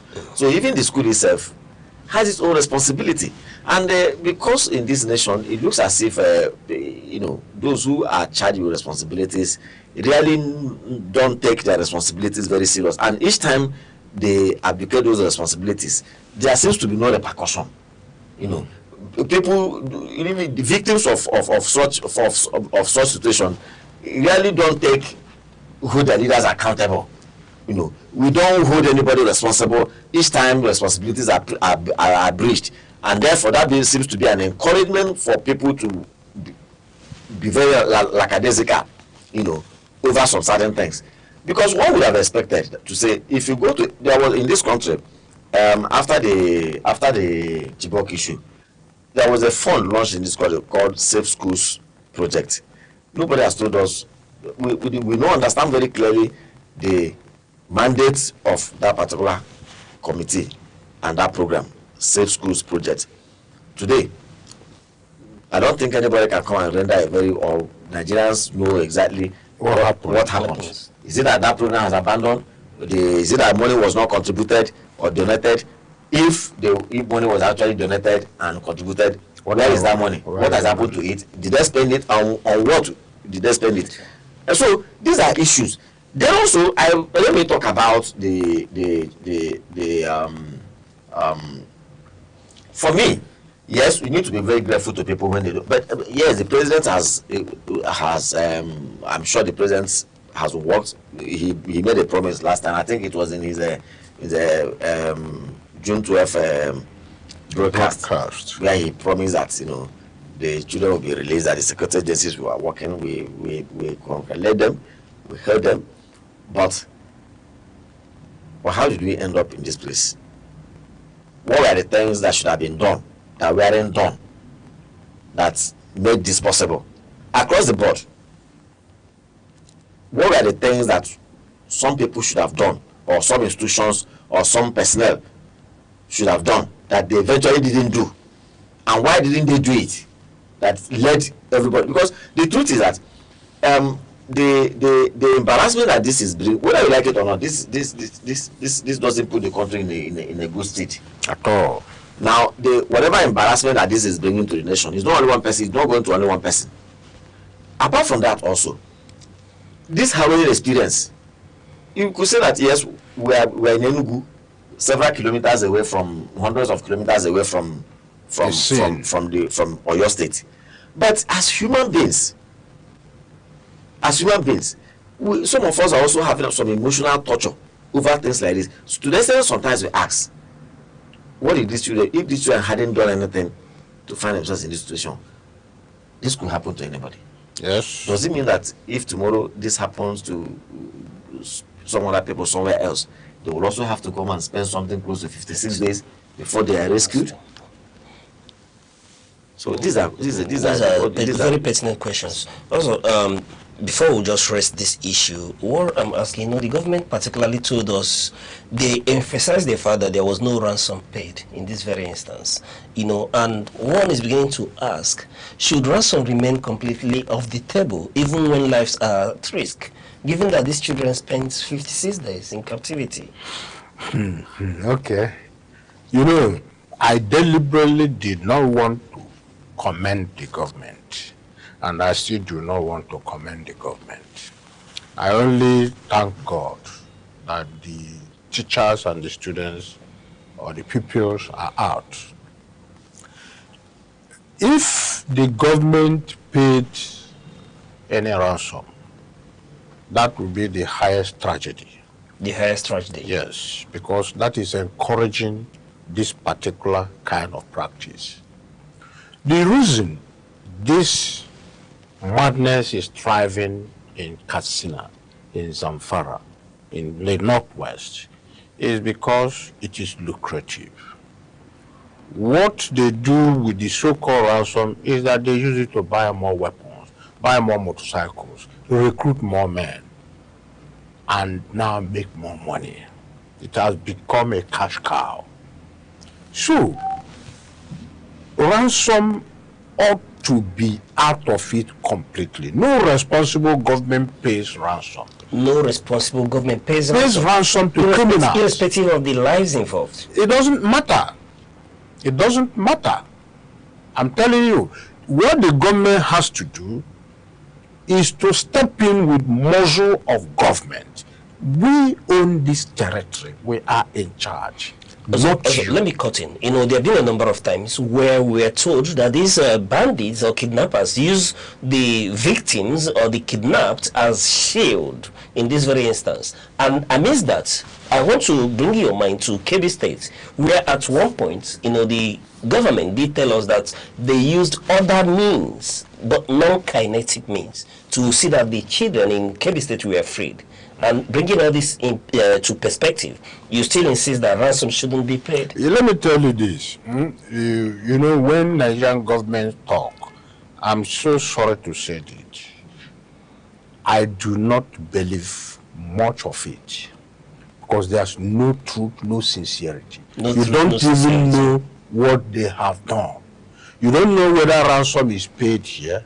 You don't know, somebody alleged, or a group alleged prison exchange. You don't know whether that is true. What I'm saying may sound ruthless, but let me tell you this. Ransom is reward for the criminality. Ransom is reward, for the criminality. If you don't reward that criminality, it won't hold. Go check all over the world. I'll give you an example of something I read. I wasn't there, about when this kind of partisans kidnapped Russian diplomats in Lebanon. And Russians responded by kidnapping their leaders in the same Lebanon. They cut one into pieces and made the carcass to them, telling them, we did it in response to this, and we are going to do more, we're going to take more of your people if you don't release them. And they immediately released them. Those people, you see, bullies don't take place. Bullies, once they gain ascendance, once you allow them a position of superiority, that is the end of your struggle. All right, that's quite clear enough. But Mr. Meka, let me bring you, in a nutshell, into the conversation. Let me hear your position on the issue of ransom. Amidst the fact that government, some of the security agencies that spoke, at one point they came up publicly to tell us that they've arrested some family suppliers, family members of the kidnappers, their families, their wives, their children, and in lieu with what Ozo just said. Let me get your context. You see, the issue of ransom to kidnappers has become a very controversial issue. Of course, the ideal thing, which we all know and understand, is you don't pay ransom to kidnappers. If you do, it becomes a reward to their dastardly acts, because the truth of the matter is that they will only use that money to, advance, their trade. That's the reality on ground. Nobody takes such money and walks away. But in fact, what we would have let them know that, look, they can even make more money. But that was only one side of the matter.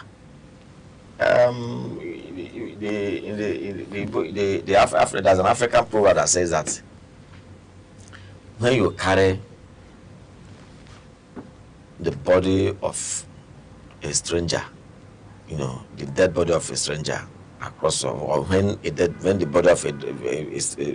body of a stranger is being carried across a compound, it appears like a log of wood. But the day your own person, is being carried in that coffin, that is the day you will know and understand. So, one of the reasons why people rush to pay or even consider ransom in the first place is, number one, well, I don't want to say failure outrightly, but it's a loss of confidence. Surrender. In the state capitulation arrangement. So once you have lost confidence in the ability of the state to rescue your person, so what else again is left for you? You surrender. To say, okay, I bow to your demand. Whatever they ask from you, you do. These are the things that lead. Of course, we have seen situations where people even pay the ransom. We have heard of people even pay and the we are ransom, still killed. and we are still killed. So, but it is always not easy, if your own person, your relative, your wife, your children, your father, your mother, your uncle, your own person is held there. And the kidnappers will always play on the intelligence and emotions of the people outside there by giving a relative phone. Once the victim is terrified, they quickly ask him or her to give him or her the phone to talk to their relative outside. And so when you hear the voice of your relative in that kind of situation, and you can afford whatever the demand is, you know how it can be. So the next thing is even why the security agencies they are trying to encourage you. Don't worry, don't pay the ransom, don't give in to it. You don't even want to allow tomorrow to come to you if the not to talk of. So that these are some of the situations, and I think that one of the things that can help to discourage the payment of ransom is if because we are talking about 56 days now. These 56 days, nobody signed for it. Even the relatives of or the parents of these children. If you have told them that these children will spend 5 days in captivity, they won't do so. So these are the issues. Of course, the government won't tell you. Even if the government had paid ransom, they won't tell you. And when we talk about ransom sometimes is not always money.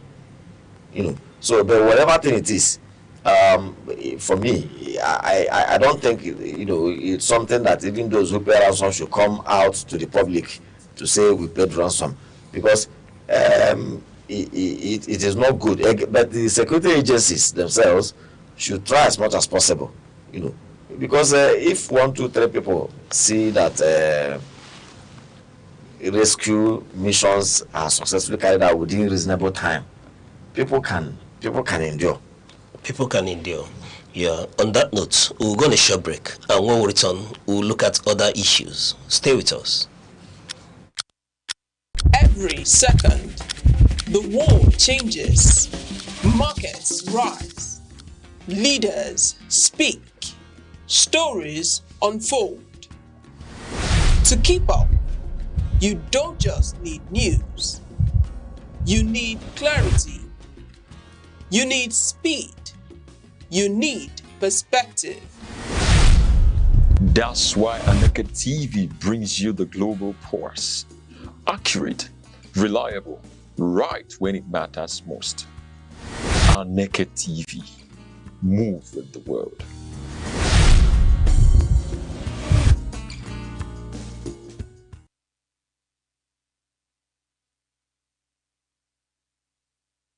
You're still watching Frontline Africans, and thank you for staying with us. We've been discussing Nigerian issues, and also Ibuneku Gazimora, who is a former commissioner of strategy, culture, and tourism here in Enugu State, and a legal practitioner and public affairs analyst, with Emeka Odom, who is a development communication expert and public affairs analyst, has been helping us with deeper insight on these issues.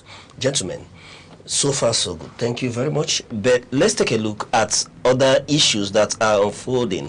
One is Tinubu retains Shettima as running mate. President Tinubu has retained Vice President Kashim Shettima as his running mate, ending speculation over 2027 ticket and signaling continuity at the top of the ruling party's leadership. Gentlemen, are you surprised? I'm not surprised. Mr. Gazimora, are you surprised? I'm not surprised. You're not? At all. So the question Why should I be surprised? There's been a lot of speculations before now of a possibility of dropping Shettima for another person as a running mate. However, the question now is, the retention of Shettima, is it a sign of political strength or a gamble that could haunt the APC in 2027? No. It will not. It's not any gamble. You see, the whole construct is not even one that your contribution or your input matters. It is a construct based on their long entrenched position. That's the facade of running a country. In the past, or recently, Shettima said that some people convinced the president that he wanted to kill him, right?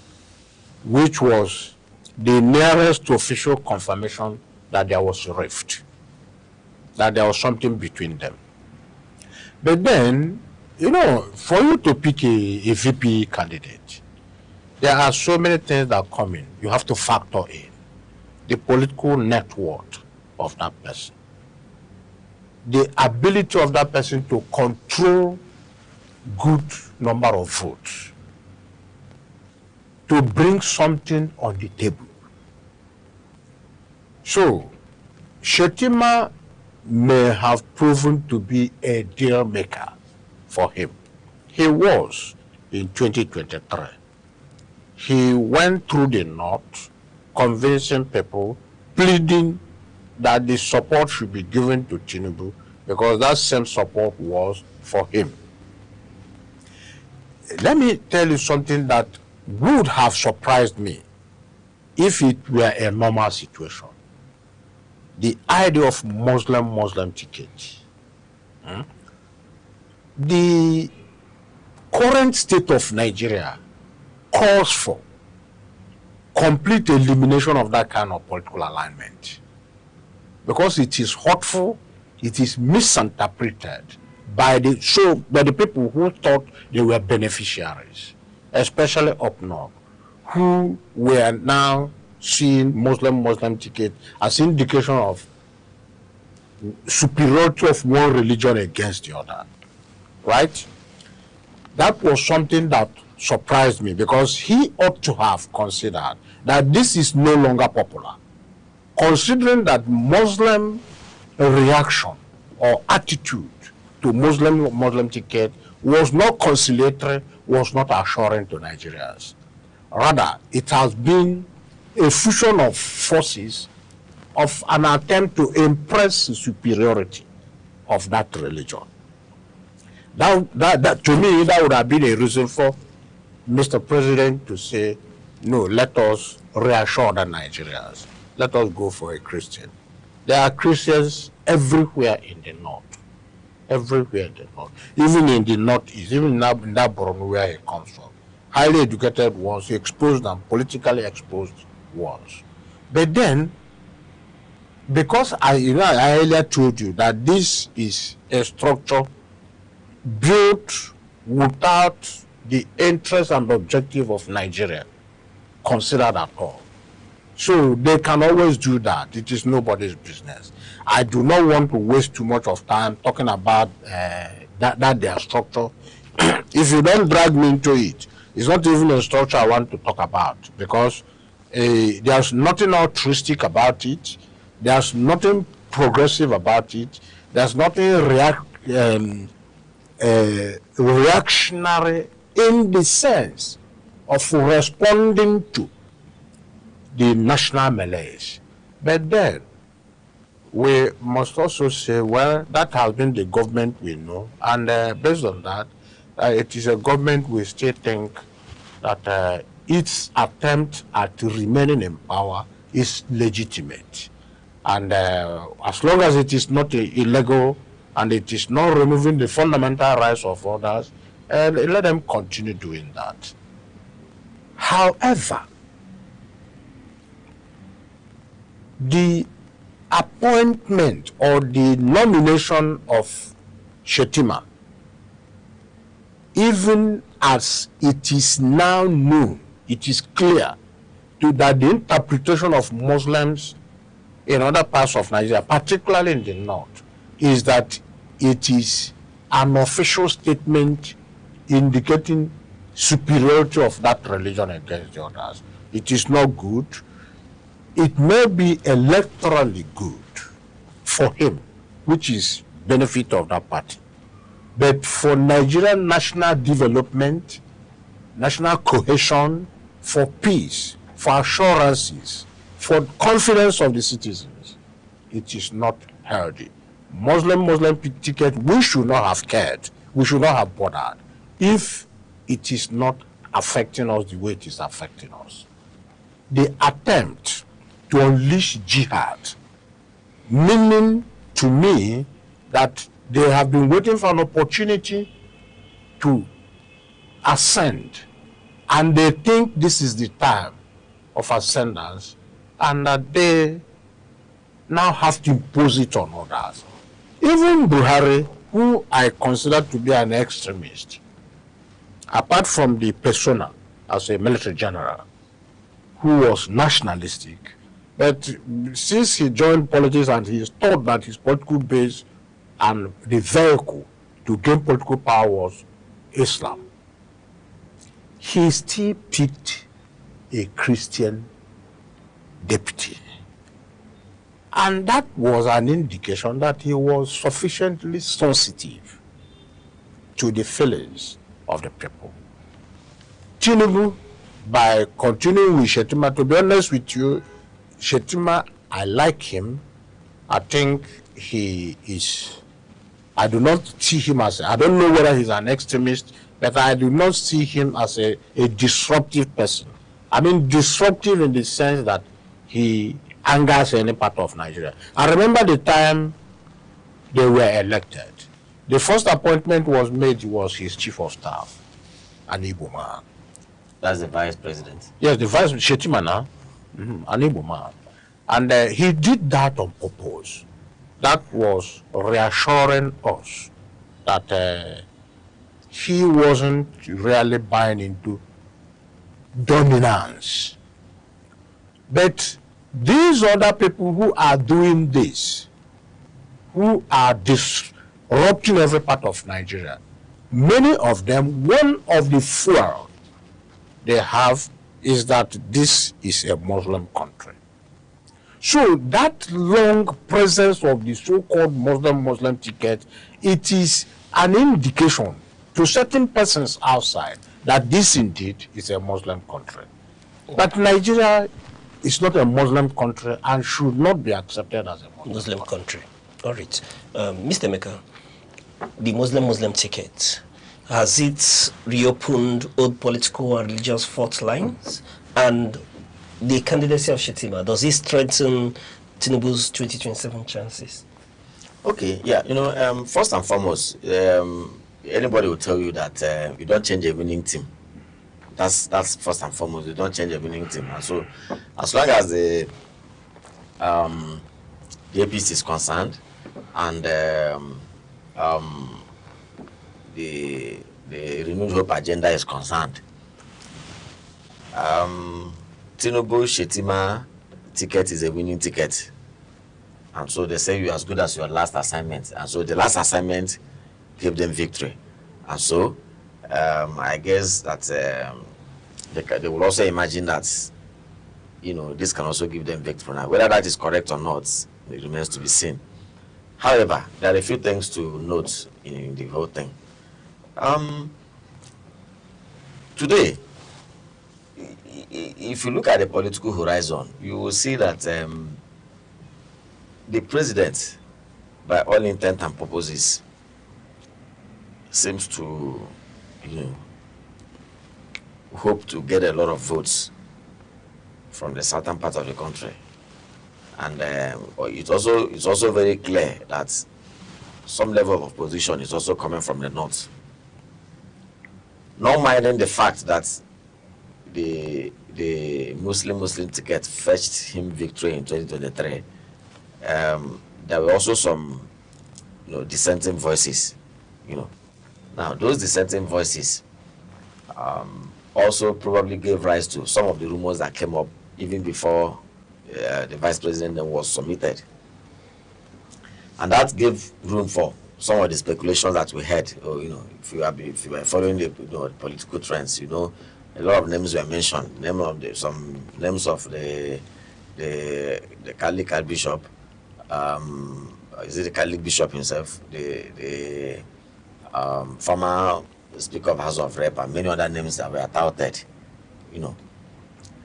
So the Northeast had a rally some time ago, and even though that rally, some people say it was a premature, event, they made it very clear. They spoke very clearly, and that is the geopolitical zone where the vice president comes from. They said they are endorsing, according to them, they were endorsing the president and the vice president at that point in time. So now, the president himself will probably think this geopolitical region that have come out to speak very loudly. So the endorsement they gave to me was with a condition. If I drop my vice president, how does it impact on that con? So these are some of the things he will probably think very clearly. And again, also, he will also ask himself, the Muslim ticket, did it stop me from getting anything? So he's going to ask himself a lot of questions. But one fact that we must not fail to recognize is 2027 is different, will certainly be different from 2023. You think the political equation is such that the same ticket may not really make inroads as it did in 2023? Well, given what is happening now, and the fact that the level of opposition that the president is facing in the north, if you ask me, the only thing that is left as an olive branch, the only thing that is left as an olive branch from the president to that same north is the retention of Alhaji Shetima. If he drops Alhaji Shetima and probably goes for another candidate, or probably from a different religious extraction, maybe he may be one. In fact, the same Muslim North may look at it as a direct affront, not minding whether that is the right thing or not. So these are, for me, these are some of the conclusions I can have imagined, that you look at it and say, look, instead of rocking the boat, let's stick to what we already have. All right. We'll still have time to headline these candidates and then look at their chances. But moving on, we'll take a look at 2027 election. NDC candidate alleges threats, intimidation, as Atiku wants. Nothing must happen to Obi. With the 2027 election gathering pace, the NDC presidential candidate is alleging threats and intimidation. And even as Atiku Abubakar warns that nothing must happen to peterobi, the latest development is drawing attention to the growing tension within the opposition camp and the broader political climate ahead of the polls. And I'm asking, Mr. Meka, let's start from you. What's your opinion on this issue? But before you give your opinion, let me call for the clip on the interview that peterobi had with Chude, where he categorically spoke to these issues. Going now, truly. Yes. So there's a possibility you may not be a candidate based on how. Not even a candidate. I might not even be alive. I'm telling you. Every single thing I do for a living, this government is frustrating it. Deliberately so. Everything. So there's even possibility if they have opportunity, I will not be alive. Oh wow, that's a big. It's an accusation. I know I get frustration every day because you do things that you think they will be normal. It is not normal any longer. They will come directly and say, "Oh, we're doing this," but you could see their hand in virtually everything. So the government is attacking you personally. They're attacking everybody who is in opposition personally. Right. I am being attacked personally. Everything, even to provide me with necessary things that I should have been entitled to. Not at all. I had a case recently at the airport where people who work in the airport came and locked my car. And I said, it's me. The person on the side said, doesn't care.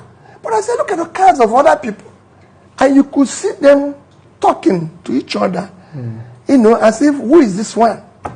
We have divided the country, breeding hatred among us. That's why I keep saying, I want to bring back unity where there's division. I want to show love, compassion, care. It's gone out of here. I said, I'm looking at somebody. He locked my car in front of me and saying, you're not supposed to park here. But there's cars here. So what is the exception to my own? Should the Nancy people I know at the airport, they will not greet me. Because they are fearing that if they greet me, they become targets of the government. Thank you. And I have people send me invitation and say, my son, my daughter is wedding, but please don't come.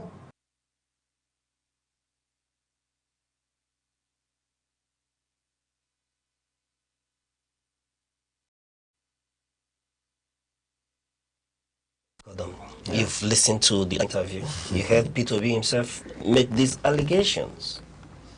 Yes, you see, I incidentally I followed this interview, and you know, when this interview came out, I tried to follow the story, and also the rejoinder, some kind of rejoinder. You know, maybe I hope you have seen what the Minister of Aviation said with regards to this interview, how he tried to disclaim what to be said, and also release a video clip about the outed airports, you know, incident. But very interesting. You see, when I read that whole story and I read what the minister said, how would be, you know, try to flout airport rules, and by parking his car at a security zone, and how his policeman, the police driver had, you know, the very non, you know, when I read the story, I just told myself, say, look, well, I have great respect for the aviation minister. I've been following him right from his days as a human rights activist till he got involved in government and eventually where he is today. I have great respect for him, and but one thing I've also known is that, you see, politics has a way of messing people up. Politics has a way of whatever credibility you have built over time, it will completely make nonsense of you. And you know, now as a rejoinder, you know, so there's also another story that just broken. Someone had spoken who said she was a member of Obi's entourage, you know, and she follows Obi around, and that the incident that the Honorable Minister was referring to and the footage that he released as having happened at the airport had nothing to do with what Obi, you know, was talking about. In fact, the story says that in the first place, Obi does not have a police driver to begin with. And the lady confirmed, Adaobu is her name, she confirmed that, look, Obi travels very frequently, and that the observation as somebody who travels with Obi is that they have come in contact with several instances of very hostile airport personnel, as if, you know, they were giving it, as if the way they behave to him, you can easily conclude that these people are under very strict instructions to, you know, deride this man and to so that tells you to a certain degree that and what Nigerians should know, let me tell you what Nigerians should know is that there's a song in Igbo language that says that today, and I have the same word you know, for many of our leaders today, because there are many of our leaders from many of people who are serving in this government.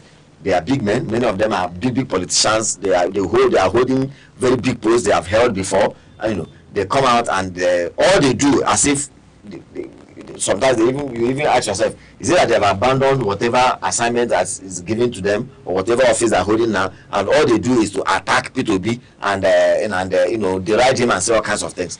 Now, you see, I'm not holding brief for peterobi, but the truth, the reality we have today is that when you bring those people, put them here, put microphone in their mouth, call peterobi, put him here and put microphone in your mouth, I can tell you that many Nigerians will believe peterobi more than them. Many Nigerians will believe that is the reality. A lot of Nigerians believe what peterobi tells them because over time they have found out that the man, to a certain degree, you know, he's better than many other politicians you see around today. So those who have taken up the responsibility of always trying to, you know, prove him in the wrong perspective, I will advise them to, you know, let them brush politics aside. Because look at less than 24 hours after the Honorable Minister of Aviation came up, to them, what they are trying to do is to completely discredit the man and discredit the complaint he has dropped in the public place. But less than 24 hours, someone is coming up. I'm sure it's very possible that this lady that has spoken, may not even be speaking under Obi's mandate. That is to tell you how people, and the more they try to peddle all of these things to discredit the man, more and more volunteers will be coming from out to discredit them, to tell them, look at what somebody is coming to say. I tell the Honorable Minister, the information, look at both the story you narrated in your press conference and the footage that you have read has nothing to do with what the man was talking about. In fact, if actually Obi does not have a police driver, and the Honorable Minister have come to say his police driver, tomorrow, when the Honorable Minister comes to say anything again, will you believe him? So that's the only thing I will say there. The only thing is that the truth of the matter is that we have been in this country. Obi does not even need to come up to say this for me as a journalist to know that with the kind of, you know, we as an opposition politics in this, he'll be under persecution. We have been in this country. But this is not the first time. If I may, as a presidential candidate and a foremost known ex-governor, is he not entitled to security, some sort of security? Go to the airports. You see, all airports are owned by the federal government. If I'm not mistaken, is there any airport in Nigeria that is owned by, even when the state builds airports, are they not under the control of Airports Authority of Nigeria? Good. And that Airports Authority is called federal, and that's why they derive the name FAN, isn't it? Go to even the international airports here. Yes, there's a place called security zone. You bet you'll be there. Different blighties will be coming to drop people there. Isn't that correct? So, and if Obi does not qualify to become part of, and in any case, even if you say the vehicle parked at the wrong place, from your own testimony, from the press conference you gave, the vehicle parked there, driven by a policeman, Obi stepped down and walked away. Are you going to hold him responsible for actions of a policeman, a police driver? Assuming without considering, yes, assuming without considering that there was a police driver. All right. So you know, when you hear things like now, when you are saying that you are not asking the police driver who going by own testimony, by own press conference, you are not asking the policeman who should know the right thing to apologize for parking there. And in any case, that argument, when I read the argument, I saw the argument as too pedestal. Quite frankly, the argument was too pedestal to have come from an honorable minister. You know why? Let me tell you, I don't need anybody to tell me that when a policeman is driving a vehicle for a high-profile personality like Peterobi, that policeman, the driver, because we have seen high-profile personalities being driven here and there, and he will not park the vehicle, the driver of the vehicle, and step out of the car, the driver's seat, because what you normally have, and Obi does not have a PA who will probably, for goodness sake, that story is too. So the policeman will park the vehicle come out from the driver's seat, now enter into the airport terminal to go and talk to his principal or whatever he meant to do, and come out again to pick something, and the vehicle will still be parked there, and there's no other person inside the vehicle, and Obi does not have a PA or another detailed vehicle, and by 8 p.m. in the night, when he came to the airport, haba. All right. Honorable, let me bring you to the conversation. We heard him, speaking to the fact that he may not even be alive to see the 2027 election. Well, that statement he made, which is extreme, is only made because he has come to understand that the desperation of the president, the incumbent president and his team is beyond measure. We have not had anything like that in Nigeria. I think that kind of desperation we've had before was in the First Republic, where the then Prime Minister Bakata Fawabula did everything using the resources of government to put down the opposition. That and the other things led to the coup. At the moment where APC became the vehicle for election of Tinubu and the rest of them into government, we are seeing a kind of extremism we've not even seen from northerners. You remember in 2023, after the election,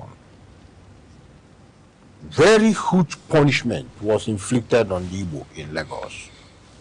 And it was because the people felt it was an affront on them for another party to defeat APC in Lagos. Now, you have a situation where a presidential candidate who is dogged, every of his movement is checked, impeded, restricted, every attempt made to stifle it. And the candidate is saying, observing what is going on, these people are likely to even take a life. That's the language. That's what he's saying. So, for the government to continue in this trajectory, it is taking a very big risk. It's taking a very big risk. Very big risk. It can become ethnic conflagration. It can become another kind of major disturbances. It can also lead to other things. However, my word will be is for him to understand. The psychologist says that two trees are standing. One is fruited, one is not fruited. People will throw stones to the one that is fruited, because that is where they can harvest something to eat. While the one that is barren, nobody looks at it. So the attention on him is indeed a way of assuring him that he is the man and he is the one who has the potential to unseat the president. So what you're saying in essence is that because he is the tree that has the fruit, that's why we're seeing... Yes, all these attacks. But Mr. Meka, before I will close, I've received the signal. Is Festus Keyamo the right person from the government to either debunk or deny these allegations? No, I think he responded to, he came into the picture as a result of the scenario that the incident happened in the airport. I think that's why the president had already responded by, the Mr. Bayo Onanuga's tweet, where he referred to be as a pathological serial liar, So he had already done that before, and I guess Mr. Mr. Kiyamo wanted to come in from the incident, from the angle of the incident, to also buttress the fact that Obi probably shot himself in the leg by even, narrating the coming public with the incident. But if with this story that had just broken now, and if it's anything to go by, it simply means that what probably they were trying to do as an antidote is having probably going to have a boomerang effect. It becomes so bad that people will inform the man about their event, but would want him to attend. You heard from him? Yeah. You see, if you have not operated in the political environment, you wouldn't know this. But that is the truth. In political environments, some governors won't even want to see you wave to a person they consider their enemies. Have you experienced that? Of course. In government? I'm speaking from your experience. Yes. Some governors won't even want to hear you visited somebody else. Some governors won't even want to hear that this person is calling you on phone and you are talking. That is enough for him to think you are disloyal, you are likely to be a mole around him. And he begins to keep you off. That is if he still thinks you are useful in his government. He begins to keep you off. And whenever they want to discuss something serious, they make sure you are not there. Right. So that is third world politics, not the universal politics. All right, gentlemen, on that note, we'll say thank you for this conversation. And as always, being with us is Ozo Iboneku Ogazimora, Esquire. He's a legal practitioner and public affairs analyst. Ozo, we are grateful to have you. Thank you very much. And to you, Mr. Emeka Odom, thank you. Thank you so much. Yes, Mr. Emeka Odom is a development communication expert and a seasoned public affairs analyst as well. As always, the conversation continues beyond the studio. Stay informed, stay engaged, and keep your eyes on unfolding stories. I am Uche Osai. Thank you for watching Frontline Africa on Aneke TV. Frontline Africa is Aneke TV's flagship current affairs program, where critical national and continental issues take center stage. On Frontline Africa, we examine politics, the economy, security, business, health, and a wide range of other key sectors shaping society. The program is insightful, engaging, and interactive, providing a platform for informed analysis and meaningful public discourse. Here, issues are discussed raw, balanced, and expertly with depth, clarity, and a commitment to fact and accountability. Join us every Saturday at 5 in the evening, only on Aneke TV.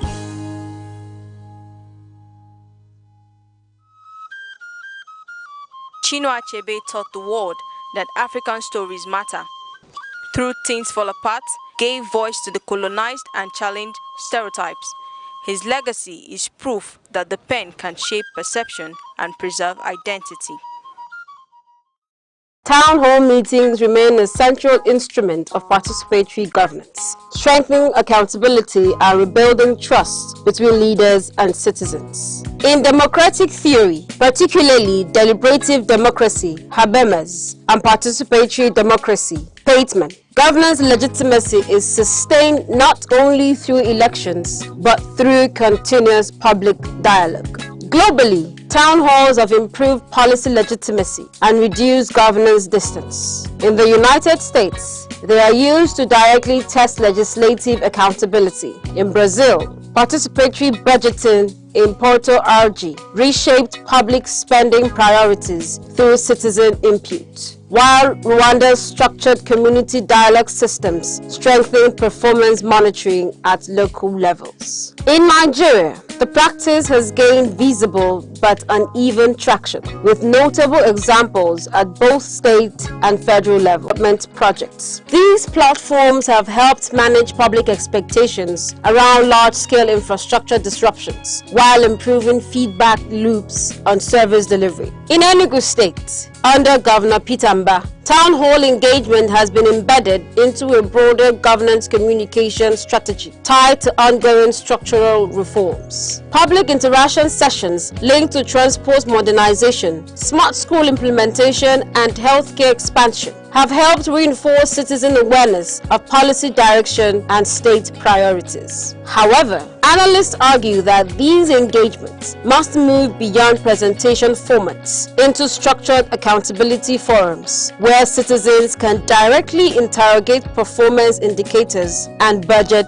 outcomes. From a theoretical standpoint, town halls align strongly with social contract theory, Locke and Rosal, which holds that government authority is valid only when continuously justified before the governed. They also reflect accountability theory in public administration, which emphasizes transparency, responsiveness, and feedback-driven governance. For Nigeria, the need is urgent. Rising public distrust, economic hardship, and insecurity demand deepen civic engagement beyond election cycles. Town halls provide a practical mechanism to reduce misinformation, address grievances early, and improve policy ownership. Experts stress that Nigerian leaders must institutionalize town halls as a governance requirement, not political events, ensuring they are regular, structured, documented, and tied to measurable policy outcomes. Ultimately, sustained town hall governance is no longer optional. It is a democratic necessity for rebuilding trust, improving service delivery, and strengthening the fragile bond between the Nigerian state and its citizens.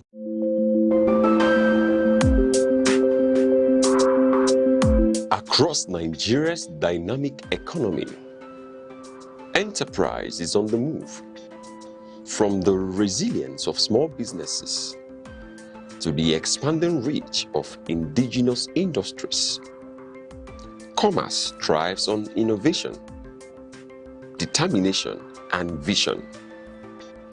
Finance is evolving, powered by technology and driven by a new generation of entrepreneurs.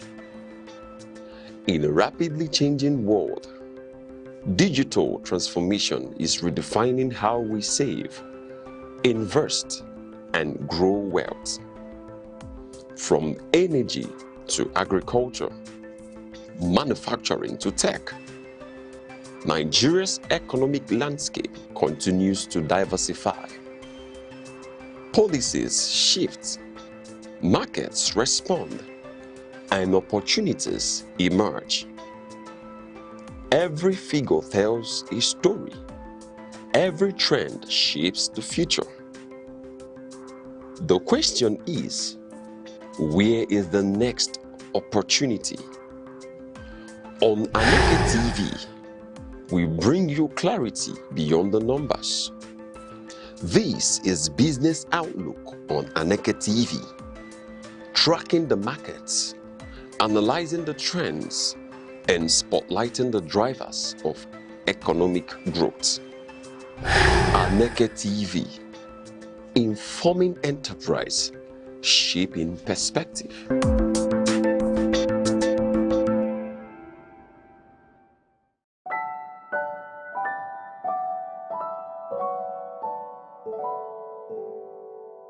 More than a century after his birth, nearly 3 decades after his death, the question is no longer who Nnamdi Azikiwe was. The more compelling question is why he still matters. In many ways, Azikiwe was a man ahead of his time. At a moment when colonialism sought to define Africans by their limitations, he challenged an entire continent to define itself by its possibilities. He believed Africa's liberation would not be secured by political independence alone.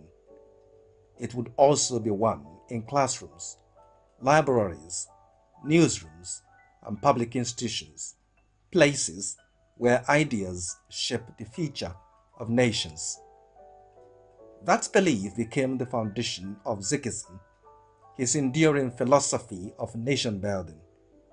It was built on 5 principles: mental emancipation, social regeneration, economic determination, political resurgence, and spiritual balance. Mental emancipation called on Africans to reject the inferiority imposed by colonial rule. Social regeneration demanded justice, equity, and respect for human dignity. Economic determination encouraged enterprise and self-reliance. Political resurgence advocated accountable institutions and democratic governance. Spiritual balance insisted that leadership must be guided by character, integrity, and compassion. More than half a century later, those ideas continue to resonate. Across Africa, debates about governance, economic reform, and national unity still echo the principles Azikiwe championed decades ago. He also understood the truth that remains relevant today, that democracy cannot flourish where citizens are uninformed. Long before the internet and the digital age, Azikiwe recognized that access to credible information was essential to freedom. Through the West African pilot and a network of newspapers, he transformed journalism into an instrument of public enlightenment. Reporting the news was never enough. Journalism, he believed, should educate, challenge injustice, and empower citizens to hold leaders accountable. His guiding principle became one of the most enduring statements in African journalism: show the light, and the people will find the way. For generations of journalists, it remains more than a newspaper slogan. It is a statement of purpose. Azikiwe's passion for knowledge extended well beyond the newsroom. As premier of the Eastern region, he championed one of Nigeria's earliest public library systems, convinced that education should never be the privilege of a few, but the right of all. That philosophy lives on today at Nnamdi Azikiwe University, whose guiding principle is the advancement of knowledge without let or hindrance. It reflects his lifelong conviction that education is the surest investment any nation can make. He was also a prolific author through works such as Renaissance Africa, Political Blueprints for Nigeria, The Future of Pan-Africanism, My Odyssey, and History Will Vindicate the Just. Azikiwe explored democracy, constitutional government, African unity, and the responsibilities of leadership. His writings continue to influence scholars, historians, and students of African political thought around the world. Perhaps the clearest measure of his national significance is found in the institutions that bear his name. Nigeria's principal international gateway, Nnamdi Azikiwe International Airport in Abuja, Nnamdi Azikiwe University in Awka, Nnamdi Azikiwe Teaching Hospital in Nnewi, the Nnamdi Azikiwe Stadium in Enugu. Schools, libraries, roads, and civic institutions across the country all stand as lasting reminders of his contribution to nation building. His portrait on the 500 naira banknote ensures that millions of Nigerians encounter his image every day, a reminder of one of the architects of the nation's independence. Zikiwe's greatest legacy cannot be measured in airports, universities, or monuments. It lives in the values he championed. The belief that education should produce enlightened citizens, not graduates. That leadership is a responsibility, not an entitlement. That journalism must speak truth to power. And that Nigeria's diversity should be harnessed as a source of strength, not exploited as a fault line. Today, as many African nations grapple with questions of leadership, economic transformation, youth unemployment, and democratic governance, Zikiwe's ideas have acquired fresh relevance.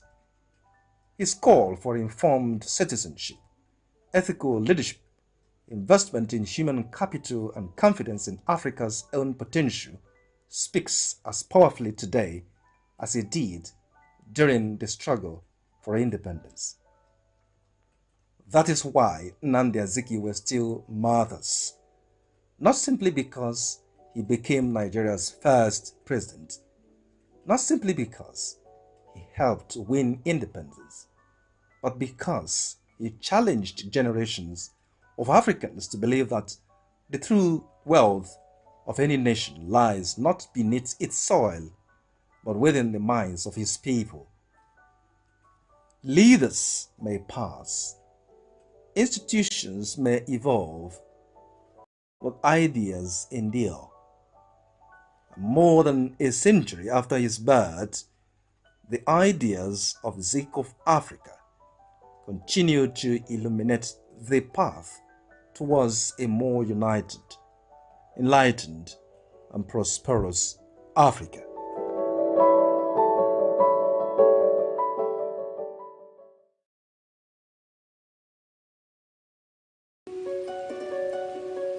In a world that never stands still, where stories break in seconds and moments shape history, one station keeps you connected to your nation, to the continent, to the world.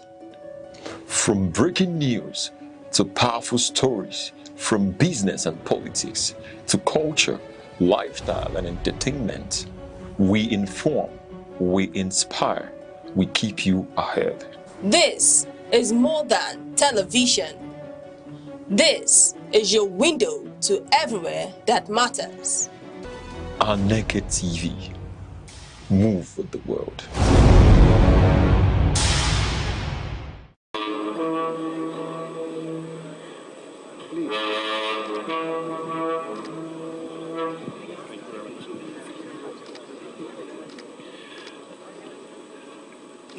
Your Excellency, the President of the Federal Republic of Nigeria, here represented by His Excellency, my brother Senator Kashim Shettima. Your Excellency, General Gowon, Your Excellency, Mrs. Gowon, Your Excellencies, General Abdul Salami and President Jonathan, Your Eminence, please permit me to stand on already established protocol. It is a great honor for me to have this opportunity to speak for 2 minutes on this occasion of the presentation of the book from our father. Unlike Kingsley, I would like to say that I'm here in a personal capacity. If my father were alive, he would be the one seated there. General Gowon appointed my father High Commissioner to Canada, Ambassador to Belgium, and First Ambassador to China. And my parents remembered the visit of General Gowon to China when he was ambassador. And I'm proud that I was able to continue that relationship, father and son, up to this day. President Jonathan spoke about leaders be remembered for policies and infrastructure. The reality is that policies change, infrastructure also changes. What is abiding in the memory of people about their leaders is who those leaders are. Do they remember you for your integrity or for corruption? Do they remember you as a patriot or as a parochial person? Do they remember you for justice or for injustice?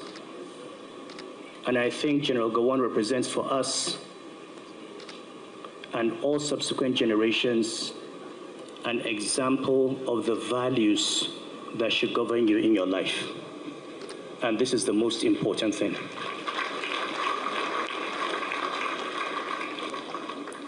I'll leave you with one memory abiding for me.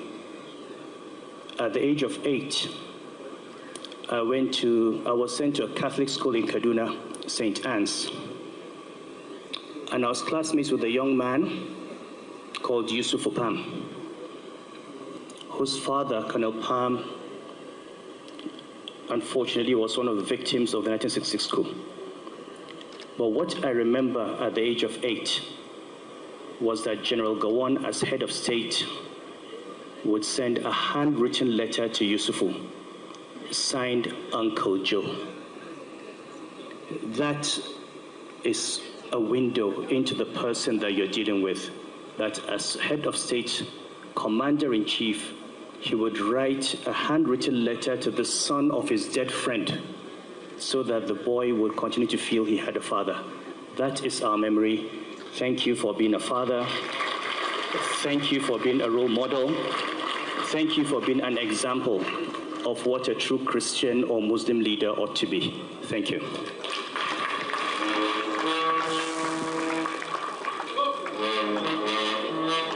Thank you so very much indeed. The Emir of Kano, His Royal Highness Dr. Lamido Sanusi Lamido, who is making his way and greeting those in the front row. And as he does this, I'd like to take the microphone very quickly to His Eminence, who has a word or two. Your Eminence, sir. In the heart of southwestern Nigeria lies Osun State, a land where history, spirituality, and modern life converge. From ancient groves to growing cities, Osun tells a story deeply rooted in Yoruba civilization. Osun State, created in 1991, is home to Osogbo, its capital city, a fast-developing urban center surrounded by rolling hills, farmlands, and rivers that have sustained communities for generations. At the edge of Osogbo lies the Osun-Osogbo Sacred Grove, a UNESCO World Heritage Site and one of the last remaining sacred forests in Yoruba culture. Dedicated to Osun, the goddess of fertility, the grove is both a spiritual sanctuary and a living museum of tradition. For centuries, Osun has remained a stronghold of Yoruba identity, where festivals, art, and spirituality are woven into everyday life. The annual Osun-Osogbo Festival draws thousands of pilgrims from across the world, celebrating faith, renewal, and cultural continuity. Beyond its sacred heritage, Osogbo is a growing city where tradition meets modern commerce. Markets bustle with traders selling textiles, food, and crafts, reflecting the entrepreneurial spirits of its people. Osun State is also a center of education, home to institutions such as Obafemi Awolowo University in nearby Ile-Ife and Osun State University, shaping the next generation of leaders. Young people here represent a bridge between tradition and innovation. In Ile-Ife, mythology and history intertwine, believed to be the spiritual birthplace of the Yoruba people. It remains one of Africa's most culturally significant ancient cities. Bronze works and archaeological discoveries here continue to attract global attention. Agriculture remains the backbone of Osun's economy. Cocoa, yam, cassava, and maize farming sustain rural communities across the state. In recent years, small-scale industries and digital entrepreneurship have begun reshaping its economic landscape. Like many Nigerian states, Osun continues to balance development with tradition, investing in infrastructure, education, and healthcare to improve the lives of its people.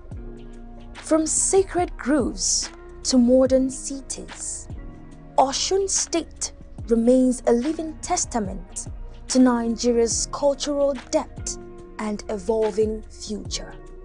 A place where heritage is not only remembered, but lived. Nigeria's worsening security situation has continued to intensify calls for the creation of state police, as kidnapping, banditry, terrorism, and violent crimes stretch the capacity of federal security agencies across several regions.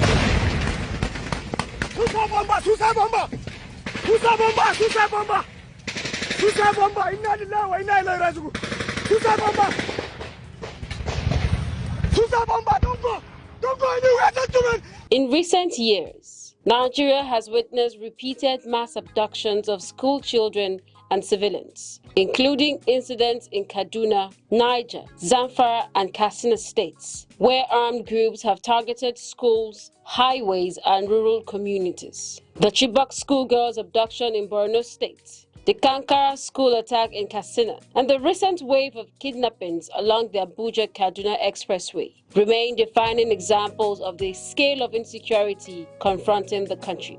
Beyond school attacks, rural banditry in the northwest has led to mass displacement of communities, destruction of livelihoods, and repeated negotiations for hostage releases. In the southeast, violent attacks on security formations and civilian targets have also been recorded in parts of Anambra, Imo, and Enugu states. In the northeast, insurgency linked to Boko Haram and ISWAP continues to destabilize rural and border communities despite years of military oppression. Security analysts argue that these overlapping crises expose a major structural gap: Nigeria's centralized policing system. With the Nigeria Police Force controlled federally, operational directives, logistics, and deployment approvals often require central clearance, even when emergencies are localized.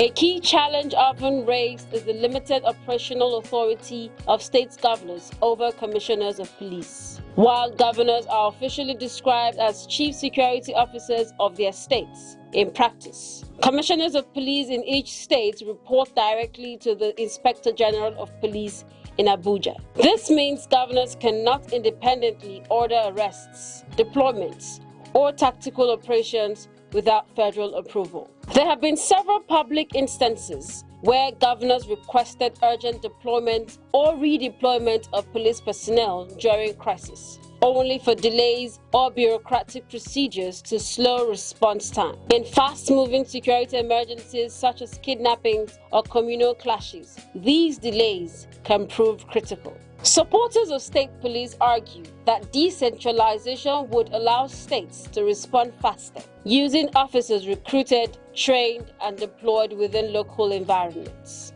They say local policing would improve intelligence gathering because officers understand local languages, terrain, and community networks, which are essential in tracking criminal groups operating in rural and forested areas. They also point to countries with decentralized policing systems. In the United States, state and local police forces operate independently but coordinate through federal agencies when necessary. In Germany, policing is primarily managed at state level, Länder, while maintaining federal oversight for national security. India also maintains state-controlled police forces under a federal constitutional framework.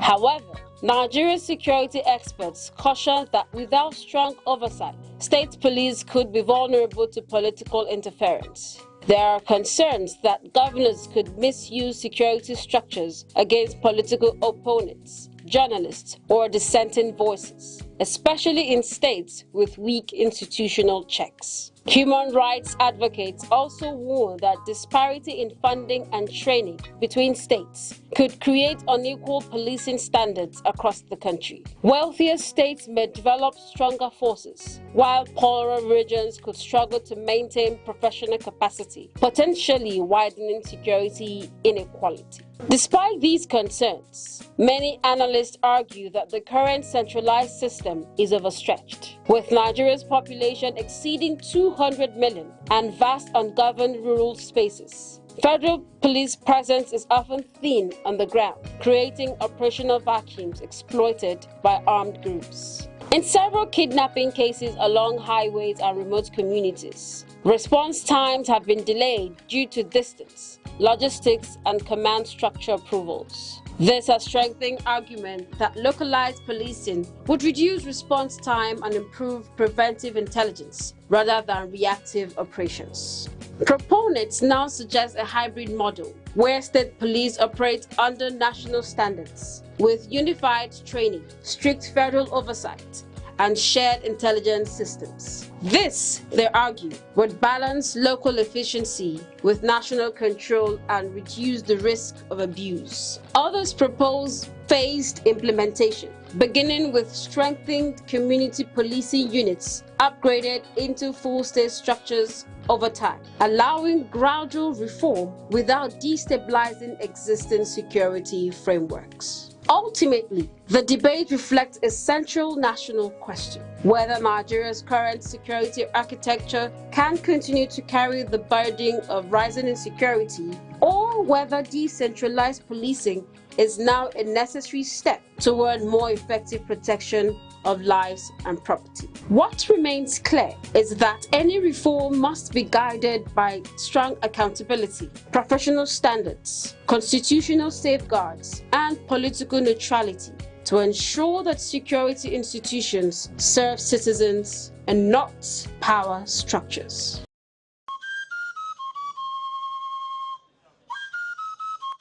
From the tiniest cells to the farthest galaxies, life holds secrets we are only beginning to uncover.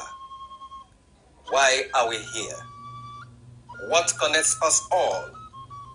What unseen forces shape our destiny?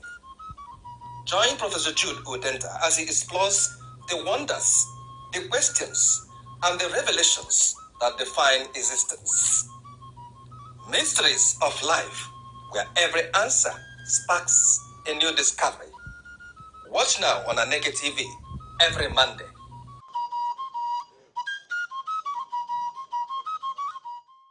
In this interview, I'm going to take the stance. Let's assume that I am an undecided voter, yeah, who in the last election either voted for Bola Tinubu or Omoyele Sowore, or who did not vote because I didn't think that the election was going to go well. Or I voted, but now I think there's no point.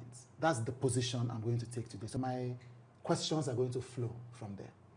First question, NDC, which is your party. The news, as interpreted by some sections of the public, is that in effect, the Federal High Court decision has deregistered the NDC. Is that the case? No, it's wrong. Okay. That judgment is very defective. Right. It is a wrong judgment, and it cannot stand. But until it is set aside, is that not the status quo? Well, we're in court. I won't say we're not registered because we're in court. Right. Until that case is over. NDC remains a registered party in Nigeria. Because we appeal. If you have a judgment and you're appealing it, so it is, we're still there. So you're saying the status quo is that NDC is still fully registered? NDC is still a registered party in Nigeria. And the matter is now in court? Yes. Right. Because the reason that you gave in public for leaving the ADC is that the current ruling party is trying to frustrate opposition parties. So how did the NDC still fall into the same pit that you ran away from the ADC for? The same thing I said before. That the current ruling party is actually trying to destroy democracy. Not just opposition, to destroy the entire thing. So that there's no opposition? Not just that there's no opposition. They're not democratic. They don't want to be. So it's not just destroy opposition, but to destroy the entire democratic system. There's this persistent accusation. Yeah. So when people look at your record in Anambra State, one of the persistent, actually, now I remember two. One of the persistent accusations is that you took the state's money and put it in your bank. So that even if you didn't collect money, it's because you are savvy enough to have found another way to extract from the state. What do you say to that? Well, you know, whatever you do, people have excuse. Okay. We had, for example, when I left, I had $50 million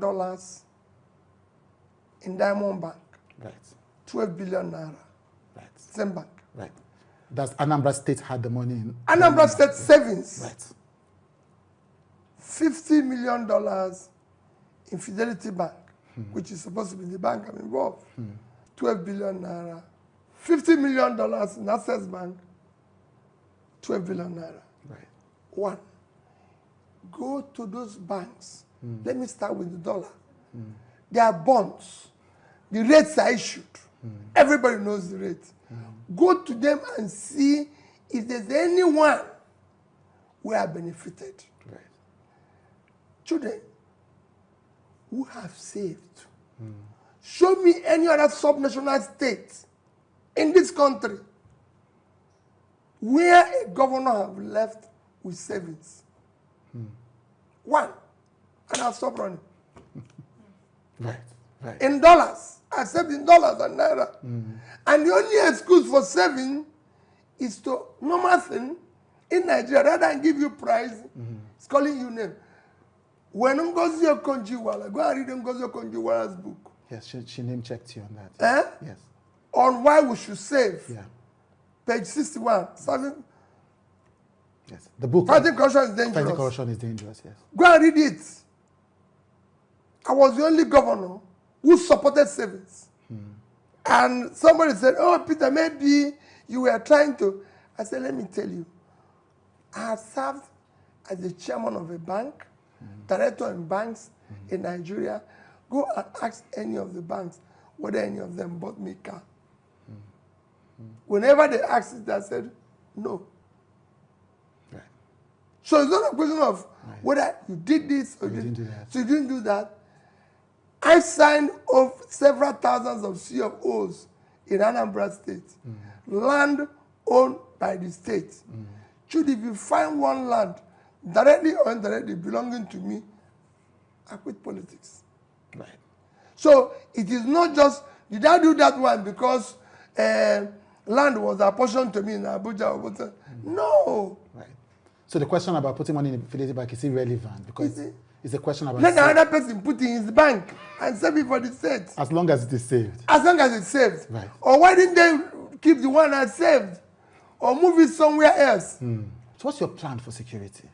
Because essentially, one of the big cases against Goodluck Jonathan, who you supported then, leaving office, was that security had collapsed in the country. For a voter like me, that was a key issue.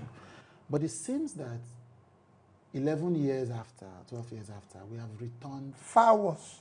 So now the government says, one, it is opposition politicians, and two, it's a global collapse. That is nonsensical. Okay. Why is it nonsensical, and what are you going to do differently? It requires political will. One person must be in charge. Is that not the government is in charge? Or they are in charge? If I'm in office, one person must be in charge. And I can tell you I'll be in charge. So you're saying President Tinubu is not in charge? No, it doesn't show the capacity. Right.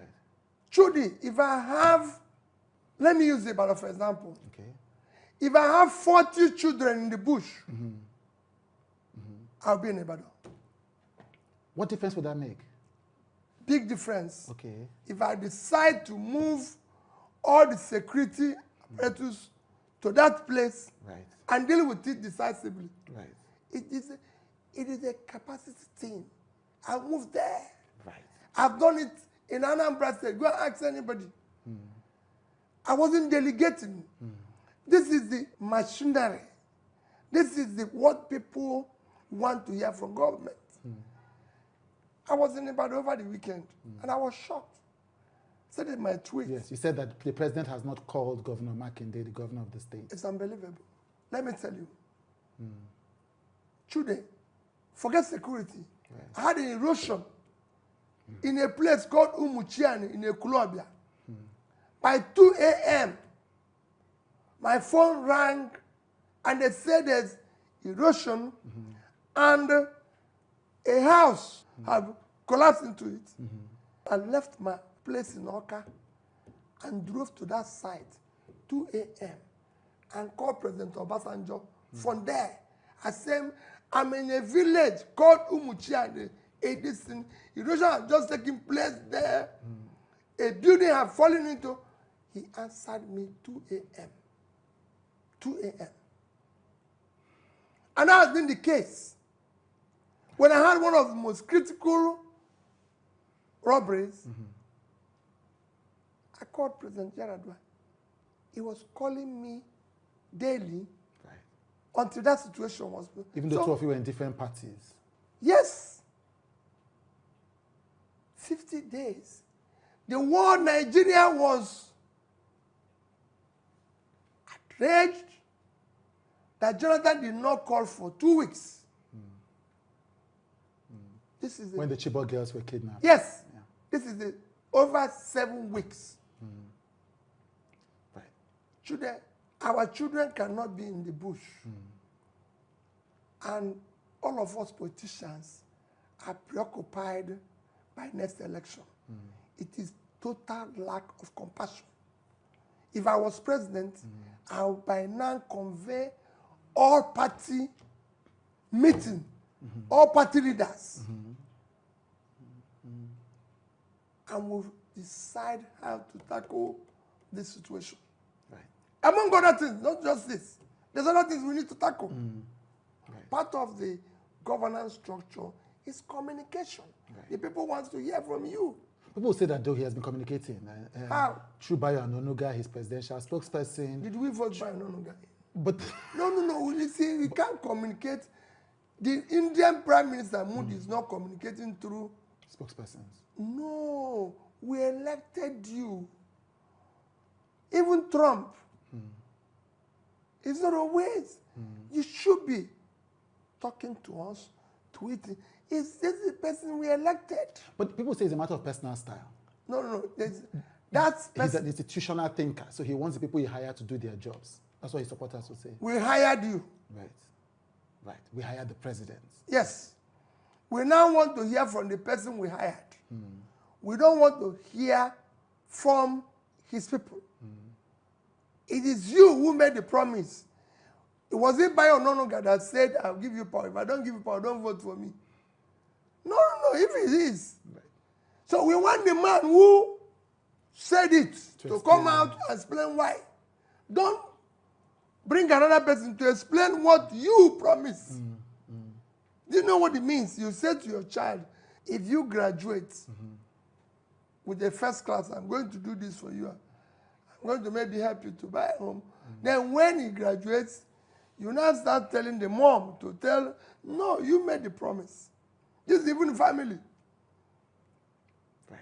He, in his own campaign, family said, if I don't provide this, don't vote for me for second tenure. The honorable thing is that since you don't provide it, to say, I have failed. The British Prime Minister has just done it. Honorably. That is the leadership this country requires now. Jonathan had issue with Chibok girls. Only one school kidnapped. Nigeria was outraged. It didn't go for 2 weeks. That even became worse. The president was calling for his immediate resignation. Now we have had over a dozen school kidnapped. You didn't even call the chief executive at the sub-national level for over 7 weeks. When it was over 2 weeks, I asked somebody to go. Okay. The honorable thing is to show example of what you preach by saying, I made a mistake. I'm going. Because I lack the capacity to deal with this issue. Right. The same thing on and on. We now need people who preach and do what they preach. Right. We're tired of these excuses. Right. But is it practical to expect him to resign? Because people say it's grandstanding. This is over the period of the past 6 weeks. You've made the third call to resign this morning. No, it's not grandstanding. Okay. It is what should be the new norm. That when you don't, I've just said, I will deliver minimum of this in 4 years. Right. Even if I'm not contesting the next election, should I deliver it? Because it underlines to my integrity, my character, my person, to have promised that. Right. When I was going to Anambra, I said, I'm going to change education. I'm going to change health. And I tackled it head on. Right. The way they are going now, Chudi. Yes. So there's a possibility you may not be a candidate based on how. Not even a candidate. I might not even be alive. I'm telling you. Every single thing I do for a living, this government is frustrating it. Deliberately so. Everything. So there's even possibility if they have opportunity, I will not be alive. Oh wow, that's a big. It's an accusation. I know I get frustration every day because you do things that you think they will be normal. It is not normal any longer. They won't come directly and say, oh, we're doing this, but you could see their hand in virtually everything. So the government is attacking you personally? They're attacking everybody who is in opposition personally. Right. I am being attacked personally. Right. Everything, even to provide me with necessary things that I should have been entitled to. Not at all. You're struggling to get it every day. Every day, you're struggling to get it. Little things. I had a case recently at the airport where people who work in the airport came and locked my car. And I said, it's me. The person on the side said, it doesn't care. But I said, look at the cars of other people. And you could see them talking to each other, you know, as if, who is this one? We have divided the country, breeding hatred among us. That's why I keep saying, I want to bring back unity where there's division. I want to show love, compassion, care. It's gone out of here. I said, I'm looking at somebody. He locked my car in front of me. And saying, you're not supposed to park here. But there's caste here. So what is the exception to my own? Should the Anansi people I know at the airport, they will not greet me. Because they are fearing that if they greet me, they become targets of the government. Thank you. And I have people send me invitation and say, my son, my daughter is wedding, but please don't come. Yes. Should I'm telling you, I'm doing this, but I just want to notify, but don't come. I'm doing burial of my this, but don't come. These are my friends. Because they're afraid of being targeted by the government. Completely. I'm doing 70th birthday, I'm doing 60. Peter, you know how these people are. Don't come. Wow. What country is that? You can't live like that. And everybody's telling you, Peter, be careful. Peter, be careful. What is being careful? I went to, but the governor said, this man has not called. And I said, this. They said, no, Peter. But I've told my children. I've told my wife. Whatever happens, so be it. You sued your ex-wife ally, Kenneth Okonkwo, to court. Yes. He has said that that is anti-democratic because it's a question of freedom of speech, that other people he attacked on your behalf did not sue him to court. Why should you? Thank you very much. Kenneth Okonkwo said, as my spokesperson, he has so many hidden things that if he's provoked or sued, he will bring out. And that's the only thing I'm suing him, to bring those things out, because we must now examine the background of those who want to serve. We are tired of getting in there and we find out that, true, they used to do this, true, they used to do that. Let's examine it now so that if I'm not qualified, I withdraw. Some of the people who criticize you say your army that led you to win the election in Lagos State and in other states that people didn't expect, that army has dwindled because those voters think, for whatever reason, that an opposition, that their vote will not count, that an opposition party cannot win against the current government. It is designed so. And that's why I'm appealing to them. Those who are living off the confusion, those who are mortgaging your future, are the ones that are making you believe so. The earlier you realize that even the bonds Nigeria is issuing today are going to be paid, go and check it, 2048, 2050, 2045. We won't be there then. Most of these people who issued this bond are in 70s, 80s. If you add 25, they are gone. So they won't be there when those who own those monies are saying, pay us. And you say, no, it's not. That's what your forefathers have chopped. Please, I'm pleading to the young ones to not get disillusioned. It is designed for you to be disillusioned. They are the ones running to South Africa and are being killed. Not those who are stealing their money. They are the ones who are dying in the ocean. They are the ones who are dying in various places trying to escape this. And I'm saying to them, let's die here. I'm sure that this rot stops. This is not a country. There's no way we can say that politicians of today in Nigeria are human. If we are, truly, we will not be talking today about the next election. Our preoccupation is, how do we get our children out of the bush? How do we put food on people's table? How do we ensure that our children are in school? How do we, there are things we should be talking about. Nobody's talking about it. We are preoccupied in the wrong direction. Our compass is headed in the wrong direction. Right. We must now stop. And they are the ones who will tell us to stop. Right. And because they are disillusioned, that's there. They have been arrested by Yahoo. Let me tell you, I said it before and I continue to say it. Several of the Yahoo boys are people who push into that frustration. There are people who have talents, who if we support very well, can turn the same talent productively. But nobody is asking of them. They're on their own. And these are things I want to do, to mobilize that talent for revolution. in different areas. Look at us not being in the World Cup. With the level of talents we have all over the place. We're a tiny country like Cape Verde. You mentioned that. 500,000 people. They're not even up to the people in Ajegunle.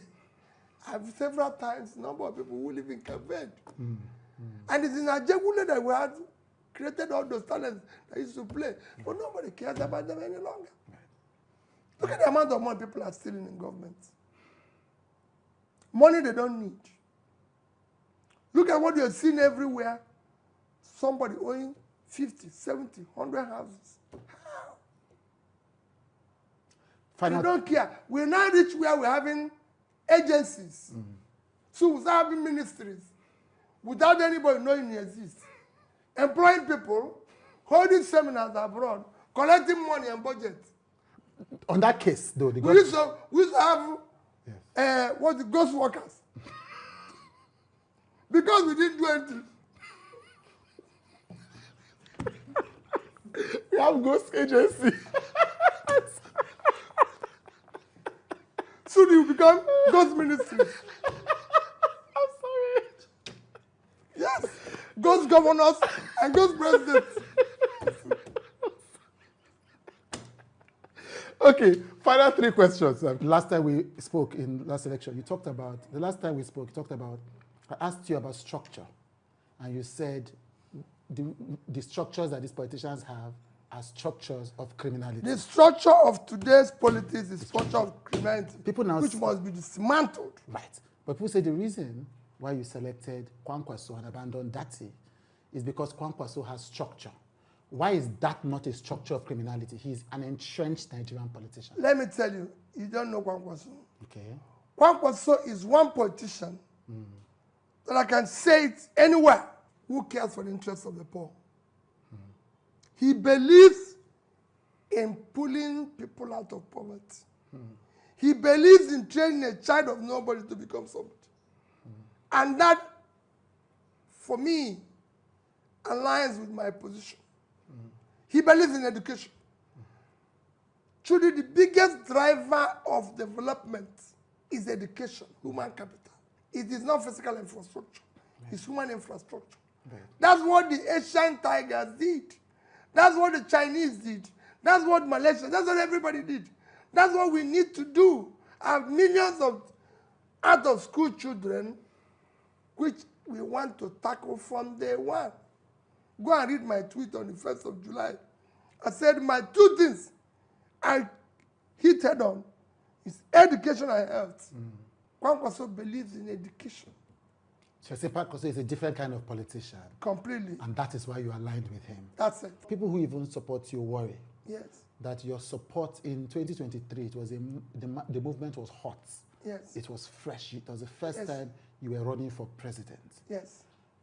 Now they feel like that passion may have cooled. And sometimes they point even to Anambra state politics, where the party you were part of at the time, LP, its candidate lost state-level elections, including the governorship candidate. No, it has always happened like that. Okay. We're talking about presidency. If anything, my followership have increased. Because those who jumped into, in quotes, some experimental thing, oh, this man did this man did this, was going to create the future, have seen that the whole thing was a mess. You're talking of the renewed hope. It had become hopelessness. When President Tinubu came into power, 87 million Nigerians were living in poverty. Today is 1/4. We were number 5 below where we are today in hunger list.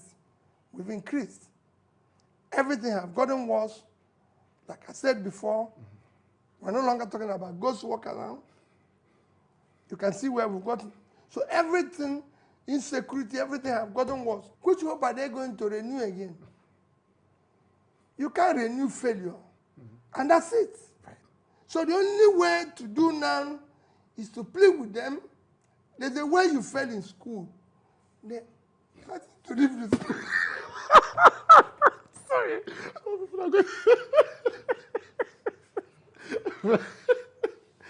Right. So you're saying the supporters of Tinubu have now joined your supporters? Completely. Right. Yeah, because they've seen it themselves. Nobody can tell you. Nobody can tell you things are moving well. What are they going to do now? Right. Sorry. People are going to kill me on the internet. Okay, so you don't, so well, the answer to the question is, you believe that your coalition is even bigger because people have seen the results of the last election. That's your point. I don't want to laugh. Okay, final question. Judy.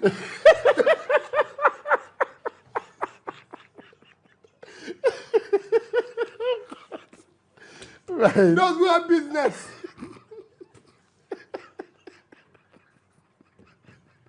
The whole studio is cracking up. The whole studio is cracking up. The whole studio, my crew is cracking up. Right. People had business. When he came into power, have collapsed. Oh, it's not funny. Yeah. They've collapsed. They're not people who are selling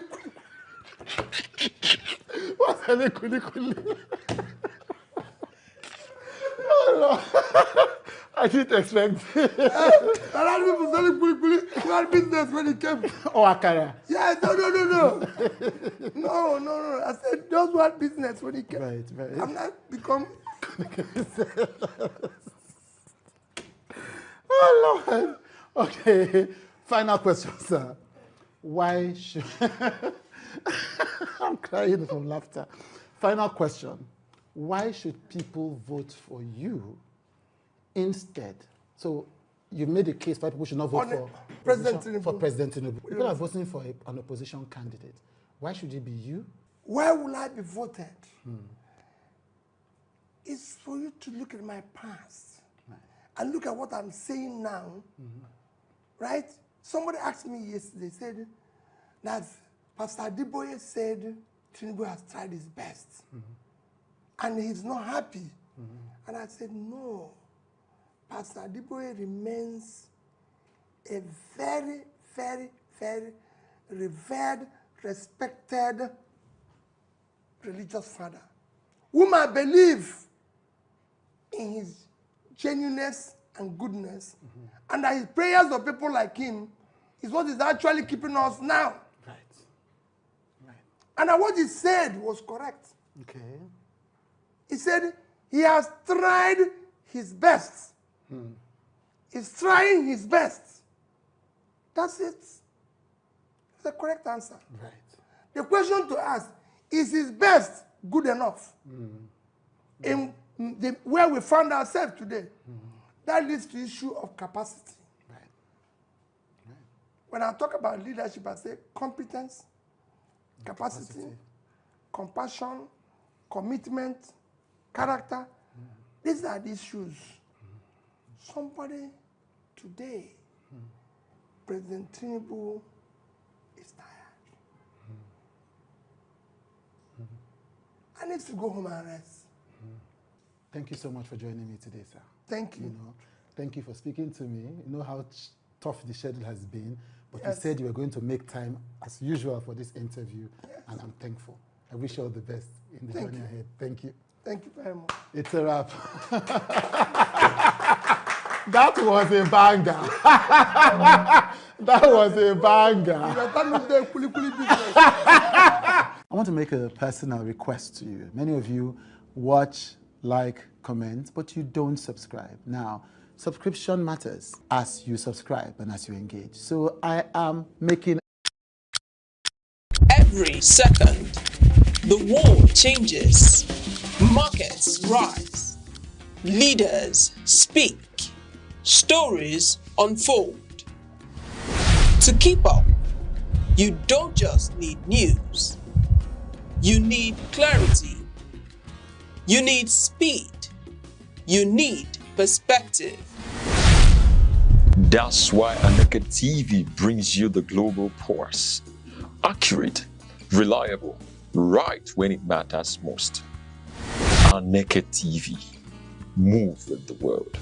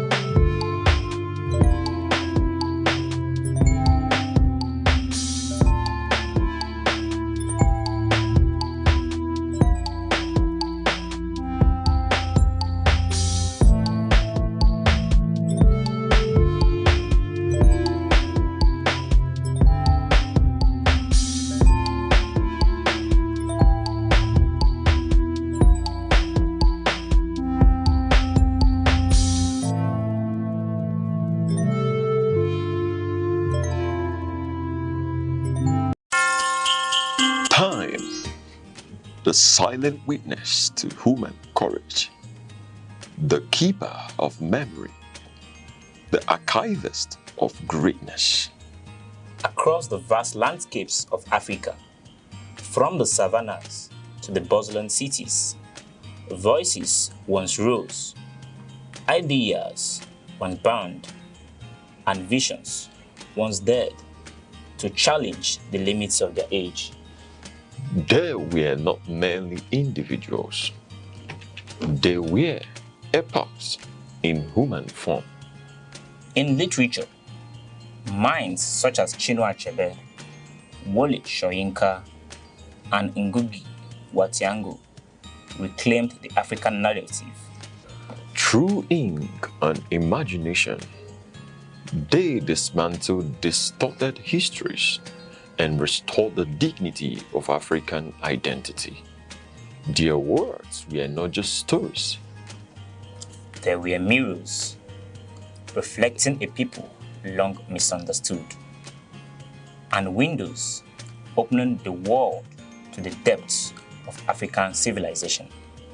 In the realm of science and knowledge, pioneers like Philip Emeagwali proved that African intellect could reshape the frontiers of computing and technology. Their work was a quiet revolution, reminding the world that innovation knows no geography. And in leadership, towering figures emerged when history demanded courage.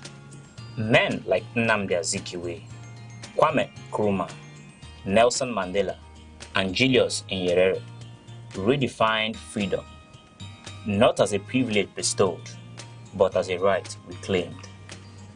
They spoke for millions. They endured prisons, exile, and resistance. Yet, their vision transcended the politics of their time. They dreamed of a continent awakened. Today, their echoes travel through generations. In every African classroom, in every curious mind, in every dream that refuses limitation. For history is not merely what has passed, it is the foundation upon which tomorrow stands. The past still speaks. Its lessons remain. Its voices endure. This is not just remembrance, it is inheritance. Echoes of the past, where history breathes and legacy lives on.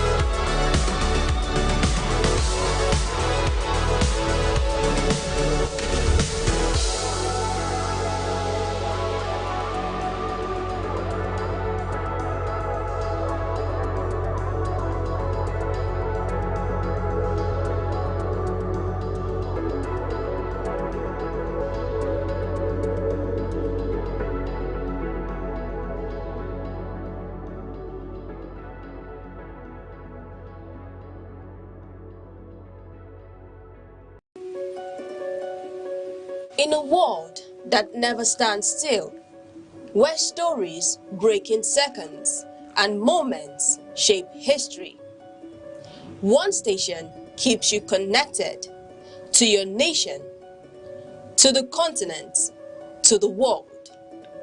From breaking news to powerful stories, from business and politics to culture, lifestyle and entertainment, we inform, we inspire, we keep you ahead. This is more than television. This is your window to everywhere that matters. Aneke TV. Move with the world. Humility. Humility is not thinking less of yourself. It is thinking of yourself less. It is the quiet dignity of those who serve when no one claps and rise when no one cheers. In a world shouting for attention, humility whispers truth. It chooses peace over pride and silence over show. It knows that value isn't in volume and honor isn't always visible. The humble carry unseen power. They lift others without needing a pedestal. And in doing so, they rise higher than ego ever could. 7 days, countless moments, stories that shape the week. From decisions in the corridors of power to developments affecting everyday lives. From moments of challenge to stories of resilience and progress. This is where the week comes into focus. Week in retrospect, only on Aneke TV.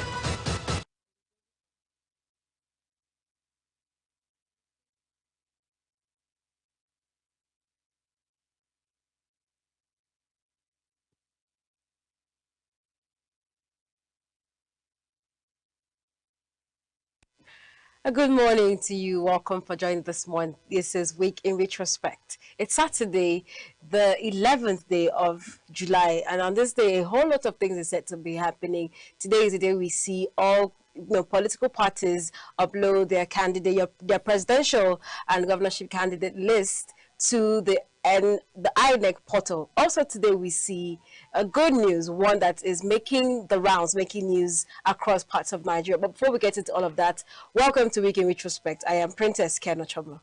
Good morning to you, audience. Yes, it's the Week in Retrospect, where we'll bring you a recap of the issues that made news headlines throughout the week. Yes, if you made the news, you're sure to have it here on the retrospect. So you do not need to bother if you missed out. It is the retrospect that highlights all this and more. So stay with us. I am Uche Osai. And this morning, I woke up this morning to the news and I think it was last night, Mr. Uche, where we saw that the children that were kidnapped have been finally released, and it brought a whole lot of joy. I mean, it's one of those news that when you wake up in the morning, it just brightens your day. And also, amidst every other thing that we shall be reading this morning, this week has been busy. This week has been so busy, from one story to the another, and the most predominant story of the week has been the alleged ghost agency and all that has been, all that has come with it. But I'm glad that it's Saturday, where we get to relax, where we get to unwind. And just like you always say, Saturdays are for the party jollof. So probably today that we have something to celebrate, we would eventually eat this rice that you've been owing us for the past weeks. Anyway, weekends are for jollof rice. There are always parties to attend, weddings. Some in a celebrative mood, some in a very non-celebrative mood. But one thing with Nigerians is that either good or bad, there is a jollof rice. You attend a funeral, there is a jollof rice. You go for a wedding, there is a jollof rice. Traditional marriage, there is a jollof rice. So Saturdays usually are for jollof rice. Just like somebody told me somewhere, somewhere in Nigeria, that in southeast Nigeria, that when it's good, you see them drink beer. When it's bad, they drink beer. So It's hard to tell. It's only when you look at their countenance that you know what they are drinking the beer yes, for. they tell me that the average southeast now, when he's complaining that things are so bad, he drinks beer. He tells you that things are so good, he wants to sleep. There's a beer. So weekends are for jollof rice as well. Truly. All right, we'll get right into our conversation this morning in a moment, but we'll take a short break. We'll be right back. Frontline Africa is Aneke TV's flagship current affairs program, where critical national and continental issues take center stage. On Frontline Africa, we examine politics, the economy, security, business, health, and a wide range of other key sectors shaping society. The program is insightful, engaging, and interactive, providing a platform for informed analysis and meaningful public discourse. Here, issues are discussed raw, balanced, and expertly with depth, clarity, and a commitment to fact and accountability. Join us every Saturday at 5 in the evening, only on Aneke TV.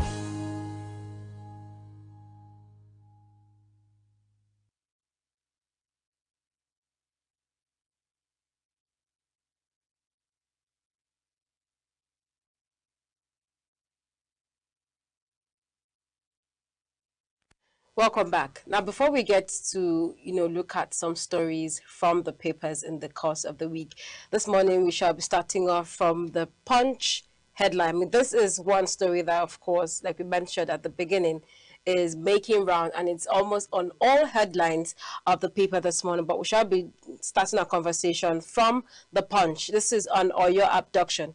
Inside operation that freed pupils teachers after 56 days in captivity. Inside operation that freed pupils teachers after 56 days in captivity. Of course, there are jubilations, or there was jubilation across the country on Friday as abducted pupils and teachers from Orire local government area regained their freedom after 56 days in captivity.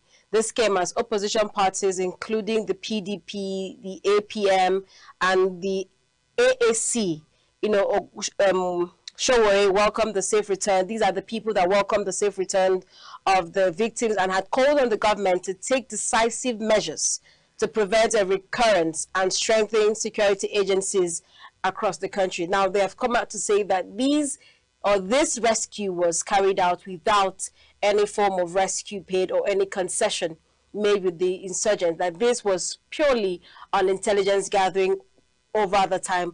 And here in the studio, we've had conversations where we've read in the papers that the government, the state government, the federal government, security agencies are saying that they are working.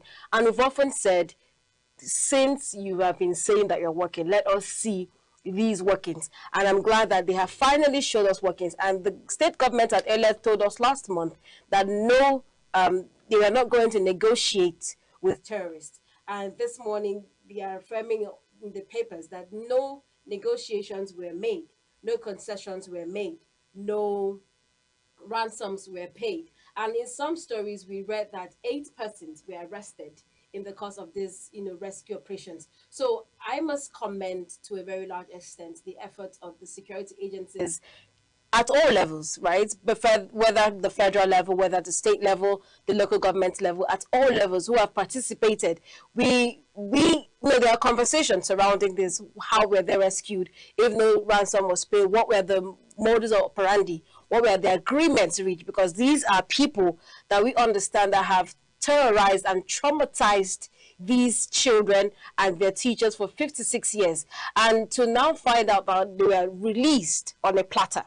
I hope these are the cases, but whatever it was, this people are out, and the government said that they are receiving treatment, they are receiving psychosocial medications, rehabilitation, trying to get them integrated, because for someone who has been away for 56 years, that's like a month and over 20 days, right? And then you are now brought out, things are new. Looking at the video from yesterday, Mr. Uche, I could tell that I was having a conversation earlier with someone this morning, that these children are not looking like anything happened to them more.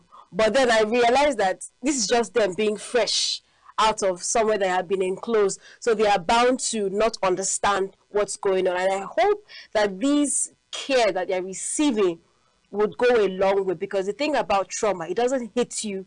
It doesn't hit you in that moment. It hits you 1 week, 2 weeks, a month, sometimes even a year after you are out of that situation. You may not realize. For these children, they could, outgrow, but these are older people, parents, conscious people who have been enclosed in a space for 56 days.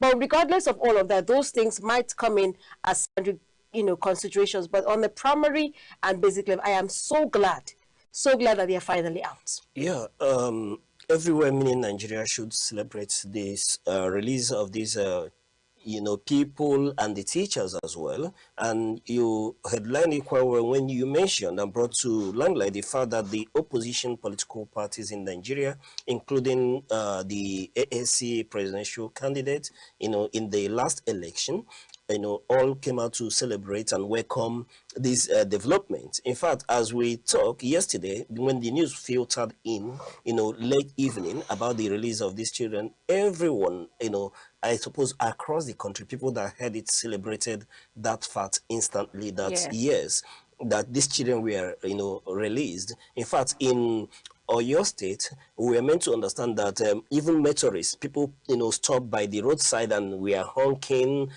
people were jubilating. Some people offered prayers in thanksgiving to God for the release of the people of from Orire local government who had been in 56 days in captivity, having been abducted on May 15th, and then as of this morning, we are celebrating their release. So is worth celebrating that people usually, who started beginning to think that this was another Chibok girls, where till date we do not know who can account about the release of the Chibok girls. We've seen some of them, appear in some videos. Some, have turned to mothers in captivity, and we're already beginning to condition ourselves to these young children, becoming adults in captivity.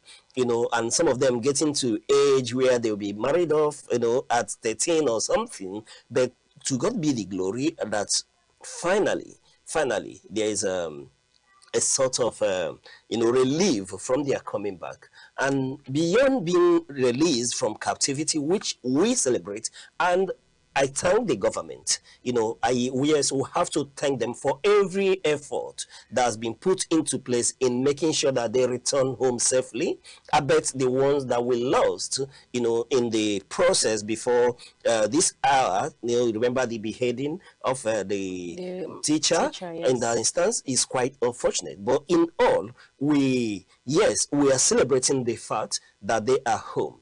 But when we do that, it doesn't mean that we will negate the opportunity to, x-ray the issue, holistically, and then begin to look for ways to proffer solutions so that there won't be a repeat of this very, sorry scenario. Yes, government has done enough. Like we were told that this happened, through a joint intelligence operation, that was led by the GOC commanding 2nd Division of the Nigerian Army, Major General Chinedu, Nebife, that led the operation in collaboration with people from the intelligence department of the DSS, the vigilantes, and even Amotokun, going into the forest. And we were told that they've been for quite some time now surrounded, the national park in Oyo State. They've been surrounded, but beyond that, we begin to get filters about how this operation evolved, leading to the rescue of the children. But I bet the operation and everything, at the end of the day, we thank the commander-in-chief of the Nigerian Armed Forces, and every operatives of the Nigerian Army, the intelligence department, even the vigilantes and Amotoku, everyone, even the government of Oyo State, whatever effort that has been put into letting these captives, return alive is quite welcomed. However, now that we celebrate, if you were saying that when you looked at them, they didn't look like they were even in captivity, maybe you need to take a second look. There are things you look at, you see that they are malnourished. You begin to see cheekbones, meaning that these ones have not been very well catered for. They've not been very well fed, but to God be the glory, they are out. And beyond feeding, another thing is going through trauma evaluation so that we will psychologically, find a way to help them, relieve the trauma they've gone through. These are children who have gone to, get to, through uncertain terrain, the place must be mosquito infested, some of them are not used to not having 3 square meal and beyond a day, then having to perhaps just get a slice of bread in a day and all that with the torture, and then see the harsh weather condition, and rain is raining season as well. So they must have passed through torturous process till this hour. But to that, we will continue to believe that the government, having seen to their release, would do well to rehabilitate them beyond the normal routine or practices where government, is involved in the fanfare of release. And I listened to the teacher where she was thanking the commander-in-chief. Beyond all those optics, we need to see that they are properly reintegrated into the society. If we as a people can reintegrate the non-terrorists who have taken arms against Nigerian state, that has shed blood of innocent Nigerians, if we can integrate them into the society, so Abada, cook jollof rice and then welcome them back, hand them Qurans and holy books, to welcome them back into the society, then the nation should spend no expenses in seeing that these ones have to be properly rehabilitated, reintegrated into the society. Let me tell you one of the things that you may see, that these young ones, part of the trauma is that they may find it difficult returning to a classroom.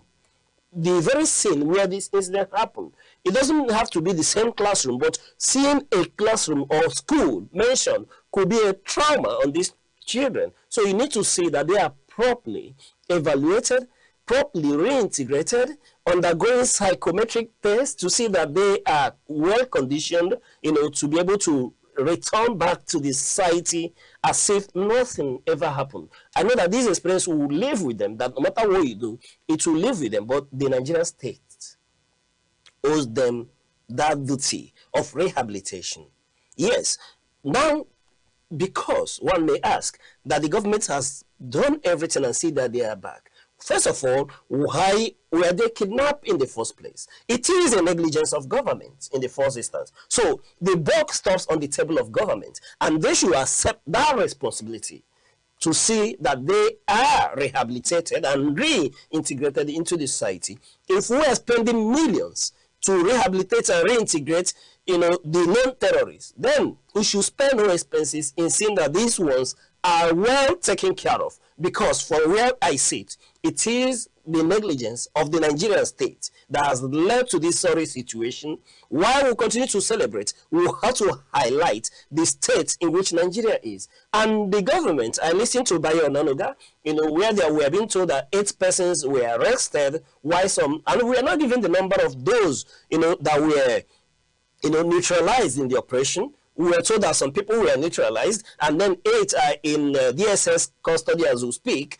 Yes, but when we are being told that there's no quid pro quo, again, it begins to raise some certain alarm bells, in my ear, that government is making efforts to let us know that ransom was not paid, that it was a collaborative intelligence effort to free them, and in doing so, You know, let me tell you, the average Nigerian do not care what you've put in place to bring these ones back. What Nigerians care at this moment is that they are back. So irrespective of what you did, Nigerians rarely don't care, because it is a negligence of government that led to this situation in the first instance. Therefore, Nigerians do not care the expense, whatever expense it cure to see that they are free. So when government is making the emphasis to let us know that no ransom was paid or there were no prisoners that were released, we are beginning to look at that direction, because that shouldn't be even the cover message for us. But beyond that, yes, we've heard from the intelligence network how they went far and beyond to begin to arrest their collaborate the enablers, so to say, cutting their supply lines and then arresting their mothers, their wives, children, and known associates. Good. If government is able to have this intelligence, which is quite appreciated, because I know that we have a very, very robust intelligence network in Nigeria, and they have come to prove that, yes, that they are not slacking, they are not resting, that they are still capable and able to do the job by being able to unmask their identities, because you have to unmask their identities for you to go after their family, go after their wives and their children. This is not the first time such thing could happen, in intelligence network, to use them as a bargain chip to see that these ones are released. But beyond that, we shouldn't get ourselves to a situation where we become reactive, and go after families as a bargaining chip. Rather, we should, as a people, become proactive in our approach to fighting, insecurity in Nigeria. We need to be quite proactive, that this situation may have worked today, tomorrow it may not work.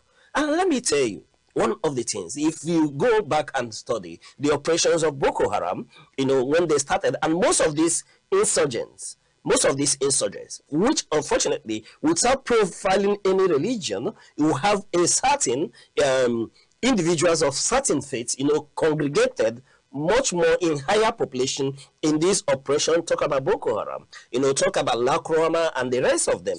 Yes, we know that there are people from other parts of Nigeria, and that even someone from my village could be there. But you see, when they are about to set out an operation, you see them conduct such of a prayer, they are laid prostrate as if they have given up. They make the last prayers for them. They assume that you are dead. So if anything happens to you in the line of these operations, that you already prepared. So most of them are already giving up on this life. They do not care if they live or die. So when you encounter some of them who are so hell-bent, you may begin to see a situation, because we are told that they use these victims as shields. You may see some of them that would not care about what happens to their relatives, what happens to their children or associates, and they go about to commit, suicidal means of ending it, and see that, okay, instead of you coming at us, then everybody goes. That is what you may get when you are reactionary. So you may see a situation tomorrow, some of these daredevils will not care about who you've arrested as a bargaining chip, and they will insist and then continue that everybody would go with them. So this is why I keep saying that we'll go back, look inwards, because as far as I believe, for example, the Americans have come here, they've led some operation that led to the killing of the number 2 man of the ISIS, and then quickly the operators were left Nigeria. That would tell you that nobody, no nation, despite the collaboration, that would end the insecurity in Nigeria. Which is why over time I keep insisting that we need to devise a Nigerian solution to this challenge. And we need to say that, because above all, what is our policy direction when it comes to fighting insecurity and insurgency in Nigeria? Do we have a holistic, defined policy approach? And you agree with me that when you look far beyond, you see that the federal government is trying to prosecute, and then in Borno we are reintegrating over 750 into the society, telling you that we do not have an approach to fighting this situation. So it's high time we begin to, harmonize and then determine the approach. And which is why I celebrate the fact that, yes, we are beginning to move closer to having state police as a means, to ensure that there's proper security across Nigeria. But beyond that, there has to be measure. There has to be political will. There has to be that zeal and willingness to see that we emasculate these terrorists from our territory. It bothers me that non-terrorists are beginning to, beyond recruitment, are beginning to train and then have operational trainings on the use of armaments within our clime. So, no government, no serious nation should allow this fester. When even people will make arguments that there's no nation that doesn't have its challenges and faces one situation or the other. Granted, but you see, you can reduce it to the barest minimum, to the point where Nigerians can traverse interstate without fear of being kidnapped, without fear of where ransom will be gotten from. Because as you and I speak, there are still people in captivity somewhere. While we celebrate the return of the people from Oyo State, after 56 days. Yes, quite celebratory, but we should hide our head in shame that it took us 56 days to lead an operation that led to the rescue of these ones. What were we doing for the 56 days? It took us how many days to release the children from Kebbi State, which is what the Nigerian nation wants to hear. The Nigerian masses wants to hear that you release these ones, do the needful, and when you do the needful, then devise solution to ensure that it doesn't happen. You can't tell me that the Nigerian state does not negotiate with terrorists. We've seen that over time. Shegumi is there, and he's been telling you that most occasion he has stood in between for government, and we are told that our government knows where they are, which is why we need to grow with the political will to handle this situation before it handles all of us. Okay, I mean, I was going to mention the issue of rescuing others that have been kidnapped, but you've already mentioned it because this is one too many cases. I think one of the reasons why this one was expedited was because Nigerians were involved. Everybody was literally talking about it, but there are also other persons too that we know. We've read in the news the people in Oyo State, in Plateau State, that have been kidnapped. I just hope that the effort that was put into rescuing these Oyo people we also put into there so that everybody, because it's, I mean, I wonder what these people will now feel like. Either it gives them hope or it more demoralizes them to think that, oh, we've had our family members in captivity all this while and we've not, probably because nothing has been done about them. But these people, after 56 days, have been rescued. So it could either bring hope to them. I don't know if you agree with me, if you understand what I'm saying. It could either bring hope to these other people or it further demoralizes them, seeing that the government will take so long to work towards rescuing anybody. While we're here, somehow it may engender some form of hope, but we need to, equally be realistic here that